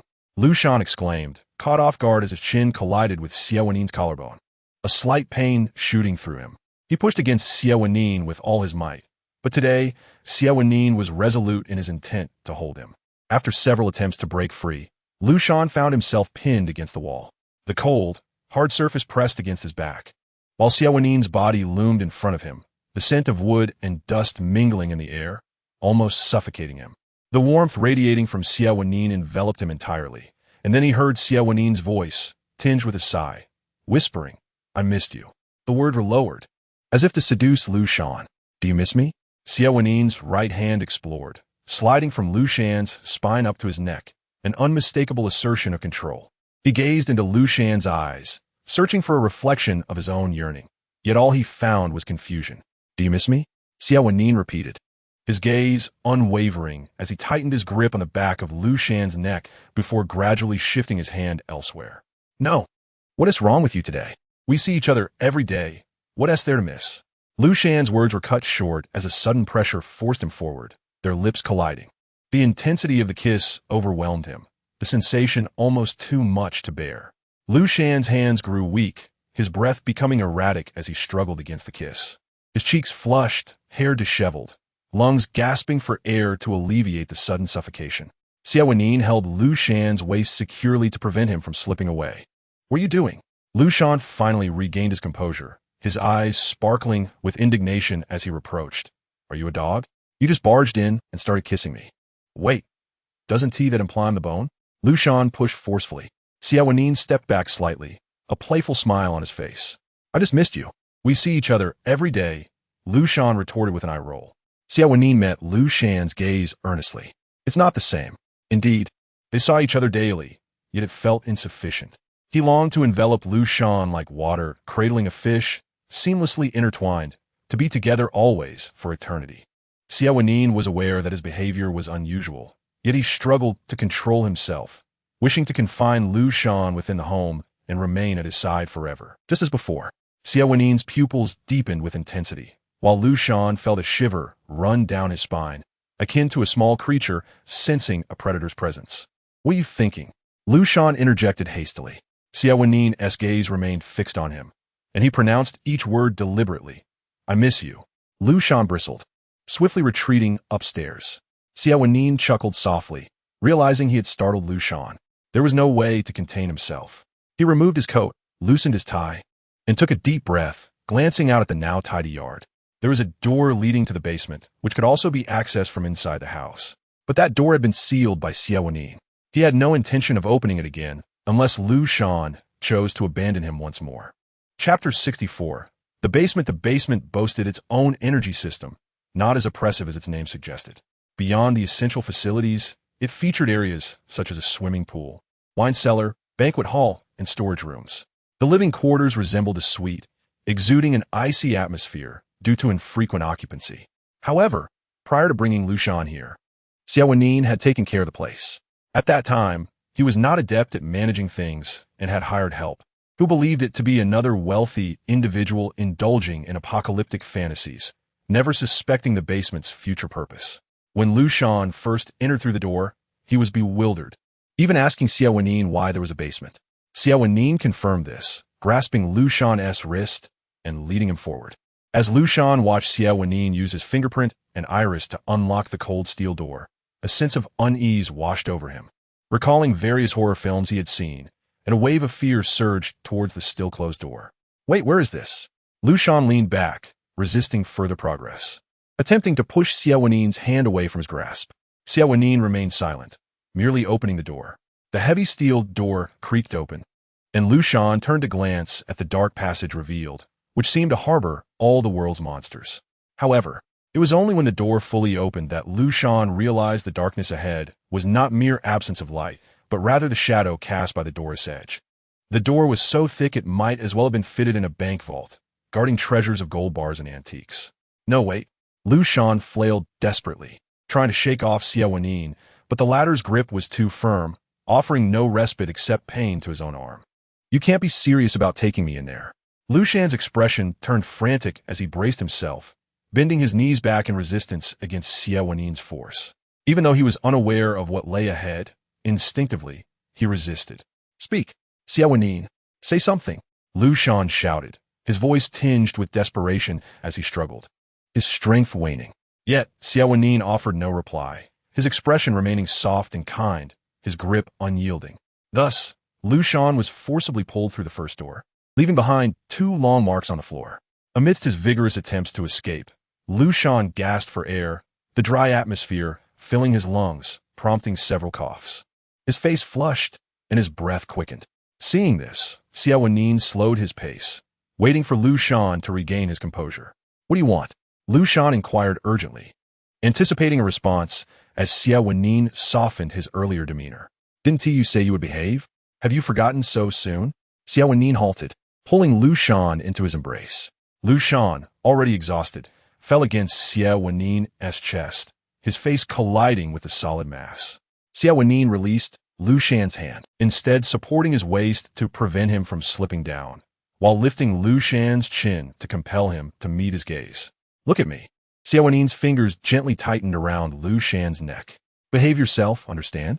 As Liu Shan's head instinctively tilted away, Xie Wenyì redirected him, ensuring that Liu Shan could only gaze at him.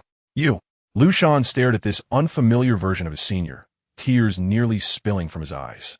He could not comprehend why this person, who had once been so accommodating and caring, had transformed into a domineering figure, his demeanor now that of a harsh controller. Upon reflecting on this, Liu Shan choked up and continued, "Why do you treat me this way? Is it simply because I rejected you?" Indeed, the turning point lay here, right after his refusal of Xie Wenyì. "No." Xie Wenyì gently traced the corner of Liu Shan's eye with his thumb. "It is because you wish to sever ties with me." "What?" Liu Shan questioned, bewildered.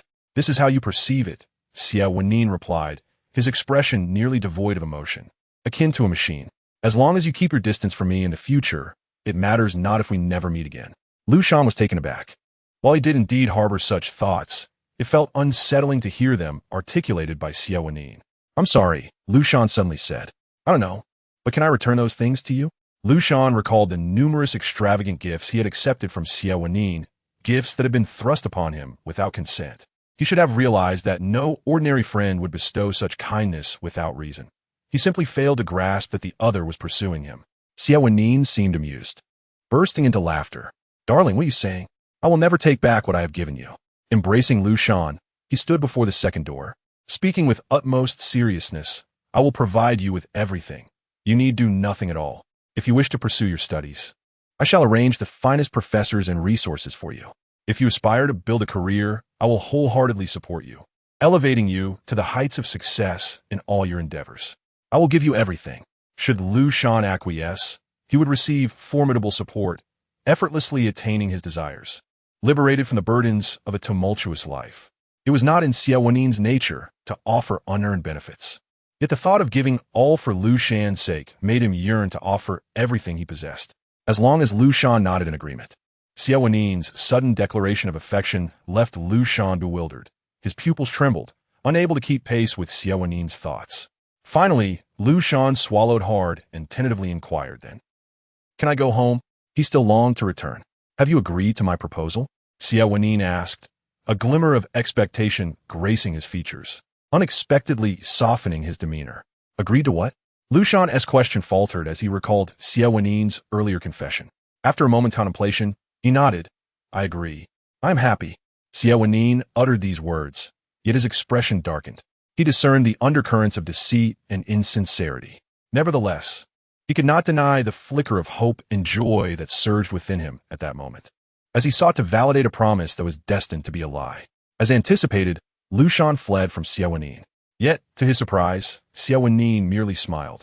Emerging from the shadows, his countenance shifting from gloom to light, quietly observing the terrified Liu Shan, the encroaching shadows enveloping him entirely. "Is this your answer?" Xie Wenyì surveyed Liu Shan from head to toe. "What'd you say last time? I should not harbor expectations." Xie Wenyì chuckled self-deprecatingly, as if betrayed, realizing that mere kindness towards Liu Shan would not suffice.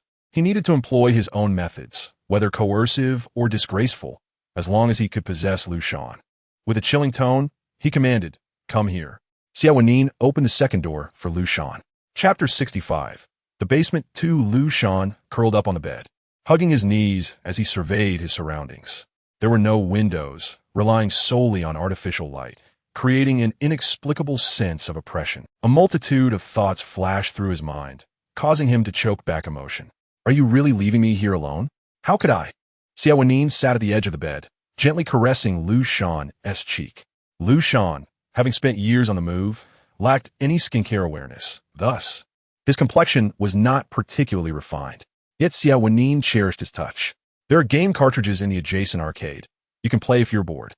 Now that Liu Shan was in the basement, he felt a strange sense of comfort. His expression softened as he began to console Liu Shan. "You can also use the internet. However, you want to be able to send messages from here. Go away. Don't touch me."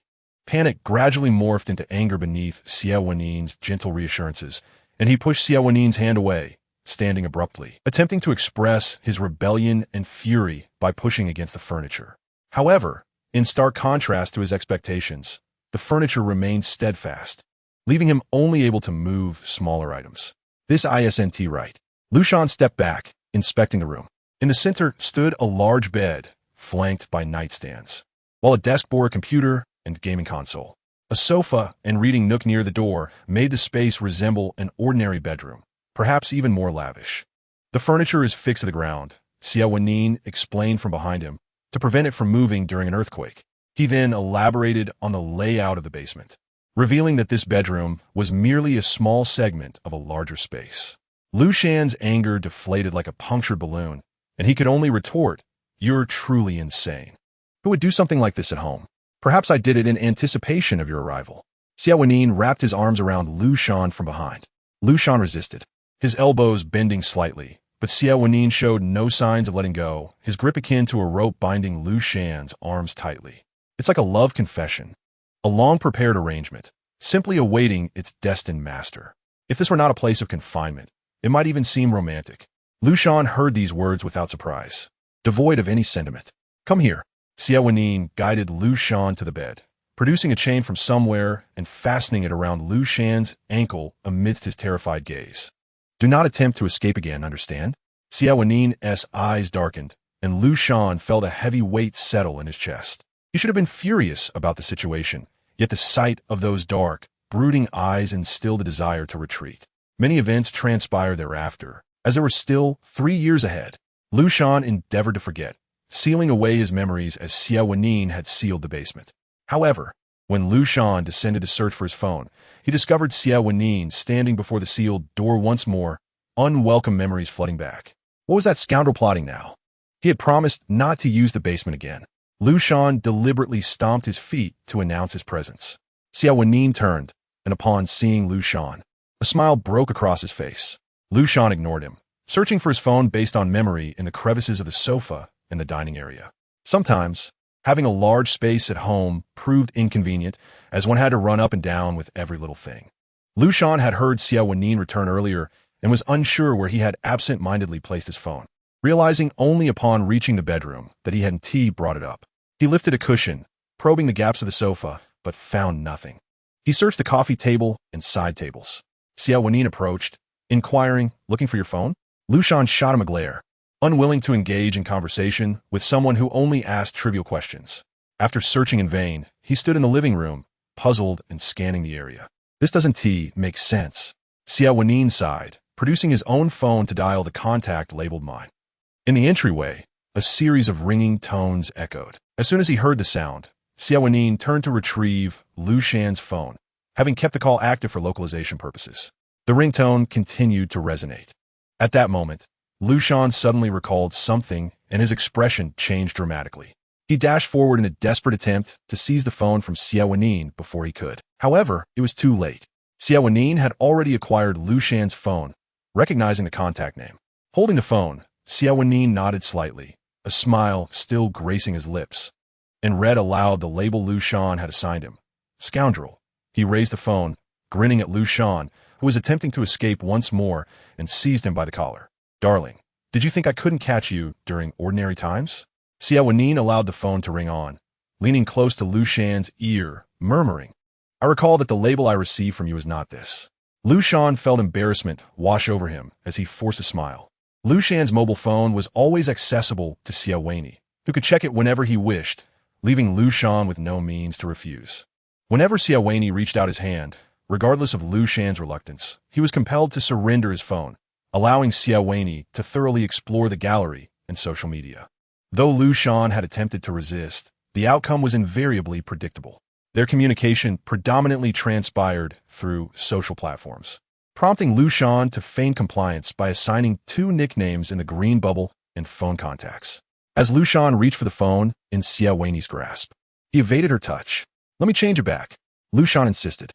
Xie Wenyì pulled Liu Shan close to sit beside him on the sofa, intently watching him amend the contact. Liu Shan deleted the 3 characters but hesitated to replace them, casting a glance at Xie Wenyì before returning his gaze to the phone. What should he change it to? An inexplicable heaviness settled within Liu Shan.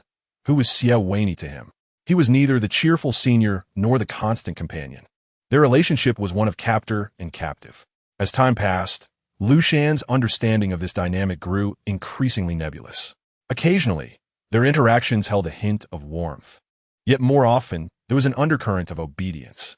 Lowering his gaze, Liu Shan handed the phone back to Xie Wenyì, stating amidst his puzzled expression, change it to whatever you like. With a simple acknowledgement, Xie Wenyì accepted the phone and typed 3 characters, lifting his head to meet Liu Shan's eyes and repeating, dear. The term was saved, marked in red against a familiar number. Liu Shan retrieved the phone, attempting to conjure a smile that quickly faded. He was uncertain to which statement he was responding. Just as he prepared to put the phone away, a green bubble popped up with a verification message. Hello? We are TY Foods. Do you have any interest in collaboration? Liu Shan's eyes widened in disbelief. TY Foods was immensely popular. Nearly everyone was a customer. Why would such a substantial company approach him? He swiftly glanced at Xie Wenyì before returning to the message, exclaiming, Hey, I received a business inquiry. Holding the phone, Liu Shan turned to Xie Wenyì, his eyes gleaming with excitement, his brows raised. The earlier incident of being compelled to change the contact name faded from his mind as he spoke rapidly, emphasizing it's TY Foods. The very same. Liu Shan gestured animatedly. Though the gestures offered little clarity, his excitement was palpable. He shoved Xie Wenyì aside and shifted to the other end of the sofa, successfully verifying the inquiry. TY Foods was undeniably an industry titan, virtually monopolizing the entire production to sales chain with a diverse range of products. Even without advertising, they had an endless customer base. Companies in need of advertisements were typically in their growth phase or facing competition. Yet TY was a rare behemoth that required no promotion. How peculiar that such a giant would seek him out.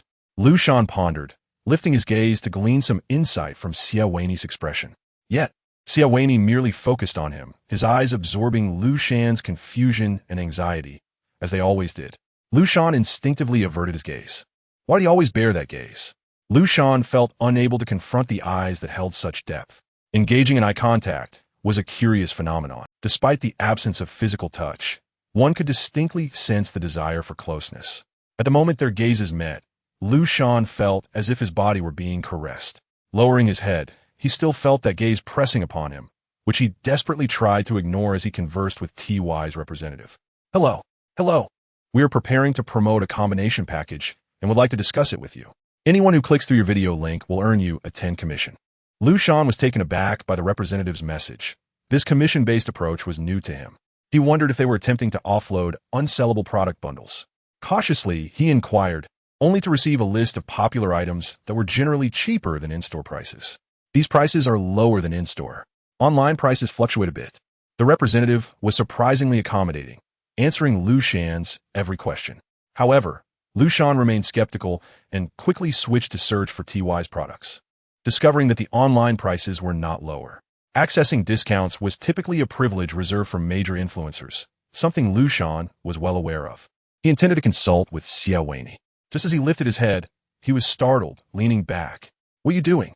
He found Xie Wenyì had quietly moved closer, his face nearly obscured as it hovered near Liu Shan's. Before Liu Shan could react, Xie Wenyì pulled him in, seating him closely. Liu Shan struggled momentarily, but to no avail. He flailed his arms, yet Xie Wenyì held him firmly. Resigned, Liu Shan resumed the previous topic, inquiring, is TY trying to direct traffic to me? Offering me a competitive edge with their pricing and even paying me? How strange. Large companies occasionally made odd decisions, but that did not imply they were unprofitable. Xie Wenyì glanced at Liu Shan's chat window, contemplating before stating seriously, outsiders often find it hard to comprehend. Perhaps they have ulterior motives. Is that so? Liu Shan questioned, half convinced. Is this beneficial for you? Xie Wenyì gently squeezed Liu Shan's wrist. His expression focused as he felt the soft skin enveloping firm bone. Liu Shan withdrew his hand. Yes. Then that's all that matters, Xie Wenyì replied. As long as it benefits you, hold on tightly. Don't concern yourself with anything else. Overthinking often leads to missed opportunities. Seeing Liu Shan still harbor doubts, Xie Wenyì remarked, people often don't wear themselves down in hardship, but lose themselves in indecision. Liu Shan's expression shifted from confusion to determination as he lowered his head to respond to TY. Watching Liu Shan smile as he typed, Xie Wenyì felt a gentle flow of warmth fill the void within him. How wonderful. Liu Shan was beginning to enjoy this job. Using a bait to entice Liu Shan step by step into the world Xie Wenyì had crafted for him was Xie Wenyì's desire. Yet, the stream carried another source, equally vibrant and life-giving. Dear, are you happy? Xie Wenyì smiled, wrapping his arm around Liu Shan's shoulders, pulling him closer. Liu Shan curled up in Xie Wenyì's embrace, typing away. Upon hearing Xie Wenyì's question, he responded without hesitation, of course, I'm happy to make money. However, the moment the words left his lips, Liu Shan froze. Leaning against Xie Wenyì, he felt an unfamiliar warmth radiating through his chest. Cautiously, he lifted his head, locking eyes with Xie Wenyì, who was gazing down at him. As long as you're happy. Xie Wenyì's features softened, exuding a gentle warmth. Liu Shan licked his lips, parting them as if to speak, yet words eluded him. The thought was vague. It was difficult to articulate. In truth, there wasn't too much to be happy about. He could only do this, only feel emotions tied to it. Liu Shan attempted to rise from Xie Wenyì's embrace, but he was held in place. Xie Wenyì's hand cradled the back of Liu Shan's head, drawing him closer, before lowering his head to capture Liu Shan's lips, now glistening from his earlier licking. The kiss was prolonged, almost suffocating, as if it would never end. Liu Shan's breathing grew erratic. Releasing Liu Shan, Xie Wenyì observed his rapid breaths and flushed cheeks, extending his finger to gently caress Liu Shan's rosy skin. "I'm very happy." "Happy about what?" Liu Shan's mind buzzed, still processing the moment. After a brief contemplation, he recalled that nothing had transpired upon Xie Wenyì's arrival home, except for realizing he had labeled him as that dog. Was that a reason to be happy? It seemed absurd. Upon hearing the rhetorical question, Xie Wenyì paused, a teasing glint in his gaze. "Your presence alone brings me joy." Liu Shan, at a loss for words, rolled off Xie Wenyì, straightening his posture. The hair tie that had secured his hair loosened during the earlier commotion, causing the once orderly little bun to unravel, with stray strands cascading down his neck, leaving only the slightly longer locks stubbornly held in place by the resilient elastic. Liu Shan, with a flick of his wrist, released the hair tie and gathered his hair once more, this time merely securing it while leaving a small tail at the nape of his neck. Tying his hair was indeed a hassle. Liu Shan lamented that it was inconvenient at present, always obstructing his vision, and the tie frequently loosened, necessitating constant reties. He could never have imagined that in a world where short hair was the default for boys, he would face such a dilemma. In the past, when he neglected to look in a mirror, he would even forget that he had hair. Now, however, he often felt it being tugged painfully. The thought of cutting it crossed his mind. Chapter 67. Work 2. Xie Wenyì heard Liu Shan's complaints and turned to observe the back of his head. The newly tied hair appeared haphazard and loose, with many strands trailing down his neck. Xie Wenyì reached out and gathered the stray hair, inquiring why he hadn't tied it more securely. Though hair lacked sensation, the moment Xie Wenyì's fingers brushed against it, a tingling sensation coursed through Liu Shan, sending a shiver down his spine. Xie Wenyì deftly untied the hair tie and gently pressed Liu Shan's head, his fingers weaving through the strands with deliberate care. Liu Shan felt his scalp tighten as Xie Wenyì held all his hair in his left hand and, with his right, expertly arranged it into a neat tie. Liu Shan's scalp tingled. "Looser," he requested, leaning back against Xie Wenyì's shoulder. Just as he intended to sit up, an invisible force pushed him back down. Xie Wenyì eased his grip slightly. Liu Shan sat up, feeling a lingering discomfort on his scalp, and shook his head to dispel the sensation. Upon regaining his composure, he noticed Xie Wenyì gazing at him intently, making him feel uneasy. "Why are you looking at me like that?" Liu Shan asked. A fleeting smile graced Xie Wenyì's face, but he remained silent, continuing to watch Liu Shan. Though it was the same person, it felt as if his heartstrings were being plucked anew. With all his hair neatly tied back, Liu Shan's forehead and bright features were revealed, his cheekbones unapologetically displayed. At that moment, he frowned slightly, using his fingers to loosen a few strands, causing hidden hairs to fall gracefully, tracing delicate arcs across his fair cheeks. Liu Shan felt inexplicably flustered. He abandoned Xie Wenyì and moved to the other side to continue communicating with the TY team, ultimately deciding to complete the task within half a month.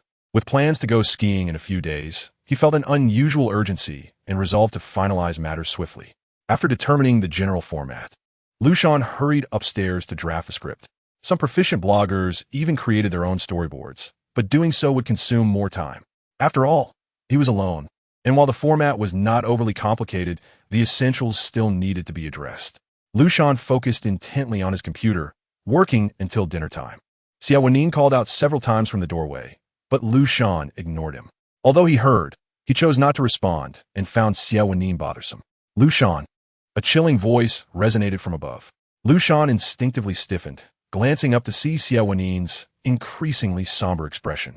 Just a moment, Liu Shan tentatively indicated, pointing at the computer, but was immediately yanked by his collar and dragged away by Xie Wenyì. "Let go, I can walk by myself," he protested awkwardly. Yet he found himself helplessly ensnared by fate. Upon reaching the dining table, Liu Shan finally wriggled free from Xie Wenyì's grasp, adjusting his collar with a hint of reproach. "What are you doing?" "I'm in a hurry." After releasing Liu Shan, Xie Wenyì remained silent, focusing on his phone to send a message. In response to Liu Shan's inquiry, he calmly asked, "Do you remember what we discussed earlier?" At his words, Liu Shan's expression hardened, his throat tightening as he murmured a faint acknowledgement before obediently taking a seat. Several years ago, when Liu Shan emerged from the basement, he had been compelled to promise Xie Wenyì many things. As he sank into reminiscence, the phone on the table suddenly chimed. Liu Shan picked it up to find a message from the TY team. Hello, may we postpone our previously agreed time? Our person in charge will not be back for a while. How long? Uncertain. We can discuss it further once they return. Okay. Liu Shan set the phone down and glanced at Xie Wenyì, who was serving him food. Upon noticing Liu Shan's gaze, Xie Wenyì remarked, regardless, you need to eat well. Liu Shan mumbled a muted response. Long ago, Xie Wenyì had told him the same thing when he had stubbornly refused to eat. Liu Shan inwardly scoffed at Xie Wenyì's consistency. He ate with proper manners, yet his pace was swift. Just as Liu Shan finished and prepared to leave, the doorbell rang. He approached the door to find a delivery. After signing for it and unboxing, he was thrilled to discover the complete set of pre-ordered X-version comics he had purchased months ago. The lengthy wait had made him forget, and receiving them now felt like a delightful surprise. Liu Shan dashed upstairs to his room dedicated to his collectibles, comics, and games.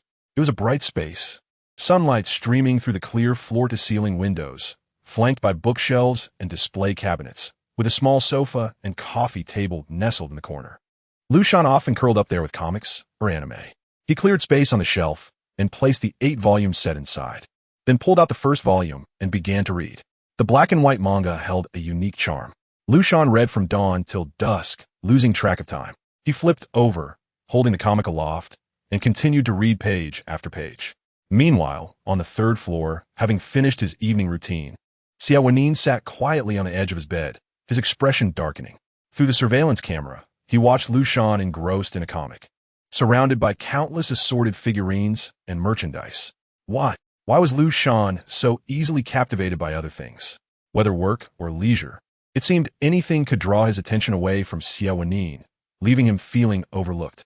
A sense of emptiness washed over Xie Wenyì as he gazed out into the dark night, a gust of wind penetrating the unsealed window, brushing against his hollow soul. He turned his head slightly towards the drawer of the bedside table, where a leather-bound journal lay, a journal that Liu Shan had used to strike him just days prior. Now left undisturbed, Xie Wenyì's fingers twitched, but he ultimately stood up and walked downstairs, retrieving the comic Liu Shan was so engrossed in. Liu Shan looked up in discontent as the darkness outside flooded his vision, suddenly realizing he had been reading for too long, past his designated bedtime. Aware of this, he turned his attention to Xie Wenyì's face, searching for signs of discontent. To his surprise, Xie Wenyì merely flipped through the comic, examining the author's introduction page, and slowly said, I have a friend. Huh? Hearing this unexpected statement, Liu Shan looked up, waiting for Xie Wenyì to continue. Xie Wenyì closed the book and handed it back to Liu Shan, stating, I can help you get the manuscript from this author if you know them. Really? Liu Shan's eyes widened in astonishment. Have I ever deceived you? Xie Wenyì half knelt, locking eyes with Liu Shan. No matter what else mattered, no matter where Liu Shan's attention wandered, only he could ultimately satisfy Liu Shan's needs. While he felt a twinge of jealousy at Liu Shan's distraction, he also felt grateful that Liu Shan still cared about something. A smile spread across Xie Wenyì's face, seemingly delighted by Liu Shan's joy. Liu Shan, brimming with excitement, enveloped Xie Wenyì in a hug, the thrill of surprise mingling with a sense of weightlessness and panic. Xie Wenyì, in turn, lifted Liu Shan and carried him toward the bedroom. Chapter 68. Basement 3. The night outside was profound, with shadows of trees swaying gently, while the interior was suffused with a damp, sticky warmth.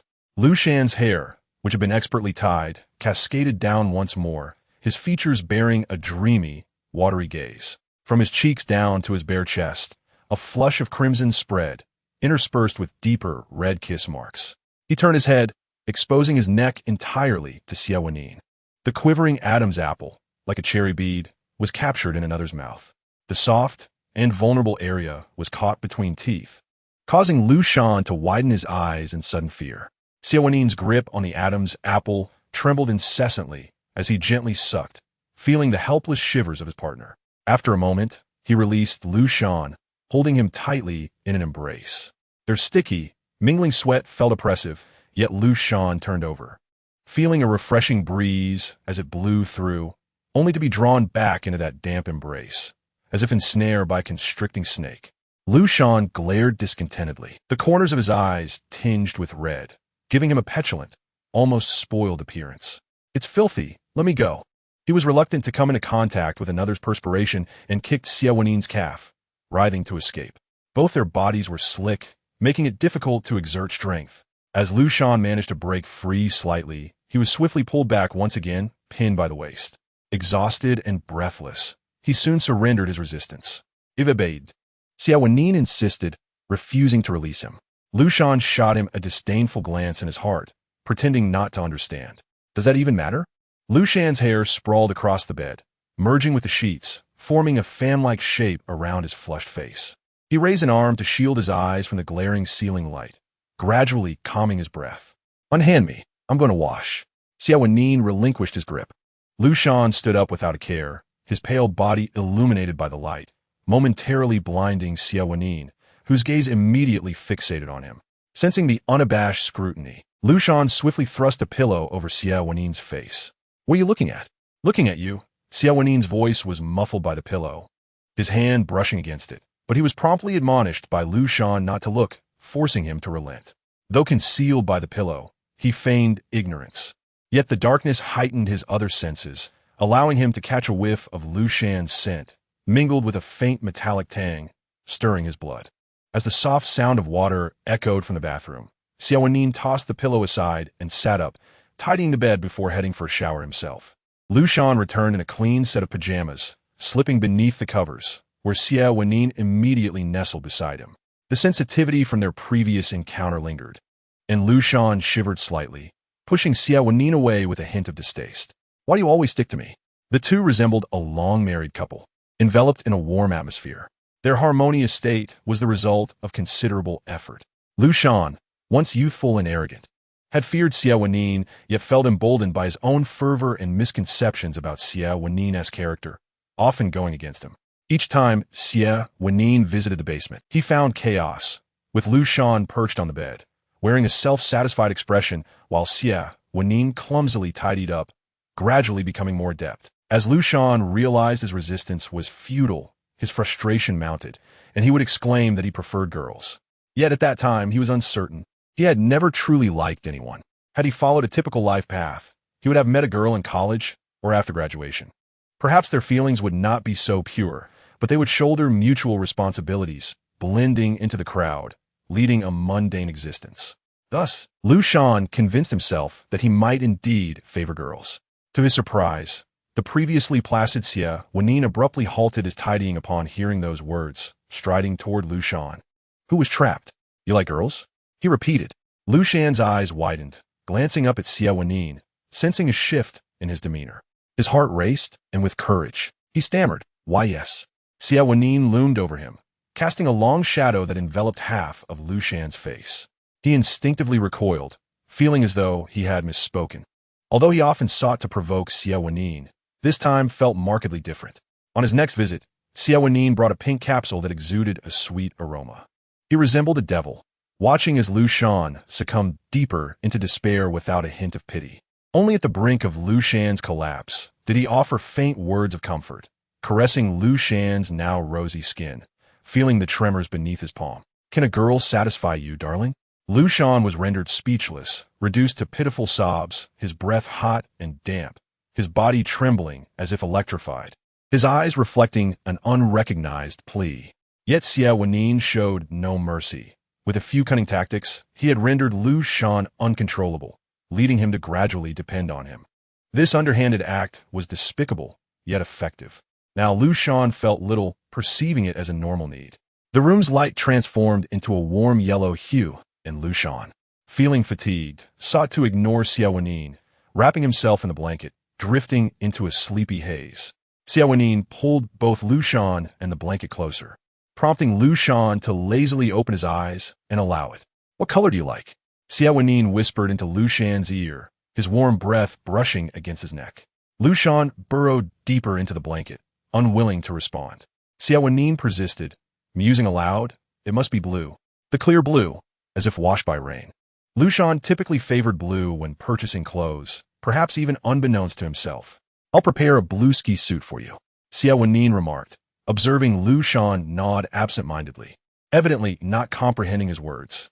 Xie Wenyì smiled, embracing Liu Shan, their body temperatures gradually aligning. Regardless of the process, what mattered was the present, was it not? Liu Shan would endure a brief period of pain, Yet ultimately his existence would be filled with the happiness he constructed for himself, shielded from the malice of the world. Believing he could attain what he desired, with a heart as clear as crystal. As the sun rose, the temperature in the room gradually increased. Liu Shan, feeling hot from the embrace, broke into a light sweat on his forehead. He opened his eyes and kicked Xie Wenyì away, rolling to the side. The blanket half covered his abdomen, exposing his limbs. A cool breeze blew over him, bringing comfort, and he dozed off once more. Xie Wenyì, awakened by the kick, observed Liu Shan at the edge of the bed and pulled him to the center before quietly slipping out of bed to work out in the gym on the second floor. Liu Shan remained blissfully unaware, sleeping until daylight broke, only roused by the vibrating phone. Irritated, he answered the call, only to find it was Xie Wenyì. Your brother has gone to work. As the older brother, you should spare some money for him to get a few outfits. Liu Shan was already irritable from being awakened, and upon realizing it was Xie Wenyì, his anger flared. He retorted, if you're sick, go get treated, and promptly blocked him. Xie Wenyì, however, was anxious. Ming Jiang had started his job a few days ago, returning home clamoring for new clothes and shoes, claiming his colleagues looked down on him for appearing shabby. Previously, Xie Wenyì had taken him to the mall, thinking that would suffice, but Ming Jiang returned yesterday, throwing a tantrum that it wasn't enough. He lamented that his colleagues wore items worth tens of thousands. Ming Jiang recalled when he first started, his colleagues inquired about his school and family background. Although he had never worked before, he was aware of their veiled inquiries, and realizing his family situation wasn't impressive, he had awkwardly replied that it was average. Yet, those people were astute. They could tell from Ming Jiang's attire what his background was, and seeing his demeanor, they recognized his lack of capability. Neither background nor ability was in his favor, and he failed to read social cues. Among them were those who came from well-off families, as well as those who had struggled to achieve success. Yet Ming Jiang fell short on both accounts, appearing utterly inept, and thus received little respect. However, considering that he had managed to enter the ER, there was a semblance of restraint as they refrained from overtly expressing disdain. However, the subtle barbs lurking in the shadows evoke a greater discomfort than overt exclusion. Ming Jiang initially believed his inability to blend and was due to his attire, prompting him to coax Xie Wenyì into purchasing new clothes for him. He dangled the prospect of his imminent salary as bait and went to the mall to acquire several high-end brands. Yet, to his dismay, the outcome was counterproductive. Evidently, it was still insufficient. Ming Jiang mused upon this notion. Xie Wenyì, however, was financially constrained and outright declared his lack of funds.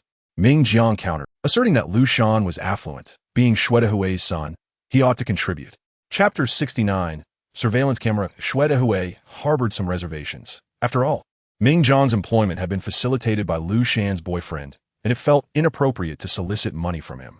Yet, as this thought crossed his mind, he recalled that Liu Shan had been involved with a man for many years.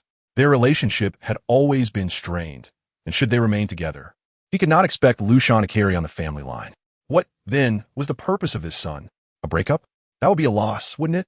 With Xie's substantial wealth, it would be prudent to capitalize on their relationship while it flourished, lest they part ways and end up with nothing to show for it. Akin to drawing water with a basket. Caught in this web of contemplation, with no expectations from Liu Shan, he regarded Ming Jiang as akin to his own son, having raised him since childhood. Surely, should Ming Jiang achieve success, he would honor him in return. Thus, Xie Wenyì acquiesced. Very well, I shall inquire on your behalf. Instantly, Ming Jiang's face lit up with joy as he persistently flattered Xie Wenyì, exclaiming, Dad, I knew you were the best. I promise to honor you well in the future. I've just received over 10,000 in my first month as salary, and those permanent employees earn even more. If I manage to blend in, I'll be making at least that much. He gestured to 10 with his fingers, his excitement palpable. Seeing this, Xie Wenyì's lingering doubts evaporated, and he began to envision a future where he would be cherished by his successful son. As for Liu Shan, he had ceased to place any hope in him. A man with an unconventional hairstyle and no stable employment, living off others. What had he been doing all these years?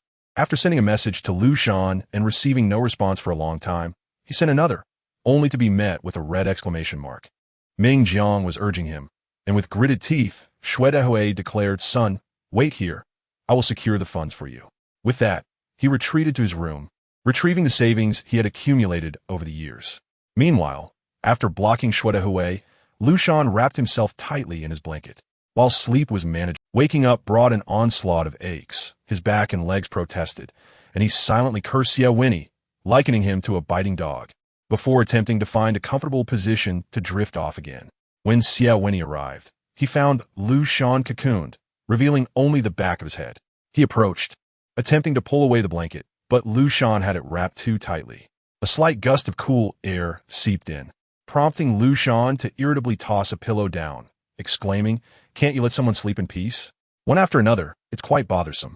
One after another? Xie, when he caught that phrase, pausing momentarily. Had someone else approached Liu Shan before him? Reaching for Liu Shan's phone, he barely grazed it when Liu Shan jolted awake, sitting up with a start, clutching his phone protectively. How dare you take someone else's phone without a word?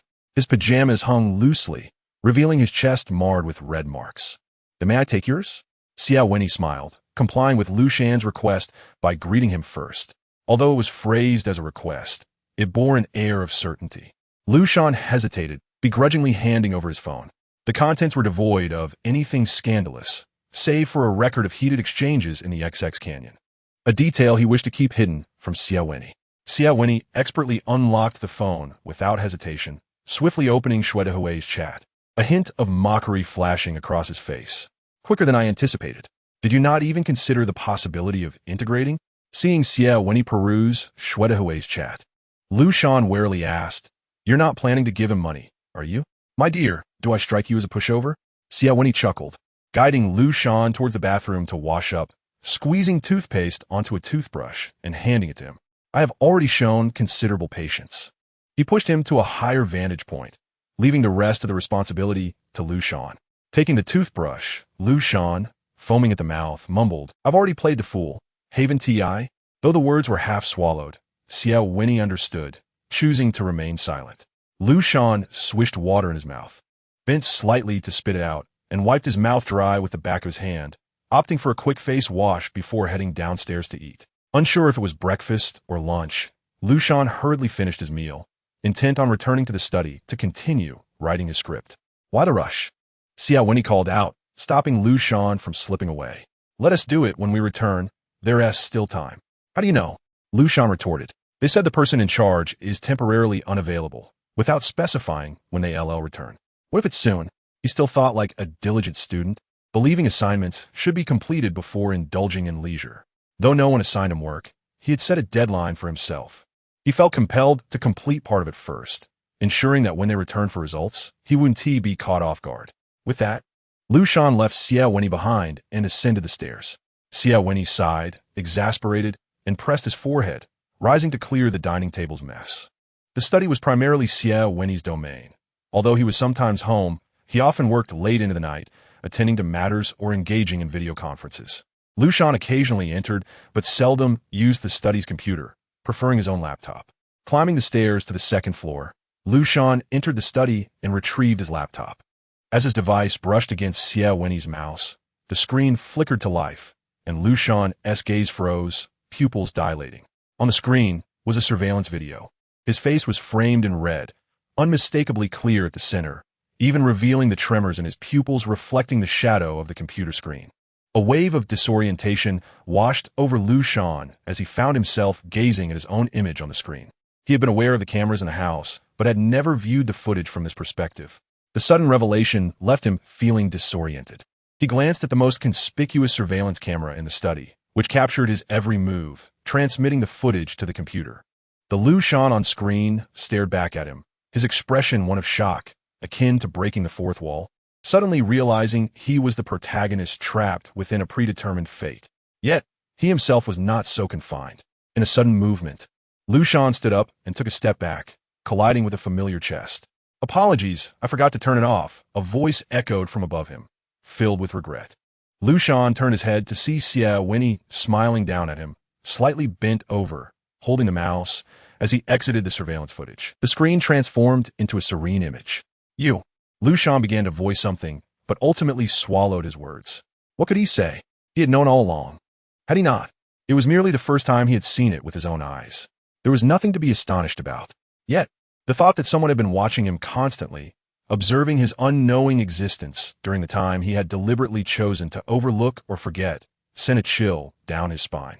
Chapter 70, Surveillance Camera 2. Xie Wenyì stood behind Liu Shan, pressing him back into the chair, his hands resting on Liu Shan's shoulders like binding restraints. "I'm sorry to have startled you." Xie Wenyì leaned down, his face close to Liu Shan's ear. "I was simply worried about you. I've been leaving you alone at home."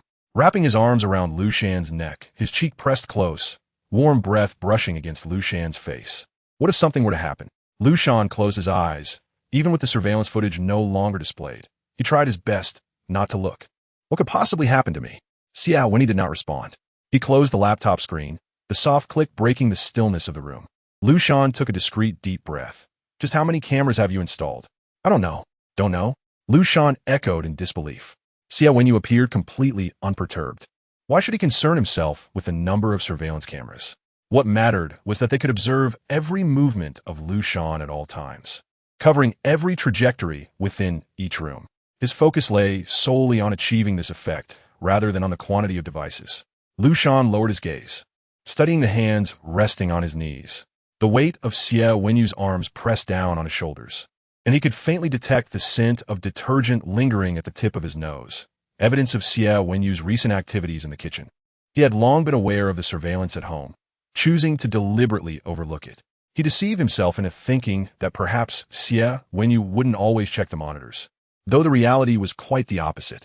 Any slight deviation in his behavior at home would immediately alert Xie Wenyì. This was the first time he was confronted with such pervasive scrutiny. The cameras, their number unknown even to Xie Wenyì, served as watchful eyes, observing him unceasingly. Liu Shan pressed his lips together, contemplating whether to inquire about the bathroom surveillance. Just then, his phone screen abruptly illuminated, a notification popping up with a chime. The message read, "Hello, blogger. I just received word that our supervisor won't be back for another month. We can finalize things when he returns, so there's no rush for now." After reading the message, Liu Shan turned sharply to Xie Wenyì, who wore a warm smile. Upon noticing Liu Shan's gaze, the smile deepened, as if silently questioning him. Liu Shan felt a chill run through him. How peculiar. Instinctively, he wanted to escape this strange atmosphere. Leaning forward to evade Xie Wenyì's hand and rising to his feet, he found himself wedged between the chair and the table, the corner pressing against his lower back, remnants of last night's discomfort surging back. He braced himself against the table, directing his gaze elsewhere. They weren't in a hurry, so he wouldn't act prematurely. With that thought, Liu Shan lifted his leg, intent on leaving. In his fluster, his knee collided with the hidden drawer beneath the table, producing a muffled thud as it slowly slid open, revealing neatly organized sheets of white paper.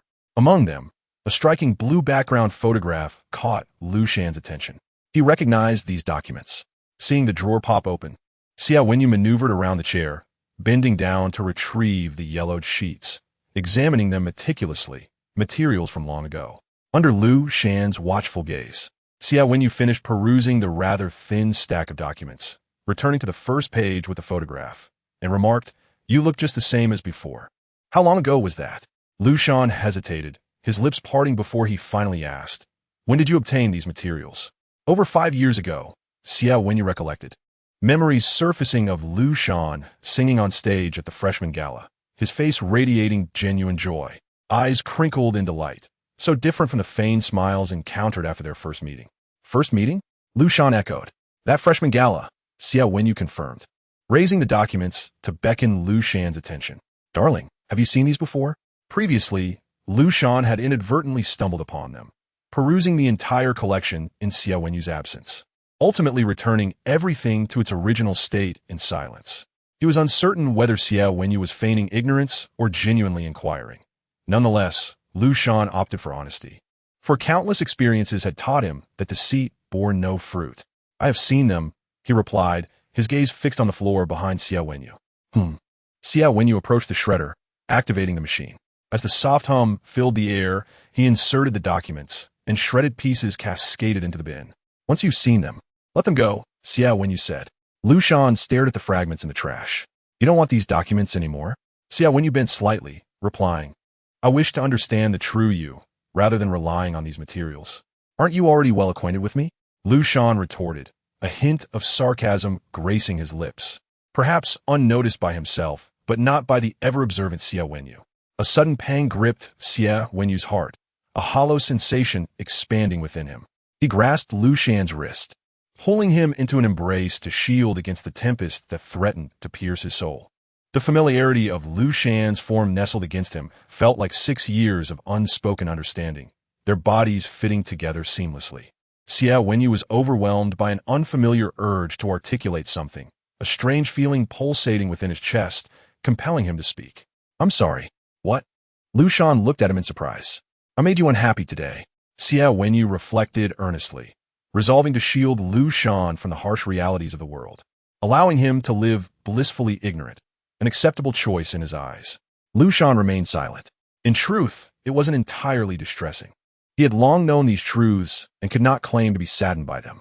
Yet, he felt a slight suffocation, akin to being submerged in water, where each descent into tranquil oblivion was met with a reminder to swim back to the surface.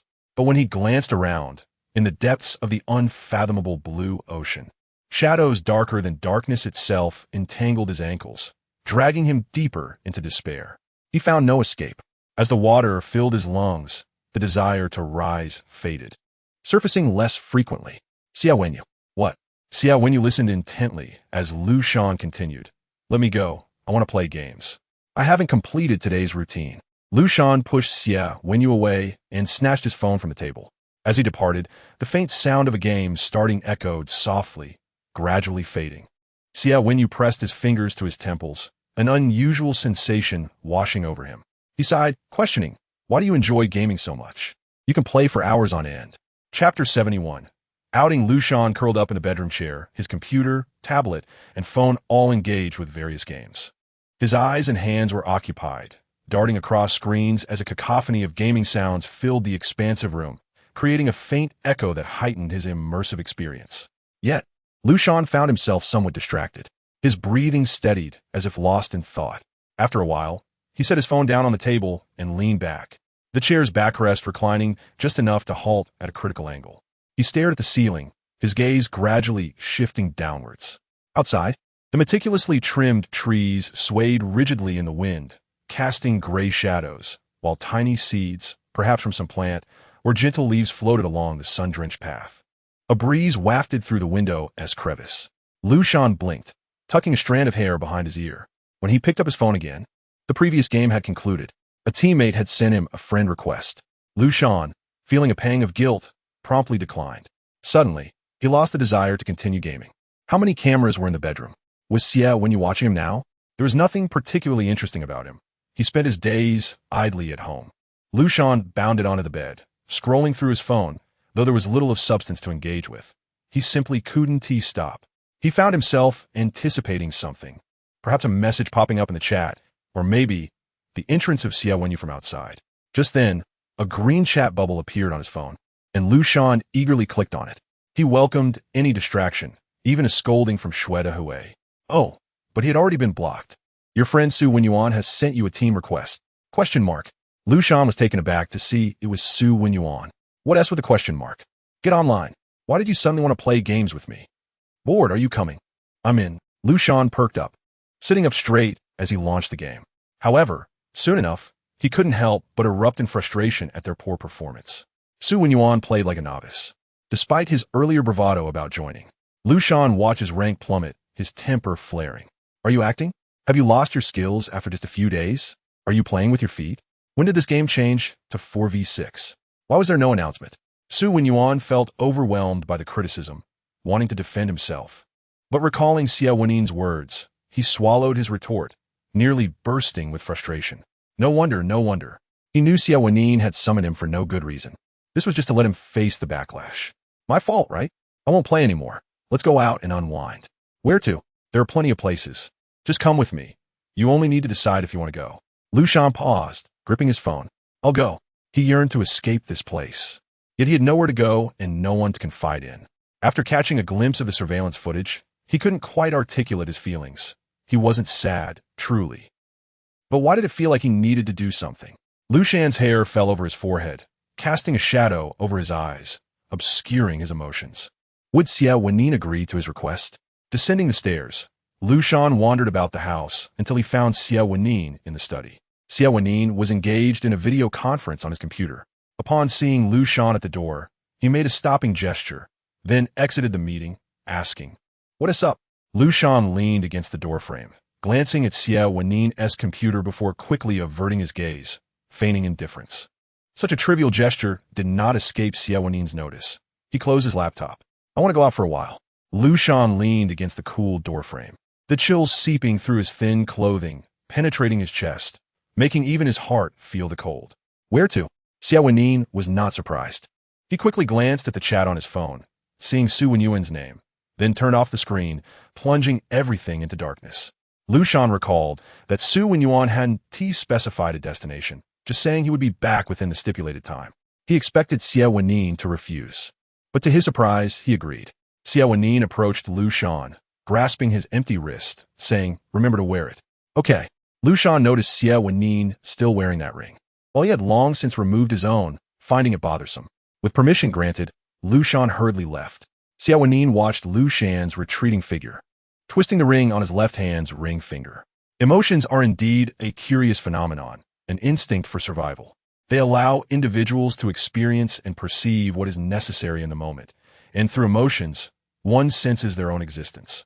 They reveal themselves, develop, immerse, and ultimately understand their significance, prompting the right actions.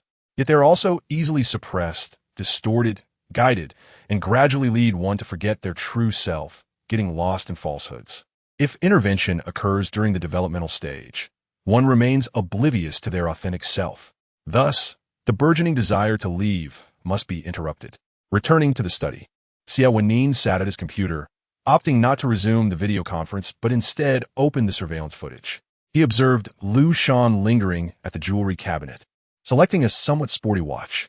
He chose not to inform himself of Xie Wenyì's existence. Indeed, Xie Wenyì smiled slightly. After all, that was Liu Shan's secret. He would seek validation and answers from those within his reach, but that was not Xie Wenyì's secret.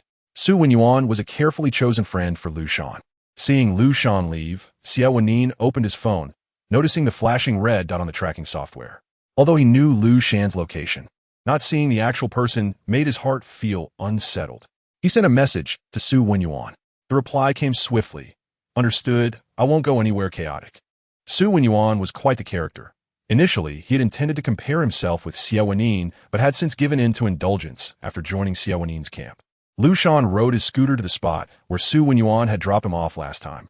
Xie Wenyì was already waiting there, leaning out of the car window, removing his sunglasses and whistling, "Hey, kid, I'm over here." Liu Shan glanced at Xie Wenyì's hand resting on the car window.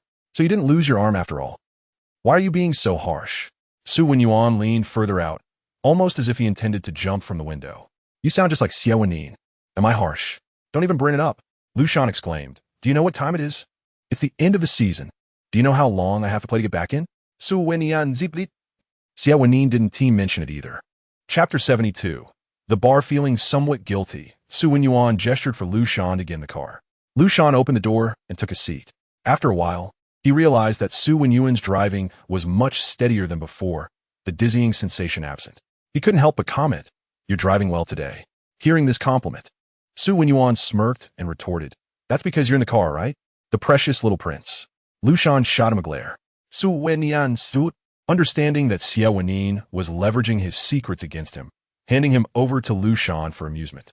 Yet, he oddly relished this arrangement. Xie Wenyì glanced at Liu Shan, who remained blissfully unaware, and sighed internally. If he slipped up, Xie Wenyì would surely have him in trouble. Xie Wenyì drove Liu Shan to a bar he owned, tossing the car keys to a nearby attendant to park the vehicle, then leading Liu Shan inside. The bar was a place for drinking, boasting fine beverages and light snacks. Most patrons were small groups of friends gathering to chat and unwind, sometimes engaging in light-hearted games like cards. This was all quite familiar to Xie Wenyì. For Liu Shan, however, it was a novel experience. He surveyed the surroundings. The semi-enclosed booths only allowed glimpses of the heads of those seated inside, punctuated by occasional laughter. Soft music filled the air, creating a gentle ambience. Liu Shan looked up to see an old-fashioned record player quietly spinning in the corner. "A record player?" Liu Shan pointed. "Why not use speakers? I thought this sort of thing was obsolete. Do you understand the charm?" Xie Wenyì glanced at the record player and quickly diverted his gaze, ordering 2 drinks and some snacks, seeking that particular vibe. "Oh, Liu Shan thought of his collection of figurines and speculated that they might serve a similar purpose. But he had accumulated them out of boredom. Did others do the same? Xie Wenyì handed Liu Shan a low-alcohol fruit drink while he indulged in a strong spirit, savoring the sharp sensation as it slid down his throat. He sank into the booth, tossing some snacks into his mouth. Did you argue with Xie Wenyì? Xie Wenyì knew that Xie Wenyì would never seek him out without reason and decided to play the role of Liu Shan's emotional sounding board. He was curious to see how Xie Wenyì would handle this. Liu Shan silently swallowed a sip of the fruit drink, but did not answer, instead stating, "I don't like orange-flavored drinks." Xie Wenyì responded, "Fine, I'll get you another one." Reluctantly, Xie Wenyì sat up, signaling for the attendant. He was the owner, and ever since his arrival, he felt the weight of attention. Xie Wenyì had installed numerous cameras at home. Liu Shan held his glass, recalling the suffocating feeling he experienced when he saw the surveillance footage of himself on Xie Wenyì's computer. "I know, but it still feels." Liu Shan lowered his gaze, concealing the rest of his sentence. Xie Wenyì rolled his eyes. "This is hardly surprising. Who can feel at ease?" The cameras didn't just appear out of nowhere. With a guilty conscience, Xie Wenyì added, "Things are just the same now as they were before." Liu Shan abruptly set down his glass. "How could it be the same? I'm Liu Shan." Just as Liu Shan was on the verge of revealing something, a melodious female voice broke through. Liu Shan looked up to see a girl with curly hair and an exquisite face, beaming with delight, seemingly surprised. It was Gu Manru. "What a coincidence. I didn't expect to run into you here." Gu Manru glanced at Liu Shan and Xie Wenyì, maintaining a respectful distance, as if they were merely acquaintances. Yes. It is somewhat surprising." Liu Shan did not expect to meet an old classmate during this rare outing. Hearing Liu Shan's somewhat awkward words, Gu Manru merely smiled. Liu Shan's attention was drawn to the man standing behind Gu Manru, clad in a jacket, exuding a protective aura. "Oh, this is my friend," Gu Manru introduced as the two exchanged glances, then turned to the man behind her, saying, "This is my high school classmate." Gu Manru gazed at Liu Shan, fell silent for a moment, then suddenly said, "Thank you, Liu Shan, and I'm sorry." "What?" Liu Shan was taken aback. "It's nothing. It's all in the past." "Goodbye," Gu Manru said, and with that, she and the man in the jacket moved to a distant booth. Liu Shan remained with his head tilted, a look of confusion on his face. "Hey, snap out of it." Xie Wenyì, noticing Liu Shan's dazed expression, straightened up, waving his hand in front of Liu Shan's eyes. "What a pity, a blossom that is already withered." Liu Shan regained his focus and saw Xie Wenyì looking contemplative. "What did you say?" Liu Shan asked. "Can't you tell?" Xie Wenyì nodded towards the direction Gu Manru had departed. "She has new feelings now. That man likes her. It might not be long before they break through that barrier." "Are you saying she liked me before?" Liu Shan inquired, perplexed. "That's a thing of the past." Xie Wenyì elongated his tone, a youthful infatuation. Xie Wenyì could see that Liu Shan had once been a vibrant and spirited individual, full of youthful enthusiasm. But everything had faded away like the wind. No one remains forever at that age.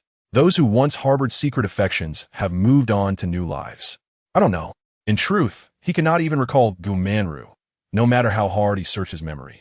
"That's quite normal," Xie Wenyì replied, his words genuine. "That's what we call an unrequited love." After a moment of silence, Xie Wenyì took a sip of his drink, feeling a burning sensation from his throat to his stomach. He looked at Liu Shan, who seemed to be stuck in the past, like a blank slate. "Liu Shan, have you ever thought about what you might want to do in the future?" Xie Wenyì finished his drink, absent-mindedly fiddling with the snacks on the table. Liu Shan paused, as if someone had asked him that question long ago. It was Li Si, but what had he said back then? "I don't know, let's see." But could he still say that now? Xie Wenyì seemed to be showing signs of relaxation, as if he was about to make a new choice. "Me?" Liu Shan pondered for a moment and replied, "Maybe I'll become a blogger. It seems like that's all I can do." "A blogger?" Xie Wenyì was slightly taken aback by Liu Shan's response. After competing with Xie Wenyì for so long, he was well aware of Xie Wenyì's sphere of influence. And upon hearing the word blogger, he quickly recalled the several companies indirectly controlled by Xie Wenyì. After a pause, he nodded repeatedly. "That's quite good, it suits you." Under Xie Wenyì's control, yet utterly unaware. It couldn't be more fitting. Xie Wenyì truly had his own way of caring. However, it was certainly better than a direct cut-off from everything. Xie Wenyì called for 2 more drinks and downed them in one go. Chapter 73. The locator. As Liu Shan watched Xie Wenyì downing glass after glass, a sudden thought struck him. "Can you drive after drinking?" Although he had never driven, he knew that driving under the influence was absolutely unacceptable, not even a little. When he was in high school, a tragic incident had occurred at the traffic light near the school gate. A drunk driver had hit a senior student crossing the street, leaving him with fractures. It was May, and there was less than a month until the college entrance examination. The homeroom teacher had repeatedly warned the students to be cautious when crossing the street, not to assume that just because it was a green light, they could walk ahead without care. If the driver was inattentive, it could lead to disaster. Don't gamble on others following the rules. Seeing Xie Wenyì still drinking, Liu Shan quickly rose to his feet, attempting to snatch the cup from him. Stop drinking. Xie Wenyì swiftly maneuvered to avoid contact, exclaiming, "What are you doing? Don't put me in danger." "Me? Endangering you?"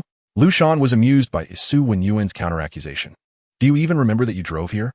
If you get into an accident, that's one thing, but don't drag others down with you." Liu Shan slammed his hand on the table, the melodious tunes abruptly halting as surrounding patrons looked over in surprise. Xie Wenyì hastily set down his drink, gesturing towards the onlookers that nothing was amiss, and then exclaimed, "You really are something. I can't gamble my life away just because I'm tipsy. I could just call for a designated driver. If all else fails, he could even ask someone in the establishment to drive him back. After all, this was his territory. Why are you reacting so strongly? Designated driver?" Liu Shan blinked in surprise. Xie Wenyì, noticing the familiar expression on Liu Shan's face, realized he was unaware of such a thing and proceeded to demonstrate how to summon a car and a designated driver via an app right in front of him. "See? Just like this." After demonstrating, Xie Wenyì returned his phone to the table. "You should." He hesitated, wanting to comment on Liu Shan's ignorance of such matters. But then, considering Liu Shan had never been in such a situation, he swallowed his words and instead said, "Get out more, don't just stay at home." Since Xie Wenyì was willing to let him attend gatherings, he should take the opportunity to explore and not be like a 2G network. Liu Shan sat silently for a moment, unsure if he was asking Xie Wenyì or himself. What am I supposed to see? He had lost track of what his peers were doing at this age. His imagination of a normal life had faded, and even on this rare outing, he felt as if he were hitting a wall at every turn, a persistent urge to escape rising within him. With the road leading back to Xie Wenyì and that house he referred to as home, Liu Shan's face was shrouded in dim light, and Xie Wenyì observed him, his once vibrant features gradually becoming indistinct. "Just go wherever, do whatever. If you really don't know, you can always ask me." Liu Shan looked at Xie Wenyì in surprise. "I didn't realize you were actually quite decent." "Thank you. You can reach out to me if you need anything," Liu Shan replied. In his mind, Xie Wenyì's words were an olive branch of friendship. Though Xie Wenyì might appear unreliable, Liu Shan still responded amicably. "Huh, what do I possibly need from you?" Xie Wenyì scoffed. "Just take a look at yourself." Liu Shan's expression instantly turned cold. It was clear that Xie Wenyì was rather unrefined. "All right then, do you want to eat something?"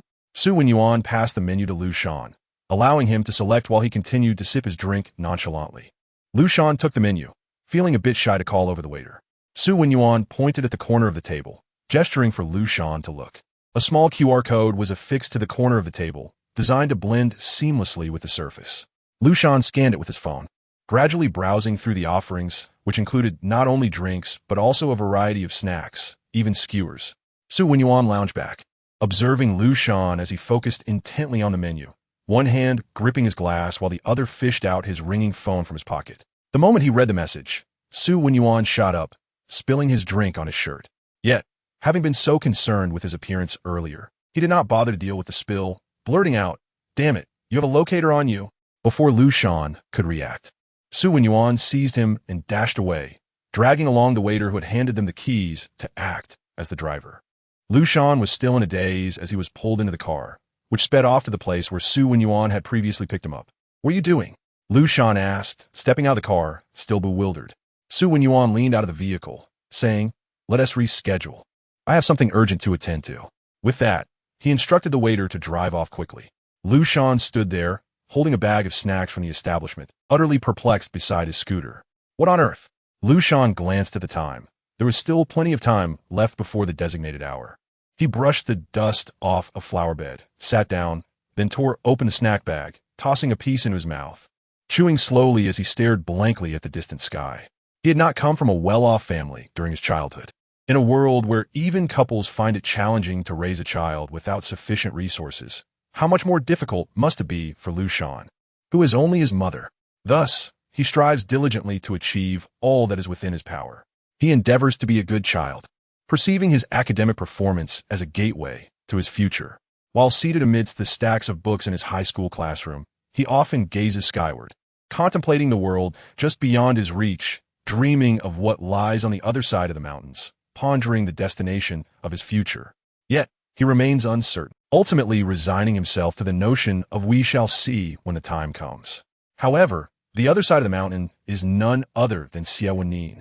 With a sigh, Liu Shan bends down, his fingertips threading through his hair. The loose strands dance in the wind, tickling his nose, prompting him to tie his hair up as he quietly observes the descent of daylight. He hesitates to return home, in the gentle gusts that caress him. He catches a whiff of freedom, reminiscent of the scent he inhaled long ago when he lifted his gaze from a sea of endless exercises to watch the sunset outside. As the hour draws near, Liu Shan reluctantly rises, discarding the empty snack bag into a nearby trash bin, and pedals his bicycle homeward. Ordinarily, he would arrive by 7 o'clock without incident. Yet, an unforeseen circumstance arises. The bicycle's speed wanes, and the battery indicator flashes an urgent red. Liu Shan's heartbeat quickens in tandem with the flickering light, culminating in a moment of stillness when the light extinguishes entirely. Panic ensues. Casting a glance at the time, he realizes he has merely 15 minutes left. As he enters the community, he understands that unless he runs, he will undoubtedly be late and breach the rules established by Xie Wenyì. With this thought in mind, Liu Shan abandons his bicycle by the roadside and sprints forward. The wind fills his lungs and escapes in breaths of exhilaration, the breeze raised by his hurried pace, sending his hair flying. Running becomes his own tempest, granting him a long-lost sense of liberation. Yet this feeling is fleeting. Having not exercised in quite some time, Liu Shan soon finds himself breathless and comes to a halt. It is 7 o'clock. Chapter 74. The unexpected wind. Xie Wenyì sits at the bar, idly cradling a glass of clear liquor, which sways gently, mirroring the passage of time displayed on his phone screen. Time stretches into a long thread, ensnaring Xie Wenyì's gaze. The digits dance to the hour of 7. Yet Liu Shan remains absent. Lowering his eyes, the shadows cast by his lashes obscure his deep-set pupils. He drains his glass, pouring the fiery liquid into the void within him. He retrieves his phone to check the location tracker, discovering that the mark point has halted roughly 10 minutes from home. A soft scraping sound arises as Xie Wenyì shifts in his seat, dons his coat, and pushes open the door. Liu Shan's steps grow increasingly sluggish. The wind that once whipped fiercely against his cheeks, now softening until it ceases altogether. Glancing at his watch, he sees the minute hand firmly fixed at 12. He has exceeded the allotted time. Sweat seeps into the crevices of his watch strap, constricting his wrist uncomfortably. Liu Shan removes the watch, tossing it into a nearby thicket, and sinks down onto the ground. The sweat cools gradually, caressed by the evening breeze, sending a shiver across his skin. He tilts his head back to maximize his exposure to the air. His racing heart begins to steady within his chest as he shifts his position on the roadside. Inhaling the earthy scent of grass and soil, his palms pressed against the ground, itching from contact. In the stillness of the deserted road, Liu Shan sits quietly until a pair of familiar leather shoes come into view. He curls his legs up and lifts his gaze to meet those familiar eyes. Tired? Xie Wenyì half squats, pulling out a tissue to wipe the sweat from Liu Shan's forehead. His expression is focused, even tending to the damp strands of hair. Upon his arrival, he had found Liu Shan seated on the ground, breathing heavily, resembling a lost soul without a home. Liu Shan remained seated, feeling the gentle touch on his brow. My bicycle broke down, he offers as an explanation, observing the ants passing by on the ground, allowing Xie Wenyì to proceed with his actions. He had anticipated Xie Wenyì might assume the role of a judge, chastising him for his tardiness. Liu Shan, Xie Wenyì suddenly calls out. Liu Shan looks up at him. Let us go home. Xie Wenyì takes Liu Shan's hand, his palm dusted with dirt and small pebbles. Yet he grips it firmly, gradually rising to help Liu Shan to his feet. They walk hand in hand beneath the canopy of jacaranda trees, the sky transforming into hues of blue and purple, reminiscent of petals, while the streetlights cast a soft, white glow like delicate veils. Liu Shan discreetly brushes off the dust between their hands. A heaviness settles in his heart. Despite Xie Wenyì's current gentleness, he knows that promises made must not be carelessly broken. Liu Shan is uncertain what tempests await him upon returning home, but for now, he savors this fleeting moment of tranquility. Yet, every path must eventually lead to an end. Liu Shan stands in the courtyard, reluctant to enter. Xie Wenyì halts, turning to face him, waiting patiently without urging. The last remnants of daylight are swallowed by the darkness. Liu Shan stands beneath the light, steeling himself to traverse the narrow path leading into the yard, his silhouette enveloped by the night before stepping into the illuminated home, facing Xie Wenyì, the brightness of the foyer behind him. "I'm back." Xie Wenyì smiles inexplicably and him. Liu Shan consumes the meal Xie Wenyì prepared, stealing glances at him as he eats. Uncertainty clouds his mind, and he finds his thoughts wandering even as he chews.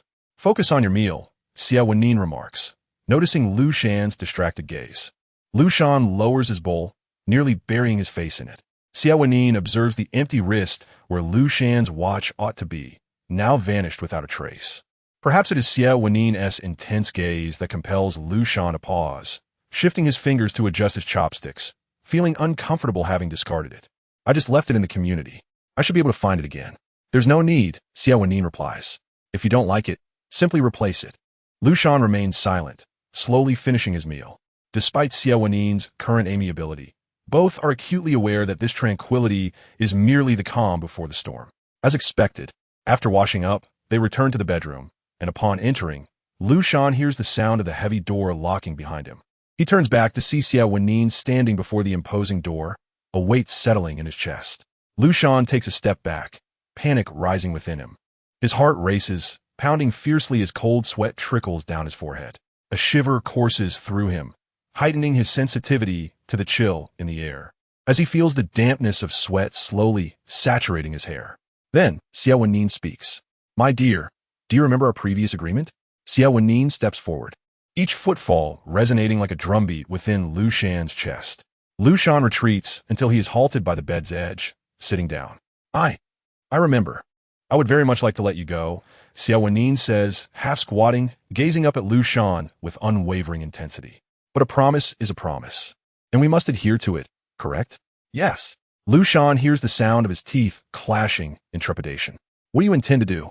"Before we go skiing together, my dear, you should remain here." Xie Wenyì produces a chain from seemingly nowhere, fastening it around Liu Shan's ankle with a reverent demeanor. From Liu Shan's perspective, Xie Wenyì appears as if he were kneeling in a proposal, one hand clasping Liu Shan's foot while the other secures the lock around his ankle. It is reminiscent of a wedding scene, where the groom gently places a ring upon his partner's finger, binding the tangible to the intangible. Liu Shan gazes down at Xie Wenyì, silently acquiescing, yet he feels a breeze brushing against his face, akin to the wind from earlier when he sat by the roadside enjoying snacks, or perhaps from the exhilaration of running, or even from the carefree days spent sprinting on the playground with friends. A fleeting moment of disorientation washes over him. He turns to the window, which is firmly shut, allowing no wind to intrude. Xie Wenyì rises, wrapping an arm around Liu Shan as they sit together on the bed. Then they recline side by side. Liu Shan stares at the ceiling, the overhead light piercing into his pupils, causing discomfort. He shields his eyes, only to have Xie Wenyì grasp his wrist. Then a heavy warmth envelopes him. A familiar face gazed at him against the light. The sound of a willow fan, tinged with a sigh, echoed in his ears as warm fingers brushed the corner of the fan's eye, the moist sensation unfurling. It was then that he realized he had been blinded by the glaring light, tears streaming down his cheeks. "Willow fan," Xie Wenyì called out repeatedly, yearning to express something, yet ultimately only uttering her name. He pressed his lips against the fan's eyelids, trailing soft kisses along the path of her tears, savoring the slightly salty droplets. "Don't cry," he urged, intertwining his fingers with hers. Willow Fan tilted her head slightly, her expression blank. "I'm not crying. The light is just too harsh." "Can I turn away?" Xie Wenyì maintained his hold, rendering her unable to shift. For a long time, Willow Fan had not been confined, and the sudden restriction felt foreign. The cold metal brushed against her calves, sending shivers through her. The chain dangled, its delicate clinks resonating clearly in her ears. Xie Wenyì half-pressed against her, the weight causing a suffocating mix of fatigue and alcohol to cloud his mind. The spots on his face that had been lightly pecked felt slightly itchy. Unable to resist, Willow Fan rubbed at the itch with the back of her hand. "Don't press against me." Noticing Xie Wenyì's unwillingness to relent, she elbowed against their shared skin and made a sweeping motion outward. It had no effect. Sensing her resistance, Xie Wenyì shifted his body, lying beside her. I'm tired. I want to sleep. Willow Fan crossed her arms over her eyes, turning away from him, the chain extending from her ankle to the edge of the bed, winding toward the headboard. The cold chain marred what could have been a cozy scene. Propping himself up, Xie Wenyì observed the profile of Willow Fan without a word, covering her with a blanket, then dimming the bright lights to leave only a faint night light glowing. Willow Fan's breathing became steady, and she drifted off to sleep. Xie Wenyì leaned against the headboard, watching her, brushing away the strands of hair that fell across her cheek. He didn't wish to treat her this way, but as he had mentioned before, a promise was a promise. Even if this promise was one that Willow Fan had been compelled to accept, it was not easily broken. Xie Wenyì understood that Willow Fan did not wish to leave. It was merely an unfortunate circumstance. If she truly intended to flee, it wouldn't be this simple. Perhaps from the moment he had permitted Willow Fan to go out, he had been anticipating this day, the day she returned late due to unforeseen events. Rising from the bed, he walked to the window, turning on his phone, the white light illuminating his face, which appeared shadowy in the darkness. A string of messages filled the chat app. Brother, are you out of your mind? With such strict surveillance, you might as well keep him bound to your side. I told you. The bar isn't a place for debauchery. It's just a casual chat. Why are you being so rigid? If you let him go, he is destined to go where you don't want him to. Xie Wenyì's finger lingered on the last message for a long time. Destined to go where he did not want Willow Fan to be. In truth, he was aware. He simply did not want her away from him. Any place devoid of his presence was where he wished her not to venture. He turned to look at the peacefully sleeping Willow Fan, pondering. This was the greatest concession he could offer, yet it seemed insufficient for her. Gazing out the window, the cool breeze brushed against his face, failing to alleviate his agitation. He lowered his head and said to Xie Wenyì, I need to talk to you tomorrow. I'm busy, don't come. Don't worry, it's not bad news. Xie Wenyì tucked his phone away and quietly climbed back into bed, pulling the sleeping Willow Fan into his embrace. The tangible warmth enveloped him, inducing a sense of joy he could not resist. He tightened his hold until their bodies melded completely. Warmth radiated, eventually overshadowed by another warmth from outside. Willow Fan slept soundly, emitting soft sounds as she stirred awake, stretching but finding herself constrained. She suddenly opened her eyes, discovering Xie Wenyì still holding her. Awake? He asked, blinking as her face appeared somewhat blurred in his newly adjusted vision, a smile gracing his lips. Good morning. Not good, she retorted. Xie Wenyì speculated whether her response stemmed from the events of the previous day when he had locked her up, intending to offer his customary comforting words when she interjected. Why didn't he bring back the scooter? A hint of frustration colored her tone. In her haste yesterday, she had forgotten. Now, upon waking, her mind refreshed. The memory returned abruptly. Get it back for me, she commanded without hesitation, noting that she couldn't even leave the room. With that thought, she playfully kicked Xie Wenyì in the stomach. The chain jingled as she did so, and she glanced at it but said nothing, as if she hadn't seen it. Unrelenting, she kept pushing, nearly sending Xie Wenyì off balance. Xie Wenyì grasped her ankle, his thumb caressing the prominent bone of her wrist. Let us find you a better one. The sensation of her ankle being kneaded sent tingling sensations coursing up her leg, her sensitive body reacting involuntarily. Willow Fan attempted to withdraw her leg, but Xie Wenyì held firm. The softness of her muscles yielded to his grip, his fingers sinking into her flesh. This one do. The battery is faulty. I want a refund. If it weren't for the severe misrepresentation of the battery life, would he be so bold? Xie Wenyì's hand traveled higher, nearing her thigh, prompting Willow Fan to hastily admonish him. Don't touch recklessly. I'm just helping you relax. As he spoke, his movements became more professional, massaging her while observing her closely. Did you tire yourself out yesterday? Not too bad, she replied. Their banter continued, each word and action as casual as ever, as though the lock around Willow Fan's ankle was non-existent. Yet, its presence remained palpable. Willow Fan propped herself up with her hands, the chain pulling taut. Her wrist felt cold. The metal, exposed to the air, never warmed, leaving her wrist continuously chilled. Withdrawing her leg, she announced, I'm hungry. All right, wait for me, Xie Wenyì replied, heading downstairs to prepare breakfast. Willow Fan curled up on the bed, legs hugged close. watching the chain coiled on the floor beside the bed, her feet twitching. The chain above quivered, yet it made no sound against the lifeless metal clutter on the floor. As her feet touched the ground, she headed to the bathroom. The chain slithered behind her like a serpent, faithfully following her steps. Once she finished washing up, Xie Wenyì returned with breakfast. "The auntie will bring lunch up," he informed her as she ate in silence. "Wait for me to come back," he added, his left hand brushing against her cheek, his thumb caressing the delicate skin beneath her eyes. A fleeting tenderness flickered in his gaze, but it was gone almost instantly, leaving Willow Fan to wonder if she had imagined it. After Xie Wenyì closed the door, Willow Fan sprang from the bed, her hands clasped around the doorknob, attempting to push the door open. Fingerprints, palm prints, and codes were ineffective. Even the most basic push proved futile. The copper door stood as an insurmountable barrier. Releasing the doorknob, she stepped back, smoothing her disheveled hair behind her ear. Approaching the window, she caught sight of Xie Wenyì exiting the door. Sensing her gaze, he turned back, their eyes meeting from a distance, a warm smile blooming on his face. He waved, akin to a typical farewell shared between loved ones. Willow Fan merely watched. Once he drove away, she retreated back into the room and turned up the volume of the game. Chapter 76. Blade 1. Willow Fan sat barefoot, curled up in a chair, the lock on her ankle connected to a slender chain that wound its way down. The chilling touch of the metal climbed up her leg, its frigidness penetrating even through the soft velvet lining. She tightened her legs, causing the chain to rise with her movements before it fell back under gravity, producing a faint clatter. She paid it no mind. The sounds of the game drowned out the metallic chimes. Fully engrossed in playing, she attempted to regain the rank she had lost to Xie Wenyì's underhanded tactics. Yet somehow, she felt distracted. Liu Shan decisively set down his phone and fetched a pile of snacks from a small refrigerator in the bedroom. He munched while playing, yet a lingering sense of ennui persisted. He opened a chat window with Xie Wenyì. "Come play." Xie Wenyì replied swiftly, seemingly recalling Liu Shan's grievances about his amputation from the previous day, saying, "I dare not play with you. You cannot afford it. Choose a game you can handle. Let us explore the map." "All right." Liu Shan guided Xie Wenyì through creating an account, soaring through the game, traversing clouds and meadows.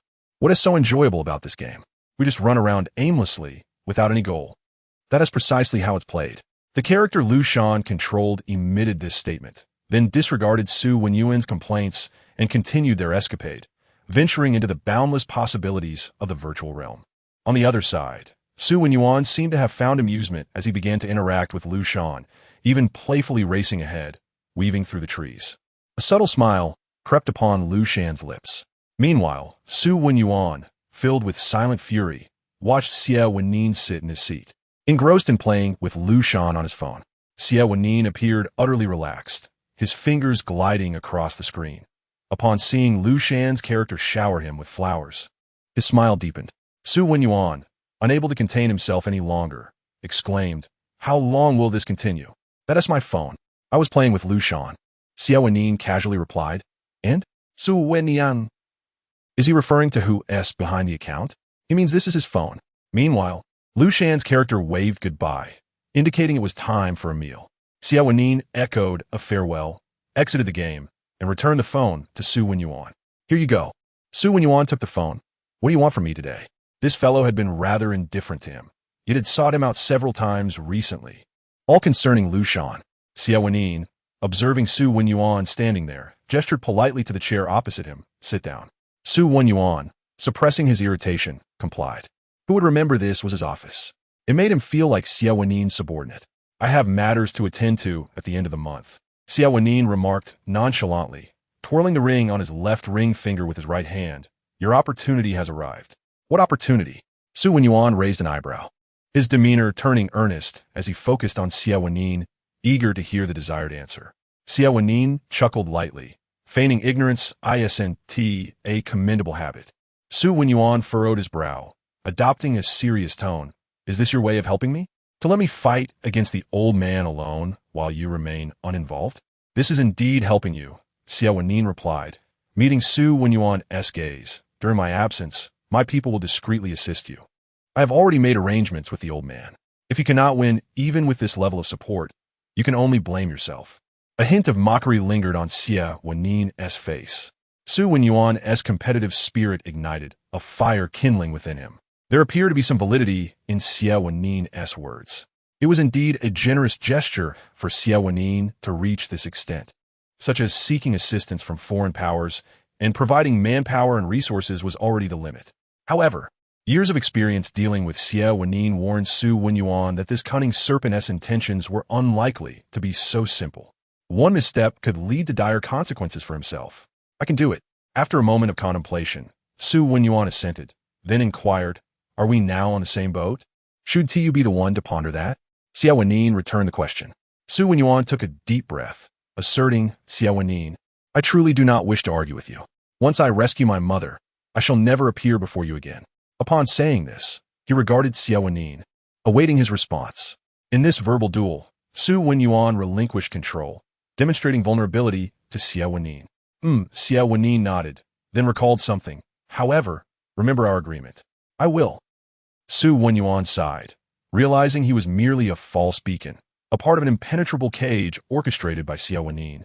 Watching Liu Shan descend into despair akin to his mother, while Xie Wenyì wielded a more intricate and patient strategy than his father ever did. Xie Wenyì contemplated whether his mother had once been like this in her youth, a peculiar sentiment blossoming within him. "Do you intend to make Liu Shan completely yours?" "Completely mine?" Xie Wenyì echoed, seemingly amused, perhaps. Xie Wenyì hesitated, wanted to voice something, but refrained. Xie Wenyì, growing impatient, prompted, "Speak your mind. Can you tell me the truth?" Xie Wenyì gazed into Xie Wenyì's eyes, attempting to discern his true thoughts. "Why are you willing to help me?" "Apart from Liu Shan, because I'm a good person." Xie Wenyì burst into laughter as if he had heard a joke, abruptly rising and striding towards the door. Xie Wenyì's mind erupted with clarity, the once obscure understanding now illuminated. Yes, indeed, it was Xie Wenyì who sought to be the good man. Thus the role of the villain fell to him.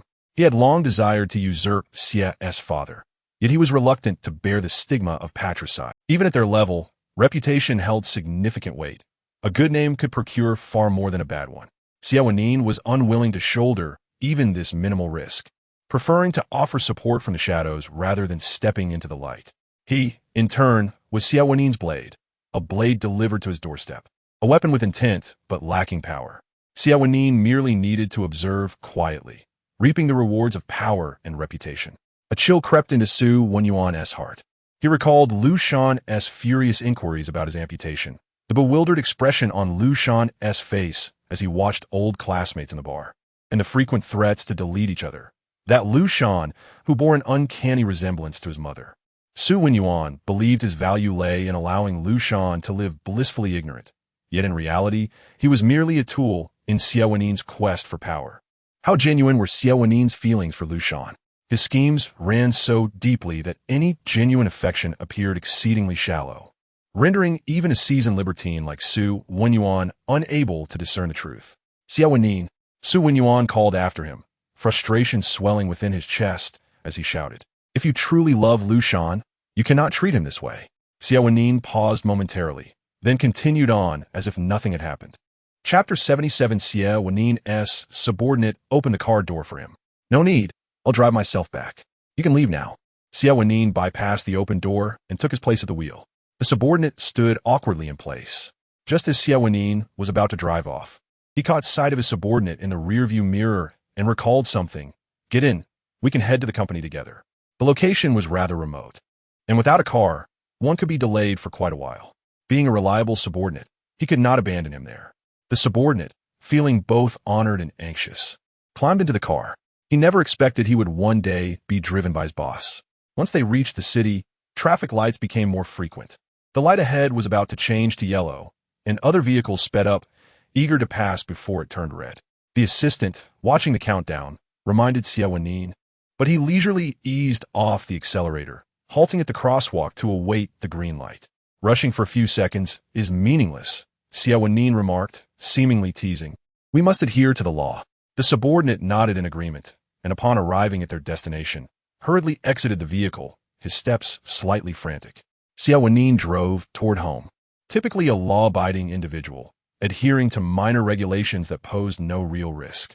In his view, the potential risks must correlate with the benefits for a venture to be worthwhile. For the sake of trifling gains, the associated risks were not worth pursuing. As the car glided smoothly, Xie Wenyì involuntarily began to wonder what Liu Shan was doing at that moment. Perhaps he was napping or engrossed in a game on his phone. Xie Wenyì's index finger twitched involuntarily. He was perpetually curious about Liu Shan's whereabouts and activities, and Liu Shan could effortlessly capture his attention. Perhaps it all began when he confined Liu Shan at home. He found himself yearning to catch a glimpse of her. Gradually, he became accustomed to stealing moments to observe her through the surveillance camera during his leisure time. Now, he found himself perpetually preoccupied with thoughts of her. At the next intersection, Xie Wenyì glanced at his phone to check on Liu Shan. She was curled up in her chair, indulging in snacks while engrossed in a video game. He had intended to invite Xie Wenyì to join her for gaming. Yet Sue's response was markedly less decisive than that morning. He hesitated and declined. Liu Shan was bewildered. Hadn't they enjoyed themselves previously? Not one to impose. He refrained from pressing the issue. As Liu Shan tugged at the chain around his ankle, an idea struck him. He had long wished to advance his career as a content creator. Yet he was wary of stumbling into pitfalls or following the path Xie Wenyì had laid out for him, which had caused him to procrastinate. Now, Xie Wenyì could be considered a friend, albeit a peculiar one. Perhaps he could provide some insights. I need to ask you something. What is it? Upon Sue's willingness to engage, Liu Shan laid out his thoughts in full. It's incredibly challenging to develop oneself these days. You are absolutely right. Liu Shan recalled the advertisements he had received, which had inexplicably propelled his account to life, yielding a decent income. He sighed, however, I feel rather fortunate. Have you considered it further? So, do you think signing with an agency would be beneficial? Liu Shan then recounted some dubious practices he had discovered about certain MCN agencies, awaiting Sue's response. Sue remained silent for a considerable time. Eventually, his typing indicator flickered on and off repeatedly. Sign if it makes you happy. Did I not express myself clearly? I fear stepping into a trap and facing adverse consequences. You were clear, and I understand. However, if it brings you joy, go ahead and sign without overthinking. Are you upset? Liu Shan, ever straightforward, sensed a shift in Xie Wenyì's tone and asked directly. I'm not upset. I was merely what? I was just thinking that I happen to know someone in the field. Would you like me to connect you? If it feels right, sign. If not, then let it go. After considering this message, Liu Shan pondered briefly. Xie and Xie Wenyì had a rather contentious relationship, so the recommendation should be unrelated to Xie Wenyì. Thank you. A slight smile graced Liu Shan's lips as he stretched, despite the clinking of the chain on his ankle. He paid it no mind. He stood up and moved to the window, loosening the stiff muscles that had been coiled from sitting for too long. Just as he turned his neck, a familiar figure appeared in the courtyard. Liu Shan froze. Was it Xie Wenyì? Liu Shan checked his phone. It was still too early for Xie Wenyì to return home. Why had he come back so early? Liu Shan turned back to find a heap of scattered snack bags on his bedroom desk. He hurriedly stepped forward to sweep the trash into the bin. Although Xie Wenyì would not comment, Liu Shan could keenly sense his disapproval of his excessive junk food consumption. In a flurry, Liu Shan tidied up just as the creaking sound of the door opening echoed from the entrance. He immediately froze, pretending as if nothing had transpired. Wait, that was absurd. Why should he feel apprehensive of Xie Wenyì? Nothing would happen. With that thought, Liu Shan regained his confidence, reclining comfortably in his chair while engrossed in his phone. When Xie Wenyì entered, he beheld this scene. The table still cluttered with snack bags, the bin overflowing and remnants scattered on the floor, clearly indicating a hasty cleanup. Yet the host appeared unconcerned and carefree. Xie Wenyì glanced at Liu Shan, remarking, "Next time, just leave the cleaning to me." He then quietly approached the table to dispose of the stray bags. Liu Shan, still focused on his phone, kept an eye on Xie Wenyì as he meticulously tidied up. Saying nothing, feeling a wave of relief wash over him. How peculiar! Why did he feel afraid? Once Xie Wenyì had finished, he leaned against the table, gazing down at Liu Shan. Eating too many snacks will make you feel unwell. Oh, I'll be more mindful next time. For reasons unknown, Liu Shan felt a twinge of guilt and offered a dismissive response. Xie Wenyì chose not to press the issue further. Suddenly, his phone buzzed. It seemed someone had messaged him. Liu Shan observed the change in Xie Wenyì's expression, shifting from slight annoyance to relaxation. Then, seemingly aware of Liu Shan's gaze, Xie Wenyì looked up and smiled faintly. Having spent considerable time together, Liu Shan had become attuned to Xie Wenyì's emotions. Coincidentally, just as Xie Wenyì set his phone down, Liu Shan's phone chimed. Noticing Xie Wenyì's name pop up, Liu Shan, feigning guilt, slipped away to a corner of the bedroom, typing with extra caution. Why did you suddenly message me? There's nothing sudden about sending a green bubble message. It's not a phone call. Oh, you're impossible to reason with. He was avoiding interactions with Xie Wenyì in front of Xie Wenyì, if Xie Wenyì discovered their communication. While unsure of the consequences, Liu Shan wished to prevent such an occurrence, particularly since he did not want Xie Wenyì to know. He hoped to navigate through the haze enveloping him via the third party of Xie Wenyì. All right, I'll be brief. They have agreed on their end. Here, as the contact number of the person in charge. Just tell them I recommended you. Recommended contact, XL Baiqing. Xie? That sounded vaguely familiar, yet he could not place it. Chapter 78. Restraint? As Liu Shan contemplated, he clicked on the recommended contact. Upon entering, he noticed the initials had been altered, leaving only the name Baiqing alongside the nickname. Liu Shan promptly added the contact, who quickly accepted. Before he could greet them, an electronic contract was swiftly sent his way. Fill out the electronic signature and identity information, and it will suffice. Was it truly that straightforward? Can we finalize this tomorrow? Liu Shan wished to keep this from Xie Wenyì.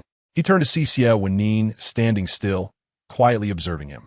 Their gazes inadvertently met, and Liu Shan found himself entranced by his deep, star-like eyes.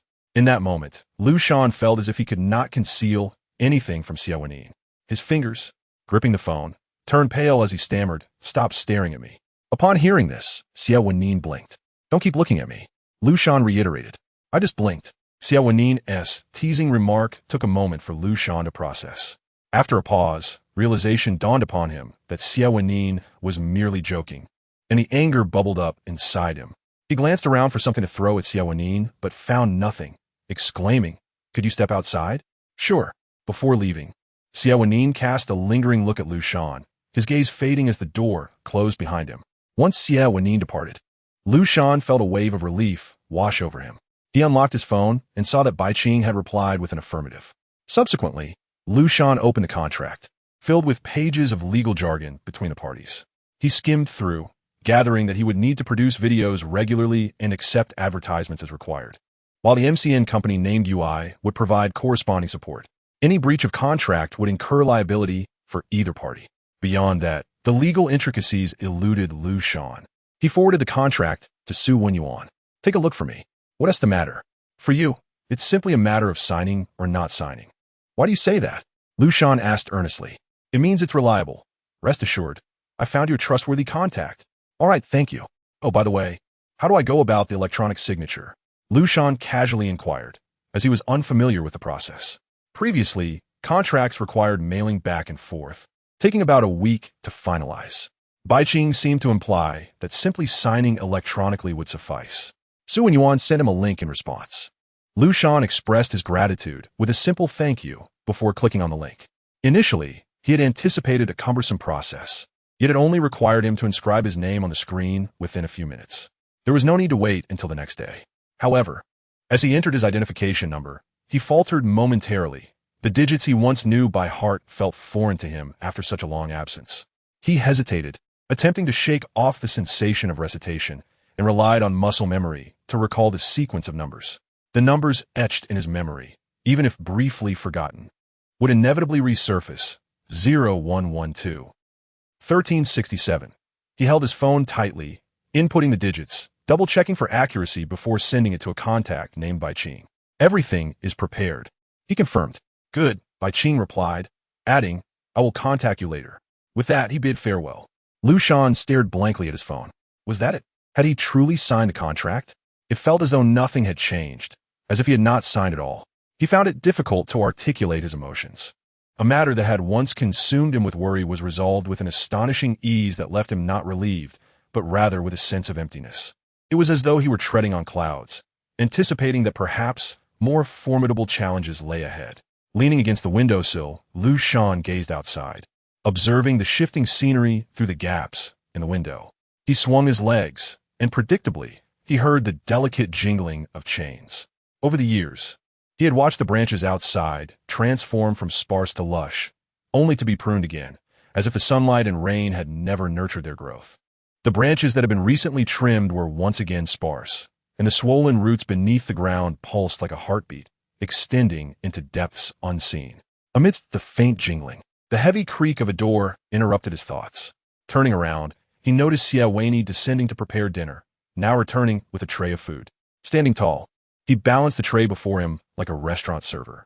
Liu Shan found himself inexplicably amused by this association, shaking his head to dismiss the odd thought. "Can't you let me go down for my own meal?" he questioned. He approached the table, taking a seat as Xie Wenyì arranged the dishes. Liu Shan mused that this indeed felt more like a service than a meal.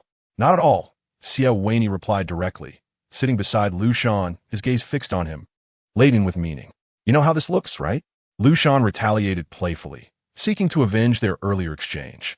"You look like a restaurant server, but at least they don't eat with the customers," he retorted. "Server?" Xie Wenyì echoed, seemingly unbothered, instead climbing the conversational ladder. "I can serve you in the evening as well, dear guest." At that moment, he sat beside Liu Shan, slowly extending his hand, fingers intertwining against Liu Shan's thigh, climbing up along his knee. The conversation took on an increasingly suggestive tone, laden with implications. "Perhaps I deserve a little tip?" he teased. Liu Shan felt a rush of sensations as Xie Wenyì's touch sent shivers through him, quite unexpectedly. He turned to face Xie Wenyì, momentarily speechless. How could he engage in any topic with such ease? Instead of being provoked, Liu Shan found himself teased. He pulled his chair back, distancing himself, unwilling to entertain further banter. Chewing vigorously, he soon winced as his jaw began to ache, unconsciously easing his pace. Xie Wenyì observed, his smile deepening. Suddenly, Xie Wenyì reached out, pinching Liu Shan's cheek. "What are you doing?" Liu Shan mumbled through his mouthful. Xie Wenyì's tone was a mixture of admiration and playful jest. "I just want to devour you." The thought of sharing an intimate moment with Liu Shan, of breathing in his essence and intertwining their souls, sent a shiver down Liu Shan's spine. He felt an involuntary surge of fear as Xie Wenyì's gaze pierced through him, recognizing the intensity of the moment. Seeing the terror etched on Liu Shan's face, Xie Wenyì's wild thoughts dissipated like a popped balloon, replaced by a gentle smile. His fingers transformed from a pinch to a soft caress, murmuring, "I wouldn't do that." He reassured Liu Shan that he would restrain himself, never allowing the situation to escalate to a point where Liu Shan would feel threatened. With each tender stroke, Liu Shan's skin tingled, the sensation seeping into his consciousness. He turned away, and Xie Wenyì's hand fell away, choosing instead to watch Liu Shan finish his meal before tidying up the remnants. Chapter 79. Restraint? After washing the dishes downstairs, Xie Wenyì received a contract on his phone. Upon opening it, he realized it was the very document Liu Shan had sent to Bai Qing. He skimmed through it briefly and replied nonchalantly, "Thank you for your hard work. I'll follow your lead from now on." Not in a hurry to ascend, he lingered at the windowsill, lighting a cigarette. The warmth of the smoke felt comforting as it curled around him, soothing his tumultuous heart. The fervent need and madness bore a striking resemblance to one another. Beneath his skin, a beast resided, struggling with insatiable cravings. Desires that surged forth before rationality could cage them, only to be quelled by Liu Shan's mere expression. If he were to encounter Liu Shan now, he feared he might lose control. The sparks from the cigarette illuminated the dark glass, igniting faint glimmers in the night outside. Exhaling deeply, Xie Wenyì rinsed his mouth, cleansing himself of the smoke. Liu Shan detested the scent. He once recounted how boys would sneak cigarettes in the school restroom, and he would reek of smoke each time he entered, associating it with the restroom itself. Xie Wenyì had found the connection amusing, yet he silently stored it away in his memory. When he ascended the stairs, he found Liu Shan sprawled on the bed, engrossed in a video. Upon hearing his footsteps, Liu Shan hastily turned off his phone. Xie Wenyì caught a glimpse of the screen, evidently a tutorial video. He settled beside Liu Shan, instinctively picking up the phone and unlocking it with Liu Shan's face. Liu Shan blinked in confusion, realizing he had not even entered a password. "Now you don't even want to input your password?" Liu Shan scrambled to retrieve his phone, but Xie Wenyì shifted, raising his arm just out of reach. "Get it back," Liu Shan protested, lunging towards Xie Wenyì.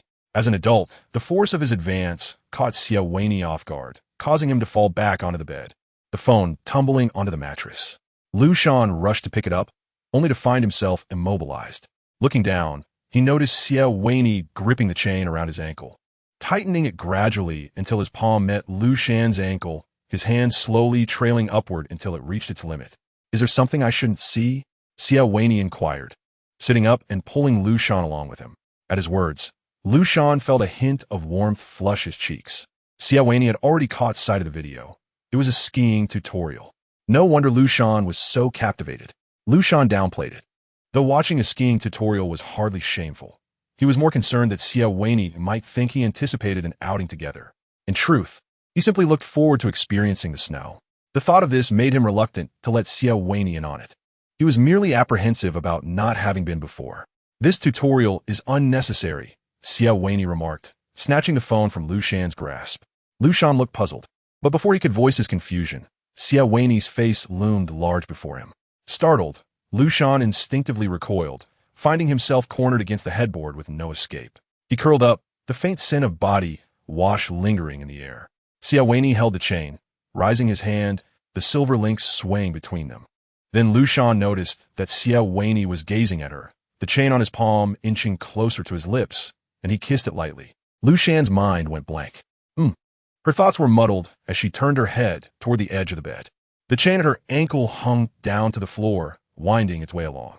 Wait, on the floor? Liu Shan suddenly sat up. Xie Wenyì followed suit, his arm crossing over her shoulder, asking what was wrong.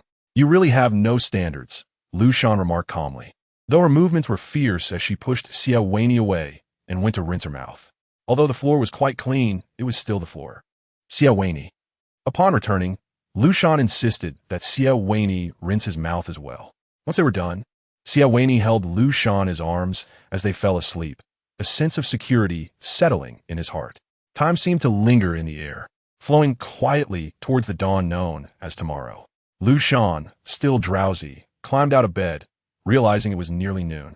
Like the day before, she prepared to fetch some snacks from the small fridge and cabinet in the bedroom, only to find that the cabinet, once brimming with snacks, was now nearly empty. Save for few crumbs. Where are my snacks? Liu Shan wondered, opening several other cabinets, only to discover the same lack of provisions. Remembering how Xie Wenyì had told her that eating too many snacks wasn't good, and considering that there were only the two of them in the house, Liu Shan could hardly be unaware that it was Xie Wenyì who had taken them away. She opened the chat window with Xie Wenyì, her irritation palpable. You took my snacks? What am I supposed to eat? I didn't take them all. Liu Shan thought of the meager remnants and suppressed her frustration. Not enough? I'm hungry. There's food left on the table. Liu Shan glanced back to see a thermal box on the previously empty table, undoubtedly prepared by Xie Wenyì for her.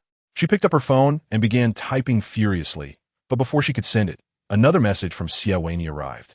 We're going skiing the day after tomorrow. If you get an upset stomach, it will be postponed for quite some time. Liu Shan silently deleted the flurry of words she had been typing. She felt as if she were being manipulated. Being from the south, Liu Shan had rarely seen snow. She remembered a particularly cold year when it had drizzled with rain mixed with snow, and tiny snowflakes had landed in the school as greenery. Students had eagerly gathered the snow, which rested upon the leaves and grass, to mold tiny snowmen the size of a thumb to place on their windowsills. She gazed out the window, momentarily envisioning the little snowman she had once cherished. But a blink later, it was gone. In that moment, something flickered in Liu Shan's heart, vague and elusive. Yet throughout these years, that indistinct feeling had frequently resurfaced, though its occurrences had waned over time. Liu Shan attempted to grasp that sensation, but found nothing. Perhaps she truly just wished to see the snowflakes she had never encountered. Chapter 80. Mountains and snow. When snow finally drifted before Liu Shan's eyes, she could not help but raise her head, gazing at the watercolor-hued sky, trying to trace the path of the falling snow. A delicate snowflake landed on her outstretched palm, slowly adhering to her skin and melting away. This world had lost that singular, exquisite snowflake.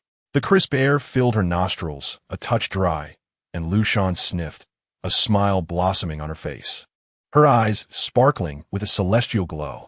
It was snow. Liu Shan stood at the airplane's exit, reminiscent of a child encountering something new, filled with delight and curiosity. Xie Wenyì followed closely behind her, affirming, "Yes, it is snow." Delicate snowflakes fell from the sky, not yet accumulating on the ground. Yet this frozen world still filled Liu Shan with joy. It felt so cold, so still, yet beneath it lay a vibrant life force waiting to awaken. Xie Wenyì tugged at Liu Shan's collar, helping her put on gloves. She had never worn such thick clothing before, layers upon layers making her feel somewhat unsteady as she walked. She exhaled, her breath forming a misty cloud that obscured her vision. Xie Wenyì led her onward. Only after they set off did Liu Shan understand the meaning behind Xie Wenyì's earlier statement about not needing a strategy. From the moment they left the house, she had eagerly prepared to pack her clothes, only to be told it was unnecessary. Xie Wenyì simply drove her to the airport, and they boarded the plane without delay. The interior of the aircraft was arranged like a hotel. Just before landing, Xie Wenyì handed her the warm clothes he had prepared in advance. Their hotel rooms resembled standalone wooden cabins, the snow accumulating thickly on the rooftops, as if little dwarfs might emerge at any moment. The room featured a large glass wall, through which snowflakes danced down, blanketing the foliage outside, while warm yellow light filled the interior, the fireplace flickering with soft flames, crackling gently. In the corner, pine branches exuded warmth, creating a setting akin to a fairy tale. The warm glow reflected in Liu Shan's eyes. Observing Liu Shan's reaction, Xie Wenyì paused beside her. Lowering his head, "Do you like it?" "It's all right." Liu Shan quickly glanced at him before turning away. Xie Wenyì chuckled silently as he placed the suitcase he had been holding on the shelf and opened it, revealing an exquisitely packaged box. "Take a look inside," he encouraged. Liu Shan hesitantly accepted the box, and upon opening it, her face erupted with joy as she beheld comic manuscripts within. "They just arrived today before we set off," Xie Wenyì explained. Liu Shan flipped through the pages, handling them with great care, fearing she might crease the corners. "Do you like it this time?" Xie Wenyì inquired. Observing her delicate gestures, Liu Shan paused, her movements freezing momentarily as she pursed her lips. "It's just okay." Yet her wandering gaze revealed her insincerity. Xie Wenyì took no offense. Gifting is not solely about bringing joy to the recipient. It is also about helping them grow accustomed to such gestures. "There's another gift," Xie Wenyì said, looking out at the gently falling snow, recalling something. "What is it?" Liu Shan, unbeknownst to herself, felt a tinge of anticipation. "It's not here. I'll take you to it." Liu Shan gazed out at the dusk settling in the sky before turning back to Xie Wenyì, her confusion deepening. Liu Shan was resting against the edge of the hot spring, a white towel atop her head, her damp black hair clinging to her face, and her shoulders submerged in the warm water, a thin veil of mist obscuring Xie Wenyì's smiling visage. Even so, Liu Shan could envision the satisfaction on his face. A gift? Liu Shan thought, wondering if he believed she was unaware of his intentions. She distanced herself from Xie Wenyì, leaning alone on one side of the hot spring. Snowflakes gently fell from the sky, melting into droplets upon contact with the warm ground, while vibrant flowers such as begonias, marigolds, and pansies flourished beside the hot spring. Liu Shan extended her hand, feeling the ice-cold snowflakes land on her palm, while her body remained cocooned in the warmth of the spring. The water rippled against her back, a familiar scent enveloping her. "Isn't it beautiful?" came a gentle tone in her ear. "I've always wanted to bring you here."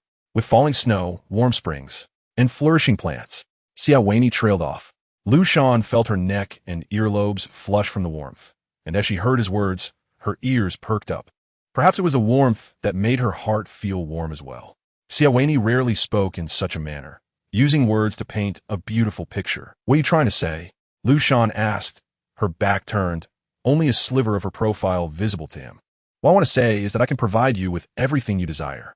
I will take you to places you wish to visit and show you the sights you long to see. Liu Shan, I can offer you a beautiful life." Xie Wenyì's voice, softened by the steam, carried a hint of huskiness, his enticing murmurs weaving through the ethereal mist and into Liu Shan's ears. For several moments, Liu Shan felt as if she were in a dream, her body dancing to a mesmerizing rhythm. Fleeting thoughts and low murmurs enveloping her spirit like the mist of the warm spring. She beheld the flowers blooming amidst the white fog, a truly stunning sight. She saw the drifting snow, long yearned for yet always out of reach. He seemed to touch the door, and just as uncontrollable words were about to escape his lips, Liu Shan suddenly inhaled deeply. Coincidentally, a snowflake landed on the tip of his nose and melted into water, intertwining warmth and cold as they entered his lungs. That fleeting chill brought clarity, compelling him to restrain his words. Liu Shan glanced back at Xie Wenyì. The warmth of the atmosphere softened Xie Wenyì's demeanor, the white mist blurring the boundaries of reality. Behind him, pure snowflakes continued to fall, and further back, the immortal mountains merged with the night. Liu Shan suddenly felt diminutive, so small that he could hardly sense his own existence. He stepped back, colliding with the wall of the hot spring, the impact prompting him to extend his hand. A sense of unfamiliarity washed over him. He attempted to move his fingers, and the palm under scrutiny responded in kind. A strange thought surged within him. He and Xie Wenyì belonged to the same species. He possessed hands, thoughts, and character. Suddenly, a splash erupted, and Liu Shan sprang to his feet, hastily grabbing a bathrobe to cover himself, fleeing through the glass corridor, distancing himself from the dreamlike warmth. The mountains and falling snow receded behind him, with Xie Wenyì still amidst them.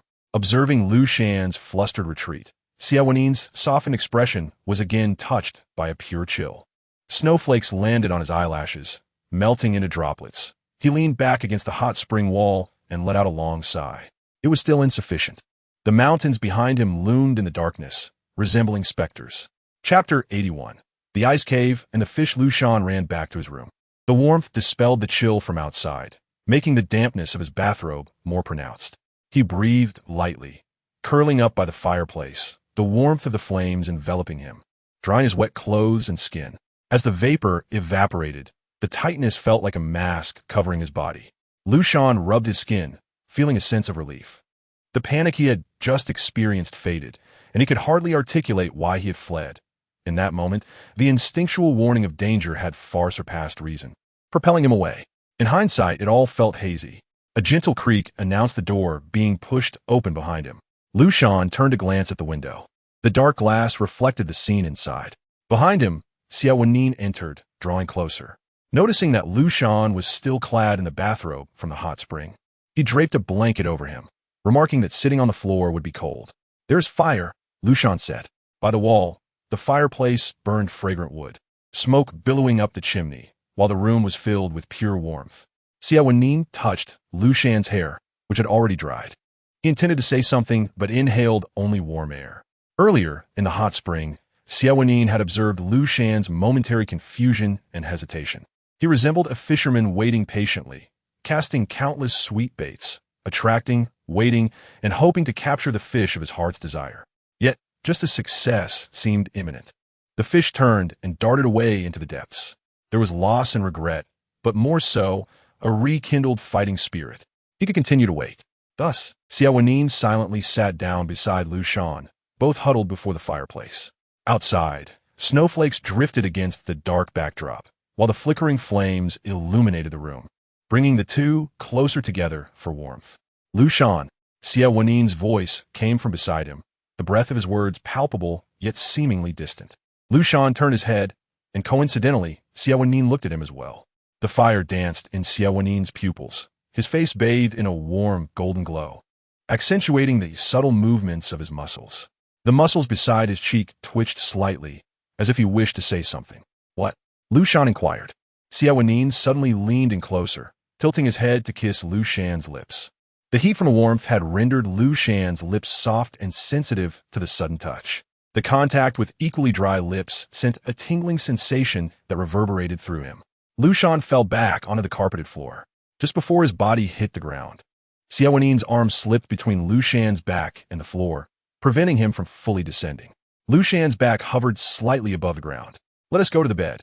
"The floor is cold," Xie Wenyì said, staring intently and uttering only that phrase. Liu Shan silently climbed up and lay on the hotel bed. "Shall we go skiing tomorrow?" Xie Wenyì asked. Liu Shan's ears twitched, "But I can't."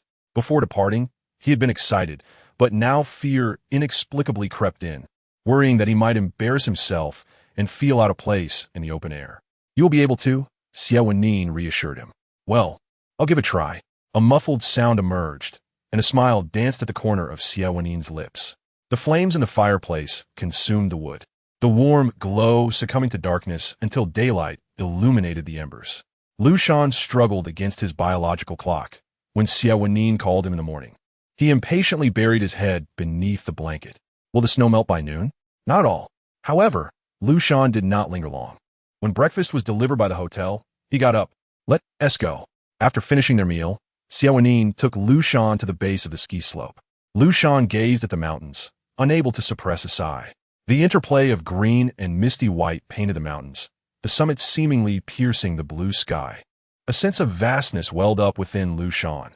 Yet at a loss for words, he could only exclaim, "It's so high." Xie Wenyì's smile deepened. While changing into ski gear, Liu Shan spotted a familiar face. Assistant Zhang, wearing a professional smile, entered with a suitcase, respectfully greeting Xie Wenyì before turning to Liu Shan. "This is your ski suit." Liu Shan's lips straightened as he accepted the clothing. Xie Wenyì bent down to secure the ski bindings for Liu Shan. Once fastened, Liu Shan lifted his leg. The downward force and the clumsiness felt like he had acquired a new, cumbersome limb. His previous worries vanished in the face of reality. Do we ski up and then glide down? Liu Shan attempted to tame his legs, glancing at the towering mountain peak before looking at the ski poles, asking a question that elicited laughter from both Xie Wenyì and Assistant Zhang. Xie Wenyì restrained his amusement slightly. "If you don't look closely, you wouldn't notice." Assistant Zhang, however, was more pronounced. "Young Master Liu, do you plan to return home next year?"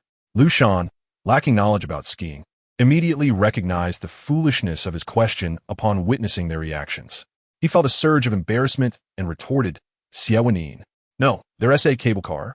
Xie Wenyì guided Liu Shan forward until they reached a view of the cable car. Liu Shan sighed again. As he boarded the cable car, a slight feeling of weightlessness enveloped him, and he gradually ascended, witnessing the vast expanse of snowfields, frozen rivers glimmering like shards of glass scattered upon the snow, radiating a dazzling light. "Someone is sitting on the ice. What are they doing?" Liu Shan inquired.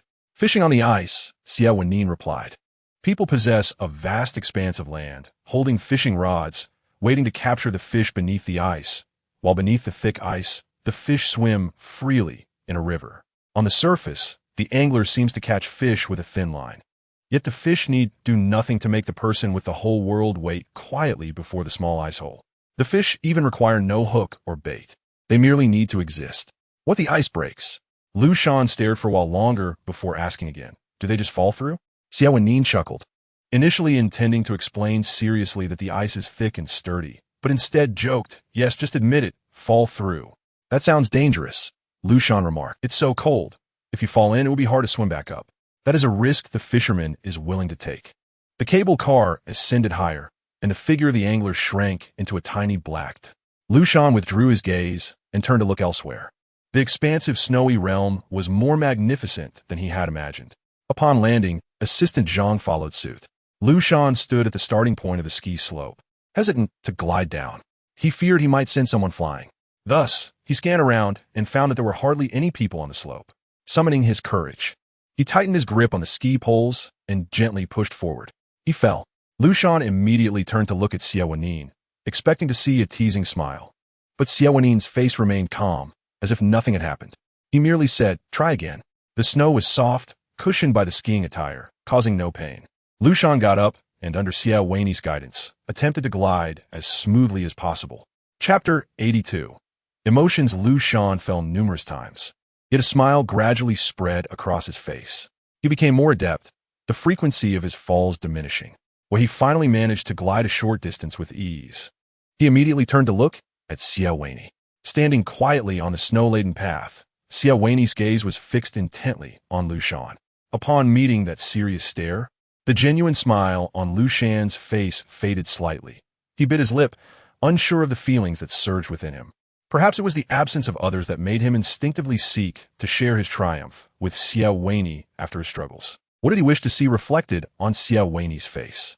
The moment this thought crossed his mind, a blend of shyness and self-pity enveloped him, rendering him momentarily speechless. That fleeting emotion, still unexperienced, vanished like the falling snowflakes.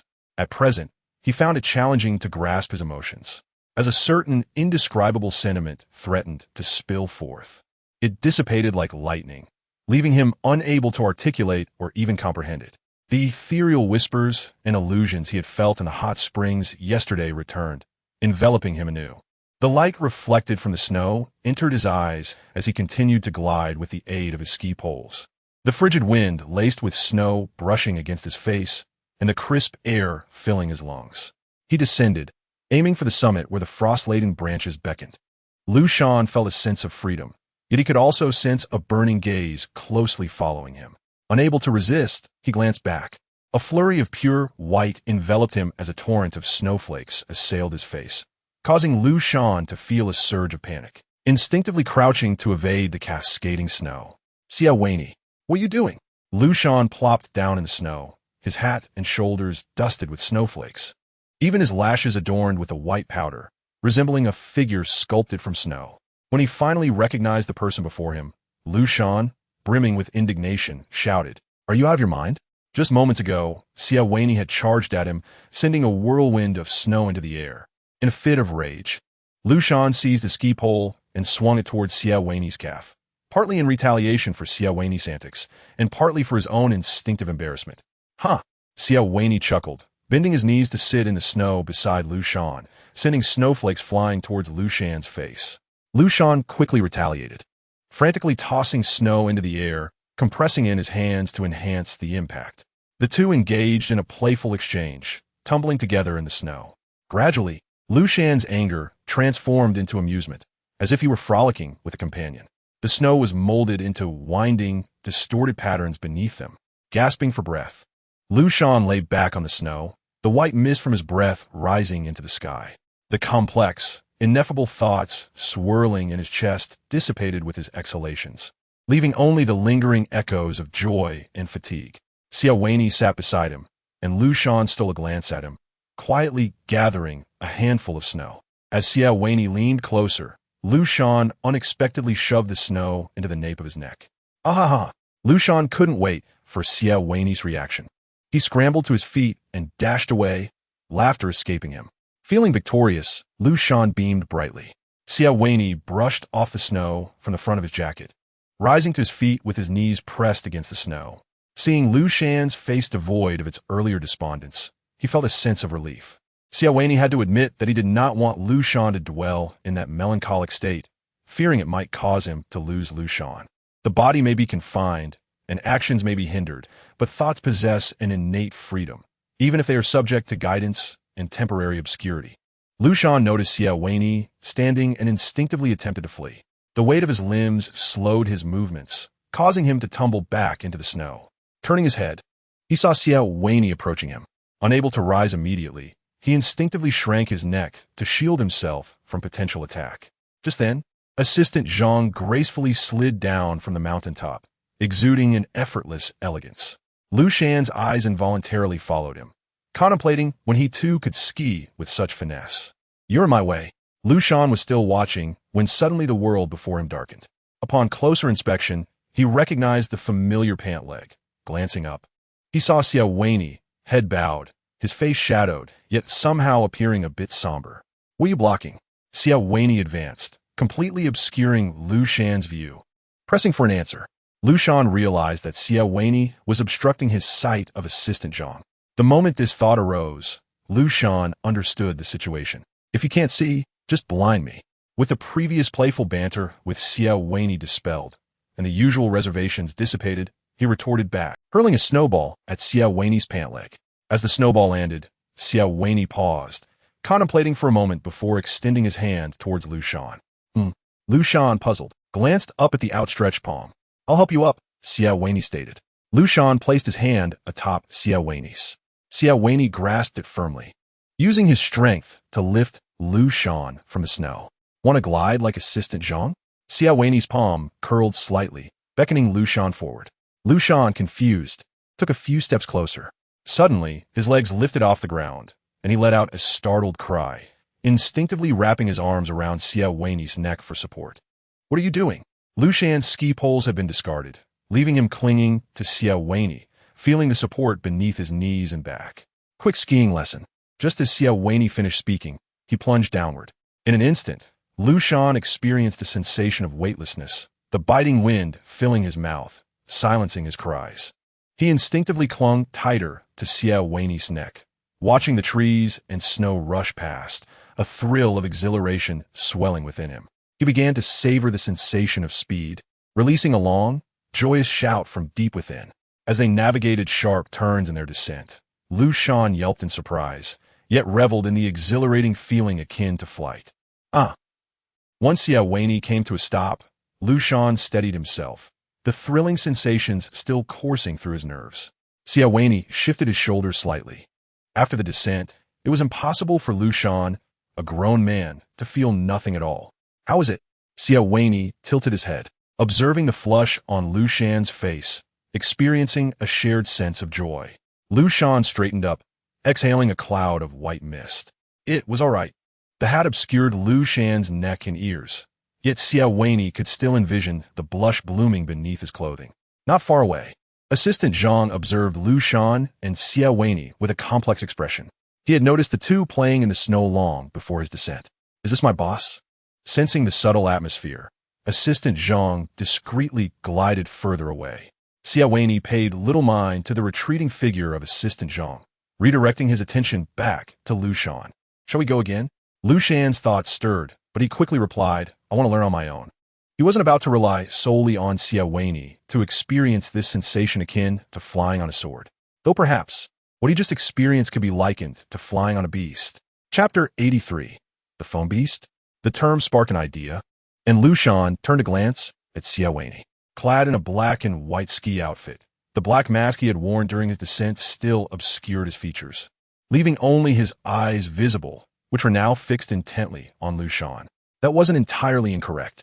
Liu Shan raised an eyebrow, turning away as he trudged towards the cable car with his ski poles. His feet sank into the snow with each step, requiring him to consciously lift his thighs and knees, making progress more arduous and slow. After a while, Liu Shan began to glide more smoothly, having fallen a few times, snow clinging to his lashes and cool cheeks. He raised his head, a bright and carefree smile illuminating his face, his dark pupils sparkling against the white snowflakes. As the snow on his hat melted away, daylight began to fade. Xie Wenyì held Liu Shan's hand as they returned to the lodge, gently brushing the snowflakes from Liu Shan's hair and brow with a curved finger. The white snowflakes settled on the tips of Liu Shan's hair, and Xie Wenyì found himself inexplicably reminded of a line of poetry. Are you happy? Xie Wenyì gazed at the unguarded smile on Liu Shan's face, eager to elicit that answer from him. Happy being with you, even if that answer bore little significance, as it would not alter the inevitable outcome of their lives together. Xie Wenyì remained fixated on obtaining it. Xie Wenyì crushed the snowflakes between his fingers, the cold, damp sensation spreading through his fingertips. Liu Shan locked eyes with him, his throat bobbing as his gaze shifted to the right, assessing the situation. After a long pause, Xie Wenyì finally said, That's good. The only sound in the room was the crackling of the burning firewood, the solitary noise amidst the prolonged stillness. This continued until there was a knock at the door. Xie Wenyì glanced towards the entrance and remarked, I'll go answer it. At the door, Assistant Zhang was about to speak when he noticed Xie Wenyì signaling him to remain silent. He turned his attention to the room where Liu Shan sat quietly by the bed, his expression serene. The atmosphere felt somewhat familiar. Before Assistant Zhang could contemplate further, Xie Wenyì bypassed him and stepped outside, prompting Zhang to hurriedly follow. An inexplicable sense of urgency enveloped his boss, who quickened his pace, compelling Zhang to match his speed. Only Liu Shan remained in the room. He stared intently at the flickering flames, his eyes growing dry and burning. He blinked to alleviate the discomfort. Memories of the day's skiing resurfaced in his mind, causing a faint smile to appear before it quickly faded. A vague, unexplainable emotion mixed with hunger surged within him, prompting Liu Shan to exhale deeply and resolve to seek something to eat. The hotel offered a buffet, albeit in a different area. Liu Shan traversed a considerable distance, crossing the vast, snowy expanse before settling at a window-side table in the buffet, mechanically shoveling food into his mouth while gazing outside. Snowflakes danced through the air, the warm yellow glow of street lights illuminating the snowy path, while the distant mountains loomed darkly, their summits reflecting a muted white light against the faint brightness of the sky. Liu Shan reached into his pocket, wishing to capture the picturesque scene. His usual pocket for his phone felt empty, causing his heart to race as he stood up to search for it. Where is it? Sir, is there anything I can assist you with? A waitress, noticing Liu Shan's sudden movement, approached him. She greeted him politely and asked if the food was to his disliking. I can't find my phone, Liu Shan replied. Are you sure you brought your phone when you left your room? The waitress stepped aside to allow Liu Shan to pass and gestured towards the hallway. I can take you to the manager. He can assist you in your search. Perhaps sensing Liu Shan's confusion, the waitress proposed checking the surveillance footage. Upon hearing the word surveillance, Liu Shan's heart skipped a beat. He recalled the chilling sensation of seeing his own face on the clear computer screen that day. Surveillance? He echoed. The waitress nodded and led him to the manager. Upon understanding their purpose, the manager accessed the surveillance room, adjusting the video to the time Liu Shan entered. The screen displayed a green box surrounding Liu Shan's figure, while everyone else was cropped out for privacy reasons. This is to protect the other guests' privacy, the manager explained. If it weren't for the fact that you emerged from room 01, I wouldn't have so readily retrieved the footage for a missing phone. I understand, Liu Shan acknowledged, recognizing the manager's intention to clarify. The footage revealed that Liu Shan had not taken out his phone after entering the buffet, nor had anything fallen from him. When the video reached the moment the waitress appeared, the manager paused it and said, "Sir, your phone may have been left elsewhere in the hotel, but I don't have access to other areas. Would you like me to contact the hotel director for assistance?" Liu Shan pressed his lips together, recalling that he hadn't taken out his phone since returning from the ski resort, thus leaving the possibility of it being lost elsewhere. "No need, I'll go back and look for it," Liu Shan responded politely before bidding farewell and returning to his room. He searched high and low but found nothing. Liu Shan suspected that his phone was not lost in the hotel. It might have slipped from his pocket while skiing and fallen into the vast, endless snow, or perhaps been lost in the throng of people on the way back. Without his phone, a sense of emptiness welled up within him, as though he were the only person in this vast world. He felt severed from his connection to reality. Xie Wenyì had yet to return. Liu Shan ceased his search, a pang of sorrow resonating in his chest, as if someone were twisting his heart and squeezing out bitter juice that coursed through his veins. It was a feeling akin to panic. Standing in the vastness, he felt diminutive, unable to discern the boundaries of the world, let alone grasp, control, or change anything. Confusion and disorientation enveloped him, and all the noise faded into silence until he felt himself withering away, oblivious to his own existence. No, it's just a lost phone. Liu Shan sat on the carpeted floor, pressing his forehead with his hand and murmuring to himself, "It's just a lost phone. No need to be this way." Yet he found it difficult to convince himself. The gentle creak of the door at that moment struck Liu Shan like thunder. He abruptly lifted his head, and before he could clearly see who had entered, he shouted in a torrent, "Xie Wenyì, I lost my phone." The flood of emotions within him surged forth.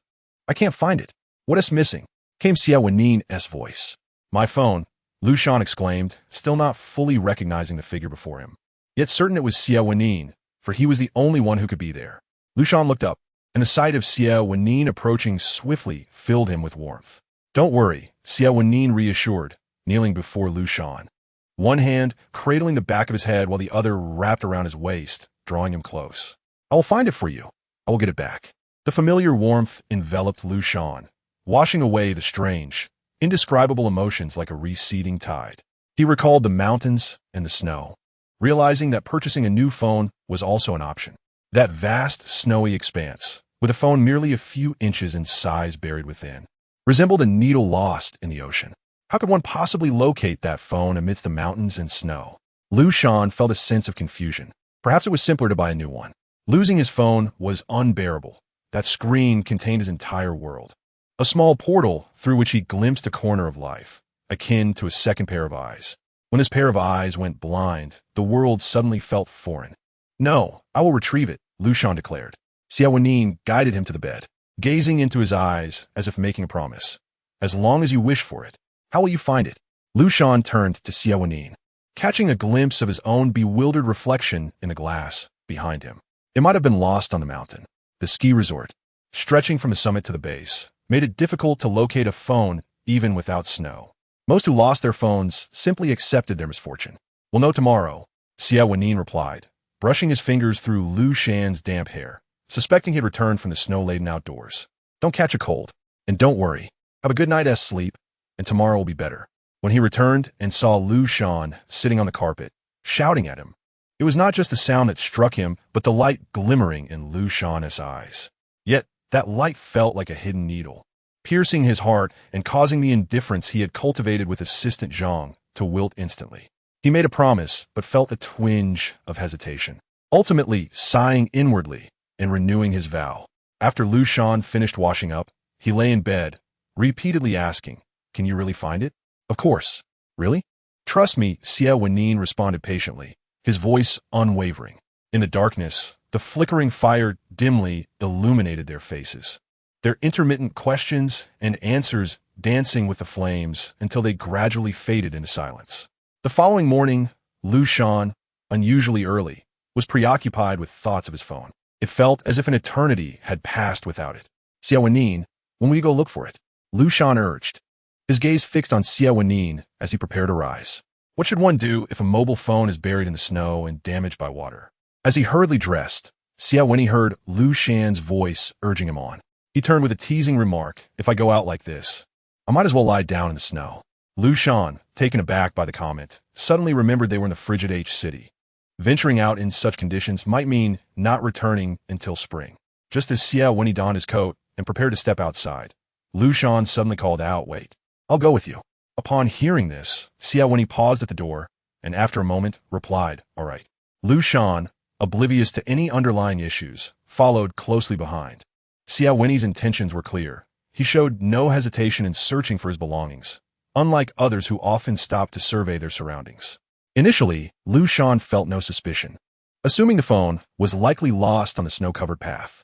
However, as they reached the path from the previous day, an unsettling feeling began to take hold of him. Xie Wenyì remained resolute, approaching a tree by the side of the path and signaling his assistant Zhang to bring over a metal detector. Liu Shan could not articulate the source of his unease as he watched Xie Wenyì and Zhang sweep the detector back and forth. Suddenly, a crisp beep emanated from the device in Zhang's hands. He crouched down and began to sift through the snow with his bare hands, creating a small indentation in the white expanse. Found it, Zhang exclaimed, retrieving a mobile phone from the snow and handing it to Xie Wenyì. Xie Wenyì pressed the power button, but perhaps due to the biting cold, the phone would not turn on. Nonetheless, Liu Shan recognized it at once as his own, a last year's model encased in a deep blue cover. Stunned, he asked, how did you know the phone was here? At that moment, Liu Shan realized the normal person would not locate an item in such a manner, as though they had prior knowledge of its whereabouts. How did you know it was here? He breathed, observing Xie Wenyì through the fog of his breath. Though he did not see Xie Wenyì's lips move, he felt he already knew the answer. There's a locator. Xie Wenyì maintained a composed demeanor, while Liu Shan tightened his grip on the phone, its icy chill seeping into his bones after a night in the snow. Oh, Liu Shan acknowledged, turning to exit the snowfield. Zhang, taken aback, noted that his boss usually lied without batting an eyelash. Yet here, he was being so forthright. Surely, such words would upset Liu Shan. However, he felt powerless to intervene, merely watching as the two of them walked away from him, gradually fading into the distance. Upon returning to the hotel, Liu Shan plugged in his phone. The charging icon suddenly illuminated the screen. At that moment, Xie Wenyì entered the room. I don't want to deceive you, he began, perhaps sensing Liu Shan's discontent. He had lied to Liu Shan about many matters, but he did not wish to perpetuate the deception indefinitely. But if he cast aside all lies, how could he keep Liu Shan by his side? Did he really want to arrive at a conclusion neither of them wished to face? He hoped Liu Shan would stay. Xie Wenyì found himself lost in contemplation. How did he wish for Liu Shan to remain? Voluntarily. Thus, he endeavored to guide Liu Shan toward that choice. As the phone charged, the screen flickered to life. Liu Shan unlocked it, entering a green bubble that blinked with red dots. Aside from some advertisements, no one had attempted to contact him. Liu Shan dismissed the social media app and opened a game, the notification sound seemingly answering Xie Wenyì's unspoken query.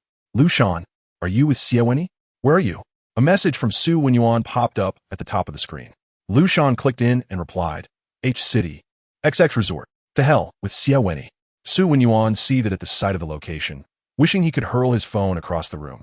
Xie Wenyì had told him he was going out for something, but he was clearly on vacation. While he toiled endlessly, Xie Wenyì was off having fun with Liu Shan. Surely, Xie Wenyì didn't intend to take Liu Shan on vacation, did he? As this thought crossed his mind, Xie Wenyì shook his head, dismissing it. That was impossible. Chapter 85. The outcome and the process. A flurry of thoughts raced through Xie Wenyì's mind. Every action taken by Xie Wenyì was purposeful and bore significant benefits. Even if he temporarily struggled to grasp Xie Wenyì's logic, he knew that ultimately, the one reaping the most rewards would be Xie Wenyì himself. Thus, the notion that he was merely taking Liu Shan out for leisure did not hold water. Xie Wenyì certainly had ulterior motives. With this realization, Xie Wenyì felt a surge of determination. The resources left by Xie Wenyì were invaluable. Judging by the scale and layout, It seemed he had long been plotting a complete takeover, only biding his time. Once he resolved his current matters, he too would head to H City. A strange premonition urged Xie Wenyì not to miss the opportunity. "I want to go too," he declared to Liu Shan. "Come along," Liu Shan replied, but added, "Not now." He sent a meme in response. Liu Shan did not reject Xie Wenyì outright. Although Xie Wenyì was Xie Wenyì's brother and somewhat unreliable, often dragging him down in gaming, he was, overall, a decent person and had helped Liu Shan several times. Besides, Liu Shan had no authority to dictate Xie Wenyì's choices.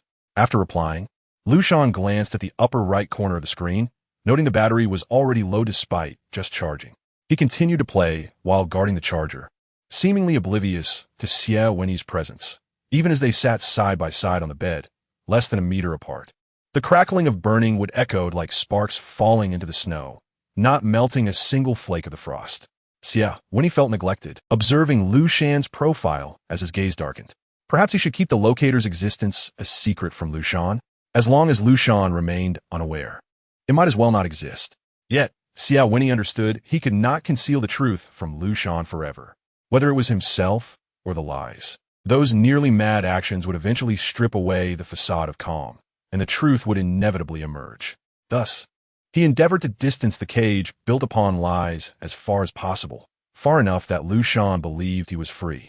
Yet, Xie Wenyì could not suppress his compulsion to draw closer to Liu Shan, to monitor his movements and watch over him constantly. As Xie Wenyì took a few steps toward Liu Shan, the latter abruptly turned, presenting his back to Xie Wenyì. "Liu Shan."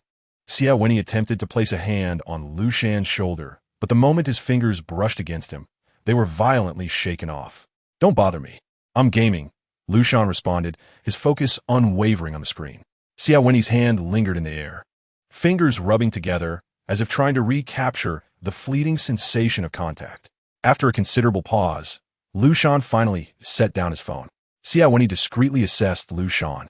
Despite finishing the game, Liu Shan's mood showed no signs of improvement.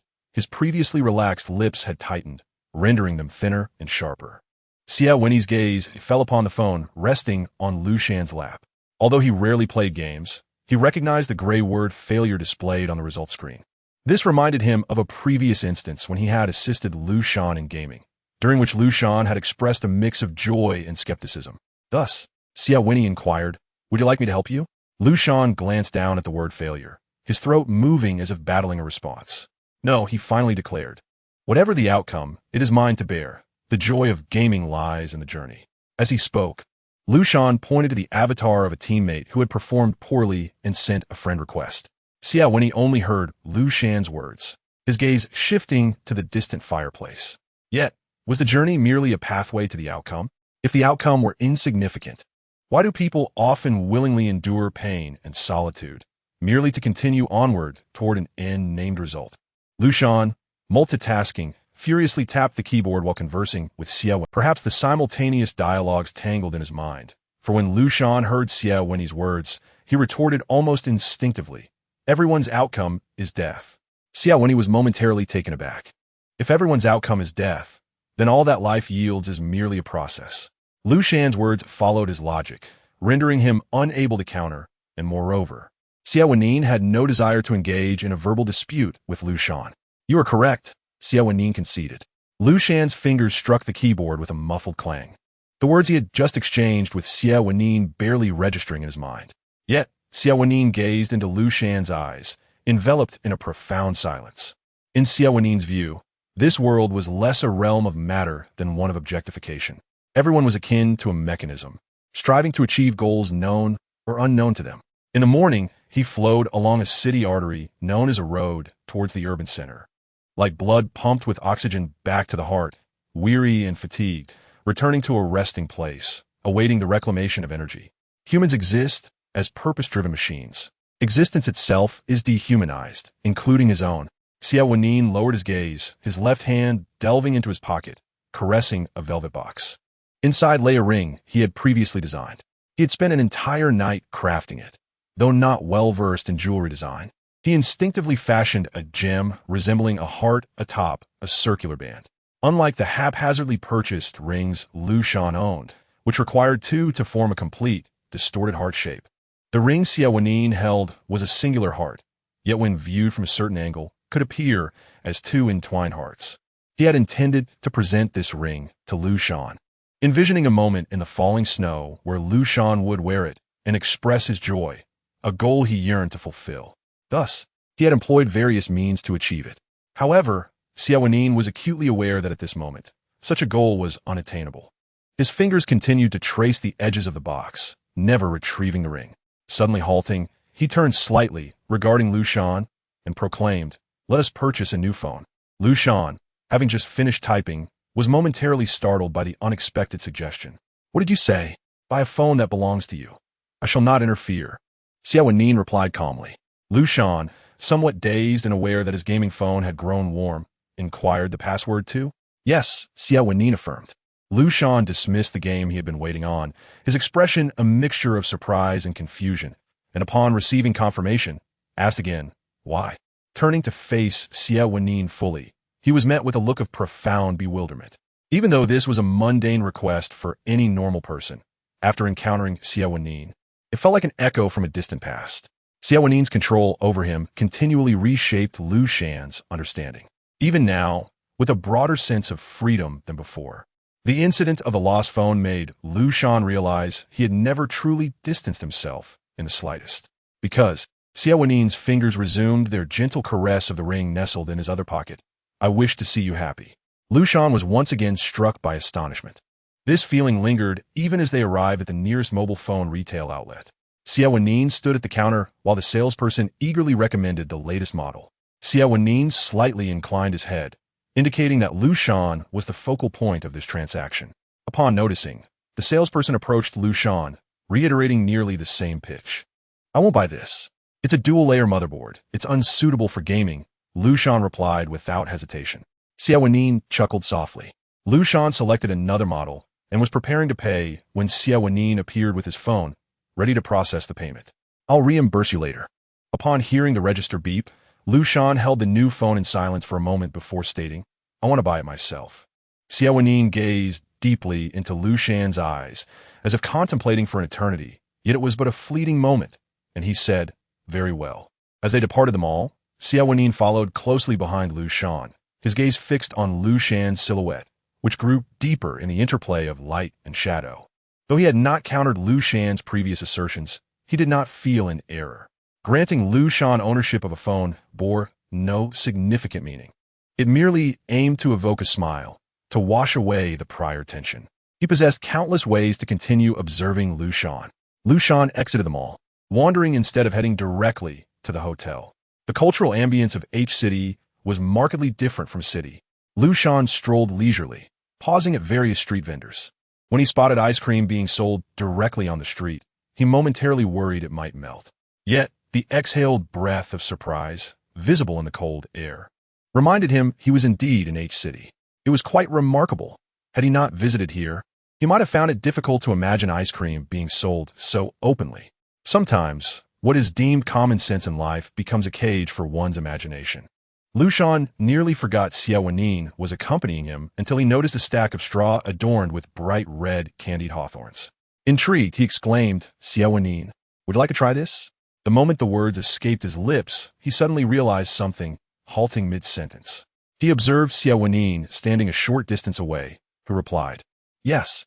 Liu Shan opened his mouth to say something, only to release a puff of misty breath, ultimately falling silent as he paid for 2 skewers. Watching Xie Wenyì calmly take a bite of the hawthorn, an inexplicable sense of magic welled within Liu Shan. Was this truly Xie Wenyì? It felt so incongruous. "What is the matter?" Xie Wenyì noticed Liu Shan's unwavering gaze and paused to inquire. "Nothing, please continue."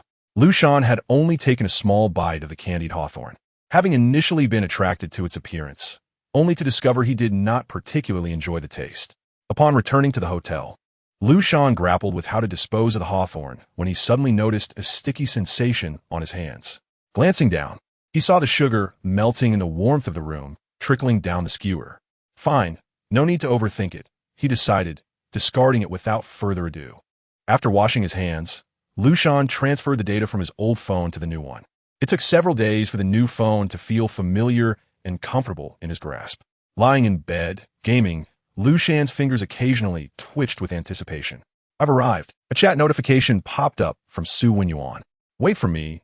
Bro will show you around. I know H City like the back of my hand. It was evident Xie Wenyì was somewhat boastful, even referring to himself as bro. Let us play games. Don't cause a ruckus. After a few days, Xie Wenyì finally arrived in H City. Although he had claimed in their online chats that he would come straight to find Liu Shan upon landing, he first messaged Xie Wenyì. I'm here. Okay. Xie Wenyì took a deep breath and headed towards the hotel where Liu Shan was staying. Liu Shan was engrossed in his phone when he heard a knock at the door, thinking it was room service. Upon opening the door, he was greeted by a thunderous voice. I've arrived. Xie Wenyì stood at the threshold, pushing the door open without waiting for Liu Shan to fully open it. Surveying the room as he remarked, why is it decorated like this? Warm yellow lights, cozy atmosphere, and a wreath of cypress branches. This is nothing like Xie Wenyì's style. Xie Wenyì glanced around, intrigued. Once he realized Xie Wenyì had feelings for Liu Shan, it all seemed reasonable. Though he suspected Xie Wenyì himself had yet to come to this realization. Liu Shan suppressed the urge to usher Xie Wenyì out and asked, what brings you here? To take you out for some fun. Xie Wenyì replied with a grin, urging, quick, change your clothes. Wait, I need to inform Xie Wenyì first. Liu Shan was pushed into the dressing room, hastily typing a message on his phone. Liu Shan did not refuse Xie Wenyì's invitation. He was merely mindful of his prior arrangement with Xie Wenyì. In the past, Liu Shan would have likely gotten along splendidly with Xie Wenyì. Xie Wenyì was somewhat boisterous. But Liu Shan himself was not an obedient student. He frequently climbed walls during high school, rarely facing consequences due to his good grades, and enjoyed exploring with friends. However, due to their age, they could only visit arcades and internet cafes with lax supervision, sometimes even hiking overnight. It may seem trivial, but during a time when one is incessantly educated on the importance of learning, these actions are rather unconventional. Later, upon encountering Xie Wenyì, who has been a guiding presence for nearly 6 years, I have grown somewhat more composed, yet the essence of my being remains unchanged. Thus, while I find Xie Wenyì's familiarity slightly presumptuous, I am still inclined to accompany him on an exploration of this unfamiliar city. Where to? Liu Shan emerged after changing clothes, bundled up tightly, clutching her phone and preparing to tuck it into her pocket. However, due to the bulk of her attire, she fumbled several times before finding the right spot. Xie Wenyì followed her movements and inquired, did you get a new phone? Although Xie Wenyì could not recall what Liu Shan's previous phone resembled, the one she now held was undeniably peculiar, immediately distinguishing itself. Without a protective case, it sported a small fan resembling a watch affixed to its back, protruding conspicuously. Yes, Liu Shan replied, finally managing to stow the phone away. I bought it after we arrived here. Why would you attach a fan to your phone? Xie Wenyì asked. At this, Liu Shan cast him a sidelong glance. Unable to suppress her response, it's a cooling back cover you. Though she left her sentence unfinished, Xie Wenyì filled in the blanks in his mind. All right, everyone has their moments of ignorance. Xie Wenyì walked ahead, turning back to say, today, I shall show you things you've never seen before. Are you just reciting tongue twisters? Before long, Liu Shan found herself seated on a sled, observing one of the sled dogs with blue eyes and white fur. Suddenly, it dawned on her that she was indeed on a dog sled. She whipped her head around to Xie Wenyì on another sled. This? Yes, Xie Wenyì replied, his excitement palpable as he had not engaged in such activities for years. Just tell me if you've ever seen anything like this before. Indeed, I have not. Liu Shan initially intended to label him as childish, but as the wind swept across the icy surface, she could not help but smile. Xie Wenyì led Liu Shan in a day filled with exhilarating adventures, washing away the shadows that had clouded her mind. As evening descended, the horizon dimmed ominously, as if about to collapse. During dinner at the hotel, Xie Wenyì indulged in alcohol once more. Liu Shan abstained, engrossed in her phone, the cooling back cover emitting a subtle hum. Xie Wenyì glanced her way and idly remarked, why do you enjoy gaming so much? He truly could not comprehend. While he might not rival Xie Wenyì, his life was still relatively vibrant, and gaming was merely an occasional pastime. It's fun, Liu Shan replied, her focus unwavering on the screen, as if casually stating, what else is there to do? Upon hearing this, Xie Wenyì's hand, holding the wine glass, froze momentarily before he set it down with a soft thud. Liu Shan, drawn by the sound, looked up to see Xie Wenyì's expression somewhat stiffened. Having already considered him a friend, she reassured him, "It's better now." Xie Wenyì's lips tightened and relaxed, only to stiffen again. "Are you referring to Xie?" How did the conversation shift so abruptly? Liu Shan wondered, her mind racing, yet she responded, "Something like that. People aren't so easily changed." Xie Wenyì furrowed his brow slightly. Gazing out the window, he understood Liu Shan's perspective and Xie Wenyì's intentions, having witnessed the experiences of his own mother. Xie Wenyì was not someone who could be easily altered. Perhaps he had experienced moments of doubt, but he had never truly changed. Beneath Liu Shan's seemingly tranquil life lay dormant thunder, and once triggered, it would undoubtedly wreak havoc. As Xie Wenyì contemplated this, preparing to speak, his pupils suddenly constricted.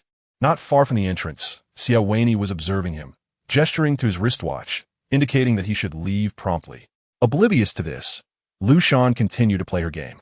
Xie Wenyì discreetly shifted his gaze back to Liu Shan, feeling a weight in his heart. Liu Shan may have believed that Xie Wenyì had changed, but Xie Wenyì knew otherwise. People do not change so easily. Dismantling decades of ingrained beliefs is no simple feat, especially when those beliefs had garnered Xie Wenyì worldly success. What he had once attained nourished the very core of his being. Perhaps Xie Wenyì had felt lost at times, uncertain. Yet those deeply rooted convictions would ultimately draw him back to his original path. How could such a person possibly change? The only potential for transformation lay in external forces, akin to how Xie Wenyì's father was defeated by his own son. Yet, Xie Wenyì felt utterly powerless. However, there was a distinction. Xie Wenyì harbored an affection for Liu Shan. In a world steeped in material values, he was willing to share all his accomplishments with her, wealth, status, and the painstaking construction of what he deemed a beautiful world. In contrast, Liu Shan would have to relinquish her freedom, forever confined within an invisible cage. To Xie Wenyì, that was inconsequential. As time passed, Liu Shan would likely forget this aspect and begin to relish what Xie Wenyì offered, becoming the envy of others for her newfound wealth. Many pursue such things, exchanging their intellect, time, and freedom in hopes of achieving worldly success. Yet, there are elements of existence that wealth and power cannot procure, namely, the soul. It is a concept as elusive as mist. A sardonic smile graced Xie Wenyì's lips as he raised his glass, concealing his thoughts as the liquid slid down his throat. "I'll take my leave now. Reach out if you need me." Xie Wenyì caught a glimpse of Xie Wenyì's expression darkening, prompting him to stand abruptly. The chair's scraping sound startled Liu Shan, who looked up. "Where will you be staying?" It appeared that Liu Shan had only just remembered this question, concern and a hint of caution gracing her features. "Are you planning to stay here? If you lodge in a hotel, Xie Wenyì will surely discover it." Xie Wenyì shot another glance at Xie Wenyì, feeling the weight of his gaze, and bantered with Liu Shan for a moment longer. "I'll be staying on the street. You'll freeze to death. Not to worry. Reincarnation doesn't require a cue. I'll be back soon." Liu Shan paused her gaming, watching Xie Wenyì retreat into the distance. Meanwhile, as Xie Wenyì exited through the door, a cold, detached voice rang out beside him. "What did you discuss?" Xie Wenyì stood at the foot of the stairs, appearing lower than Xie Wenyì. Yet when he looked at him, it felt as though Xie Wenyì was the one elevated. "Did you not know?" Xie Wenyì descended the steps. "I assumed you were privy to everything." Xie Wenyì should have a firm grasp on all matters concerning Liu Shan, monitoring, surveillance, interpersonal relations. Everything. He possessed an insatiable curiosity bordering on obsession. "So what did you discuss?" Xie Wenyì disregarded Xie Wenyì's subtle mockery, reiterating his question. "Just some casual conversation." Xie Wenyì summarized their earlier exchange. "Let us go." Xie Wenyì slightly tilted his head, signaling Xie Wenyì to leave as he stepped up the stairs, preparing to approach Liu Shan. "Xie Wenyì." Xie Wenyì suddenly called out from behind, appearing somewhat apprehensive. Yet, Xie Wenyì did not falter in his stride. He had no desire to squander precious energy on inconsequential individuals. Seeing this, Xie Wenyì raised his voice. Xie Wenyì. A nearby service staff, drawn by the commotion, glanced over. Xie Wenyì turned, looking down from his elevated stance. "Have you never considered what you wish to gain from Liu Shan?" Xie Wenyì's gaze seemed to drift into abstraction. "What do you truly seek from her?" Someone who typically operated on a foundation of self-interest would not engage in useless endeavors. Xie Wenyì's brow furrowed slightly. Xie Wenyì could discern his growing impatience, Yet in public, Xie Wenyì would refrain from any overt actions. Much like in the past, Xie Wenyì maintained a pristine image before outsiders. Mind your own business. With that, Xie Wenyì turned away, heading toward Liu Shan. Left behind, Xie Wenyì remarked, "Not everything can be obtained through cunning." Perhaps Xie Wenyì heard this, or perhaps he did not.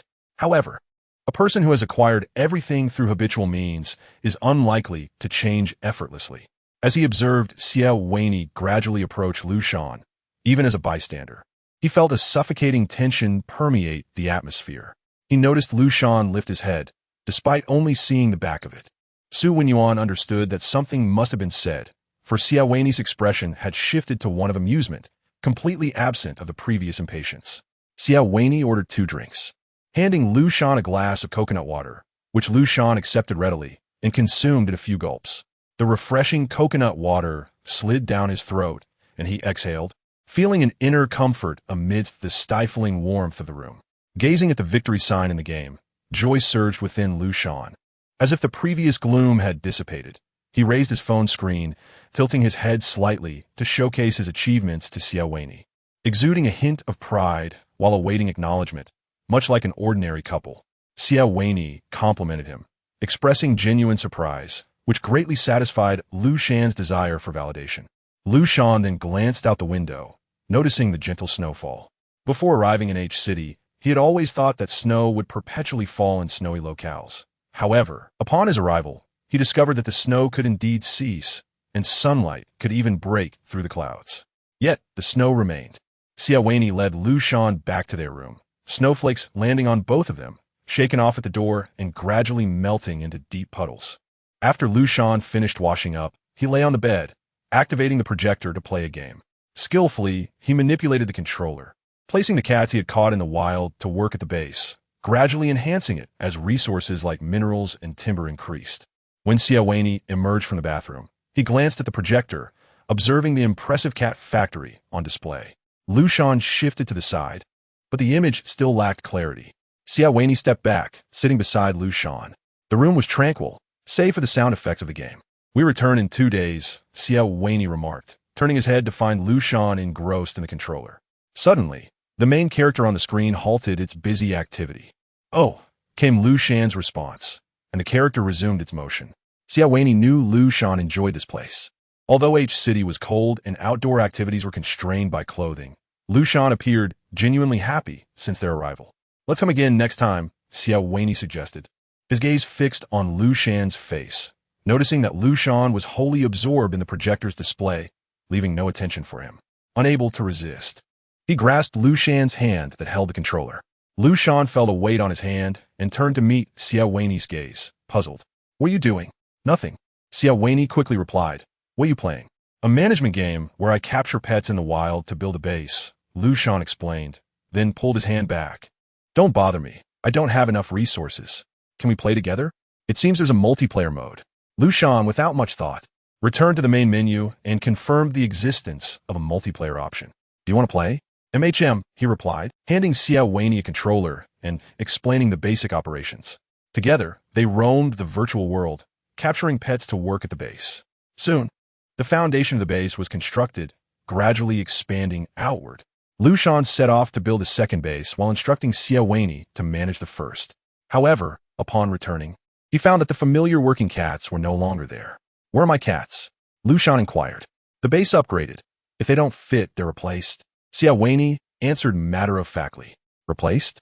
Liu Shan's grip on the controller tightened, and he suddenly shook Xie Wenyì's shoulders fervently. "Bring them back. I want to take care of them." He had initially intended the first base as a sanctuary for his former pets, only to return and find everything gone.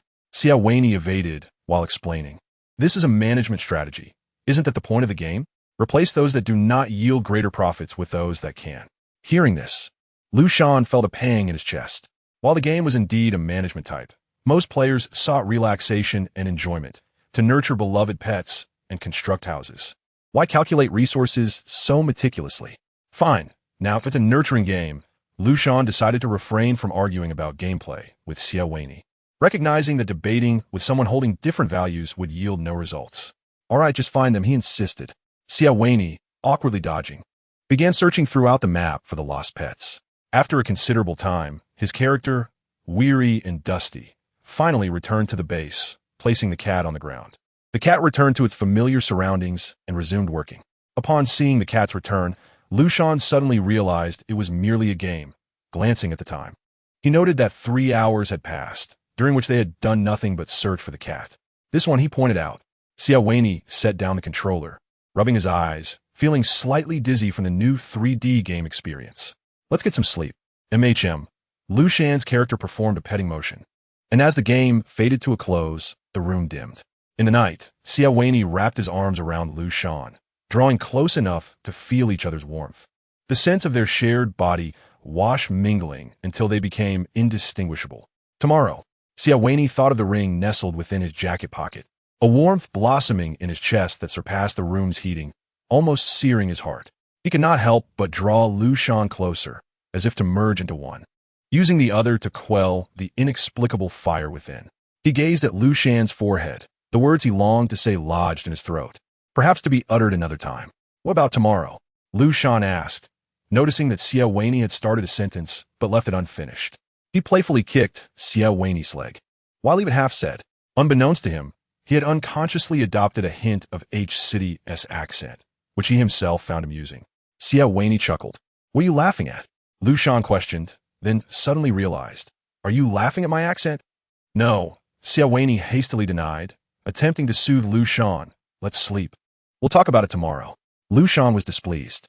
The two of them playfully tussled in bed for a while before finally settling down to sleep. The following day dawned with splendid weather. Xie Wenyì glanced at the sky, feeling a sense of harmony with the world. His right hand brushing against the ring box in his pocket, a smile slowly forming on his lips. Turning back, he saw Liu Shan nestled into the bed, appearing soft and warm. Xie Wenyì leaned close to Liu Shan's ear, gently rousing him. Don't make noise, Liu Shan murmured, wrapping the blanket around himself, rolling over to continue sleeping. Thus, Xie Wenyì quietly waited for Liu Shan to wake up on his own, his right hand incessantly twirling the ring box. Lost in thought as the square box seemed to blur into a more rounded shape. When Liu Shan had given him the ring, he knew it had come from a place of subtle coercion, a result of guidance. Yet, in that moment, Xie Wenyì genuinely wished to give Liu Shan a ring, perhaps even a unique one. When Liu Shan finally awoke, still dazed, Xie Wenyì promptly urged him to wash up. In his eagerness to expedite the process, he nearly took over the task himself. What is the rush? Liu Shan protested, his face covered with a towel, which Xie Wenyì pressed against him to clean. He was never one for haste, and after 5 years of time to spare, he approached tasks with a leisurely attitude. Xie Wenyì seemed to realize that he had been overly impatient today. He smiled, as if gaining a newfound self-awareness. I'll wait for you. Ultimately, Xie Wenyì restrained himself, stepping outside to allow Liu Shan to wash up at his own pace.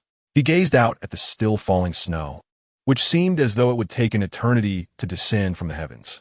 Meanwhile, he continued to twist the ring box in his hands, containing the custom-made ring he intended to present to Liu Shan today. Xie Wenyì contemplated whether their relationship could advance further, evolving from a simple confinement to a reluctant coexistence, and now from coexistence to dependence. He yearned to reach the culmination of this relationship with Liu Shan. Xie Wenyì retrieved the ring, the light reflecting off the snow outside, illuminating the engraved letters within the inner band, so clearly XL, a testament to his bond with Liu Shan. Chapter 90. Upon hearing the sound of the bathroom door closing, Xie Wenyì hurriedly placed the ring in its box and tucked it securely into his chest pocket. Once he was sure there were no flaws in his actions, he turned around. Liu Shan gathered her hair behind her head with both hands, deftly tying it into a hollow bun. I'm ready, she announced. Xie Wenyì stood up, and together they stepped outside. A path of bluestone slabs, wide enough for two, had been cleared through the snow, with snowdrifts lining the sides like small hills. Liu Shan cupped her hands around her mouth and exhaled a puff of white mist. Feeling a bit unaccustomed stepping out of the warm room, her palms were icy, and the warmth of her breath dissipated in the air before it could penetrate her skin. Her damp hands grew colder still, prompting her to blow into them once more, this time quickly tucking them into the pockets of her coat while the warmth lingered. Xie Wenyì took Liu Shan's hand and placed it in the side of his coat.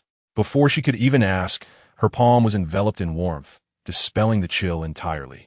As she moved her fingers, he seized the opportunity to intertwine their hands. Much warmer now. They walked side by side, nearly touching, with Liu Shan's hand nestled in Xie Wenyì's pocket, fingers entwined. How strange, she mused, glancing around and contemplating their posture as they walked together. She attempted to withdraw her hand, but found it held fast. There was no one around. Xie Wenyì continued to lead Liu Shan forward as she looked around. Seeing nothing but trees and snow, she decided not to dwell on it and simply followed him. In the distance, the sound of a violin reached her ears. Liu Shan's ears perked up, and she turned toward the source of the melody, guessing it was indeed a violin. Just as she contemplated this, a complex and harmonious tune resonated, echoing far across the expansive snowy landscape. The music swelled passionately, growing ever grander. Liu Shan spotted a restaurant not far off, where large floor-to-ceiling windows were draped with white fabric, and silhouettes of people swayed gently to the rhythm of the music. "What is that?" Liu Shan inquired. "Perhaps a performance inside the restaurant," Xie Wenyì suggested, glancing over. Soon, the music began to fade, and Liu Shan felt her chest lighten, her steps becoming more buoyant. She wondered where Xie Wenyì was taking her. It seemed as if they were merely wandering without purpose. They arrived at a tall building, overlooking a city sculpted from ice and snow. Amidst the bustling streets, they watched as snow melted among the throngs of people. Hand in hand, Liu Shan and Xie Wenyì strolled through the streets. The world felt vast, yet somehow intimate, with everything passing by in a blur, except for the person beside her. In H City, the coldest weather meets the warmest humanity, birthing fervent hearts amidst the storms of ice and snow. As Liu Shan walked, it felt as though her heart was beginning to warm. She gazed at the moon hanging high above the church steeple. She saw many flowers, many people, and the cacophony of overlapping shutter sounds. Casting a glance at Xie Wenyì, her heart twisted like a towel wrung tight. Though Liu Shan had never been in love, it felt ambiguous to wander aimlessly with someone, as if they were each other's world. This sensation was unlike being confined indoors, forced into a realm for two. It was a subtle, ineffable moment, a quiet corner brewed from the moonlight, evening breeze, ice, snow, and the clamor of the world. Liu Shan, Xie Wenyì suddenly halted beneath the highest peak of the church. What? Liu Shan stopped as well, lifting her gaze to see the moon cradled by the cross. She felt Xie Wenyì tighten his grip on her hand. Then his palm was exposed to the cool air. A warm metal ring slowly slipped onto her ring finger. Startled, she attempted to pull her hand away, but Xie Wenyì held on firmly. He looked down at the ring he had designed, now adorning her delicate finger, his heart melting like the snow. "This is the ring I made for you." The church walls shimmered with warm white light, and the silver moon hung above, watching over the two on the steps. Xie Wenyì fully slid the ring onto her finger, lifting her hand adorned with the ring to plant a gentle kiss where the ring met her skin. It was light as a feather, like snowflakes landing on her hand. Yet unlike snowflakes, it felt increasingly warm. After a moment of astonishment, Liu Shan suddenly realized something, left momentarily speechless. "Let us treat each other well, shall we?" Xie Wenyì gazed into Liu Shan's eyes. "I will be very good to you, so please stay by my side." Perhaps in that moment, the atmosphere was more suited for the words, "I love you." But that was not Xie Wenyì. He offered what he believed to be a lifelong promise and hoped for Liu Shan's acknowledgement. Liu Shan could hear the rhythm of her own heartbeat. She recalled the day she arrived, the conversation she had with Xie Wenyì in the hot springs, the dreamlike dizziness she felt that day, and the mountains and snow hidden in darkness. Xie Wenyì had promised her a beautiful life. Liu Shan looked up at the sacred steeple of the church, feeling her heart lost among the crowd, and found herself at a loss for words, ultimately saying nothing. She remained silent for a long time. Xie Wenyì gradually broke into a smile, suddenly pulling Liu Shan into his embrace, as if wanting to meld into her. A snowflake drifted down, melting into tears at her eye. Liu Shan reached out to touch it. "How strange," she murmured, hearing her heart speak, attempting to articulate that fleeting thought. But what was so strange? What was I just thinking? Liu Shan blinked, gradually feeling puzzled.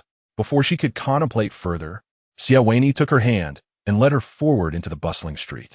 Liu Shan sensed curious gazes upon them due to their earlier actions, prompting her to sidle closer to Xie Wenyì. Upon returning to the hotel, Xie Wenyì's enthusiasm was unusually exuberant. The moment the door closed, he was right next to Liu Shan, their heads brushing against one another. His joy was palpable, leaving Liu Shan flustered by his overwhelming affection. leading her to scold him as usual. Xie Wenyì paid no heed to her complaints. The next day, when Liu Shan reluctantly rose, she found Xie Wenyì still wrapped around her. It oddly reminded her of a dog, seeing its owner awaken in the morning, damp and clingy. "Get off." Liu Shan grabbed a pillow from beside her and pressed it against Xie Wenyì's face. She gazed out the floor-to-ceiling windows at the scenery, still mountains and snow, but today the sky was clear and the mountaintops sparkled. Liu Shan inexplicably recalled the mountains from the previous night. Feeling weary, she suggested, "What about tomorrow? I want to go to the hot springs." Naturally, Xie Wenyì readily agreed. Traversing the glass corridor, Liu Shan sank into the hot spring, her fatigue dissipating instantly as she sighed in relief. The confinement of the ring on her ring finger felt more pronounced in the warm water. Liu Shan casually removed the ring and set it aside, sinking contentedly into the water. The letters inside the ring's inner band were made conspicuous by the rising steam. Chapter 91. The warmth of the spring gradually lulled Liu Shan into a state of lethargy, as if she might dissolve into the water itself. Her senses began to blur, and just as the water approached her mouth and nose, someone suddenly pulled her back. She spluttered as the splashed water briefly obstructed her breathing. Before she could regain her footing, she stumbled again, her back pressing against a well-defined physique. The thin fabric of her soaked clothing clung to her skin, and even through that layer, she could sense the warmth radiating from the person behind her. Liu Shan felt as if she had been scalded, and she jerked away, drifting to the opposite side. "Look, you're about to slip," Xie Wenyì explained. "I know." Liu Shan's cheeks flushed slightly as she gazed at Xie Wenyì's skin emerging from the water, suddenly feeling a bit parched. She grabbed a cup of water from the tray beside the pool and drank it in one go. The liquid slid down her throat, sweet and fragrant. Liu Shan realized it wasn't tea water. "What is this?" she asked, holding the empty cup towards Xie Wenyì. He seemed somewhat helpless. "That was a jug of alcohol." "A jug of alcohol?" Liu Shan carefully examined the cup in her hand. It was a slender, elongated ceramic jug with a small triangular spout, and there were two tiny cups beside it on the tray, each no more than 4 or 5 centimeters in diameter. "This is alcohol?" Liu Shan's face turned crimson, her gaze slightly unfocused, almost dripping with water. She remembered that she wasn't particularly good at drinking. "In high school, I once accompanied my classmates on an outing where I indulged in a modest amount of alcohol, only to find myself rather tipsy. My tolerance for stronger drinks is minimal, and I can only manage beverages with lower alcohol content, such as fruit wine." Xie Wenyì is well aware of Liu Shan's limited capacity for alcohol. The sight of Liu Shan inebriated is rather endearing, with rosy cheeks, leaning against others, exhaling a faint scent of alcohol, and speaking in a soft dialect that is difficult for most to comprehend. Even boys seem to emanate a certain gentleness in his presence. Xie Wenyì finds such a demeanor of Liu Shan quite charming. However, the aftermath of intoxication often brings discomfort. Thus, he seldom permits Liu Shan a drink. The hotel, as customary service, includes offering drinks, and Xie Wenyì was taken aback when Liu Shan downed the entire glass in one go. "It's wine," Xie replied, "but it's homemade by the hotel, so the alcohol content should be low." Upon hearing this, Liu Shan felt a slight relief, as he certainly did not wish to embarrass himself in front of Xie Wenyì by, for instance, clinging to his clothes and babbling nonsensically. With this thought in mind, Liu Shan lowered his head and immersed himself in the pool. A chuckle escaped Xie Wenyì's lips upon witnessing him. Liu Shan, upon hearing this, submerged himself further. Gradually, he began to feel a dryness in his mouth and a foggy sensation in his mind. The alcohol, spurred on by the warmth, began to take effect more rapidly. Feeling somewhat drowsy, he lifted his head and murmured, "Let us go back. I want to sleep." He believed he was simply tired, but Xie Wenyì recognized the signs of intoxication in Liu Shan's demeanor. Xie Wenyì was somewhat surprised, as he had assumed that the fruit wine's alcohol content was negligible. This realization marked a gap in his knowledge. The notion that homemade drinks contain little alcohol does not necessarily equate to them being non-intoxicating. However, there was no time for contemplation now. He stood up, approached Liu Shan, wrapped him in a bathrobe, and assisted him toward their room.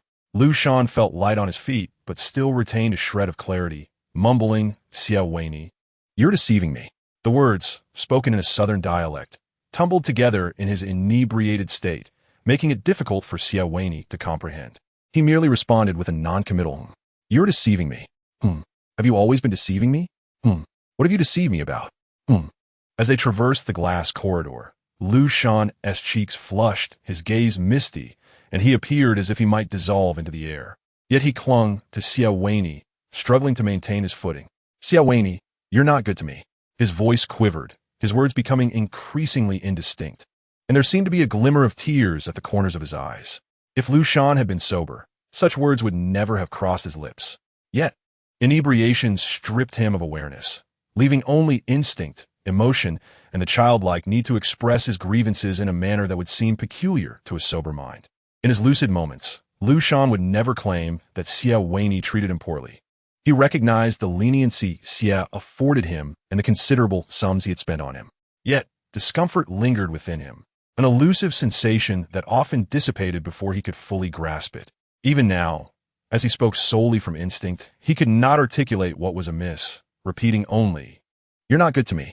Xie Wenyì continued to reply, understanding little but affirming each statement. Xie Wenyì dried Liu Shan off, meticulously arranging his hair with a blow-dryer until each strand was distinct, then tucked the now unconscious Liu Shan into bed. Xie Wenyì observed him quietly for a moment. Liu Shan lay peacefully on the bed, half of his face concealed by the blanket, which rose and fell rhythmically, merging with the mattress, mumbling incoherently. Xie Wenyì, unable to decipher his words, gently ran his fingers through Liu Shan's hair, responding with a soft hum. He then stood up, exhaled, and noticed that he too was damp from the encounter. Once he confirmed that Liu Shan was sound asleep, Xie Wenyì turned and headed toward the bathroom to tidy himself up. However, as soon as he stepped inside, Liu Shan abruptly opened his eyes. He sat up like a robot responding to a command, as if something had been forgotten. Glancing at his hand, he realized he had overlooked something important. His ring was missing from his ring finger. He peered out the window at the falling snow, and memories began to resurface. It was the ring. Liu Shan climbed out of bed, slipped into his slippers, and made his way through the glass corridor to retrieve the ring from the edge of the hot spring. Clutching the ring, he looked through its center towards the sky, observing the mountain peak encircled within. How strange, why do thoughts of you arise? Liu Shan found it difficult to articulate his feelings as he peered through the small opening of the ring, catching glimpses of the sky, the distant mountains, and the snow that tumbled from the burdened leaves, all while noticing the letters inscribed on the inner band of the silver ring XL. At that moment, his heart felt as though it were gripped tightly by an unseen hand. The ring, the locator, the tether of confinement. He held the ring close to his chest and began to retrace his steps. Suddenly, his phone vibrated against the fabric of his clothing. "Where are you? Liu Shan? Where are you?" Messages from Xie Wenyì and Xie Wenyì arrived almost simultaneously. How coincidental. It seemed as if history were repeating itself. Just after Xie Wenyì had departed the restaurant, Xie Wenyì came to seek him. Although Liu Shan's mind was still somewhat muddled, a degree of clarity remained, and he promptly responded to both. "Here by the glass corridor." The reply was swift. "I'm coming to find you. Don't move." It was Xie Wenyì. Xie Wenyì also acknowledged his message without indicating any intention to seek Liu Shan out. Liu Shan leaned quietly against the glass window, his thoughts a tangled web. In a flash of inspiration, he suddenly recalled something. Wait, XL? Chapter 92 XL5. How familiar, as if he had encountered it before. It wasn't a locator. He must have seen it elsewhere. One hand clutching his phone, the other open to reveal the ring. He aligned his gaze with the letters on its inner band. The silver ring sparkled, becoming more conspicuous. The alcohol, clouding his mind, led to a hazy contemplation. Yet, paradoxically, it liberated him from the constraints of rationality, allowing buried emotions to surge forth. He stared at those two letters, acutely aware of the sorrow and self-pity swelling within him. Sorrow for his helplessness, self-pity for his life. Yet, almost immediately, a mocking sentiment began to spread. What Xie Wenyì offered him was perhaps something he could never attain on his own. What was he truly mourning? A fog enveloped his heart, coalescing into droplets that seeped outward. Liu Shan pressed his palm together, cradling the ring within. The cold metal felt as if it were ablaze. Much like Xie Wenyì, whose presence was constantly felt, intertwining their initials to signify belonging. Belonging? Is this what defines the relationship between individuals? As this term crossed his mind, Liu Shan curled tighter against the glass pane. Under the night's embrace, the glass appeared dark and reflective, mirroring the corridor's light as Liu Shan nestled into a corner, swathed in his white bathrobe. His eyes, clouded with confusion, instinctively opened his phone, aimlessly scrolling through videos, posts, music, games, anything and everything unrelated to the turmoil in his mind. He sought to fill the void with trivial distractions, hoping to momentarily escape reality and fill the abyss of sorrow and self-pity. Liu Shan wrapped his arms around his knees, resting his phone on his lap. Upon unlocking the screen, he found a chat interface filled with green bubbles. A red dot suddenly appeared in Xie Wenyì's message box, prompting Liu Shan to click on it. "Has Xie Wenyì found you yet?" "Not yet." After replying, Liu Shan scrolled through their chat history. The exchanges were sparse. He seldom communicated with Xie Wenyì, yet it seemed abundant in his limited social circle, given that he had few steadfast friends. As he browsed, he stumbled upon a contact previously recommended by Xie Wenyì. Recommended contact. Bai Qing. A familiar sense of confusion washed over him. Had this thought crossed his mind before? Was this the same business card he had seen? Had something been omitted? Liu Shan clicked on the card, which still bore the name Bai Qing. In that instant, the fleeting doubt from earlier resurfaced, and he lifted his head to gaze at the darkened glass opposite him. It obscured the distance, yet at that moment, his emotions ignited like a spark, illuminating the previously indistinct confusion. The previous business card was clearly this one, yet when I opened the contact card, the prefix had been altered by its owner, leaving only the name Bai Qing. It seemed that Bai Qing had changed the card before I added myself. However, when Xie Wenyì recommended the contact, it was still the old card. Is this a software glitch, or perhaps a flaw in my own life? How could it be the same? How could it be the same? Liu Shan felt his breath quicken, and in the silent glass corridor, he distinctly heard his own gasping breaths. The alcohol surged through his veins, making his heart race more violently than usual. A sense of suffocation enveloped him, as if he were being forced underwater. Despite his best efforts to breathe, he could not obtain any oxygen, and his cheeks gradually flushed red. Was it the XL that Xie Wenyì had engraved? Liu Shan clenched his phone tightly against his heart. He felt his heartbeat and the warmth rising in his eyes. His hand trembled slightly as he mistyped several keys on the screen. Was your previous business card XL Bai Qing? Xie Wenyì. Liu Shan sent 2 messages to Bai Qing and Xie Wenyì. He wanted to ask Xie Wenyì who he had recommended. Was it a coincidence or intentional? However, the words he had composed lingered in the chat box, unsent, and Liu Shan felt that everything was meaningless. Xie Wenyì, do you know Xie Wenyì? Are you drunk? Of course I know him.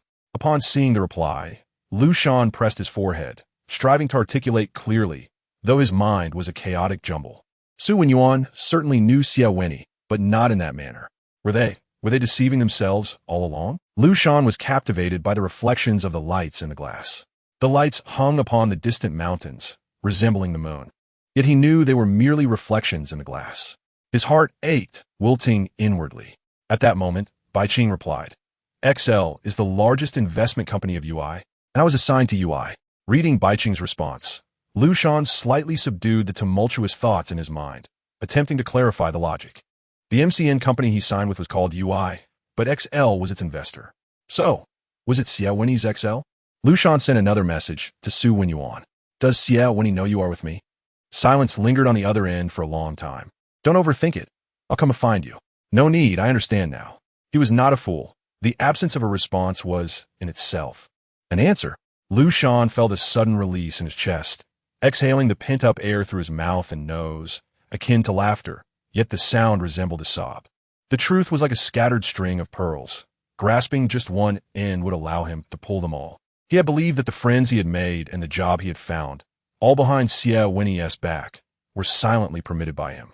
However, Liu Shan buried his head in his knees, expecting to be furious, to be enraged. Yet upon discovering all this, he felt only a profound sense of helplessness. He should have known better. Xie Wenyì was not that kind of person.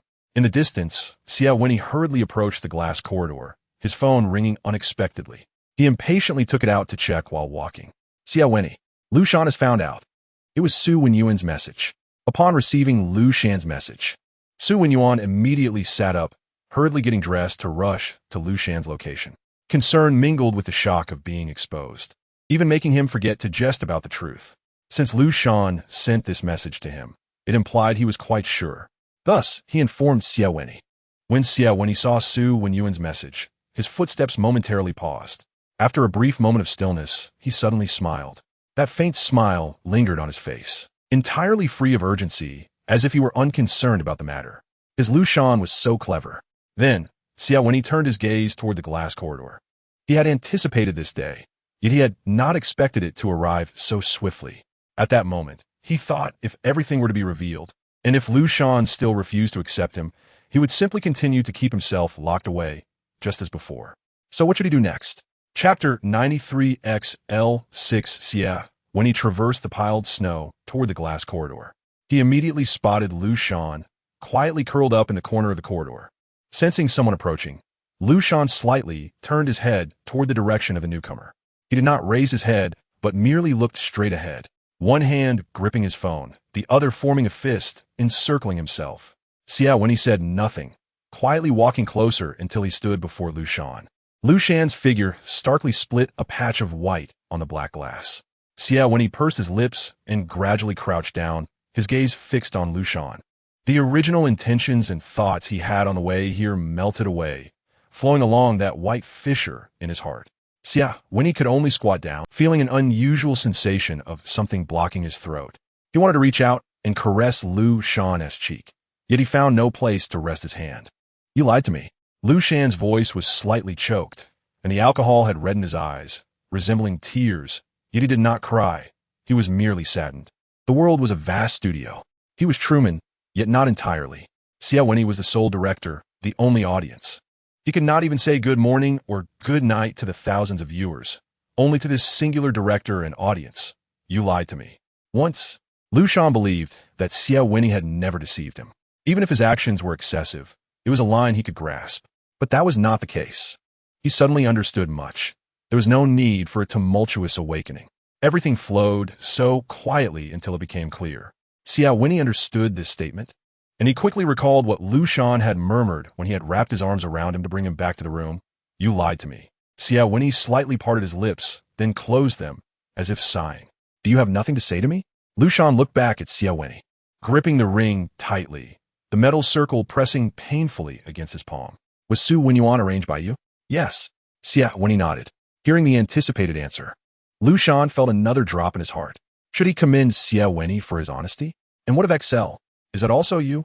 "It is us." Liu Shan raised an eyebrow in slight surprise. "You signed it yourself. It belongs to us, to you." "Us?" Liu Shan repeated the word. Xie Wenyì softly affirmed. Long ago, he had realized he could not leave Liu Shan, and he understood that they would not have children. He regarded XL as the future he shared with Liu Shan. In Xie Wenyì's heart, XL represented their future, rather than a means to forcibly bind them together. Even if he had never articulated it, even if his actions had indeed suggested as much, that was Xie Wenyì's way of approaching a future with Liu Shan. This method was extreme, irrational, and incomprehensible. "You may doubt me now, but my earlier words were genuine. I will provide you with a wonderful future. We can coexist harmoniously, visit my mother together, and celebrate the new year at her home this year. I will support your career. You can pursue everything you desire. Nothing will be different." Xie Wenyì's voice seemed intentionally lowered, soft as a siren's call. Liu Shan gazed at him, his breathing gradually stabilizing. Xie Wenyì had said these words many times, and just during this time in H City, he had heard them thrice. This time, however, it felt exceptionally sincere. It was as if a mere nod could grant him everything he had ever wished for. Liu Shan's lips trembled, words perched on the tip of his tongue.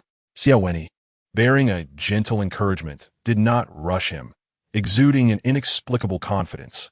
He gently pried open Liu Shan's tightly clenched hand, retrieving the ring that had been warmed by his body heat, and took Liu Shan's hand to slide it onto his finger. Liu Shan was momentarily taken aback. He looked at the finger adorned with the ring, then at Xie Wenyì. He could no longer distinguish between freedom and shackles, nor could he discern whether this moment was a fade or genuine emotion. "Xie Wenyì, are you deceiving me?" Liu Shan gazed at Xie Wenyì, unable to differentiate, but he could hear his own doubts clearly. "No, Xie." Xie Wenyì intertwined his fingers with Liu Shan's as they leaned against the window, a gentle yet intimate gesture.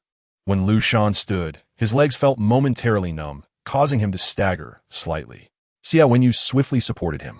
At the end of the glass corridor, Xie Wenyì appeared to be rushing toward them, snow mingling with sweat trickling down his forehead, while Assistant Zhang followed, looking more composed. Perhaps due to the alcohol, Liu Shan inexplicably perceived two diverging paths stretching out before him along the straight glass corridor. One path was the predictable future he had agreed to with Xie Wenyì, where, as previously stated, Xie Wenyì would remain constant, and Liu Shan would lead a materially blessed yet emotionally numb existence. If he were to refuse, he knew others would surely chastise him for his lack of appreciation. The other path, however, was shrouded in uncertainty.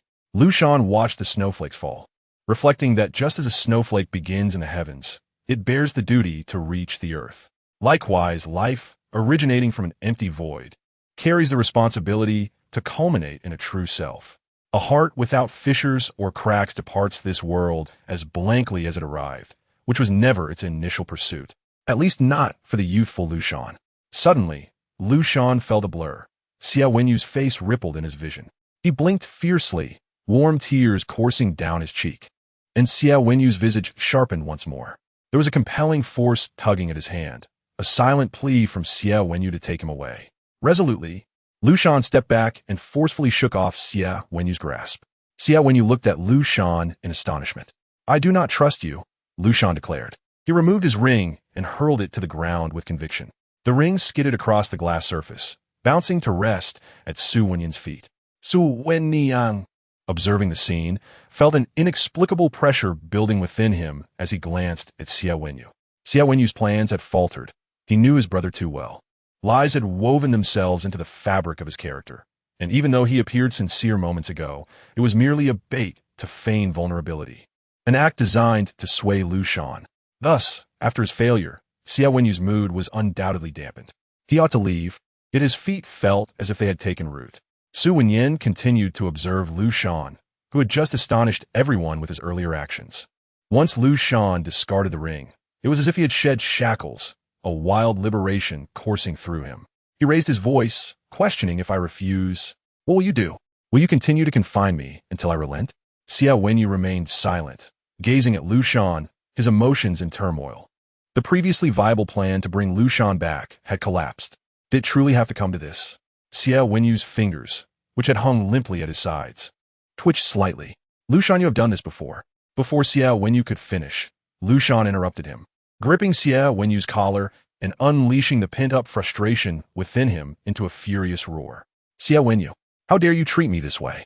Even with Liu Shan's grip tightening on his collar, the force of Liu Shan's shout met Xie Wenyì's tranquil demeanor. He looked into Liu Shan's eyes and said, "My dear, you are intoxicated."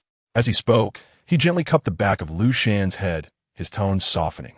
"Let us return and discuss this, shall we?" This was Xie Wenyì's customary response, and Liu Shan felt as though he had struck a pillow with his fist. The scene between them appeared rather peculiar. Liu Shan, slightly shorter and sharp in demeanor, clung fiercely to Xie Wenyì's collar, exuding an air of confrontation as if ready for a fight. In contrast, Xie Wenyì remained calm, his collar pulled downward yet bending slightly to accommodate the force, gazing into Liu Shan's eyes with an unsettling serenity, as if the one being provoked were not himself. One was tense and confrontational, while the other radiated warmth and acceptance. They should not have existed in the same moment, yet they intertwined in an eerie harmony. Liu Shan looked into Xie Wenyì's eyes, feeling an unsettling familiarity wash over him. Xie Wenyì was always like this. If Liu Shan were to counter Xie Wenyì's assertion that he was drunk, today's events would dissipate without resolution. The amount of alcohol he had consumed was not sufficient to render him utterly senseless. However, under its influence, his thoughts became muddled, and controlling himself grew increasingly difficult. He was acutely aware of his thoughts and actions, perhaps even clearer than when sober. The suppressed emotions that usually lay dormant within him surged forth, and Liu Shan felt a profound sense of injustice. His brows knitted slightly, his eyes reddened with unshed tears, and his lips pressed thin, trembling as he spoke. "Stop pretending to be this way. It was always like this." Xie Wenyì would casually attempt to deflect the conversation, diverting his attention. Liu Shan's thoughts seemed perpetually obscured, suppressed whenever his emotions threatened to surface. With a quiver in his voice, Liu Shan asked, "Why do you treat me like this?" Struggling to maintain control, he repeated his earlier shouts, now tinged with trembling vulnerability, his eyes brimming with tears that threatened to spill. His grip on Xie Wenyì's collar remained firm. sweat glistening between his fingers. Xie Wenyì, momentarily taken aback, soon noticed that his hand, which had been resting at the back of Liu Shan's head, had quietly moved to caress Liu Shan's cheek, gently wiping away the tears that lingered there. "Do not cry," Xie Wenyì said softly. The coolness of the tears felt warm against his thumb, and he strangely empathized with Liu Shan's sorrow. "I'm not crying," Liu Shan sniffled. "It is merely the alcohol. My body feels unwell." Xie Wenyì continued to tenderly wipe away Liu Shan's tears. "Let us return first, shall we? We can discuss this later. I will make sure you are satisfied." Liu Shan felt a gentle touch against his face, yet instead of soothing his heart, it stoked the flames of his unexpressed rage. He attempted to raise his voice, yearning for Xie Wenyì to truly hear him. "I said, stop acting like this." Liu Shan exerted forcefully, pulling Xie Wenyì closer, and in a manner reminiscent of casting aside his ring, he thrust Xie Wenyì aside. "Stop dodging the issue and answer me directly." Though Xie Wenyì possessed greater strength and stature, he stood firm, unaffected by Liu Shan's attempts to thrust him away. Instead, it was Liu Shan, inebriated, who stumbled sideways. Observing this, Xie Wenyì quickly stepped forward to steady Liu Shan, preventing him from falling. It was a moment that should have been tender, lovers reconciling after a quarrel. Yet just then, a crisp slap echoed through the glass corridor. Xie Wenyì's head turned slightly from the impact, yet his hand remained protectively around Liu Shan's waist. Xie Wenyì and assistant Zhang exchanged astonished glances, gasping in unison. Liu Shan had just slapped his boss, Xie Wenyì, yet astonishingly, Xie Wenyì did not seem angry. Both men were struck by disbelief, having previously speculated about Xie Wenyì and Liu Shan's relationship, each holding differing views: love or lack thereof, selfish obsession or selflessness. Society often judges intimacy through the lens of external observers. Nevertheless, Xie Wenyì was not the sort to endure a slap without retaliating. As they pondered the unfolding situation, a steely gaze from Xie Wenyì pierced through the air. Xie Wenyì and assistant Zhang snapped back to reality, exchanging knowing glances, and neither moved to leave. They remained, silently observing. Xie Wenyì withdrew his gaze, steadying Liu Shan, unperturbed by the slap. Liu Shan, emboldened by the alcohol, began to unleash his pent-up frustrations, shaking Xie Wenyì's shirt with fervor. He seemed to have lost his sense of reason, while simultaneously retaining a lucid logic. He was on the verge of releasing all the dissatisfaction that had been festering within him, his furious shouts reverberating within the acoustically engineered glass corridor. "Speak, Xie Wenyì. What do you truly desire? Answer me." Liu Shan insisted, shaking Xie Wenyì, his own body swaying slightly, his hair becoming disheveled and cascading down his neck. Xie Wenyì gazed at the scattered strands of Liu Shan's hair, poised to reach out and smooth them back into place. However, just as his hand approached the side of Liu Shan's face, it was swatted away with force. The muscles in Xie Wenyì's face tensed. Liu Shan knew. He could discern that Liu Shan was intoxicated, yet he could not dismiss it as mere drunken folly. He understood better than anyone that this was simply Liu Shan venting his emotions through the haze of alcohol. Perhaps by the next day, Liu Shan would forget this moment, or feel embarrassed enough not to mention it again. Xie Wenyì stood still, allowing Liu Shan to shove him, his body swaying slightly, his gaze unwaveringly fixed on Liu Shan. Words hovered on the tip of his tongue, yet he found himself at a loss for how to articulate them. He wished to convey his desire for Liu Shan, a longing that had only intensified from their first encounter to the present, persisting over the years. He longed to express that he would offer Liu Shan everything, even his very self, defying his inherent self-serving nature. He yearned to declare that the mere thought of spending his remaining days with Liu Shan drove him to exert every ounce of effort, resorting to any means necessary to achieve this goal. Never had he felt the inadequacy of human language so acutely, as if no word could encapsulate or convey his true sentiments. He felt unlike himself, yet undeniably, he was still himself. Xie Wenyì wished to embrace Liu Shan at that moment, to give him a tender kiss, allowing Liu Shan to drift peacefully into slumber within his arms. "Speak." Liu Shan, noticing Xie Wenyì's silence, felt his anger flare even higher, transforming simple shoving into blows. Such incidents had occurred before, and Xie Wenyì merely endured, patiently awaiting Liu Shan's temper to subside. Yet at this moment, a previous remark from Xie Wenyì echoed in his mind. If you love Liu Shan, you cannot treat him this way. Love? As a side note, I have seen some remark that fans are quite ordinary, seemingly unworthy of affection. Yet I often ponder a question. If we judge based on worthy conditions, is love merely a formula? To approach with infatuation at first sight does not equate to mere lust. There have been years of companionship. In any case, the origins of feelings are profound, and I hope that in a spiritual utopia, they remain pure. And fans are anything but ordinary. Chapter 95. Breakup 1. This term reverberated in Xie Wenyì's mind. Language is the expression of thought. Yet conventional words can sometimes obstruct the conveyance of one's true feelings, rendering verbal expression a subtle deception. He found it exceedingly difficult to encapsulate or communicate his thoughts with any particular term. Thus, Xie Wenyì could only remain silent for the time being. Liu Shan's breathing grew increasingly rapid, the effects of alcohol intensifying. He felt dizzy, even momentarily forgetting his own existence. His behavior became more erratic. His grip on Xie Wenyì's collar tightening to the point of pallor, his speech a desperate attempt to fully expand his chest.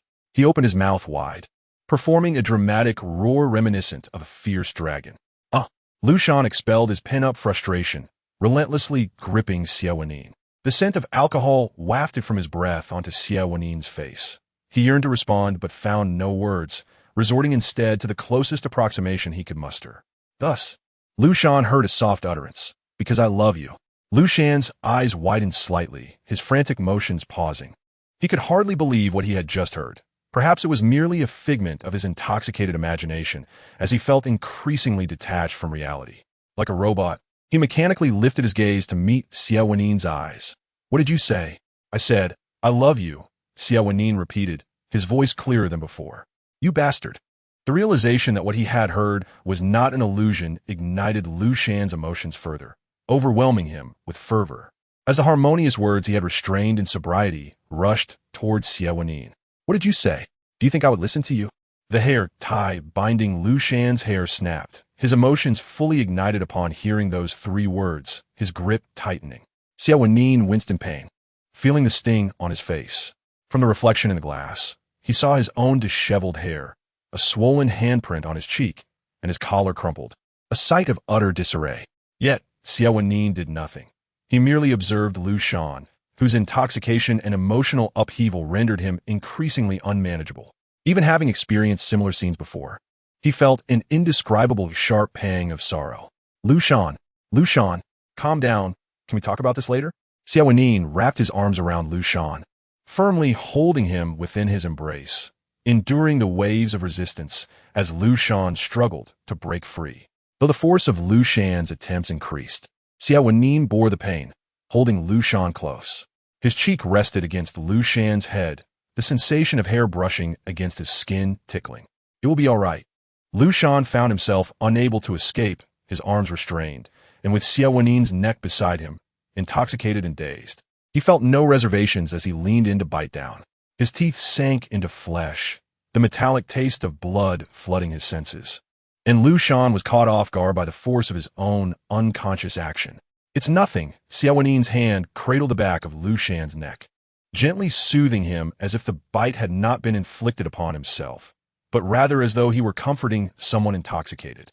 Nearby, 2 onlookers observed the scene, their expressions growing more astonished, especially Assistant Zhang, who recalled the time Liu Shan had nearly harmed their boss. Had Liu Shan been just a bit more forceful, or had he chosen to disregard the situation, their boss might have truly met his end. Yet, he realized he had not heard any follow-up regarding that incident. Xie Wenyì and Assistant Zhang exchanged knowing glances, silently giving a thumbs-up in admiration for Liu Shan. Assistant Zhang nodded slightly in agreement. They then turned their attention back to the 2 in the glass corridor.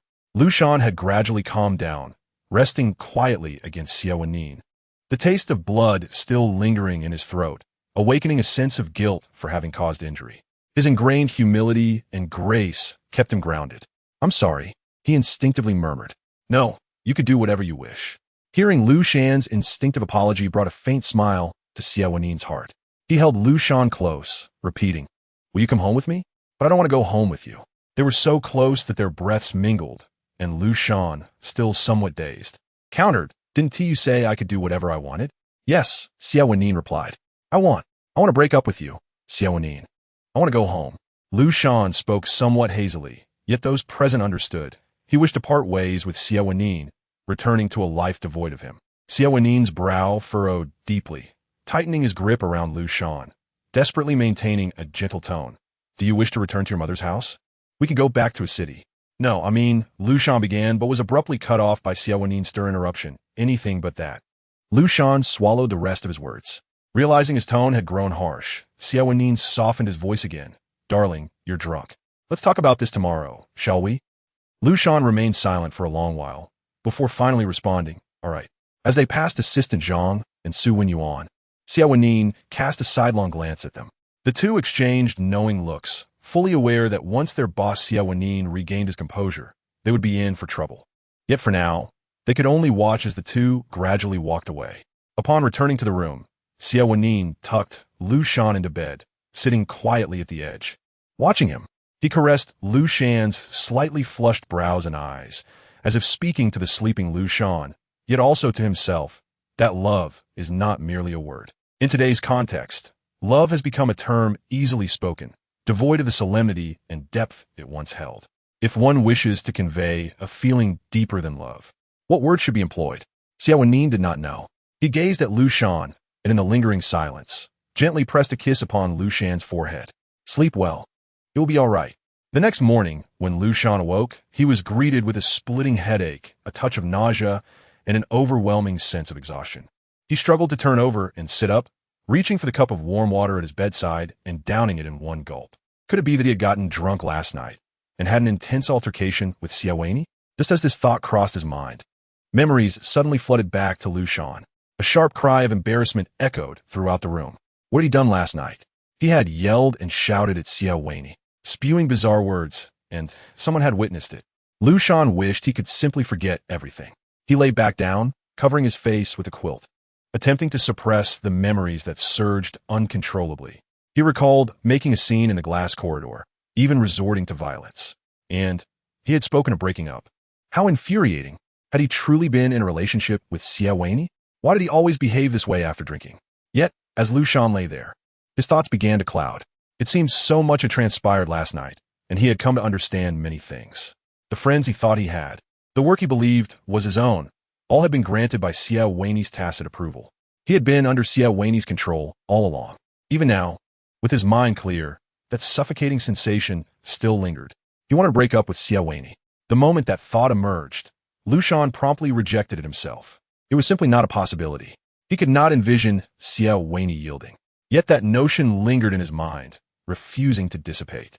Strangely enough, despite having not contemplated it for a long time, it now surged back with a vengeance. Liu Shan gazed out at the sky, beginning to imagine how Xie Wenyì would react if he chose to run away again. Xie Wenyì would surely be furious. Perhaps they would return to square one. Liu Shan lowered his gaze, his reflection in the window merging with the snow-capped mountains. Awake? A voice suddenly broke through the silence.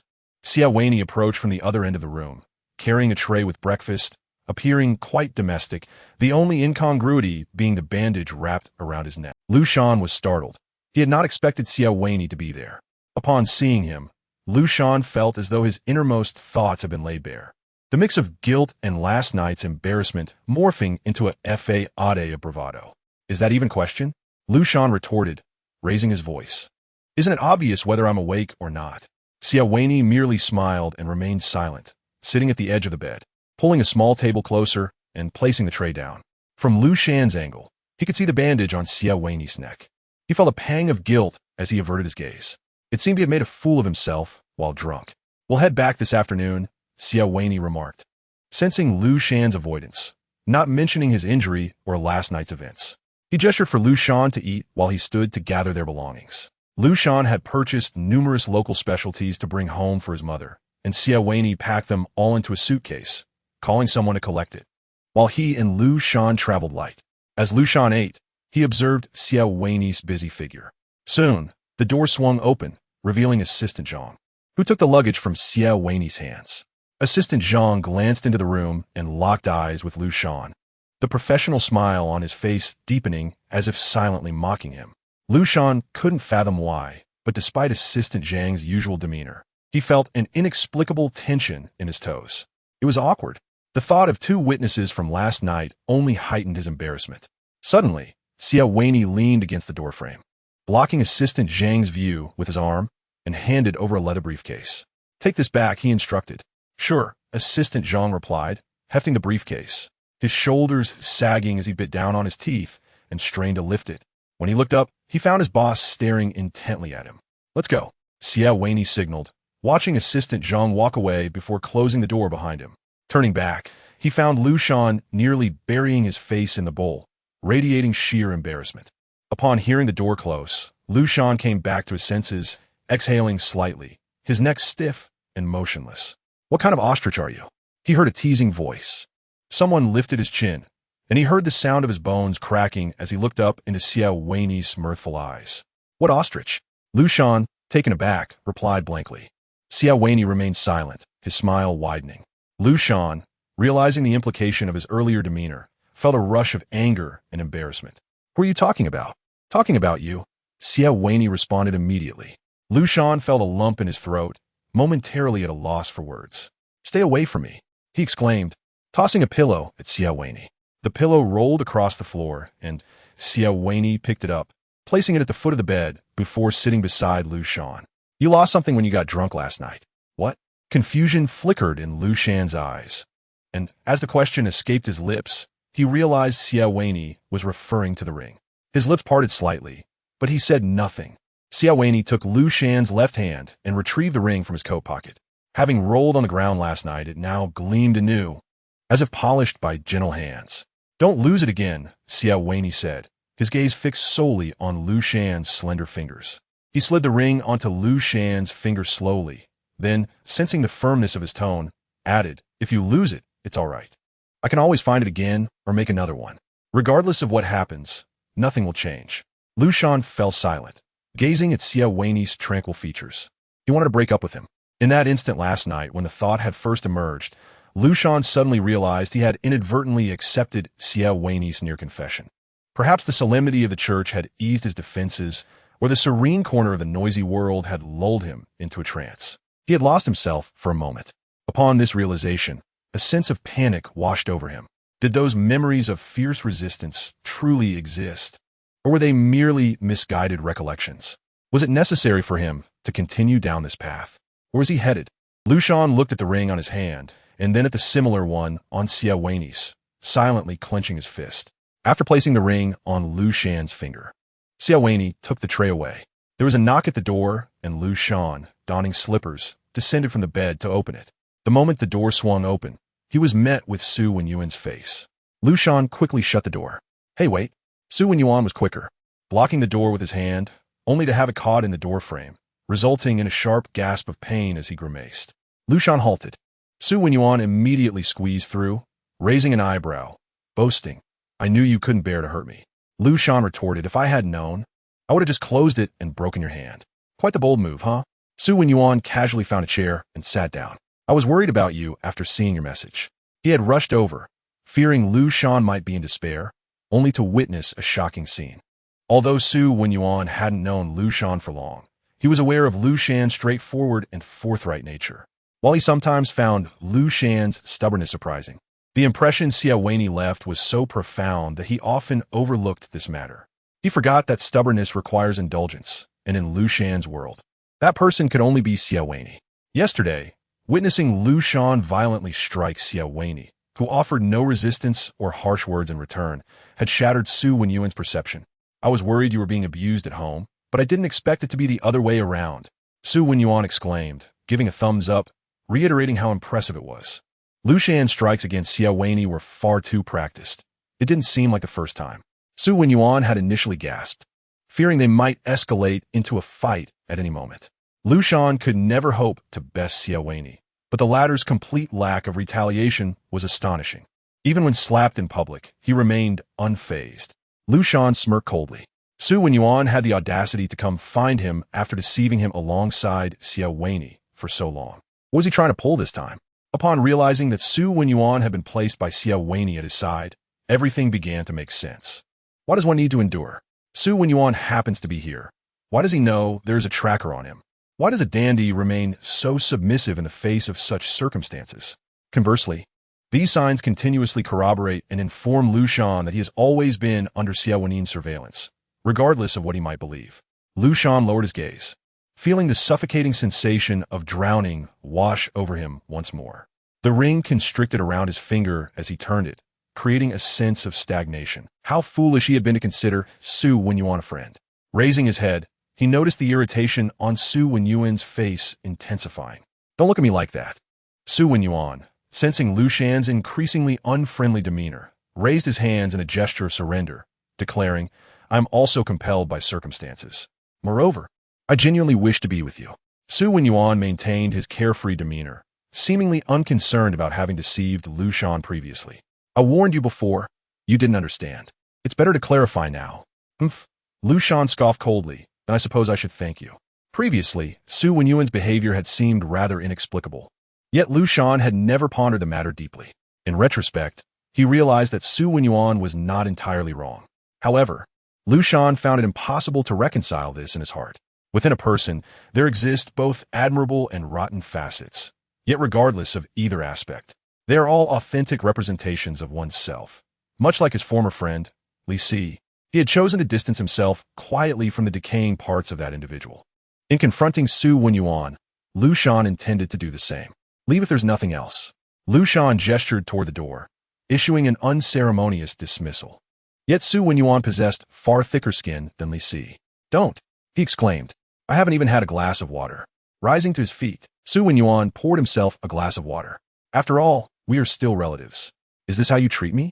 Xie Wenyì had not forgotten to pour Liu Shan a glass as well. When he handed it over, Liu Shan's expression softened slightly.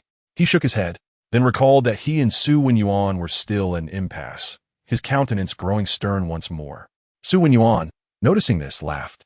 "What are you laughing at?" Liu Shan's face darkened further. "It's nothing, just thought of something amusing." Xie Wenyì took a sip of water. The term adorable is difficult to ascribe to an adult man. Yet Liu Shan's nature was genuinely innocent, deserving of such a description. Being around such a person lifted one's spirits. "You need to be so hostile toward me." Xie Wenyì leaned on the table, half supporting himself, seemingly lamenting, "I consider you a friend. This is sincere." He had countless thoughts flitting through his mind, yet he swallowed them all. Liu Shan was unlike most individuals who navigate the social sphere. Most conceal and reserve, yet despite this, friendships can still flourish. The purity envisioned in an ideal world does not exist here. Liu Shan, however, retained a heart of untainted innocence, passionate, genuine, and wholly unreserved. Liu Shan fell silent and asked, "Will you continue to deceive me on Xie Wenyì's behalf?" "I do not wish to deceive you," Xie Wenyì replied. "Did we not clarify this last night?" "I will. Try not to deceive you in the future." Liu Shan remained silent. The flames of anger within him were suddenly deflated. Yet the dissipating darkness continued to spread through him. He could not articulate the sensation, more debilitating than mere suffocation. He understood that Xie Wenyì spoke the truth. It was this very honesty that made him feel helpless. Yesterday, Liu Shan hesitated before continuing. "Do you think I am ungrateful?" He had long since lost clarity on this matter, but he yearned for an answer. So many praised Xie Wenyì, including Liu's mother. Even Liu Shan began to question himself. He had already attained so much. What more was he pursuing? As Xie Wenyì had said, if he promised him, he could lead an ideal life. Liu Shan's lips curled into a wry smile. How strange it felt. The more he spoke, the more he felt he was the one being unreasonable.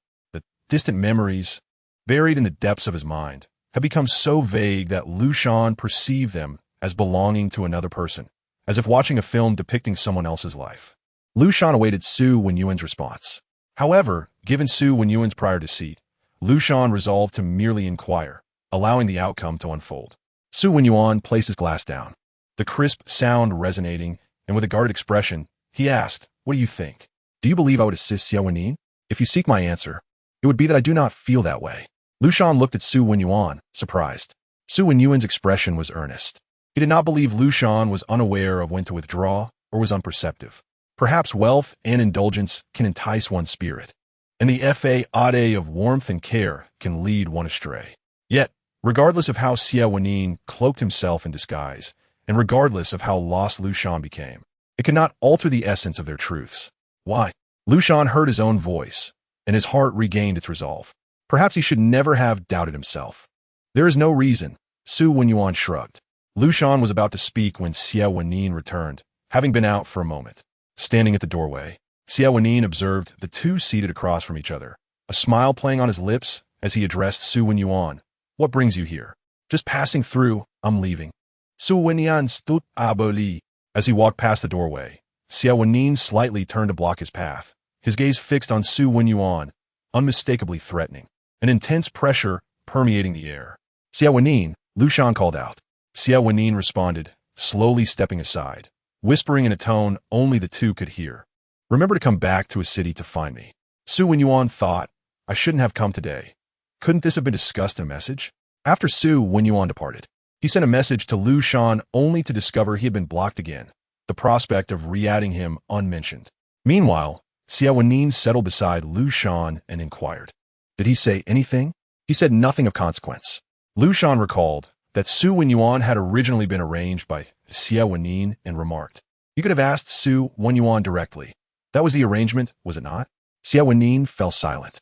The events of the previous night had merely been suppressed, not erased. As Liu Shan broached the topic again, a palpable tension spread through the air. Liu Shan bowed his head, feeling somewhat overwhelmed. Perhaps he should not have raised the matter. Suddenly, he felt a warm grip around his fingers. Liu Shan shifted his gaze to find Xie Wenyì holding his hand, their fingers intertwined, and Liu Shan could sense the warmth radiating between them. I'm sorry, Xie Wenyì gently tightened his hold, drawing Liu Shan's attention back. I merely worry about you. Upon hearing this, Liu Shan closed his eyes, silently responding, no, you only seek to control me. He felt his heart lost in a fog, corroding and dissipating, as he forgot, or perhaps had never known his true self. He perceived falsehoods, ensnared in confusion. I want to leave Xie Wenyì. Liu Shan heard himself utter those words. He must find a way to escape Xie Wenyì. Chapter 98. Love and humanity. As they departed from H City, the weather had warmed, heralding the thawing of ice and snow. The sun glimmered brightly on the snowy ground as Liu Shan boarded the plane, the mountains and snow receding, gradually revealing the familiar splendor of a bustling metropolis. Assistant Zhang and Xie Wenyì assisted in placing the local specialties into the trunk, while Xie Wenyì helped them stow the items before turning to Liu Shan, saying, rest well today. Tomorrow we will visit mother. Huh? Liu Shan was taken aback. So soon? They had purchased some specialties for his mother, yet Liu Shan had not anticipated Xie Wenyì's swift departure. Did you not express a desire to return home? Xie Wenyì turned, placing his hands on Liu Shan's shoulders, gently guiding him into his seat and bending down to fasten his seatbelt. Xie Wenyì's face was uncomfortably close, nearly enveloping Liu Shan within the confined space. Liu Shan recalled the words he had drunkenly spoken to Xie Wenyì earlier, feeling somewhat at a loss.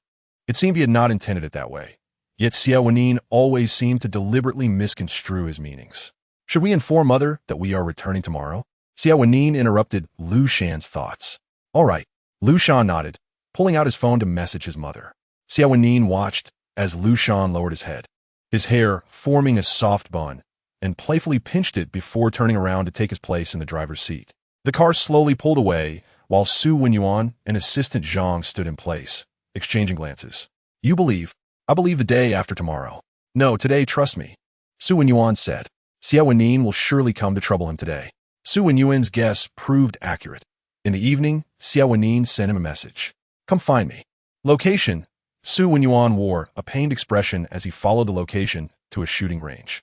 Inside, only Xie Wenyì was present, his demeanor cold and devoid of the previously feigned smile, holding a compound bow aimed at a target not far away. Xie Wenyì stood beside him, but Xie Wenyì showed no inclination to acknowledge him. Xie Wenyì was deliberately ignoring him, just as Xie Wenyì felt the weight of anxiety about to crush him. Xie Wenyì suddenly spoke. How is Aunt Sue? Quite well. Xie Wenyì was taken aback by Xie Wenyì's choice of topic. Previously, he had collaborated with Xie Wenyì to suppress Sue's father, subsequently managing to bring his mother away. Many were now gossiping about Xie Wenyì's ingratitude towards his own father, and within their social circle, his reputation had plummeted. However, he remained indifferent, as he had never truly wished to dwell among them.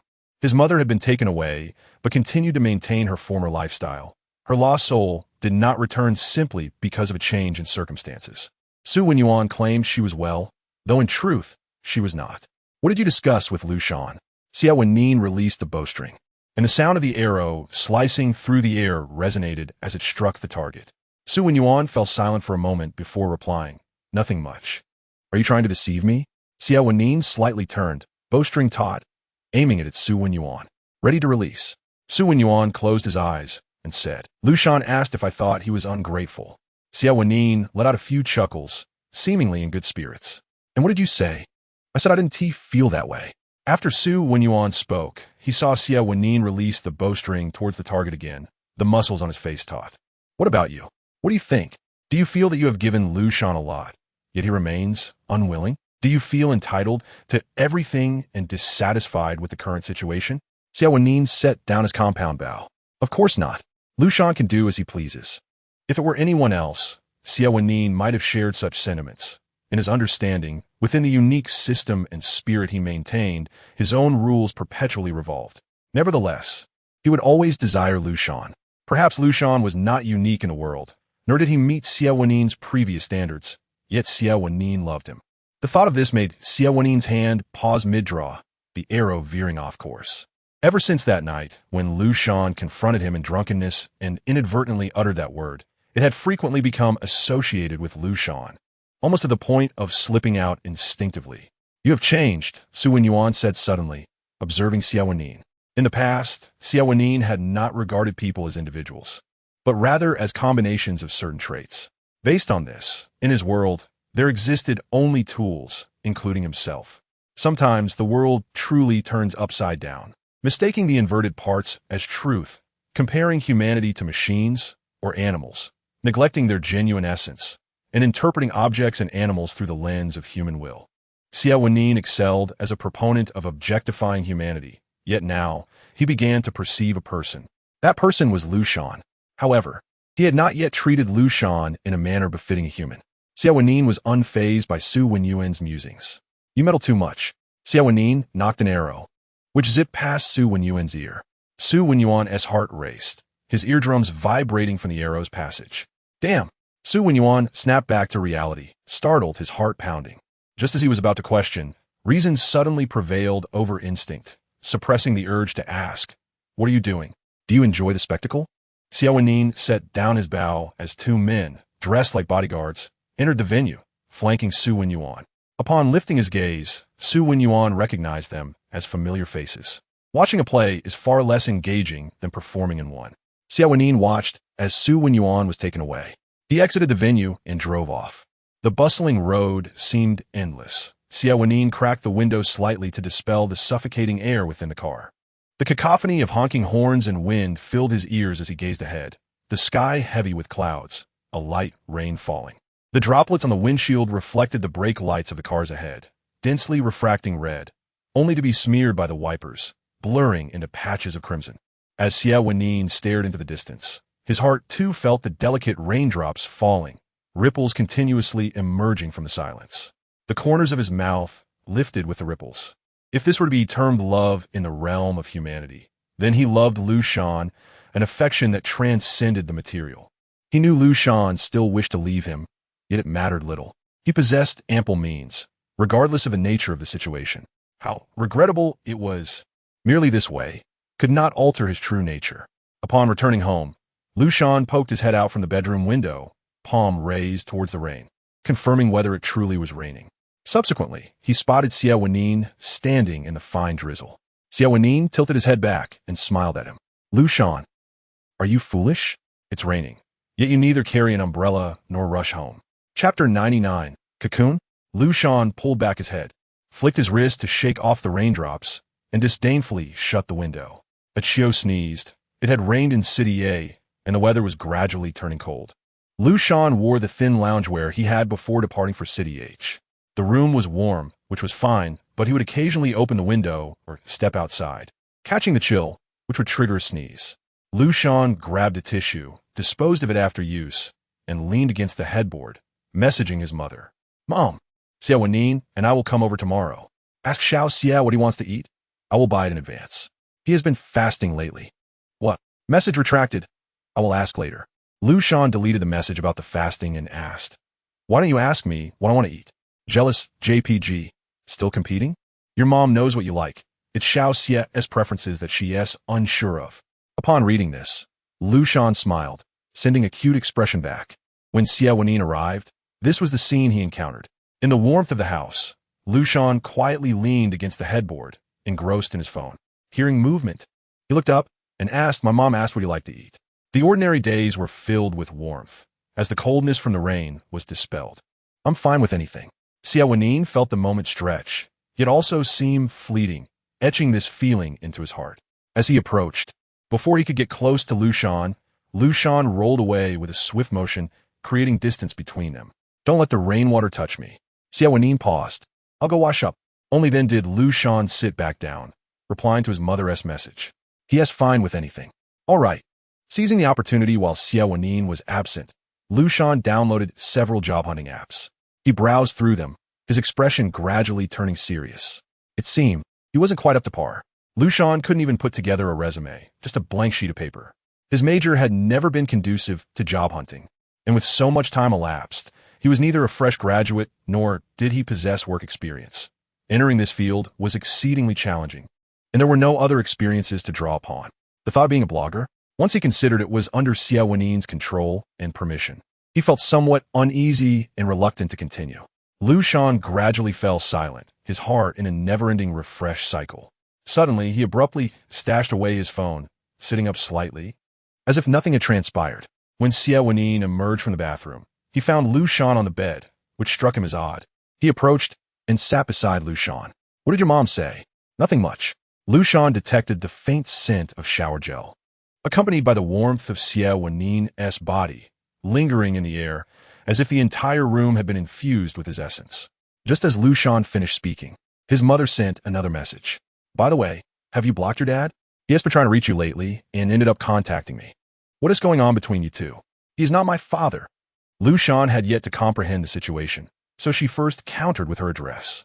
Xie Wenyì draped his arm over Liu Shan's shoulder, gently combing her hair. Upon glancing at his phone, he said, "It's nothing, don't worry about him."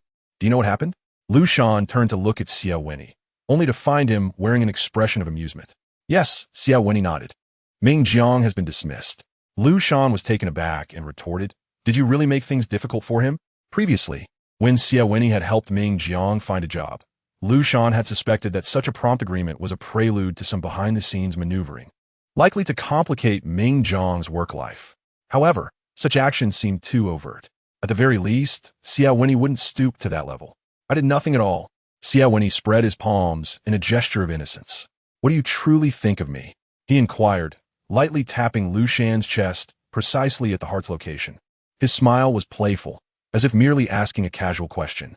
Yet, he yearned to know how Liu Shan perceived him, hoping she would respond, wishing to reside within her heart. The gentle touch sent ripples across Liu Shan's body, igniting a tingling sensation that spread throughout her being. She instinctively shrugged her shoulders and adjusted her posture, planting a foot against Xie Wenyì's abdomen. "Don't touch me like that." Liu Shan pushed Xie Wenyì away with her left foot, while keeping her right foot pressed against him to prevent him from encroaching further. She pressed down lightly, testing the sensation. It was tolerable. Liu Shan delivered a few gentle kicks.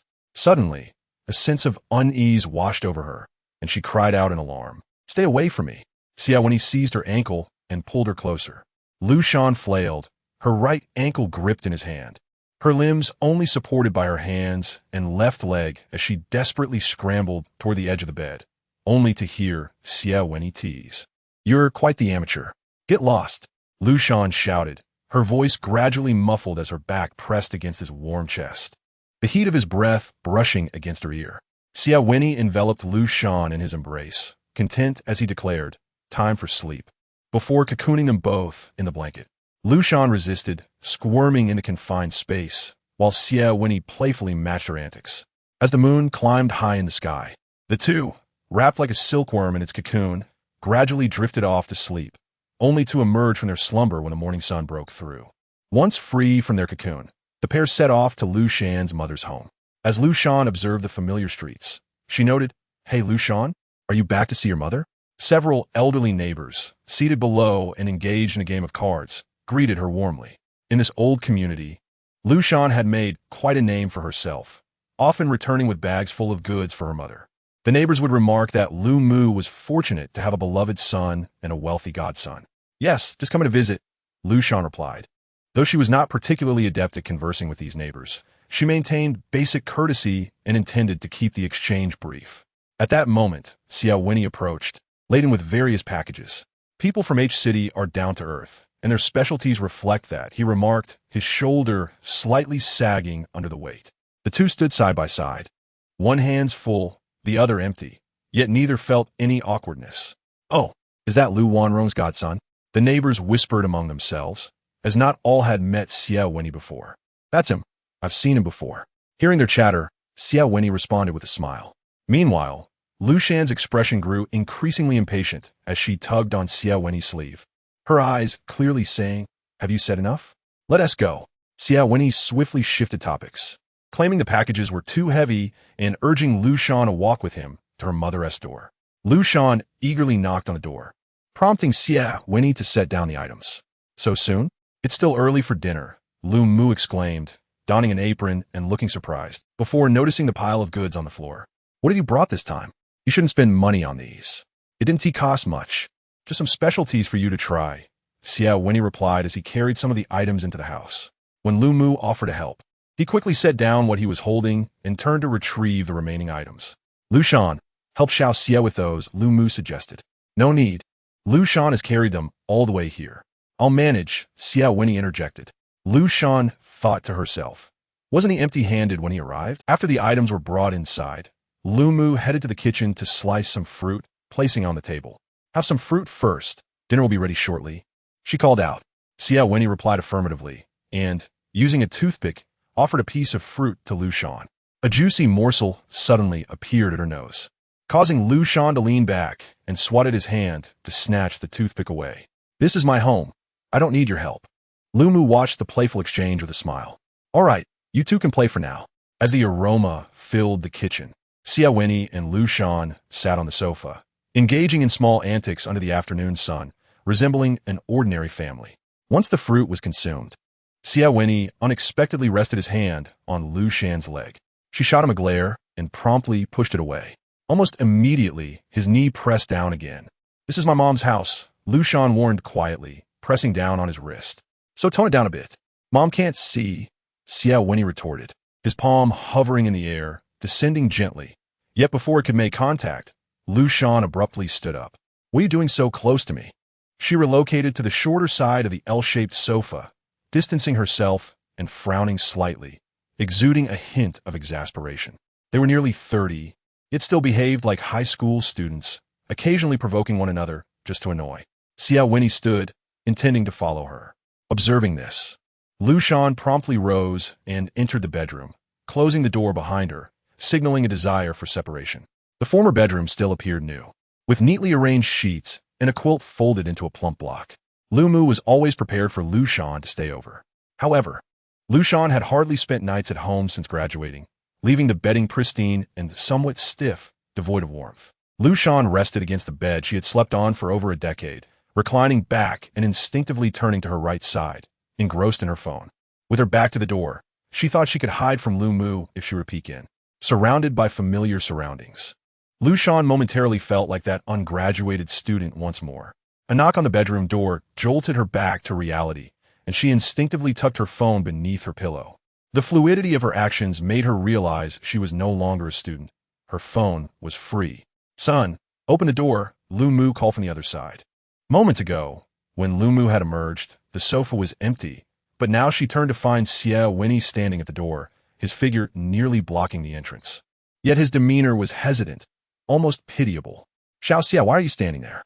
Lu Mu asked softly. "Why don't you come in?" "Can I come in?" Xie Wenyì replied, casting a glance at the door. He had never entered Liu Shan's former bedroom before. Liu Shan had no desire to let him in, and Xie Wenyì, being at Lu Mu's home, was reluctant to intrude. Yet, he had always longed to step inside, as if it were not just a boy's room, but a treasure trove filled with wonders. Unable to suppress his imagination, he began to visualize the room based on his own experiences. Perhaps many years ago, Liu Shan returned home early, dropping her backpack and settling at her desk to complete her homework until the room's lights illuminated the dark. She would furrow her brow as she scribbled calculations on scrap paper, occasionally drifting off to doodle odd sketches, perhaps unknowingly dozing off until Lu Mu woke her, prompting her to groggily climb into bed, ready for school the next day, where she would engage in playful banter with her classmates. Every time he thought of this, Xie Wenyì felt regret for not having met Liu Shan sooner, missing out on her youth. "Liu Shan, doesn't he want me to come in?" Xie Wenyì murmured, sounding slightly aggrieved. Lu Mu paused, realizing her hand had already rapped against the door. Hearing her mother's voice, Liu Shan opened the door. As soon as the door swung open, two figures stood shoulder to shoulder, blocking the entrance with unwavering resolve. "Why don't you let Xiao Xian?" inquired Lu's mother, perplexed by her son's inexplicable behavior. In the past, Liu had shown little regard for the privacy of his room, often inviting friends over to play games or study together. Yet, now, despite their relationship with Xiao Xie being akin to that of a married couple, he was reluctant to permit her entry.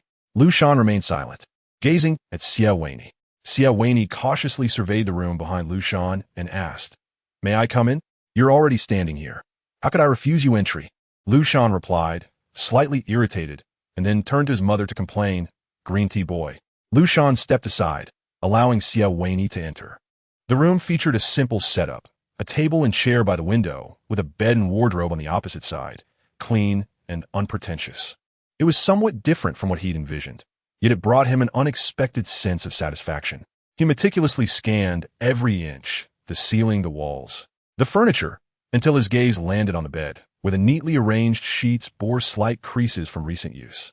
He reached out to touch them, feeling warmth beneath his fingertips. His attention then shifted to the desk, where he noticed a stack of exercise books crammed beneath.